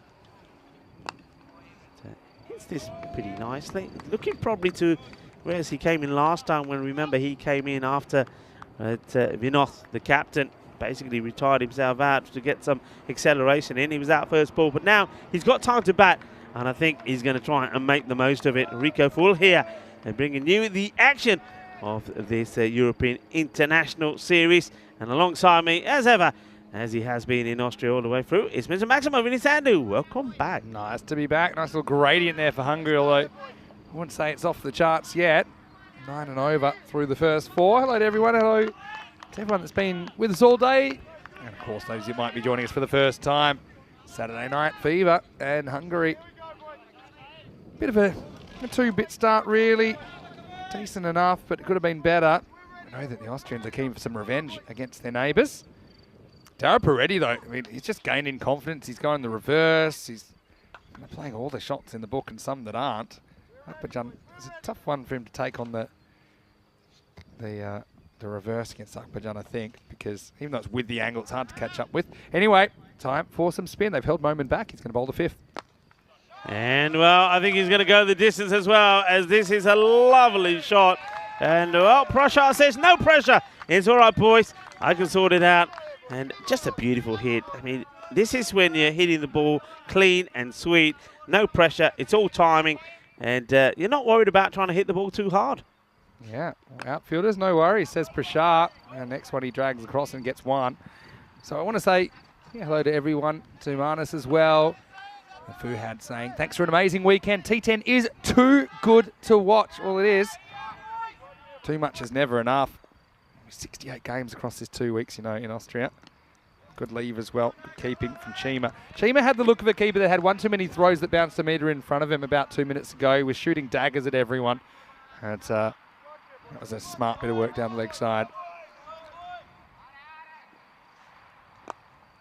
Oh, just trying to squeeze this through. That's not a bad delivery from Momin. I prefer him when he's bowling that length with that just a little bit of extra pace on the ball than when he's floating it up there, because I think both these left-handers like to go inside out and hit him big. Yeah, I think the wind normally pushes left to right, although it's kind of not as breezy as it has been. And this one goes all the way. What a classy shot this is as well. And the thing about it is, from Prashar, he sort of almost says, I don't have to hit it full throttle. I'll just stop just here, he says, just here. I don't have to only go more than this. This is enough. That's a lovely shot, and it looks so elegant as well. Holds the pose, doesn't he? We haven't really seen Prashar go for any extended period of time so far today. If he does, it could spell trouble. Just have a look at this. We haven't paused that footage. That is just Prashar. He's doing his best. What do they call that? The mannequin challenge? There's a throwback for you. Remember that? Ooh, little nick. And how many here? Everyone. Remember the mannequin challenge? I don't know. So mannequin challenge. Someone give me a year on this. It was when people were doing these videos where they're all frozen and they like shoot the video, and you'd think it, What, basically everyone's being a mannequin. Okay. Come on, someone give me a year on this. My knowledge of recent history isn't that great. Oh, good shot, but has he found the hand of the fielder? And then no, despite the valiant efforts of Navin Wijesakera, it goes all the way. So they made a slow start, you have to say. The power play, only 22. The first 2 overs only went for 10. But now the acceleration is coming and is being brought on by, of course, the 2 left-handers. And now Dedepa already turning on the star. It's a pretty good effort, actually. Couldn't have done much more as we get to the end of 5. It's 58 for 2. I want to say hello to you wherever you're watching from around the world. You can probably see we're bathed in the sunlight now. My jacket is long gone. What a difference a few day makes, Rico. But, I mean, what a first day of ECI action. This series is completely up for grabs. Yeah, it's great. It's been wonderful. Remember, after the first 3 matches, all 3 teams had a victory. And you say Austria, the host nation, well, they pipped the Czech Republic in the last one. And they're looking to go clear here. But I just think that Hungary, they've got other plans. And now they're starting to get going, aren't they? The 2 left-handers. This one can't be out. Oh, can't be. Well, the run-out could be out, but the LBW couldn't. Oh, it's a mental error from Prashar. There's no way this can be out because it pitches that side leg stump. But he takes off on a run that isn't there, and he almost runs himself out. If this hits, he's gone. Yeah. Oh, the wicketkeeper, of course, too far to get anywhere near that. You just got the feeling if he didn't appeal so much, he may have done. Oh, got him. Absolute beauty. And, well, the wild thing, Sadran comes in and he knocks him over. What a good delivery this is. And good captaincy as well, because I think Rosman Shiguel, he just noticed and just thought, well, okay, this one, the way these 2 are going, they could hurt us here. I've got to go back to a strike bowler to try and get the wickets. And, well, there we go. That's who he goes to, Zadran. And the wild thing does it again. Knocks him over. Prashar departs. Those stumps have been destroyed by that ball from Javid Zadran. It was spicy, wasn't it? He kind of yorks himself in the end. You can see him kind of knocking himself in the noggin with the bat, saying, why did I do that? But I think, yeah, it's kind of back to basics for Austria. Have a look at this. It's full. It's a ball that's hitting the stumps. It's not easy to do too much. Okay, if he stayed in his crease, maybe he can drive up and get that up in the air. But, yeah, the wild thing, it's a little bit different now. A couple of years ago, he was super wild all over the place. There's still signs of that occasionally, but he's a lot more consistent now. And I think if you go back to the ECC, he bowled in the middle of the innings in this kind of situation, and he just pretty much bowled that ball every time. He got full, he got straight. Okay, occasionally throws in a slower ball, which we haven't seen too much from him, but him and Dida played that role. And I think I'd like to see him get back to basics again. This is Abbas Ghani coming out in the 5 spot. Prashant, handy 15, but again, can't go on with it. Dara Peretti at the other end. Hungary on 109 pace at the moment. Oh, well, I tell you what, they were asking a question, and the thing is, the umpire has a long look at this, and I think he comes up with the right answer. There, I can't see what this is missing. He goes, this is such clever bowling. Look how wide he goes here. Yeah, and so you'd be thinking, oh, maybe the angle, but for me it was hitting. Yeah, I know some people might feel that's heading leg stumpish. I agree. I think it is hitting leg stump. I think he's caught on the crease. Not a lot of foot movement, not a lot of time for foot movement either.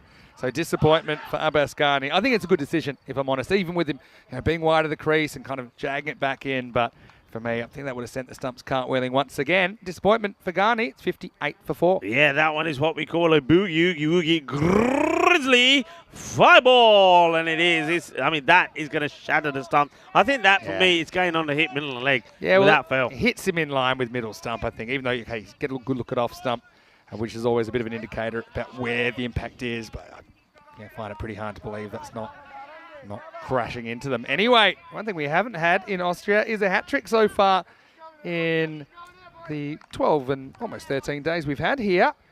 Surely we're going to get one before the end of the weekend. Yeah, well, we've seen centuries, haven't we? 3 of them. We've seen absolute humdiggers of catches. Hat-trick we haven't seen. Can we see one here?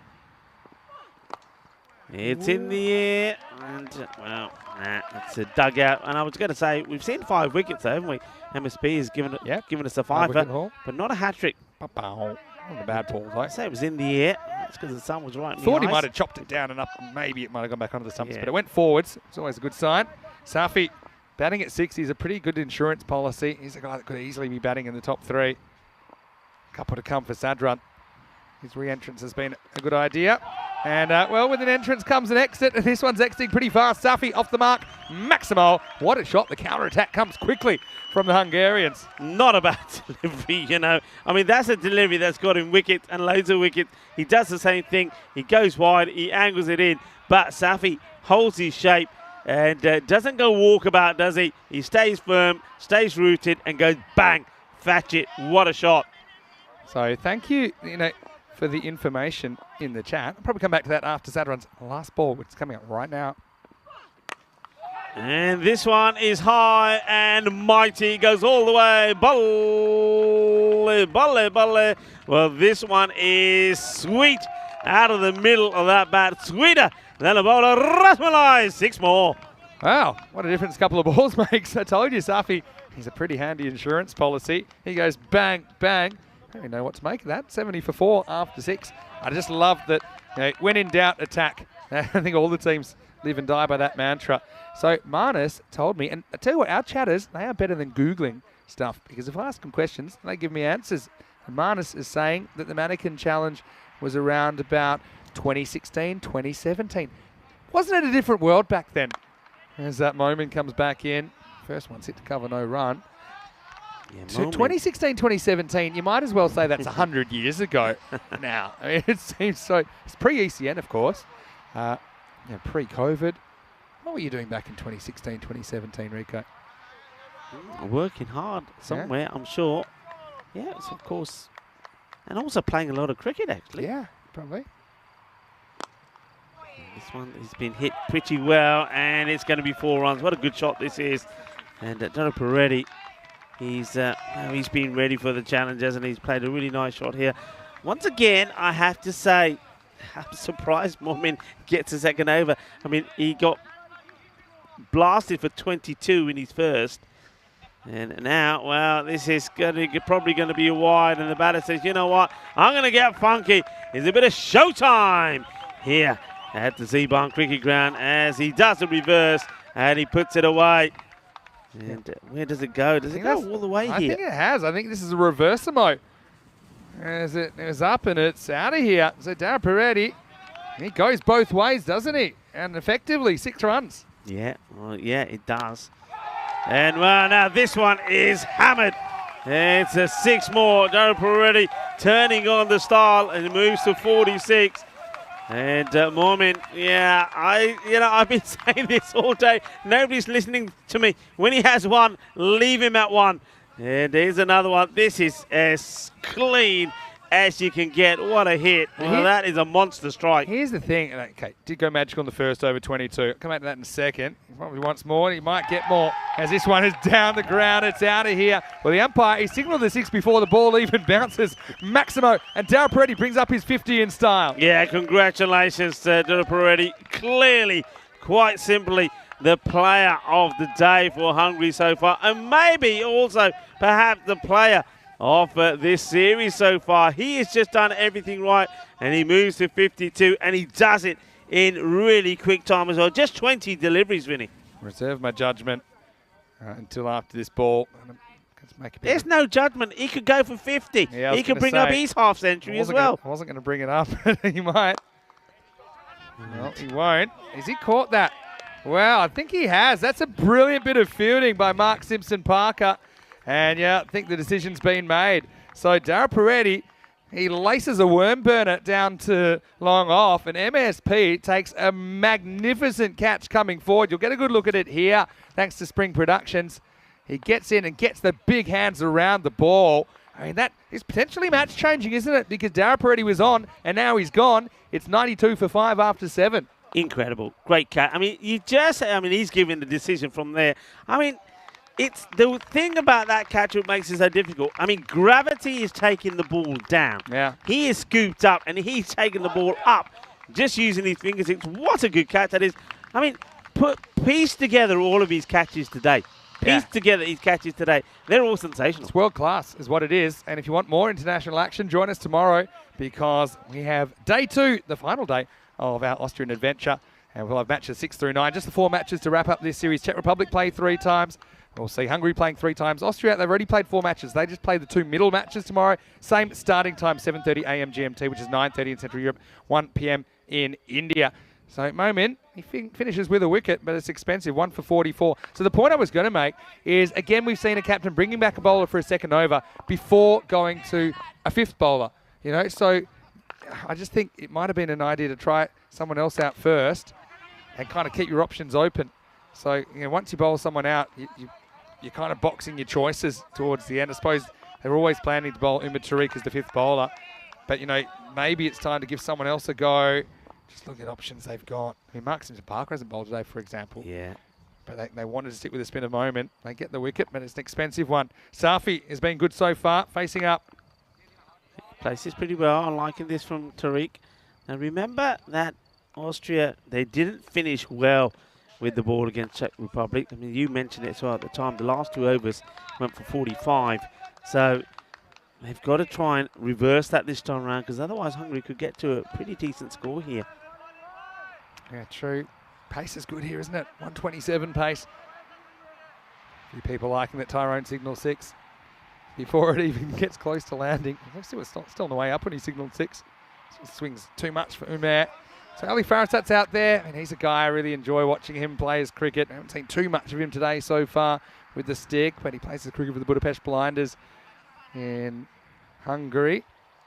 And yeah, I just love that all these 3 teams, they've got depth in their batting. They're willing to trust their teammates.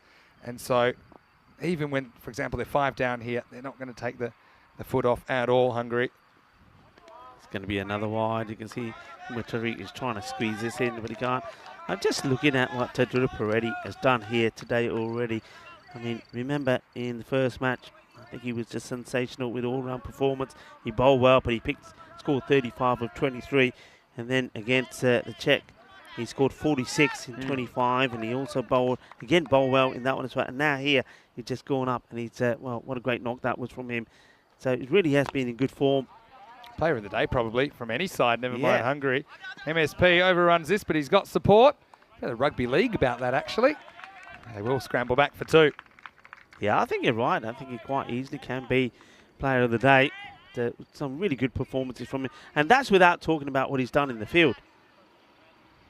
46, don't forget, was in a losing cause. Just didn't quite have the support. It's an emotional roller coaster. You've got to take the good with the bad, I think. These players are pretty emotionally robust to make it to the international level. That's gone, and it's right to another man who's been pretty good and taking some really good catches, and that's the captain, Razmal Shigwell. Oh, he's out. I mean, there's some thinking it might be a bump ball, but I don't think so. Tell you what, though, if it is a bump ball, the other batter's out because they did cross. I don't think it can carry that far off a bump ball. Let's have a look. Let's roll it forwards all the way. Nah, it's on the way up. It's on the up, that's out. It's on the up. And Razmal Shigwell takes the catch, and you can see that the umpire says, okay, you got to go, adios. It's Jerome Peters just saying, come on, get going. So, nice catch. And, well, Razmal Shigwell, just like MSP, he's showing that he's not one who's going to put any down. So, another batter will have to depart. And Farasat will go, and he'll go with 2 of 2. It's a good catch taken by Shigwell. Anyway, it's disappointing for Farasat to get a fair piece of that. Shigwell, he's caught so well. Not only today, but he took some absolute blinders in the finals as well. That one's pretty easy. And I think because it went so fast, Razmal's saying, hey, look, let's just make sure of it. He's saying, hey, aren't I out? Farasat was out. Rare that a bump ball would carry that far. But just to be sure, as they say. Willie Gamago gets a bat number 8. He's another guy that loves to attack. And so we'll see what he can do. Just over 2 overs remaining. Willie Gamago to face Tariq, who goes for the Yorker, and it's a good delivery first up to a new batter, isn't it? It's right on the money. And, quite often we're used to seeing a new batter come in and the ball going for a wide, or it's not the best of deliveries, but that one, he's got to make him play. This is what you got to do. New batter comes in, make him play. Yeah, it's great bowling from Tariq. Now, it's a bit of a conference about what they want to do. I think this is about not taking a single, potentially, this ball. I think that Willie Gamago's got instructions to swing away and go for broke here. Plays it pretty well, Yeah, but I think they're going to take the single. I know, well, they're looking for 2, but it's never 2. So Willie Gamago will retain the strike, 98 for 6. Just looking at that bump ball, it reminded me of something I saw. I think it was in the women's IPL, where, you know, if you're constantly going forwards and backwards on those replays, and you're trying to work out if it's ground first or bat first, and you're trying to work out if it's bump ball or not. I saw a very interesting one where it was actually it was whether it got edged onto the pad. And so, yeah, it was edged onto the foot. That's right. It was an LBW. And the batter was sure she smashed it onto her foot. Yeah. And she got given out, so she reviewed it. And we're talking like a big, like, middle of the bat onto the foot. Yeah. But because they kept playing the replay forwards and backwards, it looked like it was foot bat to the third official, right? So then she reviews it, and she's pretty cool about it, thinking, I'm fine here. It gets given out, and then she's like super sure again. So, and I think, what was it? So she was not out originally, then she got given out, and then she reviewed the review, right? She reviewed the said, review? Hold on. And well, hold on here, because Tyrone is going to give this 6, because Safi wants the strike, he gets it, and he gets 6. Yeah, big hit, and here we go. Jerome Peters goes, you know what, this is Holmes.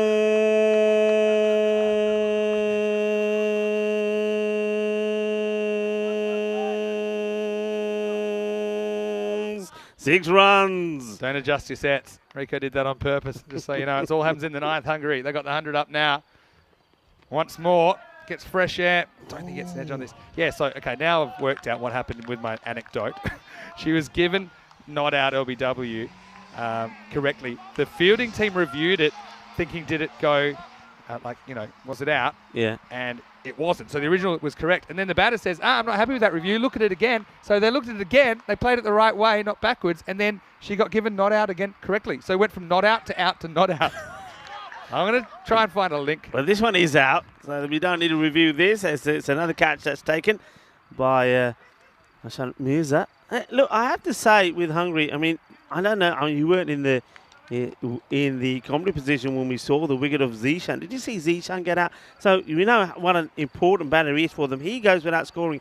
So it's a good effort, this, from Hungary. I mean, they've got the 100 on the board, and really still, they can get a few more away here. They're still looking to get, I mean, I wouldn't put it past them getting to the 120, but they've got to get a few away here. But, that was a straightforward catch taken by Mirza Ashan, so he's been good with his catching. There you go, nice and comfortable. He's been hoping that he can have a longer stay out there with the bat. What's your thoughts on Mirza? I know when we were talking about him with the bat in playing for the Austrian Cricket Tigers, we both said that I think the sort of batter he is, you should open with him. Would you think the same at this level as well? I'd like to see him get a go up there. I mean, he typically is a middle order. He's normally a 5 for Austria. There's no reason he can't. I just think, I don't judge him just on one day. You know, he's only had a couple of opportunities. He'll get another one here. You don't read too much into it. Akbarjan comes back to bowl his last 2 balls here. He's been pretty reliable since he's come into the lineup. Yeah, he's bowled well, Akbarjan. I think he's just another one who's quite deceptive with his pace. And the good thing about him is as well, he normally is getting that ball full on the pegs. You see, this time he just strays down the leg side. And Big Mirza, well, he shows that he's pretty good getting down. Now, how about this for a throwback? Well, he's a big unit. He doesn't have to get a full throw. He just sort of flicks this. Wide has been called. I wonder if they're looking at the run out here as well. Let's have a look. I mean, the throw there from Mirza was something incredible. He just literally back flicks it back. Let's have a look. Oh. How long does it take the ball to get there? I think he just gets in. Yeah, the bat's on the grass there. Great replay. I put the link in the chat to try and explain what I'm saying because I felt like I gave a more confusing account of a confusing situation. It's definitely worth a read when you get a chance. Akbarjan wouldn't have liked the fact that he bowls that one down the leg side, but he's now bowling here to Yilmaz, who has got off the mark. Places that onto the leg side.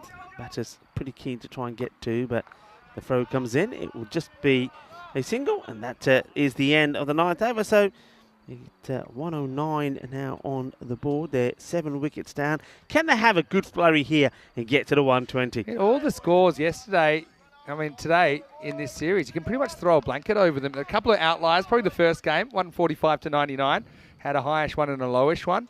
But all of the scores since then, 106 off 8.4 beats 105. And we had game 3, 108, 101. Last game again was 114 with 9 balls to spare against 113. So, I mean, it's around the mark again, isn't it? Tariq comes back for the 10th over.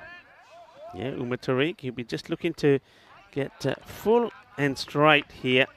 And these 2 batters haven't managed to find the boundary as yet. So he knows that they'll be looking to go big. So he's got to try and get the Yorker length delivery in. And he's pretty good with that slower one as well, every now and again. 110 on the board. He's got the tricks. Tariq, bowls at this stage. He gets that wrong. That's going to be a no-hit. And it's gone for 6. So take that. And it's some welly from Wellagamagate. Well, they haven't learnt. They did this in the last match, and it was Umar Tariq then when he bowled a no-ball 7 up in the 9th over, and that was quite an expensive over. And he does the same here again. And it must be really frustrating for the captain, because the captain's probably said to him already, look, these guys haven't hit a boundary as yet. Come on, just get the ball right up there, full and straight. And don't change anything. He tries to change it, and he gets whacked. And now the free hit. Yeah, when Yorkers go wrong. Run. Yeah. 1.5 maybe.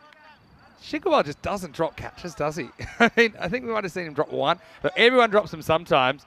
He just has such a good pair of hands. I mean, that catch he took in the last game when Riaz Afridi hit a ball that I think broke the sound barrier. He still just took it easy as you like. I mean, he's such a solid fielder. He certainly is.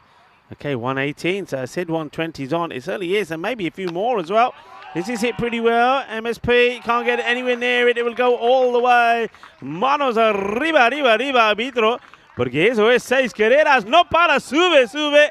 No para, sube, sube. And just like that many, they go past the 120 now, 124. It's been a good innings. Again, they've trusted their lower order batters. They've trusted to use the order. And you've got Ali Yilmaz here in Wellagama game with 7 wickets down. Doesn't bother them at all. They're going for their shots. Tariq gave him a bit of length there. It was well put away. It's a wide ball. You know, but what we're seeing here is the start of a long journey between these 2 teams this season in T10 international cricket. Who knows if we'll see them play in the ECIs again this year, but for sure we'll see them play each other in the ECC. and it'll be a really exciting group, I'm sure. I mean, in Group D, don't forget Ireland in that group as well. Hungarians got the wood on their neighbours so far today. This one he does get through. I think the difference in this has been, okay, we know there was a fantastic knock of 52-21 from Drew Peretti, but this time round, they didn't chew up too many deliveries. Batters have come in, they've had a go, they've got out the way. Another batter's come and done the same thing. So though there haven't been any big scores, they haven't chewed up deliveries. Set up a cracking chase, I'll tell you that much. Anyway, couple to come in this innings before you go that far. There's another swing and a miss. I think they probably look to change the strike after that, but they can't. Tariq fighting back here in the last. Yeah, so a ball to come. And he gets another one out of the middle. He could get get to the 130 or at least set 130 if it goes to the boundary and it's a 4. I wonder what the order will be that we see. They go Iqbal Hussain and MSP, or did you throw Mirza up there? Do you throw maybe Javeed up number 3, something like that? Here's the last ball. Don't see how they'll get to, but they'll try. Probably go to the keeper. Wow. Well, that's a travel. In the NBA, that's a travel. Well, but anyway, it's going to be gone, 1 and out. It'll be 126 for 8. Well, how about this? I mean, this is, you know, when you say pick it up and throw it in early. Well, he's like has a run up before he throws, so he warms himself up. Let's have a look at this. This is a goodie. They take one. You know they're going to go for 2. The fielder gets the ball, starts running, and then throws it. And it's a good throw. And Chima does the job. Well done there to Momin. And I wonder if we see Momin here. Yeah, I don't know. I know LeBron James gets away with this sometimes. Shahil says, you know what? I can't throw that far, but I'm just going to steal about another 4 or 5 metres. I was scared he was going to run in for a touchdown. Anyway, it is 128 in the end. 126. The target will be 127. And the Austrians, well, they have to work out what their order's going to be. They have to get in order, and they've got a task on their hands to avoid Hungary sweeping them on the first day of this ECI. Early on, we saw Iqbal Hussain in the right place at the right time. He took a good catch down and a very fine third man, almost a second man. But I mean, Hungary, they continue to attack Dara Peretti. As I said, I think for me, he's been the player of the day. He has, without doubt. And to this one, well, that was the throw that went past Momin and went to the boundary for 4.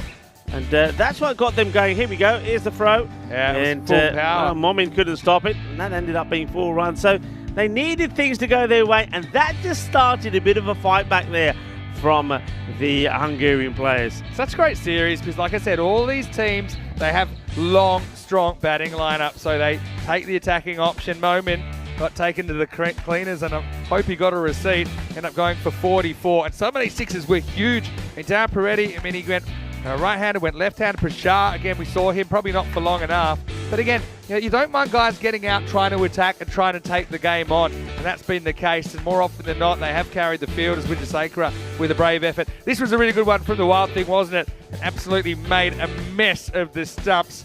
Have a look at them go over. As Prashar pretty much yorks himself. One number 4 gets another. But, yeah, got even better for Javeed the next ball, as he was able to pick up Abbasghani, LBW. So he's on a hat-trick. He wouldn't take it. And Austria, well, they fought back. I mean, they just continued to have batters that took them on. And I love the counter-attack. I think Safi is a pretty, very good number 6 to be able to bring in as that kind of insurance policy. If the batters above him fail, had balls to work with, hit the ball well. But yeah, like I said, this was probably the shot of the innings, the reverse. Maximo over reverse square, backward square leg. But I just can't wait to see Austria take on this chase. I mean, they wanted to chase, they're going to get a chase. Yeah, I think it's we were going to see just what Austria made of it. I think Razman Shiguel, I think he decided that there's going to be matches where they're going to have to be chasing, so he'd rather put them in that situation that they're going to know they're going to be doing it. And now we're going to see what they can do. But you're absolutely right, as we see another masterclass catch from MSP. I mean, some of the catches that he's taken today, and also that man there, Razman Shigwa, have just been absolutely outstanding. Yeah, I mean, there's some thought about it being butt ball. It was out caught. Yeah, MSP's catch was great. They have caught pretty well. I mean, all these sides putting a big focus on their fielding. You're probably not going to catch everything, but you want to catch most things. You don't want to give opportunities to good players. This is one that was dropped, then caught. Mirza had that sucked into his gravitational pull. Then we saw the 7 up in the last over, and it just, I suppose, ballooned out a little bit. 11 come off the 9th, 17 come off the 10th. This was off the free hit. But it was a good little kick along for Hungary. I mean, they'll sense a real opportunity even though they dropped that game to the Czech Republic, they've certainly got themselves in a very strong position. But I mean, it'll be a question, can their bowlers get the early wickets?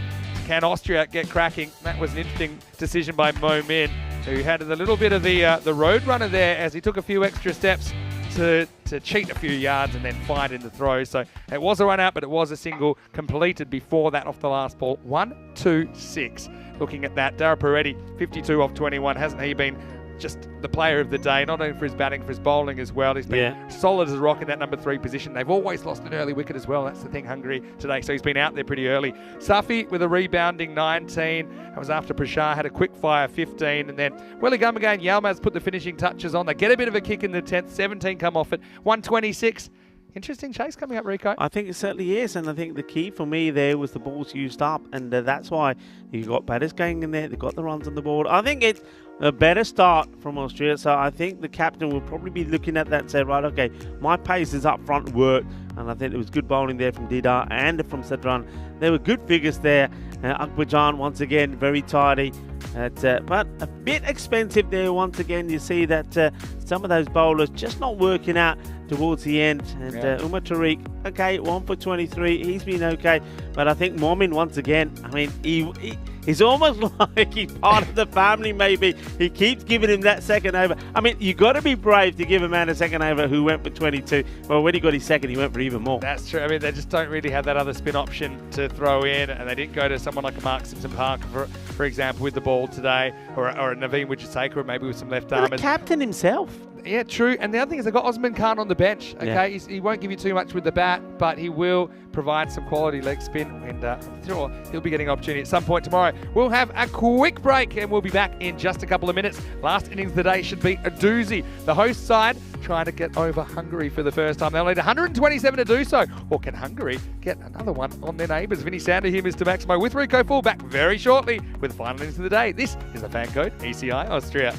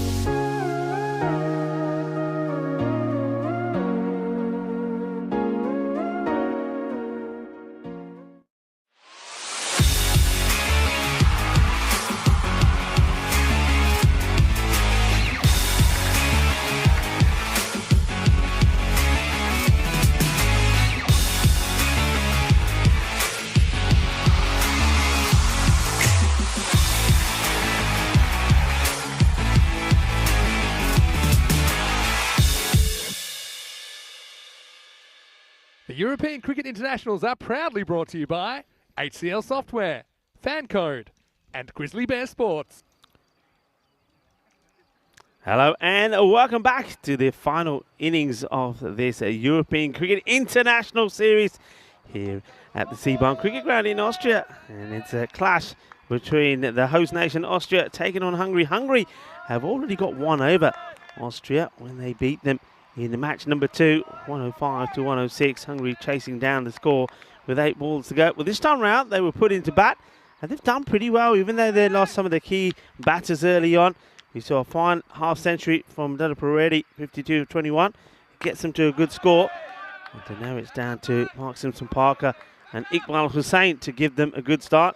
But first, they have to deal with Sandeep Mohandas, who has really outfoxed a lot of batters with his swing. And I'm going to call it slow swing. That's what it is. He's got no real pace in the ball, but he's deceptive. And he gets the ball to swing around a bit. And as a result of that, he has picked up some key wickets.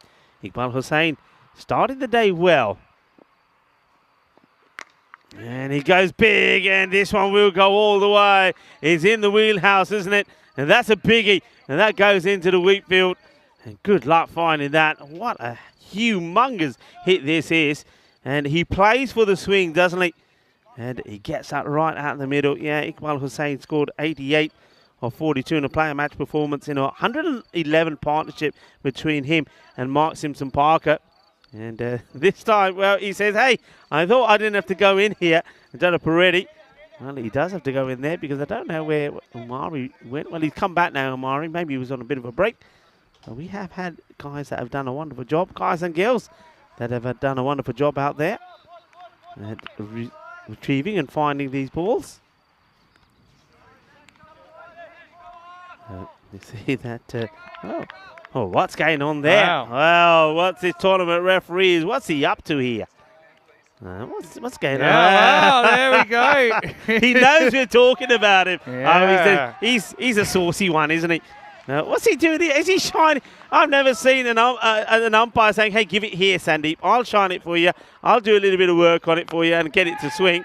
Well, this is where the ball ends up. Or maybe, what happens here? Well, the very next ball, it's out. So, I don't know. This is all to do with Jerome Peters. With Jerome Peters, he shines the ball. He sorts out the seam. He does all the work for it. Gives it back to Sandeep. And then the next thing you know, there's a wicket. Yeah, and extra swing that Tyrone's created. And, yeah, you don't often see the umpire running off into the outfield to offer some high fives. But, no, I think he's just cleaning something off. But as it is, Mohandas does get the early wickets, just clipped away. Yeah, the umpire's probably the sole judge of what's fair and what's not fair to do when you're cleaning the ball. So I think it's smart for the fielding side to kind of give him that responsibility. But, yeah, with Tyrone, he's had an early say in this power play. And Iqbal Hussain, a rare failure for him, 7 for 1. Yeah, and guess who takes a catch? Dada Peredi. Well, this is what we're having a look at. I reckon this is, because the ball's gone in the wheat field, I think Sandeep said, hey, there's a bit of cornflakes on this one. And, well, it gets cleaned up because they're saying, I don't want to do it because I'll get accused of doing something naughty. Tyrone Peters does the cleaning, and the next thing you know, well, he does it so well. Did we see Mohandas high-fiving Tyrone there as well after the wicket? It's good when a plane comes together. And Dada Peredi taking the catch, already underlining just why we think he's been the player of the day so far. Well, Razmal goes up in the air. He could go first up. Oh, it agonisingly falls into a bit of a gap. And Razmal Shigewal could have gone first ball himself. Yeah, Razmal gives half a chance first ball, falls into space, and he's a big wicket, isn't he? So Hungary, they got the tails up here, don't they? Yeah, big time. Looking to do the double over Austria. They've already got rid of one good batter. MSP gets a good slow delivery there from Mohandas. And this one doesn't really swing either. So this is a clever ball. I think he obviously holds his cross seam or something, just floats it up there to slow delivery. And Mark Simpson-Parker says, I'll just leave this be. You got the trap has been set out on the leg side. Square leg and mid-wicket back. And then he goes down the ground. This is a nice shot. It's an intelligent shot because he knows, as I said, both men that are allowed out on the leg side. So he knows if he hits this well enough, he's going to get 4 runs because Yeah. those fielders are inside. Good clean shot. Good power play batting. And the openers have been pretty adept at kind of noticing where there's outfielders and where there's not today. So pretty interesting first over. It's 12 for 1 after 1. It's pretty much the rate they need to go. Well, Rico, big news. We've hit the triple figures after the end of the last game. So raise the bat. 100 matches since our last golden ball. Shows you how quick the matches go by. Yeah. I'm going to read you out. No, this is this year. How many golden ball? How many matches since the golden ball? Okay, started 127. That went across the Christmas break. But since then, 33, 25, 22, 24, 101, 136, 40, and 18. They're the games between golden balls. We're due. That's all I'm saying. Yeah. We're due. It's the most matches. Well, it's the third most at the moment, I suppose, this year without a golden ball. But yeah, bit of an even split on the golden ball results this year. Prashar, he gets whacked out of the ground by Shigwell first ball. Might have just bounced inside, but still very good start to the over for the Austrians. Well, the fielder signaling 6 there. And the umpire still wants to check. And let's just have a look at this. Where does this land? And yeah, it is 6. So 6 runs. Put them up. Come on. Put them up in the air like you just don't get. Come on, Praveen. Put them up. Yes, he does. 6 runs. And a nice shot there from Shigwell. Remind us again what the record was, the number of matches that we went without a goal. Yeah, so it's 405. Yeah. 405. And Charlie Hunt, who'll be there on Monday, he is the specialist of breaking the long streaks. You know, he's the one that broke up the night series in Portugal. Oh, wow. This one has been hit so well, but it does go more or less straight at the fielder. I don't know how much time the fielder had to react to this. It comes pretty quickly, gets a hand to it, but it still flies over to the boundary. That's Ali Yamas that could have taken an incredible catch. The answer is not a lot of time. He went up, didn't he? It was hero catch style. And, shows you how fast it was going. They got a fair piece of it, actually, Ali Yamas, but it still comfortably went to the boundary for 4. Austria, they'll feel they're very, very capable of doing this. Prashar's a good bowler, though. Steaming in the second. This one tucks him up slightly. I mean, normally we say 6 and 4, hungry for more. I'm hungry for more action. And we're going to get it tomorrow with the 4 more matches because every one of these is unpredictable. Thing is, Czech Republic, I think they played a bit below where they can play, particularly with the bat today. I think Paraskari bowled, had a really good kind of lone hand in that last game. It wasn't quite enough to ward off the opposition. But, it's all set up for an exciting conclusion tomorrow. Make sure you join us. MSP faces up to Prashar. Oh, that's harsh. Well, by harsh, I mean probably incorrect. Let's have a look at it on the replay. Oh, actually, on review. Nah. Look, stick with it. You do what you tell the umpires. Go with what you feel. But it's a justifiable call because does any of this ball go over the line? You'd say maybe the outside seam of the ball. Vinny, what are you looking at? What are you looking at? I'm saying this. There ain't no space between the edge of that ball and the line, right? There ain't no space. So I'd take it back unapologetically. All right, here we go. One. He doesn't time at all. That sounded a bit hollow. Yeah, I have to say, that bat doesn't sound so great, MSP. A couple of times he's hit the ball and it sounded a bit hollow to me. Umpire's call on the wide. Here's the thing, right? It always is. Yeah. It is. They are pretty consistent. So, okay, whether it was there or not, it was... What my point was, if it was inside, it was close to touching as you can get when it went past the crease. It wasn't like there was a big gap. So, that's why he made the call. This one is an easier call. This one goes out, actually, from Prashar. Yeah, Prashar, he knows. You think he's tried to do something different there. He knows it as he turns around and says, I tried to do that. Doesn't get it right. Shout out to the umpires, though. I think they've been great today. You know, it goes up a notch. Obviously, international competition. It's kind of a higher standard across the board. And they've been right on the money. Bit of extra help today from Nilkesh and Tyrone, of course. And the local umpires, I think they've handled themselves very, very well. Well prepared for this as well. This is being hit beautifully, and well, I'll tell you what, if it sounded bad when MSP is hitting it, that sounded beautiful. That was really the sound of ball onto Willow, and the ball disappearing at rapid pace. Class shot. If you're going to play with fire, you're going to get burnt. You can't get in towards the kneecaps of Razmal. He just whips it away dismissively for 6. Kind of keeping him at that rate at the moment. Very, very entertaining. Pressure has Start. gone magical here. So now this is where you play smart. I think unless it's a really ranked delivery, you're quite happy with what you got here. You won't go looking for trouble, but if it's there, he'll go for it. There he goes for it. It's up in the air. Doesn't feel to get to it. No, and in fact, he couldn't get to it anyway because it goes for 6. And that's one that Lennon doesn't need to get involved with because the fielder is already there. But once again, he goes for it. And like I said, if it's there and you can put it away, you do it. But you don't want to give your wicket away. 26 come of that over from Prashant. So one of your key bowlers going for that much. That hurts you. Austria, don't forget they'll play one more game than their opposition today. So they're hoping to open up a 4-point lead. But Hungary, they'll feel fantastic if they can go 2-1. And they'll be a bit annoyed that they lost to Czech Republic, who are below them on the table. But Hungary, if they can go 4-4 with the game in hand, they'll be in the box seat to take the series tomorrow. Kind of puts the fate in their own hands. These two teams, they've met twice today. They will meet again tomorrow.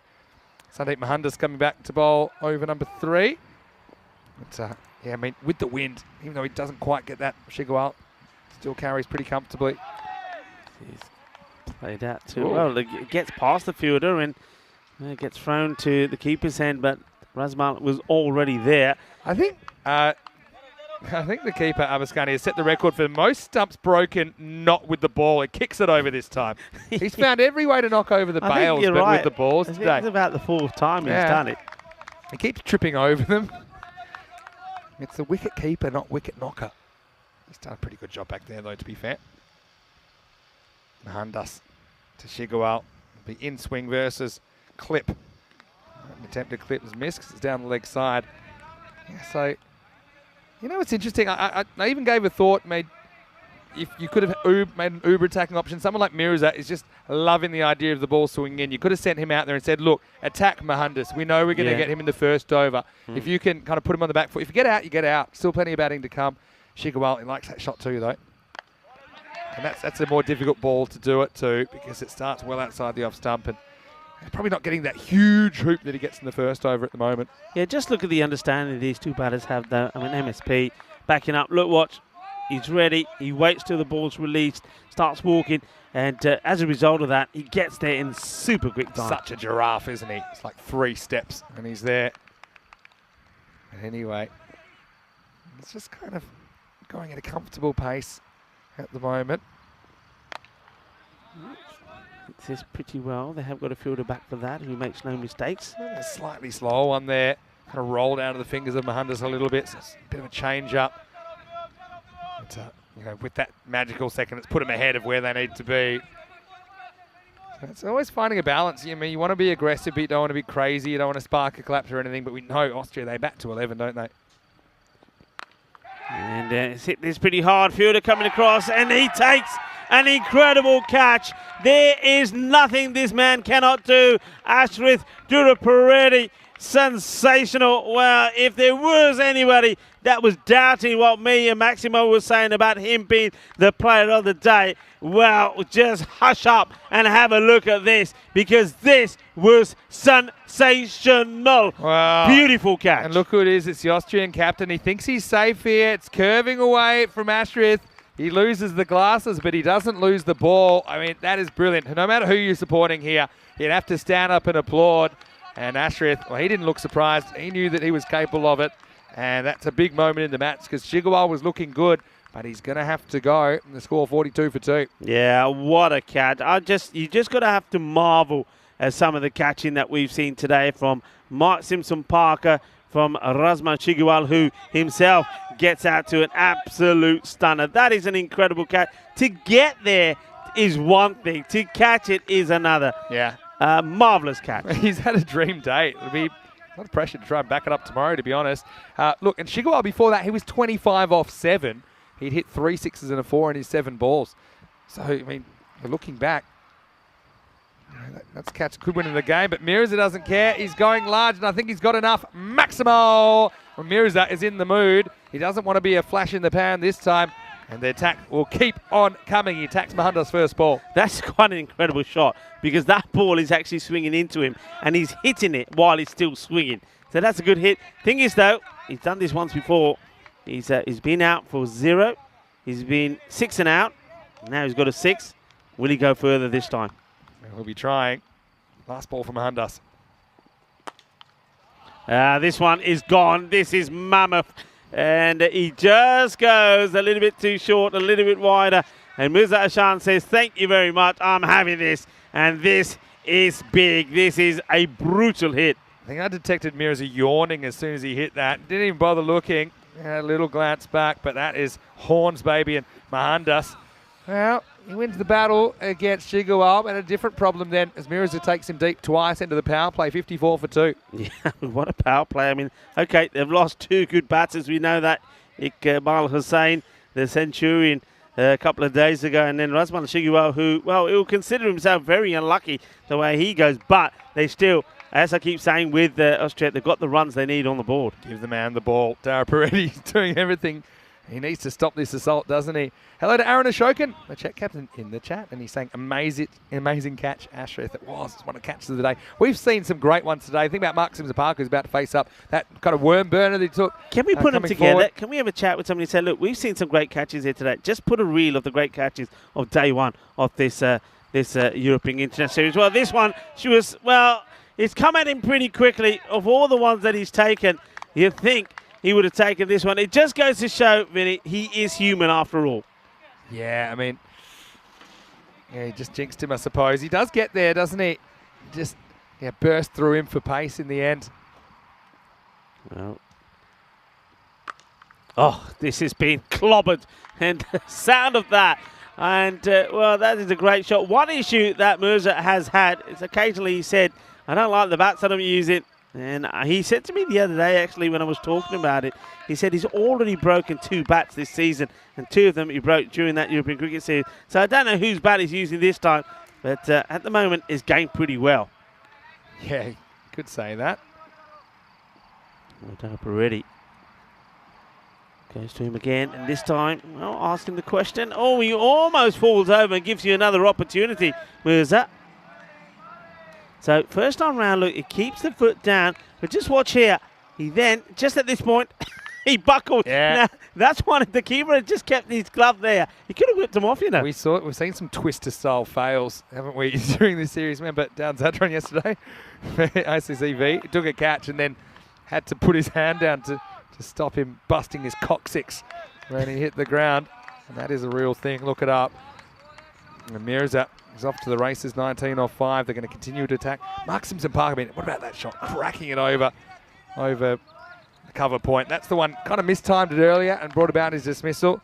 But Dara Peretti, again, he's been the go-to man for Hungary today. Can he break this partnership? And this is a really nice shot. Just look at the early movement from MSB here. He literally invites the bowler to go at his stumps. And the bowler goes a little bit wider, thinking he might keep it out of his reach. But MSB, he's got a big reach.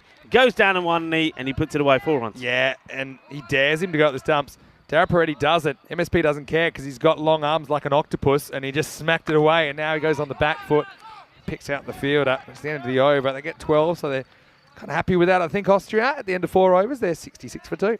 Yeah, these two. I think you've got the brute force of Mirza Ashan, and then you've got the technical ability of Mark Simpson-Parker. So you've got a good little balance there of 2 good batters that can hurt you. The thing is, though, we always say this: if Mirza can stay out there, let's say he stays out there for 15 balls. Yeah. Job done, right? A lot. I could just picture, in a different industry, these two backing you into a corner, playing good cop, bad cop. They're both pretty imposing figures, aren't they? This is a wide, perhaps a fair bit of the tram line. Zishan getting a bowl here in over number 5. Yeah, Zishan, key player, and he has been for Hungarian cricket for some time. There's a slow ball, and there it goes. What a hit this is. I mean, you're right, slow. And I think the thing is here, Mirza Ashan knows it's going to pop up to a nice height. So he waits on it, and then he goes bang, boom, bang. Thank you, my man. It goes all the way. And he gets absolutely clobbered. I wonder if this has been called. Hey, there was some concern about Zishan straightening his arm more than the allowable distance. So the process was followed. He got had a kind of first and final warning. And from that point, I mean, you see it there. I mean, he does certainly he has a little jerk in his action. And it's just a matter of, is it more than the allowable? So that is the slower ball, to be fair. But the thing is, it then reverts to the laws of cricket, which say that if either umpire is not completely satisfied with the action, then it should be called no ball. So that's what Tyrone's saying right now. And if there's a second instance of it, that means he won't be able to bowl again in the game. So that one's being called, and you can see that Jerome Peters doing all the explanations. A few players coming around him asking the questions. He did have the kind of formal warning. I know that after they viewed some videotape of the earlier game. It's an awkward issue to deal with. So this is, I believe, a free hit. I think the signal must have come earlier from Jerome Peters. Effectively, that's 8 off the first, well, not even the first legal ball yet. So, they take a risk by bowling him. And so, I mean, obviously, no one's happy about it. It's an awkward situation, but I mean, they look at the totality of his bowling in the previous game and the ultra slow-mo. And this was the free hit, and he has the license to go the full Monty, and he does, and he whacks it out of here. Tyrone Peters puts him up in the air like he just don't care. 6 more. Oh, what a big hit. This one seems, a lot better. You see, that one doesn't have the jerk. So Zishan's a funny one because sometimes he has this little kink in his action. And I think that one for me, there's no problems at all. And, so it wasn't an issue. Now he's steamed up, as you can imagine he would be.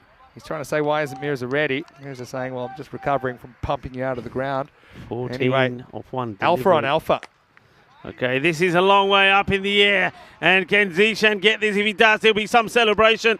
And, well, it is. And Zishan does take it, takes the catch, and he knocks the stumps over at the other side just for good measure as well. So Zishan, Cookie Hill, I suppose, in the end, has the last laugh. He just tells everybody, stay away, catch me up, padiro, catch a palia, and then he says, ale. And the funny thing is, Mark Simpson Parker is standing in the crease. Look, what I will say is those last 2 from Zishan, they're beyond question. They are completely legal. So like I said, it's something that some of his deliveries are questionable, and that's kind of why he kind of had the first and final warning, which leaves him open being called. I mean, typically the umpires, the process, unless it's a completely obvious one, they won't call it on the first instance in a match. They'll look at the videotape, they'll slow it down. It's a pretty settled process now about how you do that, because you never want to show someone up. Yeah. But I think with Zishan, the thing is, look at those last 2. There's no problems with those at all. Yeah, and the thing is also, you've got to remember the process. This hasn't been done there and then. There's been some talk about it. The captains must have had a communication and a briefing from the umpires and the tournament referee, of course. That is Jerome Peters. So I think they probably said, look, we're keeping an eye on it, but if you do bowl it, we'll call it. And that's what's happened. So they're following the process through. He's under the microscope. So anyway, does get the big hit of Mirza. And this one's fine for me. Chima comes out. He'll get off the mark with 1. Hello to Zishan Khan in Malta, who's watching. How are you, Zishan? Hopefully things are well. How's the weather down there? I'm sure it's hotting up nicely on the island. Yeah, hello to Zishan. Well, we're watching one Zishan with the ball and speaking to another. One Zishan Khan watching another. But yeah, interesting little side topic here. Slower delivery is a bit of a miscue, and this is an important moment. And they get another wicket, and it is Mark Desfontaine that takes the catch, and he removes Mark Simpson Parker. So I suppose 2 players with these double barrel names find each other, but MSP will be disappointed because you don't want to lose a wicket straight after you've already lost one. So now, all of a sudden, we saw Mirza go for 31 of 8, and Mark Simpson Parker soon follows. He'll go for unlucky 13 of ball number 10. Yeah, cracker of a game here. I mean, they do lose 4 wickets here in the first half, but they're well ahead of the rate. They do have a long batting lineup to, I'd say, 10. Even 11. I think Idibasha Deed is a pretty good hitter of a cricket ball. Mark Desfontaine, nice work. He's got the sunnies on. He needs them because he's staring straight into the sun. And Zishan, it was a gamble to bowl him. He tried the slow ball. For me, it's the slower one and the quicker one that sometimes are questionable. There is a degree to which you can straighten your arm. That's the thing. That's why it becomes a bit more scientific these days. But since that incident where he did get no balls, I see no problems with what he's bowled since. He's pretty much stuck to his stock delivery. And probably more importantly, the gamble's paid off because he's got 2 wickets and 2 big wickets. Well, he went for 14 off that one ball because it was a no ball. And then, well, that went for 7. And then the next ball went big as well. And now all of a sudden he's picked up 2 wickets, so he's gone from maybe being the villain to the hero here. Around the wicket now, Momin. What a day he's had. Ooh. Oh, he's gone. Yeah, well, this is straight-ish. I mean, I was a bit concerned. Is it going down the leg side? But does hit him on the full. It hits him on the crease. And Zishan gets 3 in the over. There's still a ball remaining. And Momin goes for a golden. Well, let's have a look at this one. So, I mean, the umpire, Jerome Peters, has a long, hard think about it. But he decides, yeah, he's going on to hit. And Zishan, well, look at him. I tell you what, I think Jerome Peters probably just fired him up. This is full. Let's see where it goes on hit. Yeah, that's hitting. Yeah, that's probably going to go on and hit. And that's what the umpire's got to decide. Is this ball going to go all the way to hit? And Jerome Peters decides, yes, it is. The finger goes up. 3 wickets in the over. With the angle and with the shot the Momin plays, I mean, you get the feeling, is it missing leg? But I think it pretty much hits him in line with middle stump, you know. I don't see that missing at all. The thing about Tyrone, you know, if he thinks it's hitting the stumps even a bit, he doesn't need it smashing the middle of middle. If he thinks it's getting any piece of those stumps, he's going to fire. Momin finds out the hard way. And just like that, this over's gone 3 for 15. And Zishan, from 0 to hero, he's on a hat trick now. Well, Widja Sakira comes out. And he batted very well in the last match. He was the not-out batter. But now, first thing he's got to do is face a hat-trick ball from Zishan Cookie Hill. What a first over it's been. He's had a bit of everything, a bit of drama, a bit of controversy. Now it could be a hat-trick. This is the 7th ball of the over as well, right? It's up in the air, and oh, it could have gone anywhere. Could still be a run out. They're going to have a look at this, I think.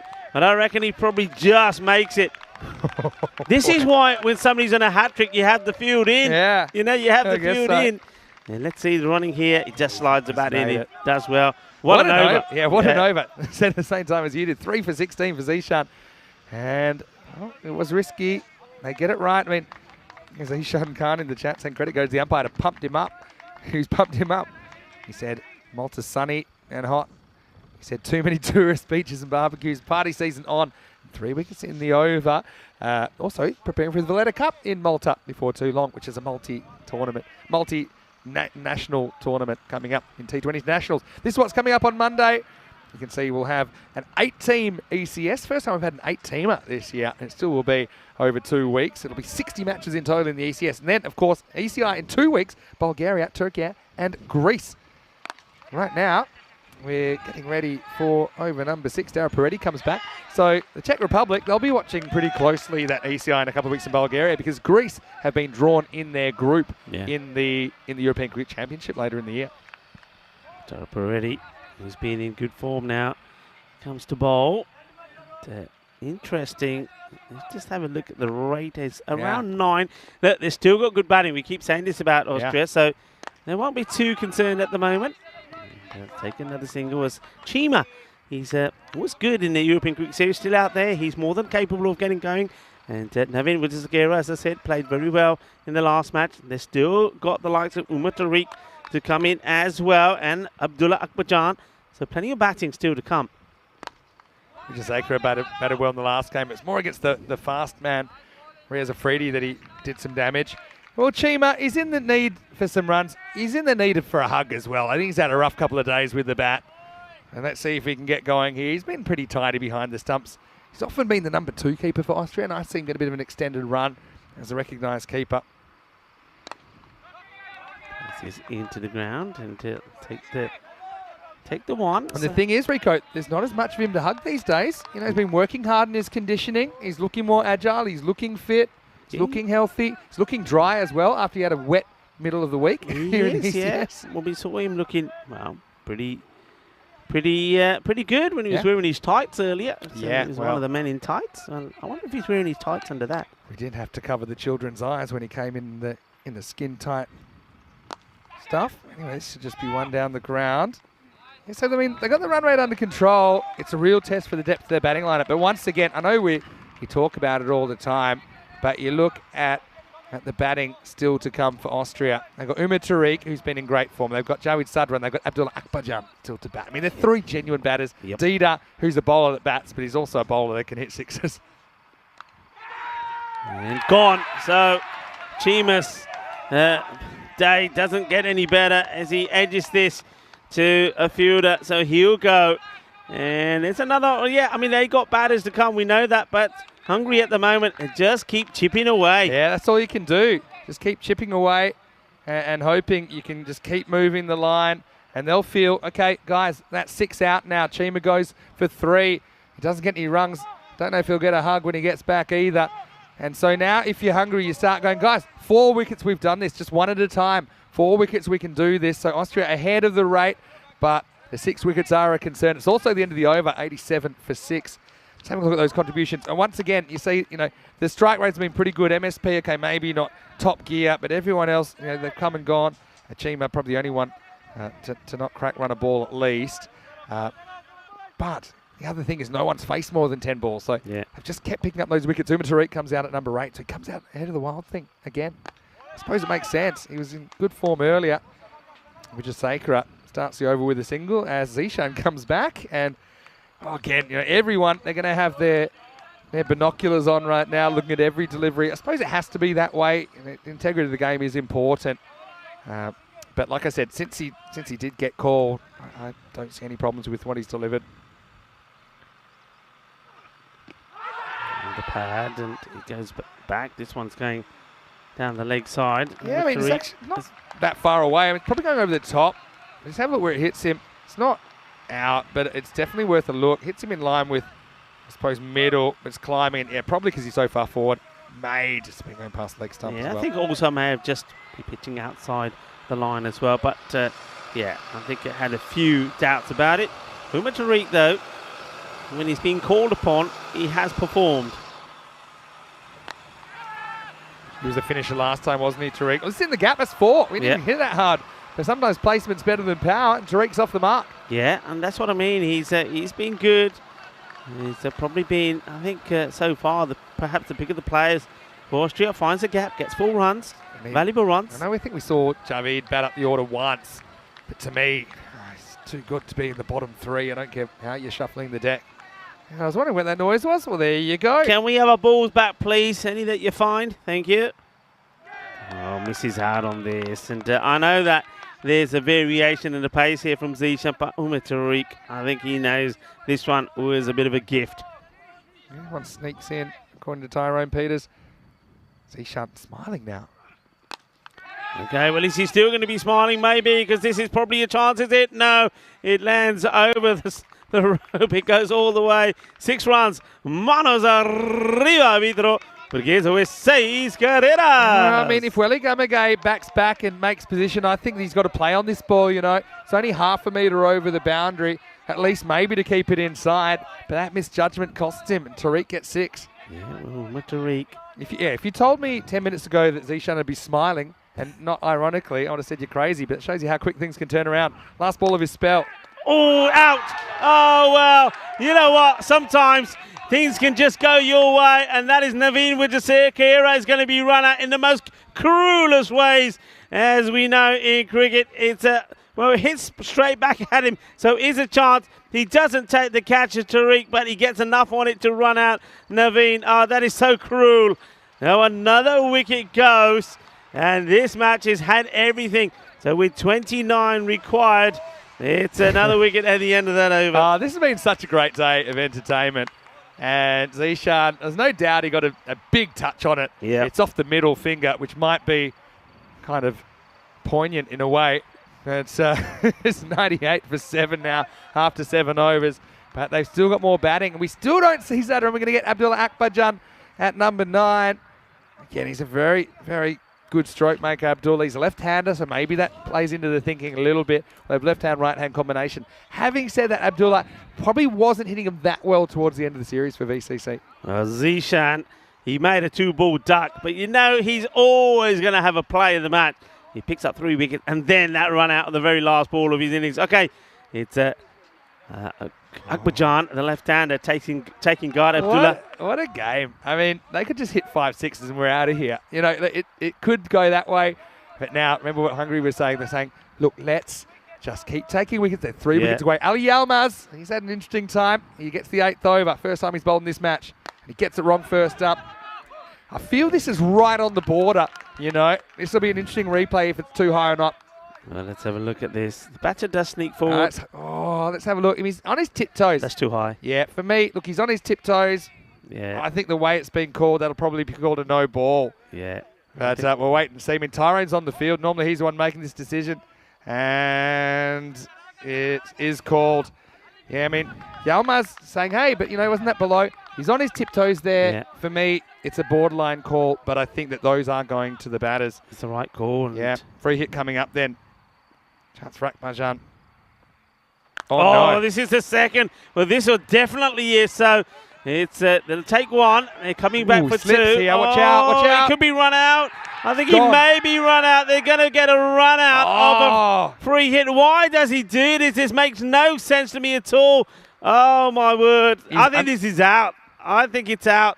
Let's have a look. So what you can't see in the first replay, he actually slips. So it cost him 2 steps, and I think it cost him his wicket here. I mean, everyone's racing back to try and get the free hit. Akbarjan, he's got the bad feeling. I think he knows he's gone. This is even higher, so it's going to be a second and final warning for Yalmaz, but that's not the immediate threat. You see the, guess who? It's Zishan. Picks it up, fires it in. I'm sure he's gone here. And, well, I'm less sure now. Now I'm very sure. He's gone. He's gone by, probably 20 centimetres. Just have a look at this, though. Akbarjan, again, not really in control of the shot because it is so high.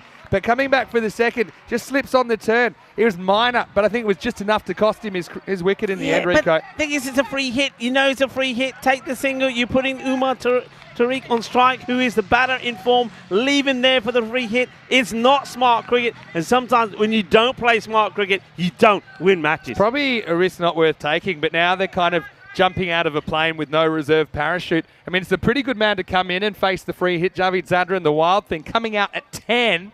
But, you're 1 wicket away from being 1 wicket away to being out of the contest. Yeah, well, Hungary looking to do the double over Austria. And once again, Zishan gets his name in the book. Oh, and Akbarjan, he couldn't organise a dive. Dive might have saved him there if he had executed one.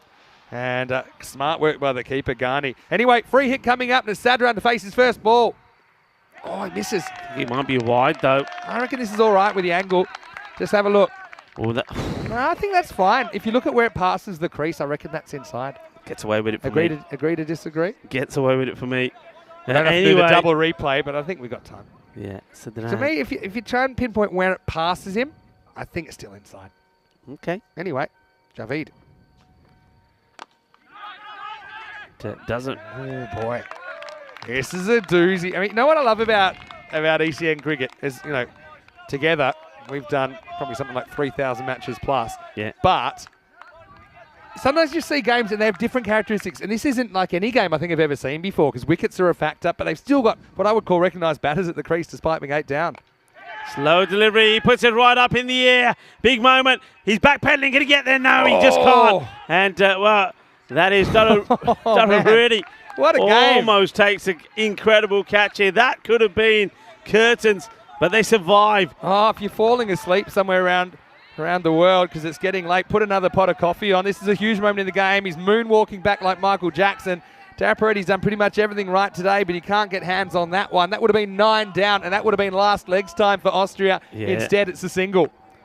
Ooh, okay. They get the single. Umar Tariq.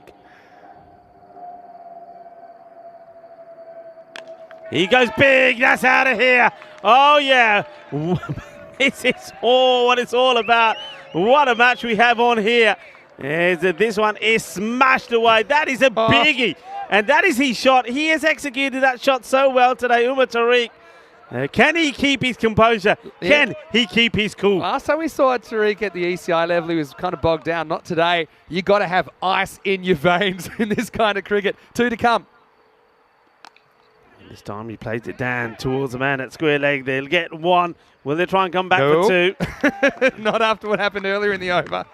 And now, I mean, you don't have to necessarily push for risky runs. 2 reasons. You got the rate down to, 1.5 a ball, and with the odd boundary, you're fine. And also, you don't want to run out and put yourself 9 down. You just don't need to. Sadran, last ball of the 8th coming up. It's a slower delivery. He plays it away. He'll go back on strike. I don't think he'll mind that.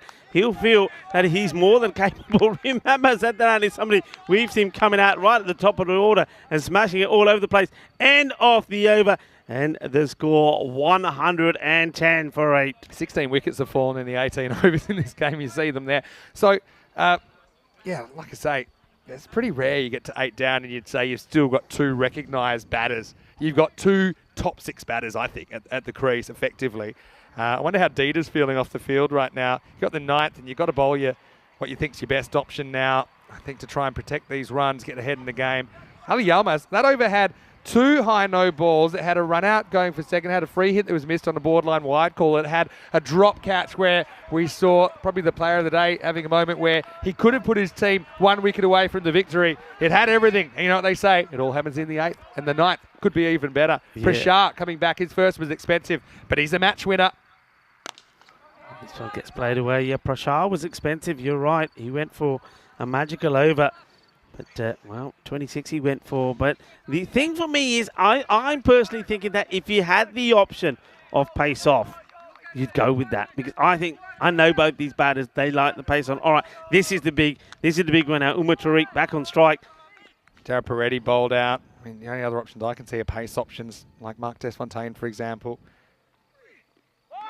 Oh, well, it was in the slot. And Prashant says, yeah, just give it straight back to me. What a match here, folks. What a match. 16 required. Good location. Again, so easy to nick that one. And that'll be 9 out. Oh, I know in Bulgaria you had ice on the pitch last year. Right now, Austria are on thin ice, aren't they? 16 off 10, so in a sense they're ahead. In a sense they're behind because those 8 wickets. Get the lifeboats. Prashant trying to make up for that expensive over earlier. Does he risk getting too straight to Tariq? Nope, and well bowled, 2 dots. Yeah, well bowled. Because the thing is, you'd be so tempted as a bowler to go for glory, maybe try and set his stumps whacked out of the ground. But if you get it wrong, you can clip those away for 6. And if you get hit for 6 here, you're really not feeling good. Yeah. So he's basically been quite patient here, Prashant. He's happy just to try and accumulate dots just inside that tram line. That's 2 good ones in a row. If we see anything different from Tariq, will he be forced to just take a little step across? I'd skip across. You know he's going to bowl the same one. I'd skip across, but late so he doesn't see you. Another one outside the off stump. So 3 dots in a row. This game is topsy-turvy as they get. Yeah, well, this one a little bit closer to him. And Tariq misses out on another. And Prashant's got pretty good control most of the time. I just don't see him bowling a ball on purpose that's hitting the stumps here. You know, I think he's had success. At this stage, you don't want to be trying too much that's different. If it's working, you stick with it. Even if you're predictable, Tariq hasn't established he can hit that. And there's also no third man. Why doesn't he try and carve it away in that quarter? And this one is hit well. This probably will go to the boundary. It does. 4 runs. It's hit pretty wide as well. But Umar Tariq this time says, you know what? I'm getting there no matter what. And I think he may have just sneaked inside, so that's a really good shot. 4 runs. Yeah, and this is a light bulb moment for Tariq, who says, hey, you know, there's an offside as well. I think he got a bit too leg side conscious. And it's a classy shot. You've got to say, found the gap in the outfield. And so last ball. Who is tingling right now? Such a hard Who is tingling right now? I got a huge golden ball tingle. This is a massive delivery. Last ball of the 9th. Tariq, remember, what a wicket would do to the game. You know, it would put him 9 down. Regardless, I think we're in for a big finish. Prashant is going to go around the wicket. I'm surprised he changes his mode of attack just because of that one shot. This might work out in the favour of Umar Tariq, though. Let's see, because he does like to go that way. All right, let's go. Oh, no ball. What's going on here? It's a no ball. Oh, no, it's another no ball. Right, that's a result, really, because what you're saying here, okay, I'm going to be on strike for the next over. So we've got a single. We also get a bonus. Now he's probably saying to the batter here, Joey Sadran, come on, the wild thing. Show us what you're made of. And even though you're pretending not to care about losing a wicket, you do actually care about losing a wicket in this over. But now they don't have to worry about it. So the fact it's a free hit is huge here because Zadran, I mean, tell that to Akbarjan who got run out off a free hit. But, you know, apart from run out or obstructing the field or hit the ball twice, which you only see once in a blue moon, you can't be out of a free hit. Yeah, what's happening here? I don't know if there's he might have hurt himself fielding that. And, there was someone that was going to be hurt. I wouldn't have thought it would be the fielder because that one would have hit him in the neck. Tariq, yeah, maybe just got a funny bounce there, Ali Yilmaz. Anyway, he's going to get a bit of attention. Remember, Yilmaz would probably be down to bowl the last over. Yeah. I mean, he went for 12. Do you go him or do you give maybe Mark Desfontaine an over here in the last? Do you show him something different? Yeah. I mean, it's not like Ali Yilmaz was... it's a proper sprint off from Gabor. Well, hold on a second. What about that? I'm liking this. He's saying, you know what? I haven't had a chance to warm up today. Can you imagine? I reckon he should Stole the show. adopt that and bowl. Okay, big delivery. We'll come back here because it's free hit time. Let's rock and roll. Zadran gets a fair piece of it, and it's out of here. Goes all the way. Wow, what a big turn of events. Remember, they're still 2 wickets away from this, but now Austria just a boundary away. It all goes wrong for Prashar. In the end, it was so promising, but he couldn't hold on. 123 for 8, just 4 runs required off the last. And the Wild Thing does exactly what he needed to do. 1 ball, put it away. He does. So where are we at now? That takes the equation to 4 required off the last over. But still, there's drama in this. I'm telling you, there's still drama in this match. Oh, Prashar, he had it, didn't he? And he just lost the handle on the last ball. It ends up costing him 8. But why come round the wicket? Explain that to me. He didn't have to. He didn't have to come around the wicket. It was, I mean, no matter which side of the wicket he bowls the ball that for, he's going to be in trouble. Yilmaz is fine. He's going to bowl the last. But is he fine? 4 to win for the Austrians. It's up in the air. There's a man up there. How far does it go? It will be stopped. Will they come back? No, they won't. It's just a single. I thought off the bat that was probably going. Yeah, no need to risk running between the wickets now at this stage. Maybe last couple of balls if you get desperate, but you're not desperate. Okay. The value of keeping that 2 wickets in hand is so important. And Sadran, he's at the point he probably goes for it. He's got the backup of Dieter if he needs it. 3 or 5. Is he smart? Probably not. He goes, slides it up in the air. Here's an opportunity. And it's taken. Oh, wow. We're going to have the last man coming in. It is the captain, Vinod, who takes the catch, Ravindran, and wow, what a match we've got in here. Well, I don't think he needs to go for this shot, but no, he does go for it. My word. Sometimes, I'm no mind reader, but I said exactly what I thought. Is he smart? Probably not. It's not that he's a stupid cricketer, because he's probably one of my favourites. But that's one time you score off every ball, you can't lose. You don't need more than one there. Oh. He gets a slower ball. He gets the big eyeballs popping out of his head like a Frankenstein movie, and he wants to win it with glory. In the end, he skies it, and Ravindran about as much pressure as he'll have today. He takes the catch, and now both teams are 1 ball away from a victory. Oh, this is crazy. It's absolute crazy. So 126 to 124. This is where we are. 126 to 124. Oh, This. look who it is. It's Dieter at 11. Dieter out. He's probably likely to smack a 6 here. All right, 3 to win. He plays it intelligently. Yeah. Takes a single, gives a strike back to Umar Tariq, who so far today has been the Iceman. Can he stay the Iceman? Game. So they are now, what they are, it's 125 to 126. Yeah, so look, you score off every ball, you can't lose. I mean, even Dieter, who loves hitting 6s more than anyone I know, even he rubs his brain cells together and says, hey, let's try and get a safer option. Oh. All right, a wicket wins it for Hungary, a single ties it, and 2 wins it for Austria. Slower delivery, it gets played away. So scores are tied, but number 11 on strike when scores are tied. Oh, run out here. They're going to bring the field in. A run out will force a golden ball. Bring it on, folks. Dieter's Bring number it on. 11, and he could win the game. I had a feeling this is going to be a 9-down game. I just did, the way things were going. I just say if you're Dieter, you got 1 chance here without pressure to just try and hit the ball hard. Yeah. And you're only going if... I'm surprised at field.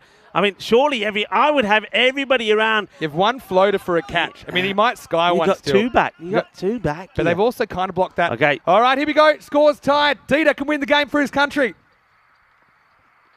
He hits it in the air. There's a fielder out there, but he get anywhere near it. Oh, no, he can't. Well, that is it. It's game done and dusted. Austria are victorious in what was been a real roller coaster of a match. It was a bit of a cliffhanger. Yilmaz says, I told you, Captain, Samat and Agassi, other than the field decider. Well, they put the man in, and it's been done. And it is an absolute classic. Well, this is what we're talking about. This is European cricket at its best. Well, it's the international weekend here, and what a first day, Vinny, we've had. Oh, I mean, as far as ECI cricket goes, I think it has to be the most entertaining day so far. It had ups, it had downs. Got a feel for the Hungarians there. I mean, they were on a knife's edge. They almost swept the home nation.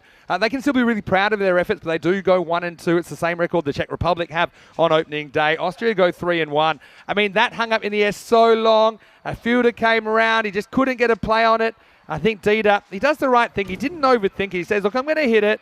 We've already kind of tied the game. So even if I'm out, they don't necessarily lose. They'll have a potential golden ball with Umar Tariq on strike. But Austria, 9-down win. You don't see it very often. When you do, it's exciting, and that game had pretty much everything. What a game indeed. What a good one to win for Austria. I mean, none of their key batters really, you got to say, got going if you ever look at that scorecard. Razman Shigawa, quick fire, 25-8, but what a catch to remove him. And then in the end, I'll tell you what, Umar Tariq is now the Iceman. Yeah, he is now the Iceman. He's so good. Well, that's a win for all you number 11s out there. It's, sometimes you can be a hero, and Dida, he's flying the flag for the men at the bottom of the order. This is what we'll see tomorrow. Czech Republic and Hungary still have 3 games to play. Austria just the 2 because they've played 4 today. Please, please, please join us because you don't want to miss out on any of the action. Day 2, the final day of our Austrian adventure, starts 7:30 a.m. GMT, 9:30 in Central Europe, 1 p.m. in India. Roll the videotape. Rico, let's have a look at this. We had so much action in this highlights package, it could last a while. It could last a while, and I can tell you something now. You'll see this match again and again and again, because to tell you what, every time we have the opportunity, we'll put it up there. What about this? I mean, I don't know about that. I'm going to have a good chat with Jerome Peters about that, assisting the Hungarian to the wicket there. He cleaned it just right, didn't he?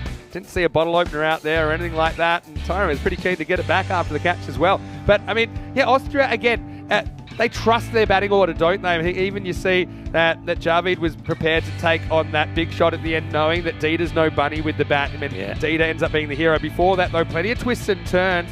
We saw Prashar pretty expensive in his first over. He'd have some more drama late in the piece. But really, just an ECI classic here on the European Cricket Network. International style it was. It had everything. It really did. It had good shots. And then it had that. One of the best boundary catches that you'll see. The catches today, that's my challenge to somebody. Put all those good spicy catches together, because I tell you what, we've seen some humdiggers today. Absolutely brilliant. And the thing is, though, then Mirza came in, and remember him, he came in and he made it look easy. He said, don't worry about it, I'm going to do this. And look at MSP, who was out there with him saying, hey, you're the man. But this one was almost out as it was blasted back as Tadur Paredes. But this one, what a good shot it was. Just a little bit short. Shows you, though, I mean, like, Ashraf has an amazing day, but he still has a couple of moments here where he would have loved a mulligan and to do it all over again. Zishan, this was a bit of controversy. Tried the slower ball. We know there were some concerns about that, but then he pretty much straightened out his act, didn't he? And he came up with 3 wickets in this over that turned things heavily towards the Hungarians. Yeah, well, you saw that the no ball was smashed for a big 6, but then Mirza Ashan wanted another. What about this for a captain? Just for good measure. Zishan says, I'm just going to spike this into Mark the Sisson Parker with 2 feet in his crease saying, what are you doing? But anyway, yeah, and then there was more drama to come, wasn't there? With this one skied away. Marc Desfontaine had pretty good effort from the youngster. He wasn't called on to bowl, but did stand up with that catch when required. Then this was out. Noman having a bit of a Barry Crocker, to be honest, looking a bit short of cricket, I think, compared to some of the guys that did play some ECS. But then, the wickets kept tumbling. We knew they batted deep, Austria, and they needed to. In fact, all 11 players bat in this innings. Yeah, they did. Chima, once again, not able to get game. But there he was, once again. Umar Tariq, the Iceman. He stays cool, doesn't he? And he plays the perfect shots, the perfect innings that his side needed. This was so unlucky for Naveen Wijasekera. Once again, at this point, you thought everything was going Zishan's way. And don't forget, he was also involved in the run-out coming out. Yeah, exactly. I mean, Naveen was kind of paralysed. Hungary, they'll look back at some of these beamers and they'll say, you know what, we took the game to the second last ball. And so, but having said that, one of them brought a wicket because Akbarjan trying to steal the strike back. He was run out by half a worm. And that was a nice bit of work by Abbas behind the stumps to get it down quickly. Javid came out. He was lucky to survive this. Don't forget that Dara Paredes, he backed back. Oh, he was on the backwards escalator, wasn't he? He wasn't able to hold on. That was a long single. So at this stage, they were 8 down. But yeah, you called him the Iceman. Umar Tariq, he held his nerve even as wickets fell around him. Yeah, he did. And I think really you have to go back to that over from Prashar. And, I don't like to pinpoint moments because there's so many moments. But for me, the key moment could be that over when he decides to come around the wicket. Tariq, he bowls that beamer. And it gets called a no ball. And the advantage of that was big because not only is the no ball, the batters change over. Yeah. They get what they want. They'll get this. Well, what about this one? I tell you what, Usain Bolt has got nothing on our man there. But then the 4 came off the free hit as well. So it made all the difference in it. So went down the last. They needed 4. Javid. Well, sometimes you do the thing that you don't think be doing the thing. And that's pretty much what his brain was saying to him as he skied that when they were 9 down. Dida just needed this to find grass to win the game. It curved away from Zishan, who gave it everything. But you can see that Dieter, he isn't that surprised because he's a guy, he knows his way around a bat. And, well, it's a classic game, really. These two split their series. Pretty interesting third game of their little mini-series tomorrow because they're tied at a game at a piece. Look, for Hungary and Czech Republic after that first, they only get 1 win out of 3, but they do have 3 games. You know, if any one of those teams can be perfect tomorrow, they can still potentially win the trophy. But have a look at this scorecard with Mirza top scoring 31 off 8. But the key is, and we mentioned it, you know, the guys that were there in the top 6, okay, they might not have stuck around for a lot of balls, but they were useful while they were there for the most part. You look at, you know, 31 off 8 from Mirza Shigarwal, 24 off 8 went to an absolute banger of a catch from Dara Peretti. Even Mark Simpson Parker, even though I know it doesn't look that great, but 13 off 10. It's just, you know, being productive. As far as the bowling went, Dara Peretti again caps off a great day, 1 for 17. Zishan Kukagel had an awful start, but he came back strongly, 3 wickets in his first over. Ended up with the figures of 3 for 17. Couple from Mahandas early, but he did also get a couple of sixes hit off him late in the piece. And Yilmaz, I mean, a brave effort from him, but he couldn't quite get that 10th wicket that would have seen Hungary sweep the host nation here on day 1. Yeah, well, it is Austria that end up winning. So they've got, well, they're sitting pretty at the top here now. Well, they've got 3 wins out of 4 here today. It was a big day for them as well, a lot of cricket, but they're sitting at the top. They'll be happy about that. And you know, people that are watching, and they'll hear us say a lot of the times when teams are out there batting, we'll always say, look, be positive, go out there and play your shots. Don't worry about wickets. And the reason we say that is because then you get victories like this. If Austria at any point decided, you know what, we're losing wickets, let's just buckle down, let's not play our shots, they wouldn't have won that match. Yeah, you're exactly right. And what I've really liked about today's action and all the 3 teams here at the ECI Austria, they all bat deep, don't they? Yeah. And we've seen, you know, Riaz Afridi batting 9 for the Czech Republic. We've seen, you know, for Hungary again, they bat all the way down, and some of their late hitters in the first innings of that game, I think were really important in getting them to that score in the first place. Yeah. So all 3 teams, they bat deep. This is what we expect at the international level. They trust their teammates. And really, like I say, we've had 5 games there. It's been edgy as seat stuff. Okay, first one, maybe not as close as a contest, but I think after that, they've all been kind of ride or die contest that could have gone either way. Yeah, you're right. It could have gone either way, and there were always little moments you thought, if that had gone differently, if that had happened, if that hadn't happened, things could have been different. And that last match was exactly the same. That's what we knew that we'd expect from this. And I think going into tomorrow, it's going to be more of the same. Let's have a look what we've got coming up tomorrow. Yeah, so tomorrow we've got matches 6 to 9, of course. So we are starting at the same time. It's 7:30 a.m. GMT, which is 9:30 in Central Europe, and 1 p.m. in India. But look, I just want to remind everyone before we go to the end of day highlights, and these will be a really good package. Stick around for it. That if you haven't already, please subscribe to our YouTube channel, ECN European Cricket Network, because we are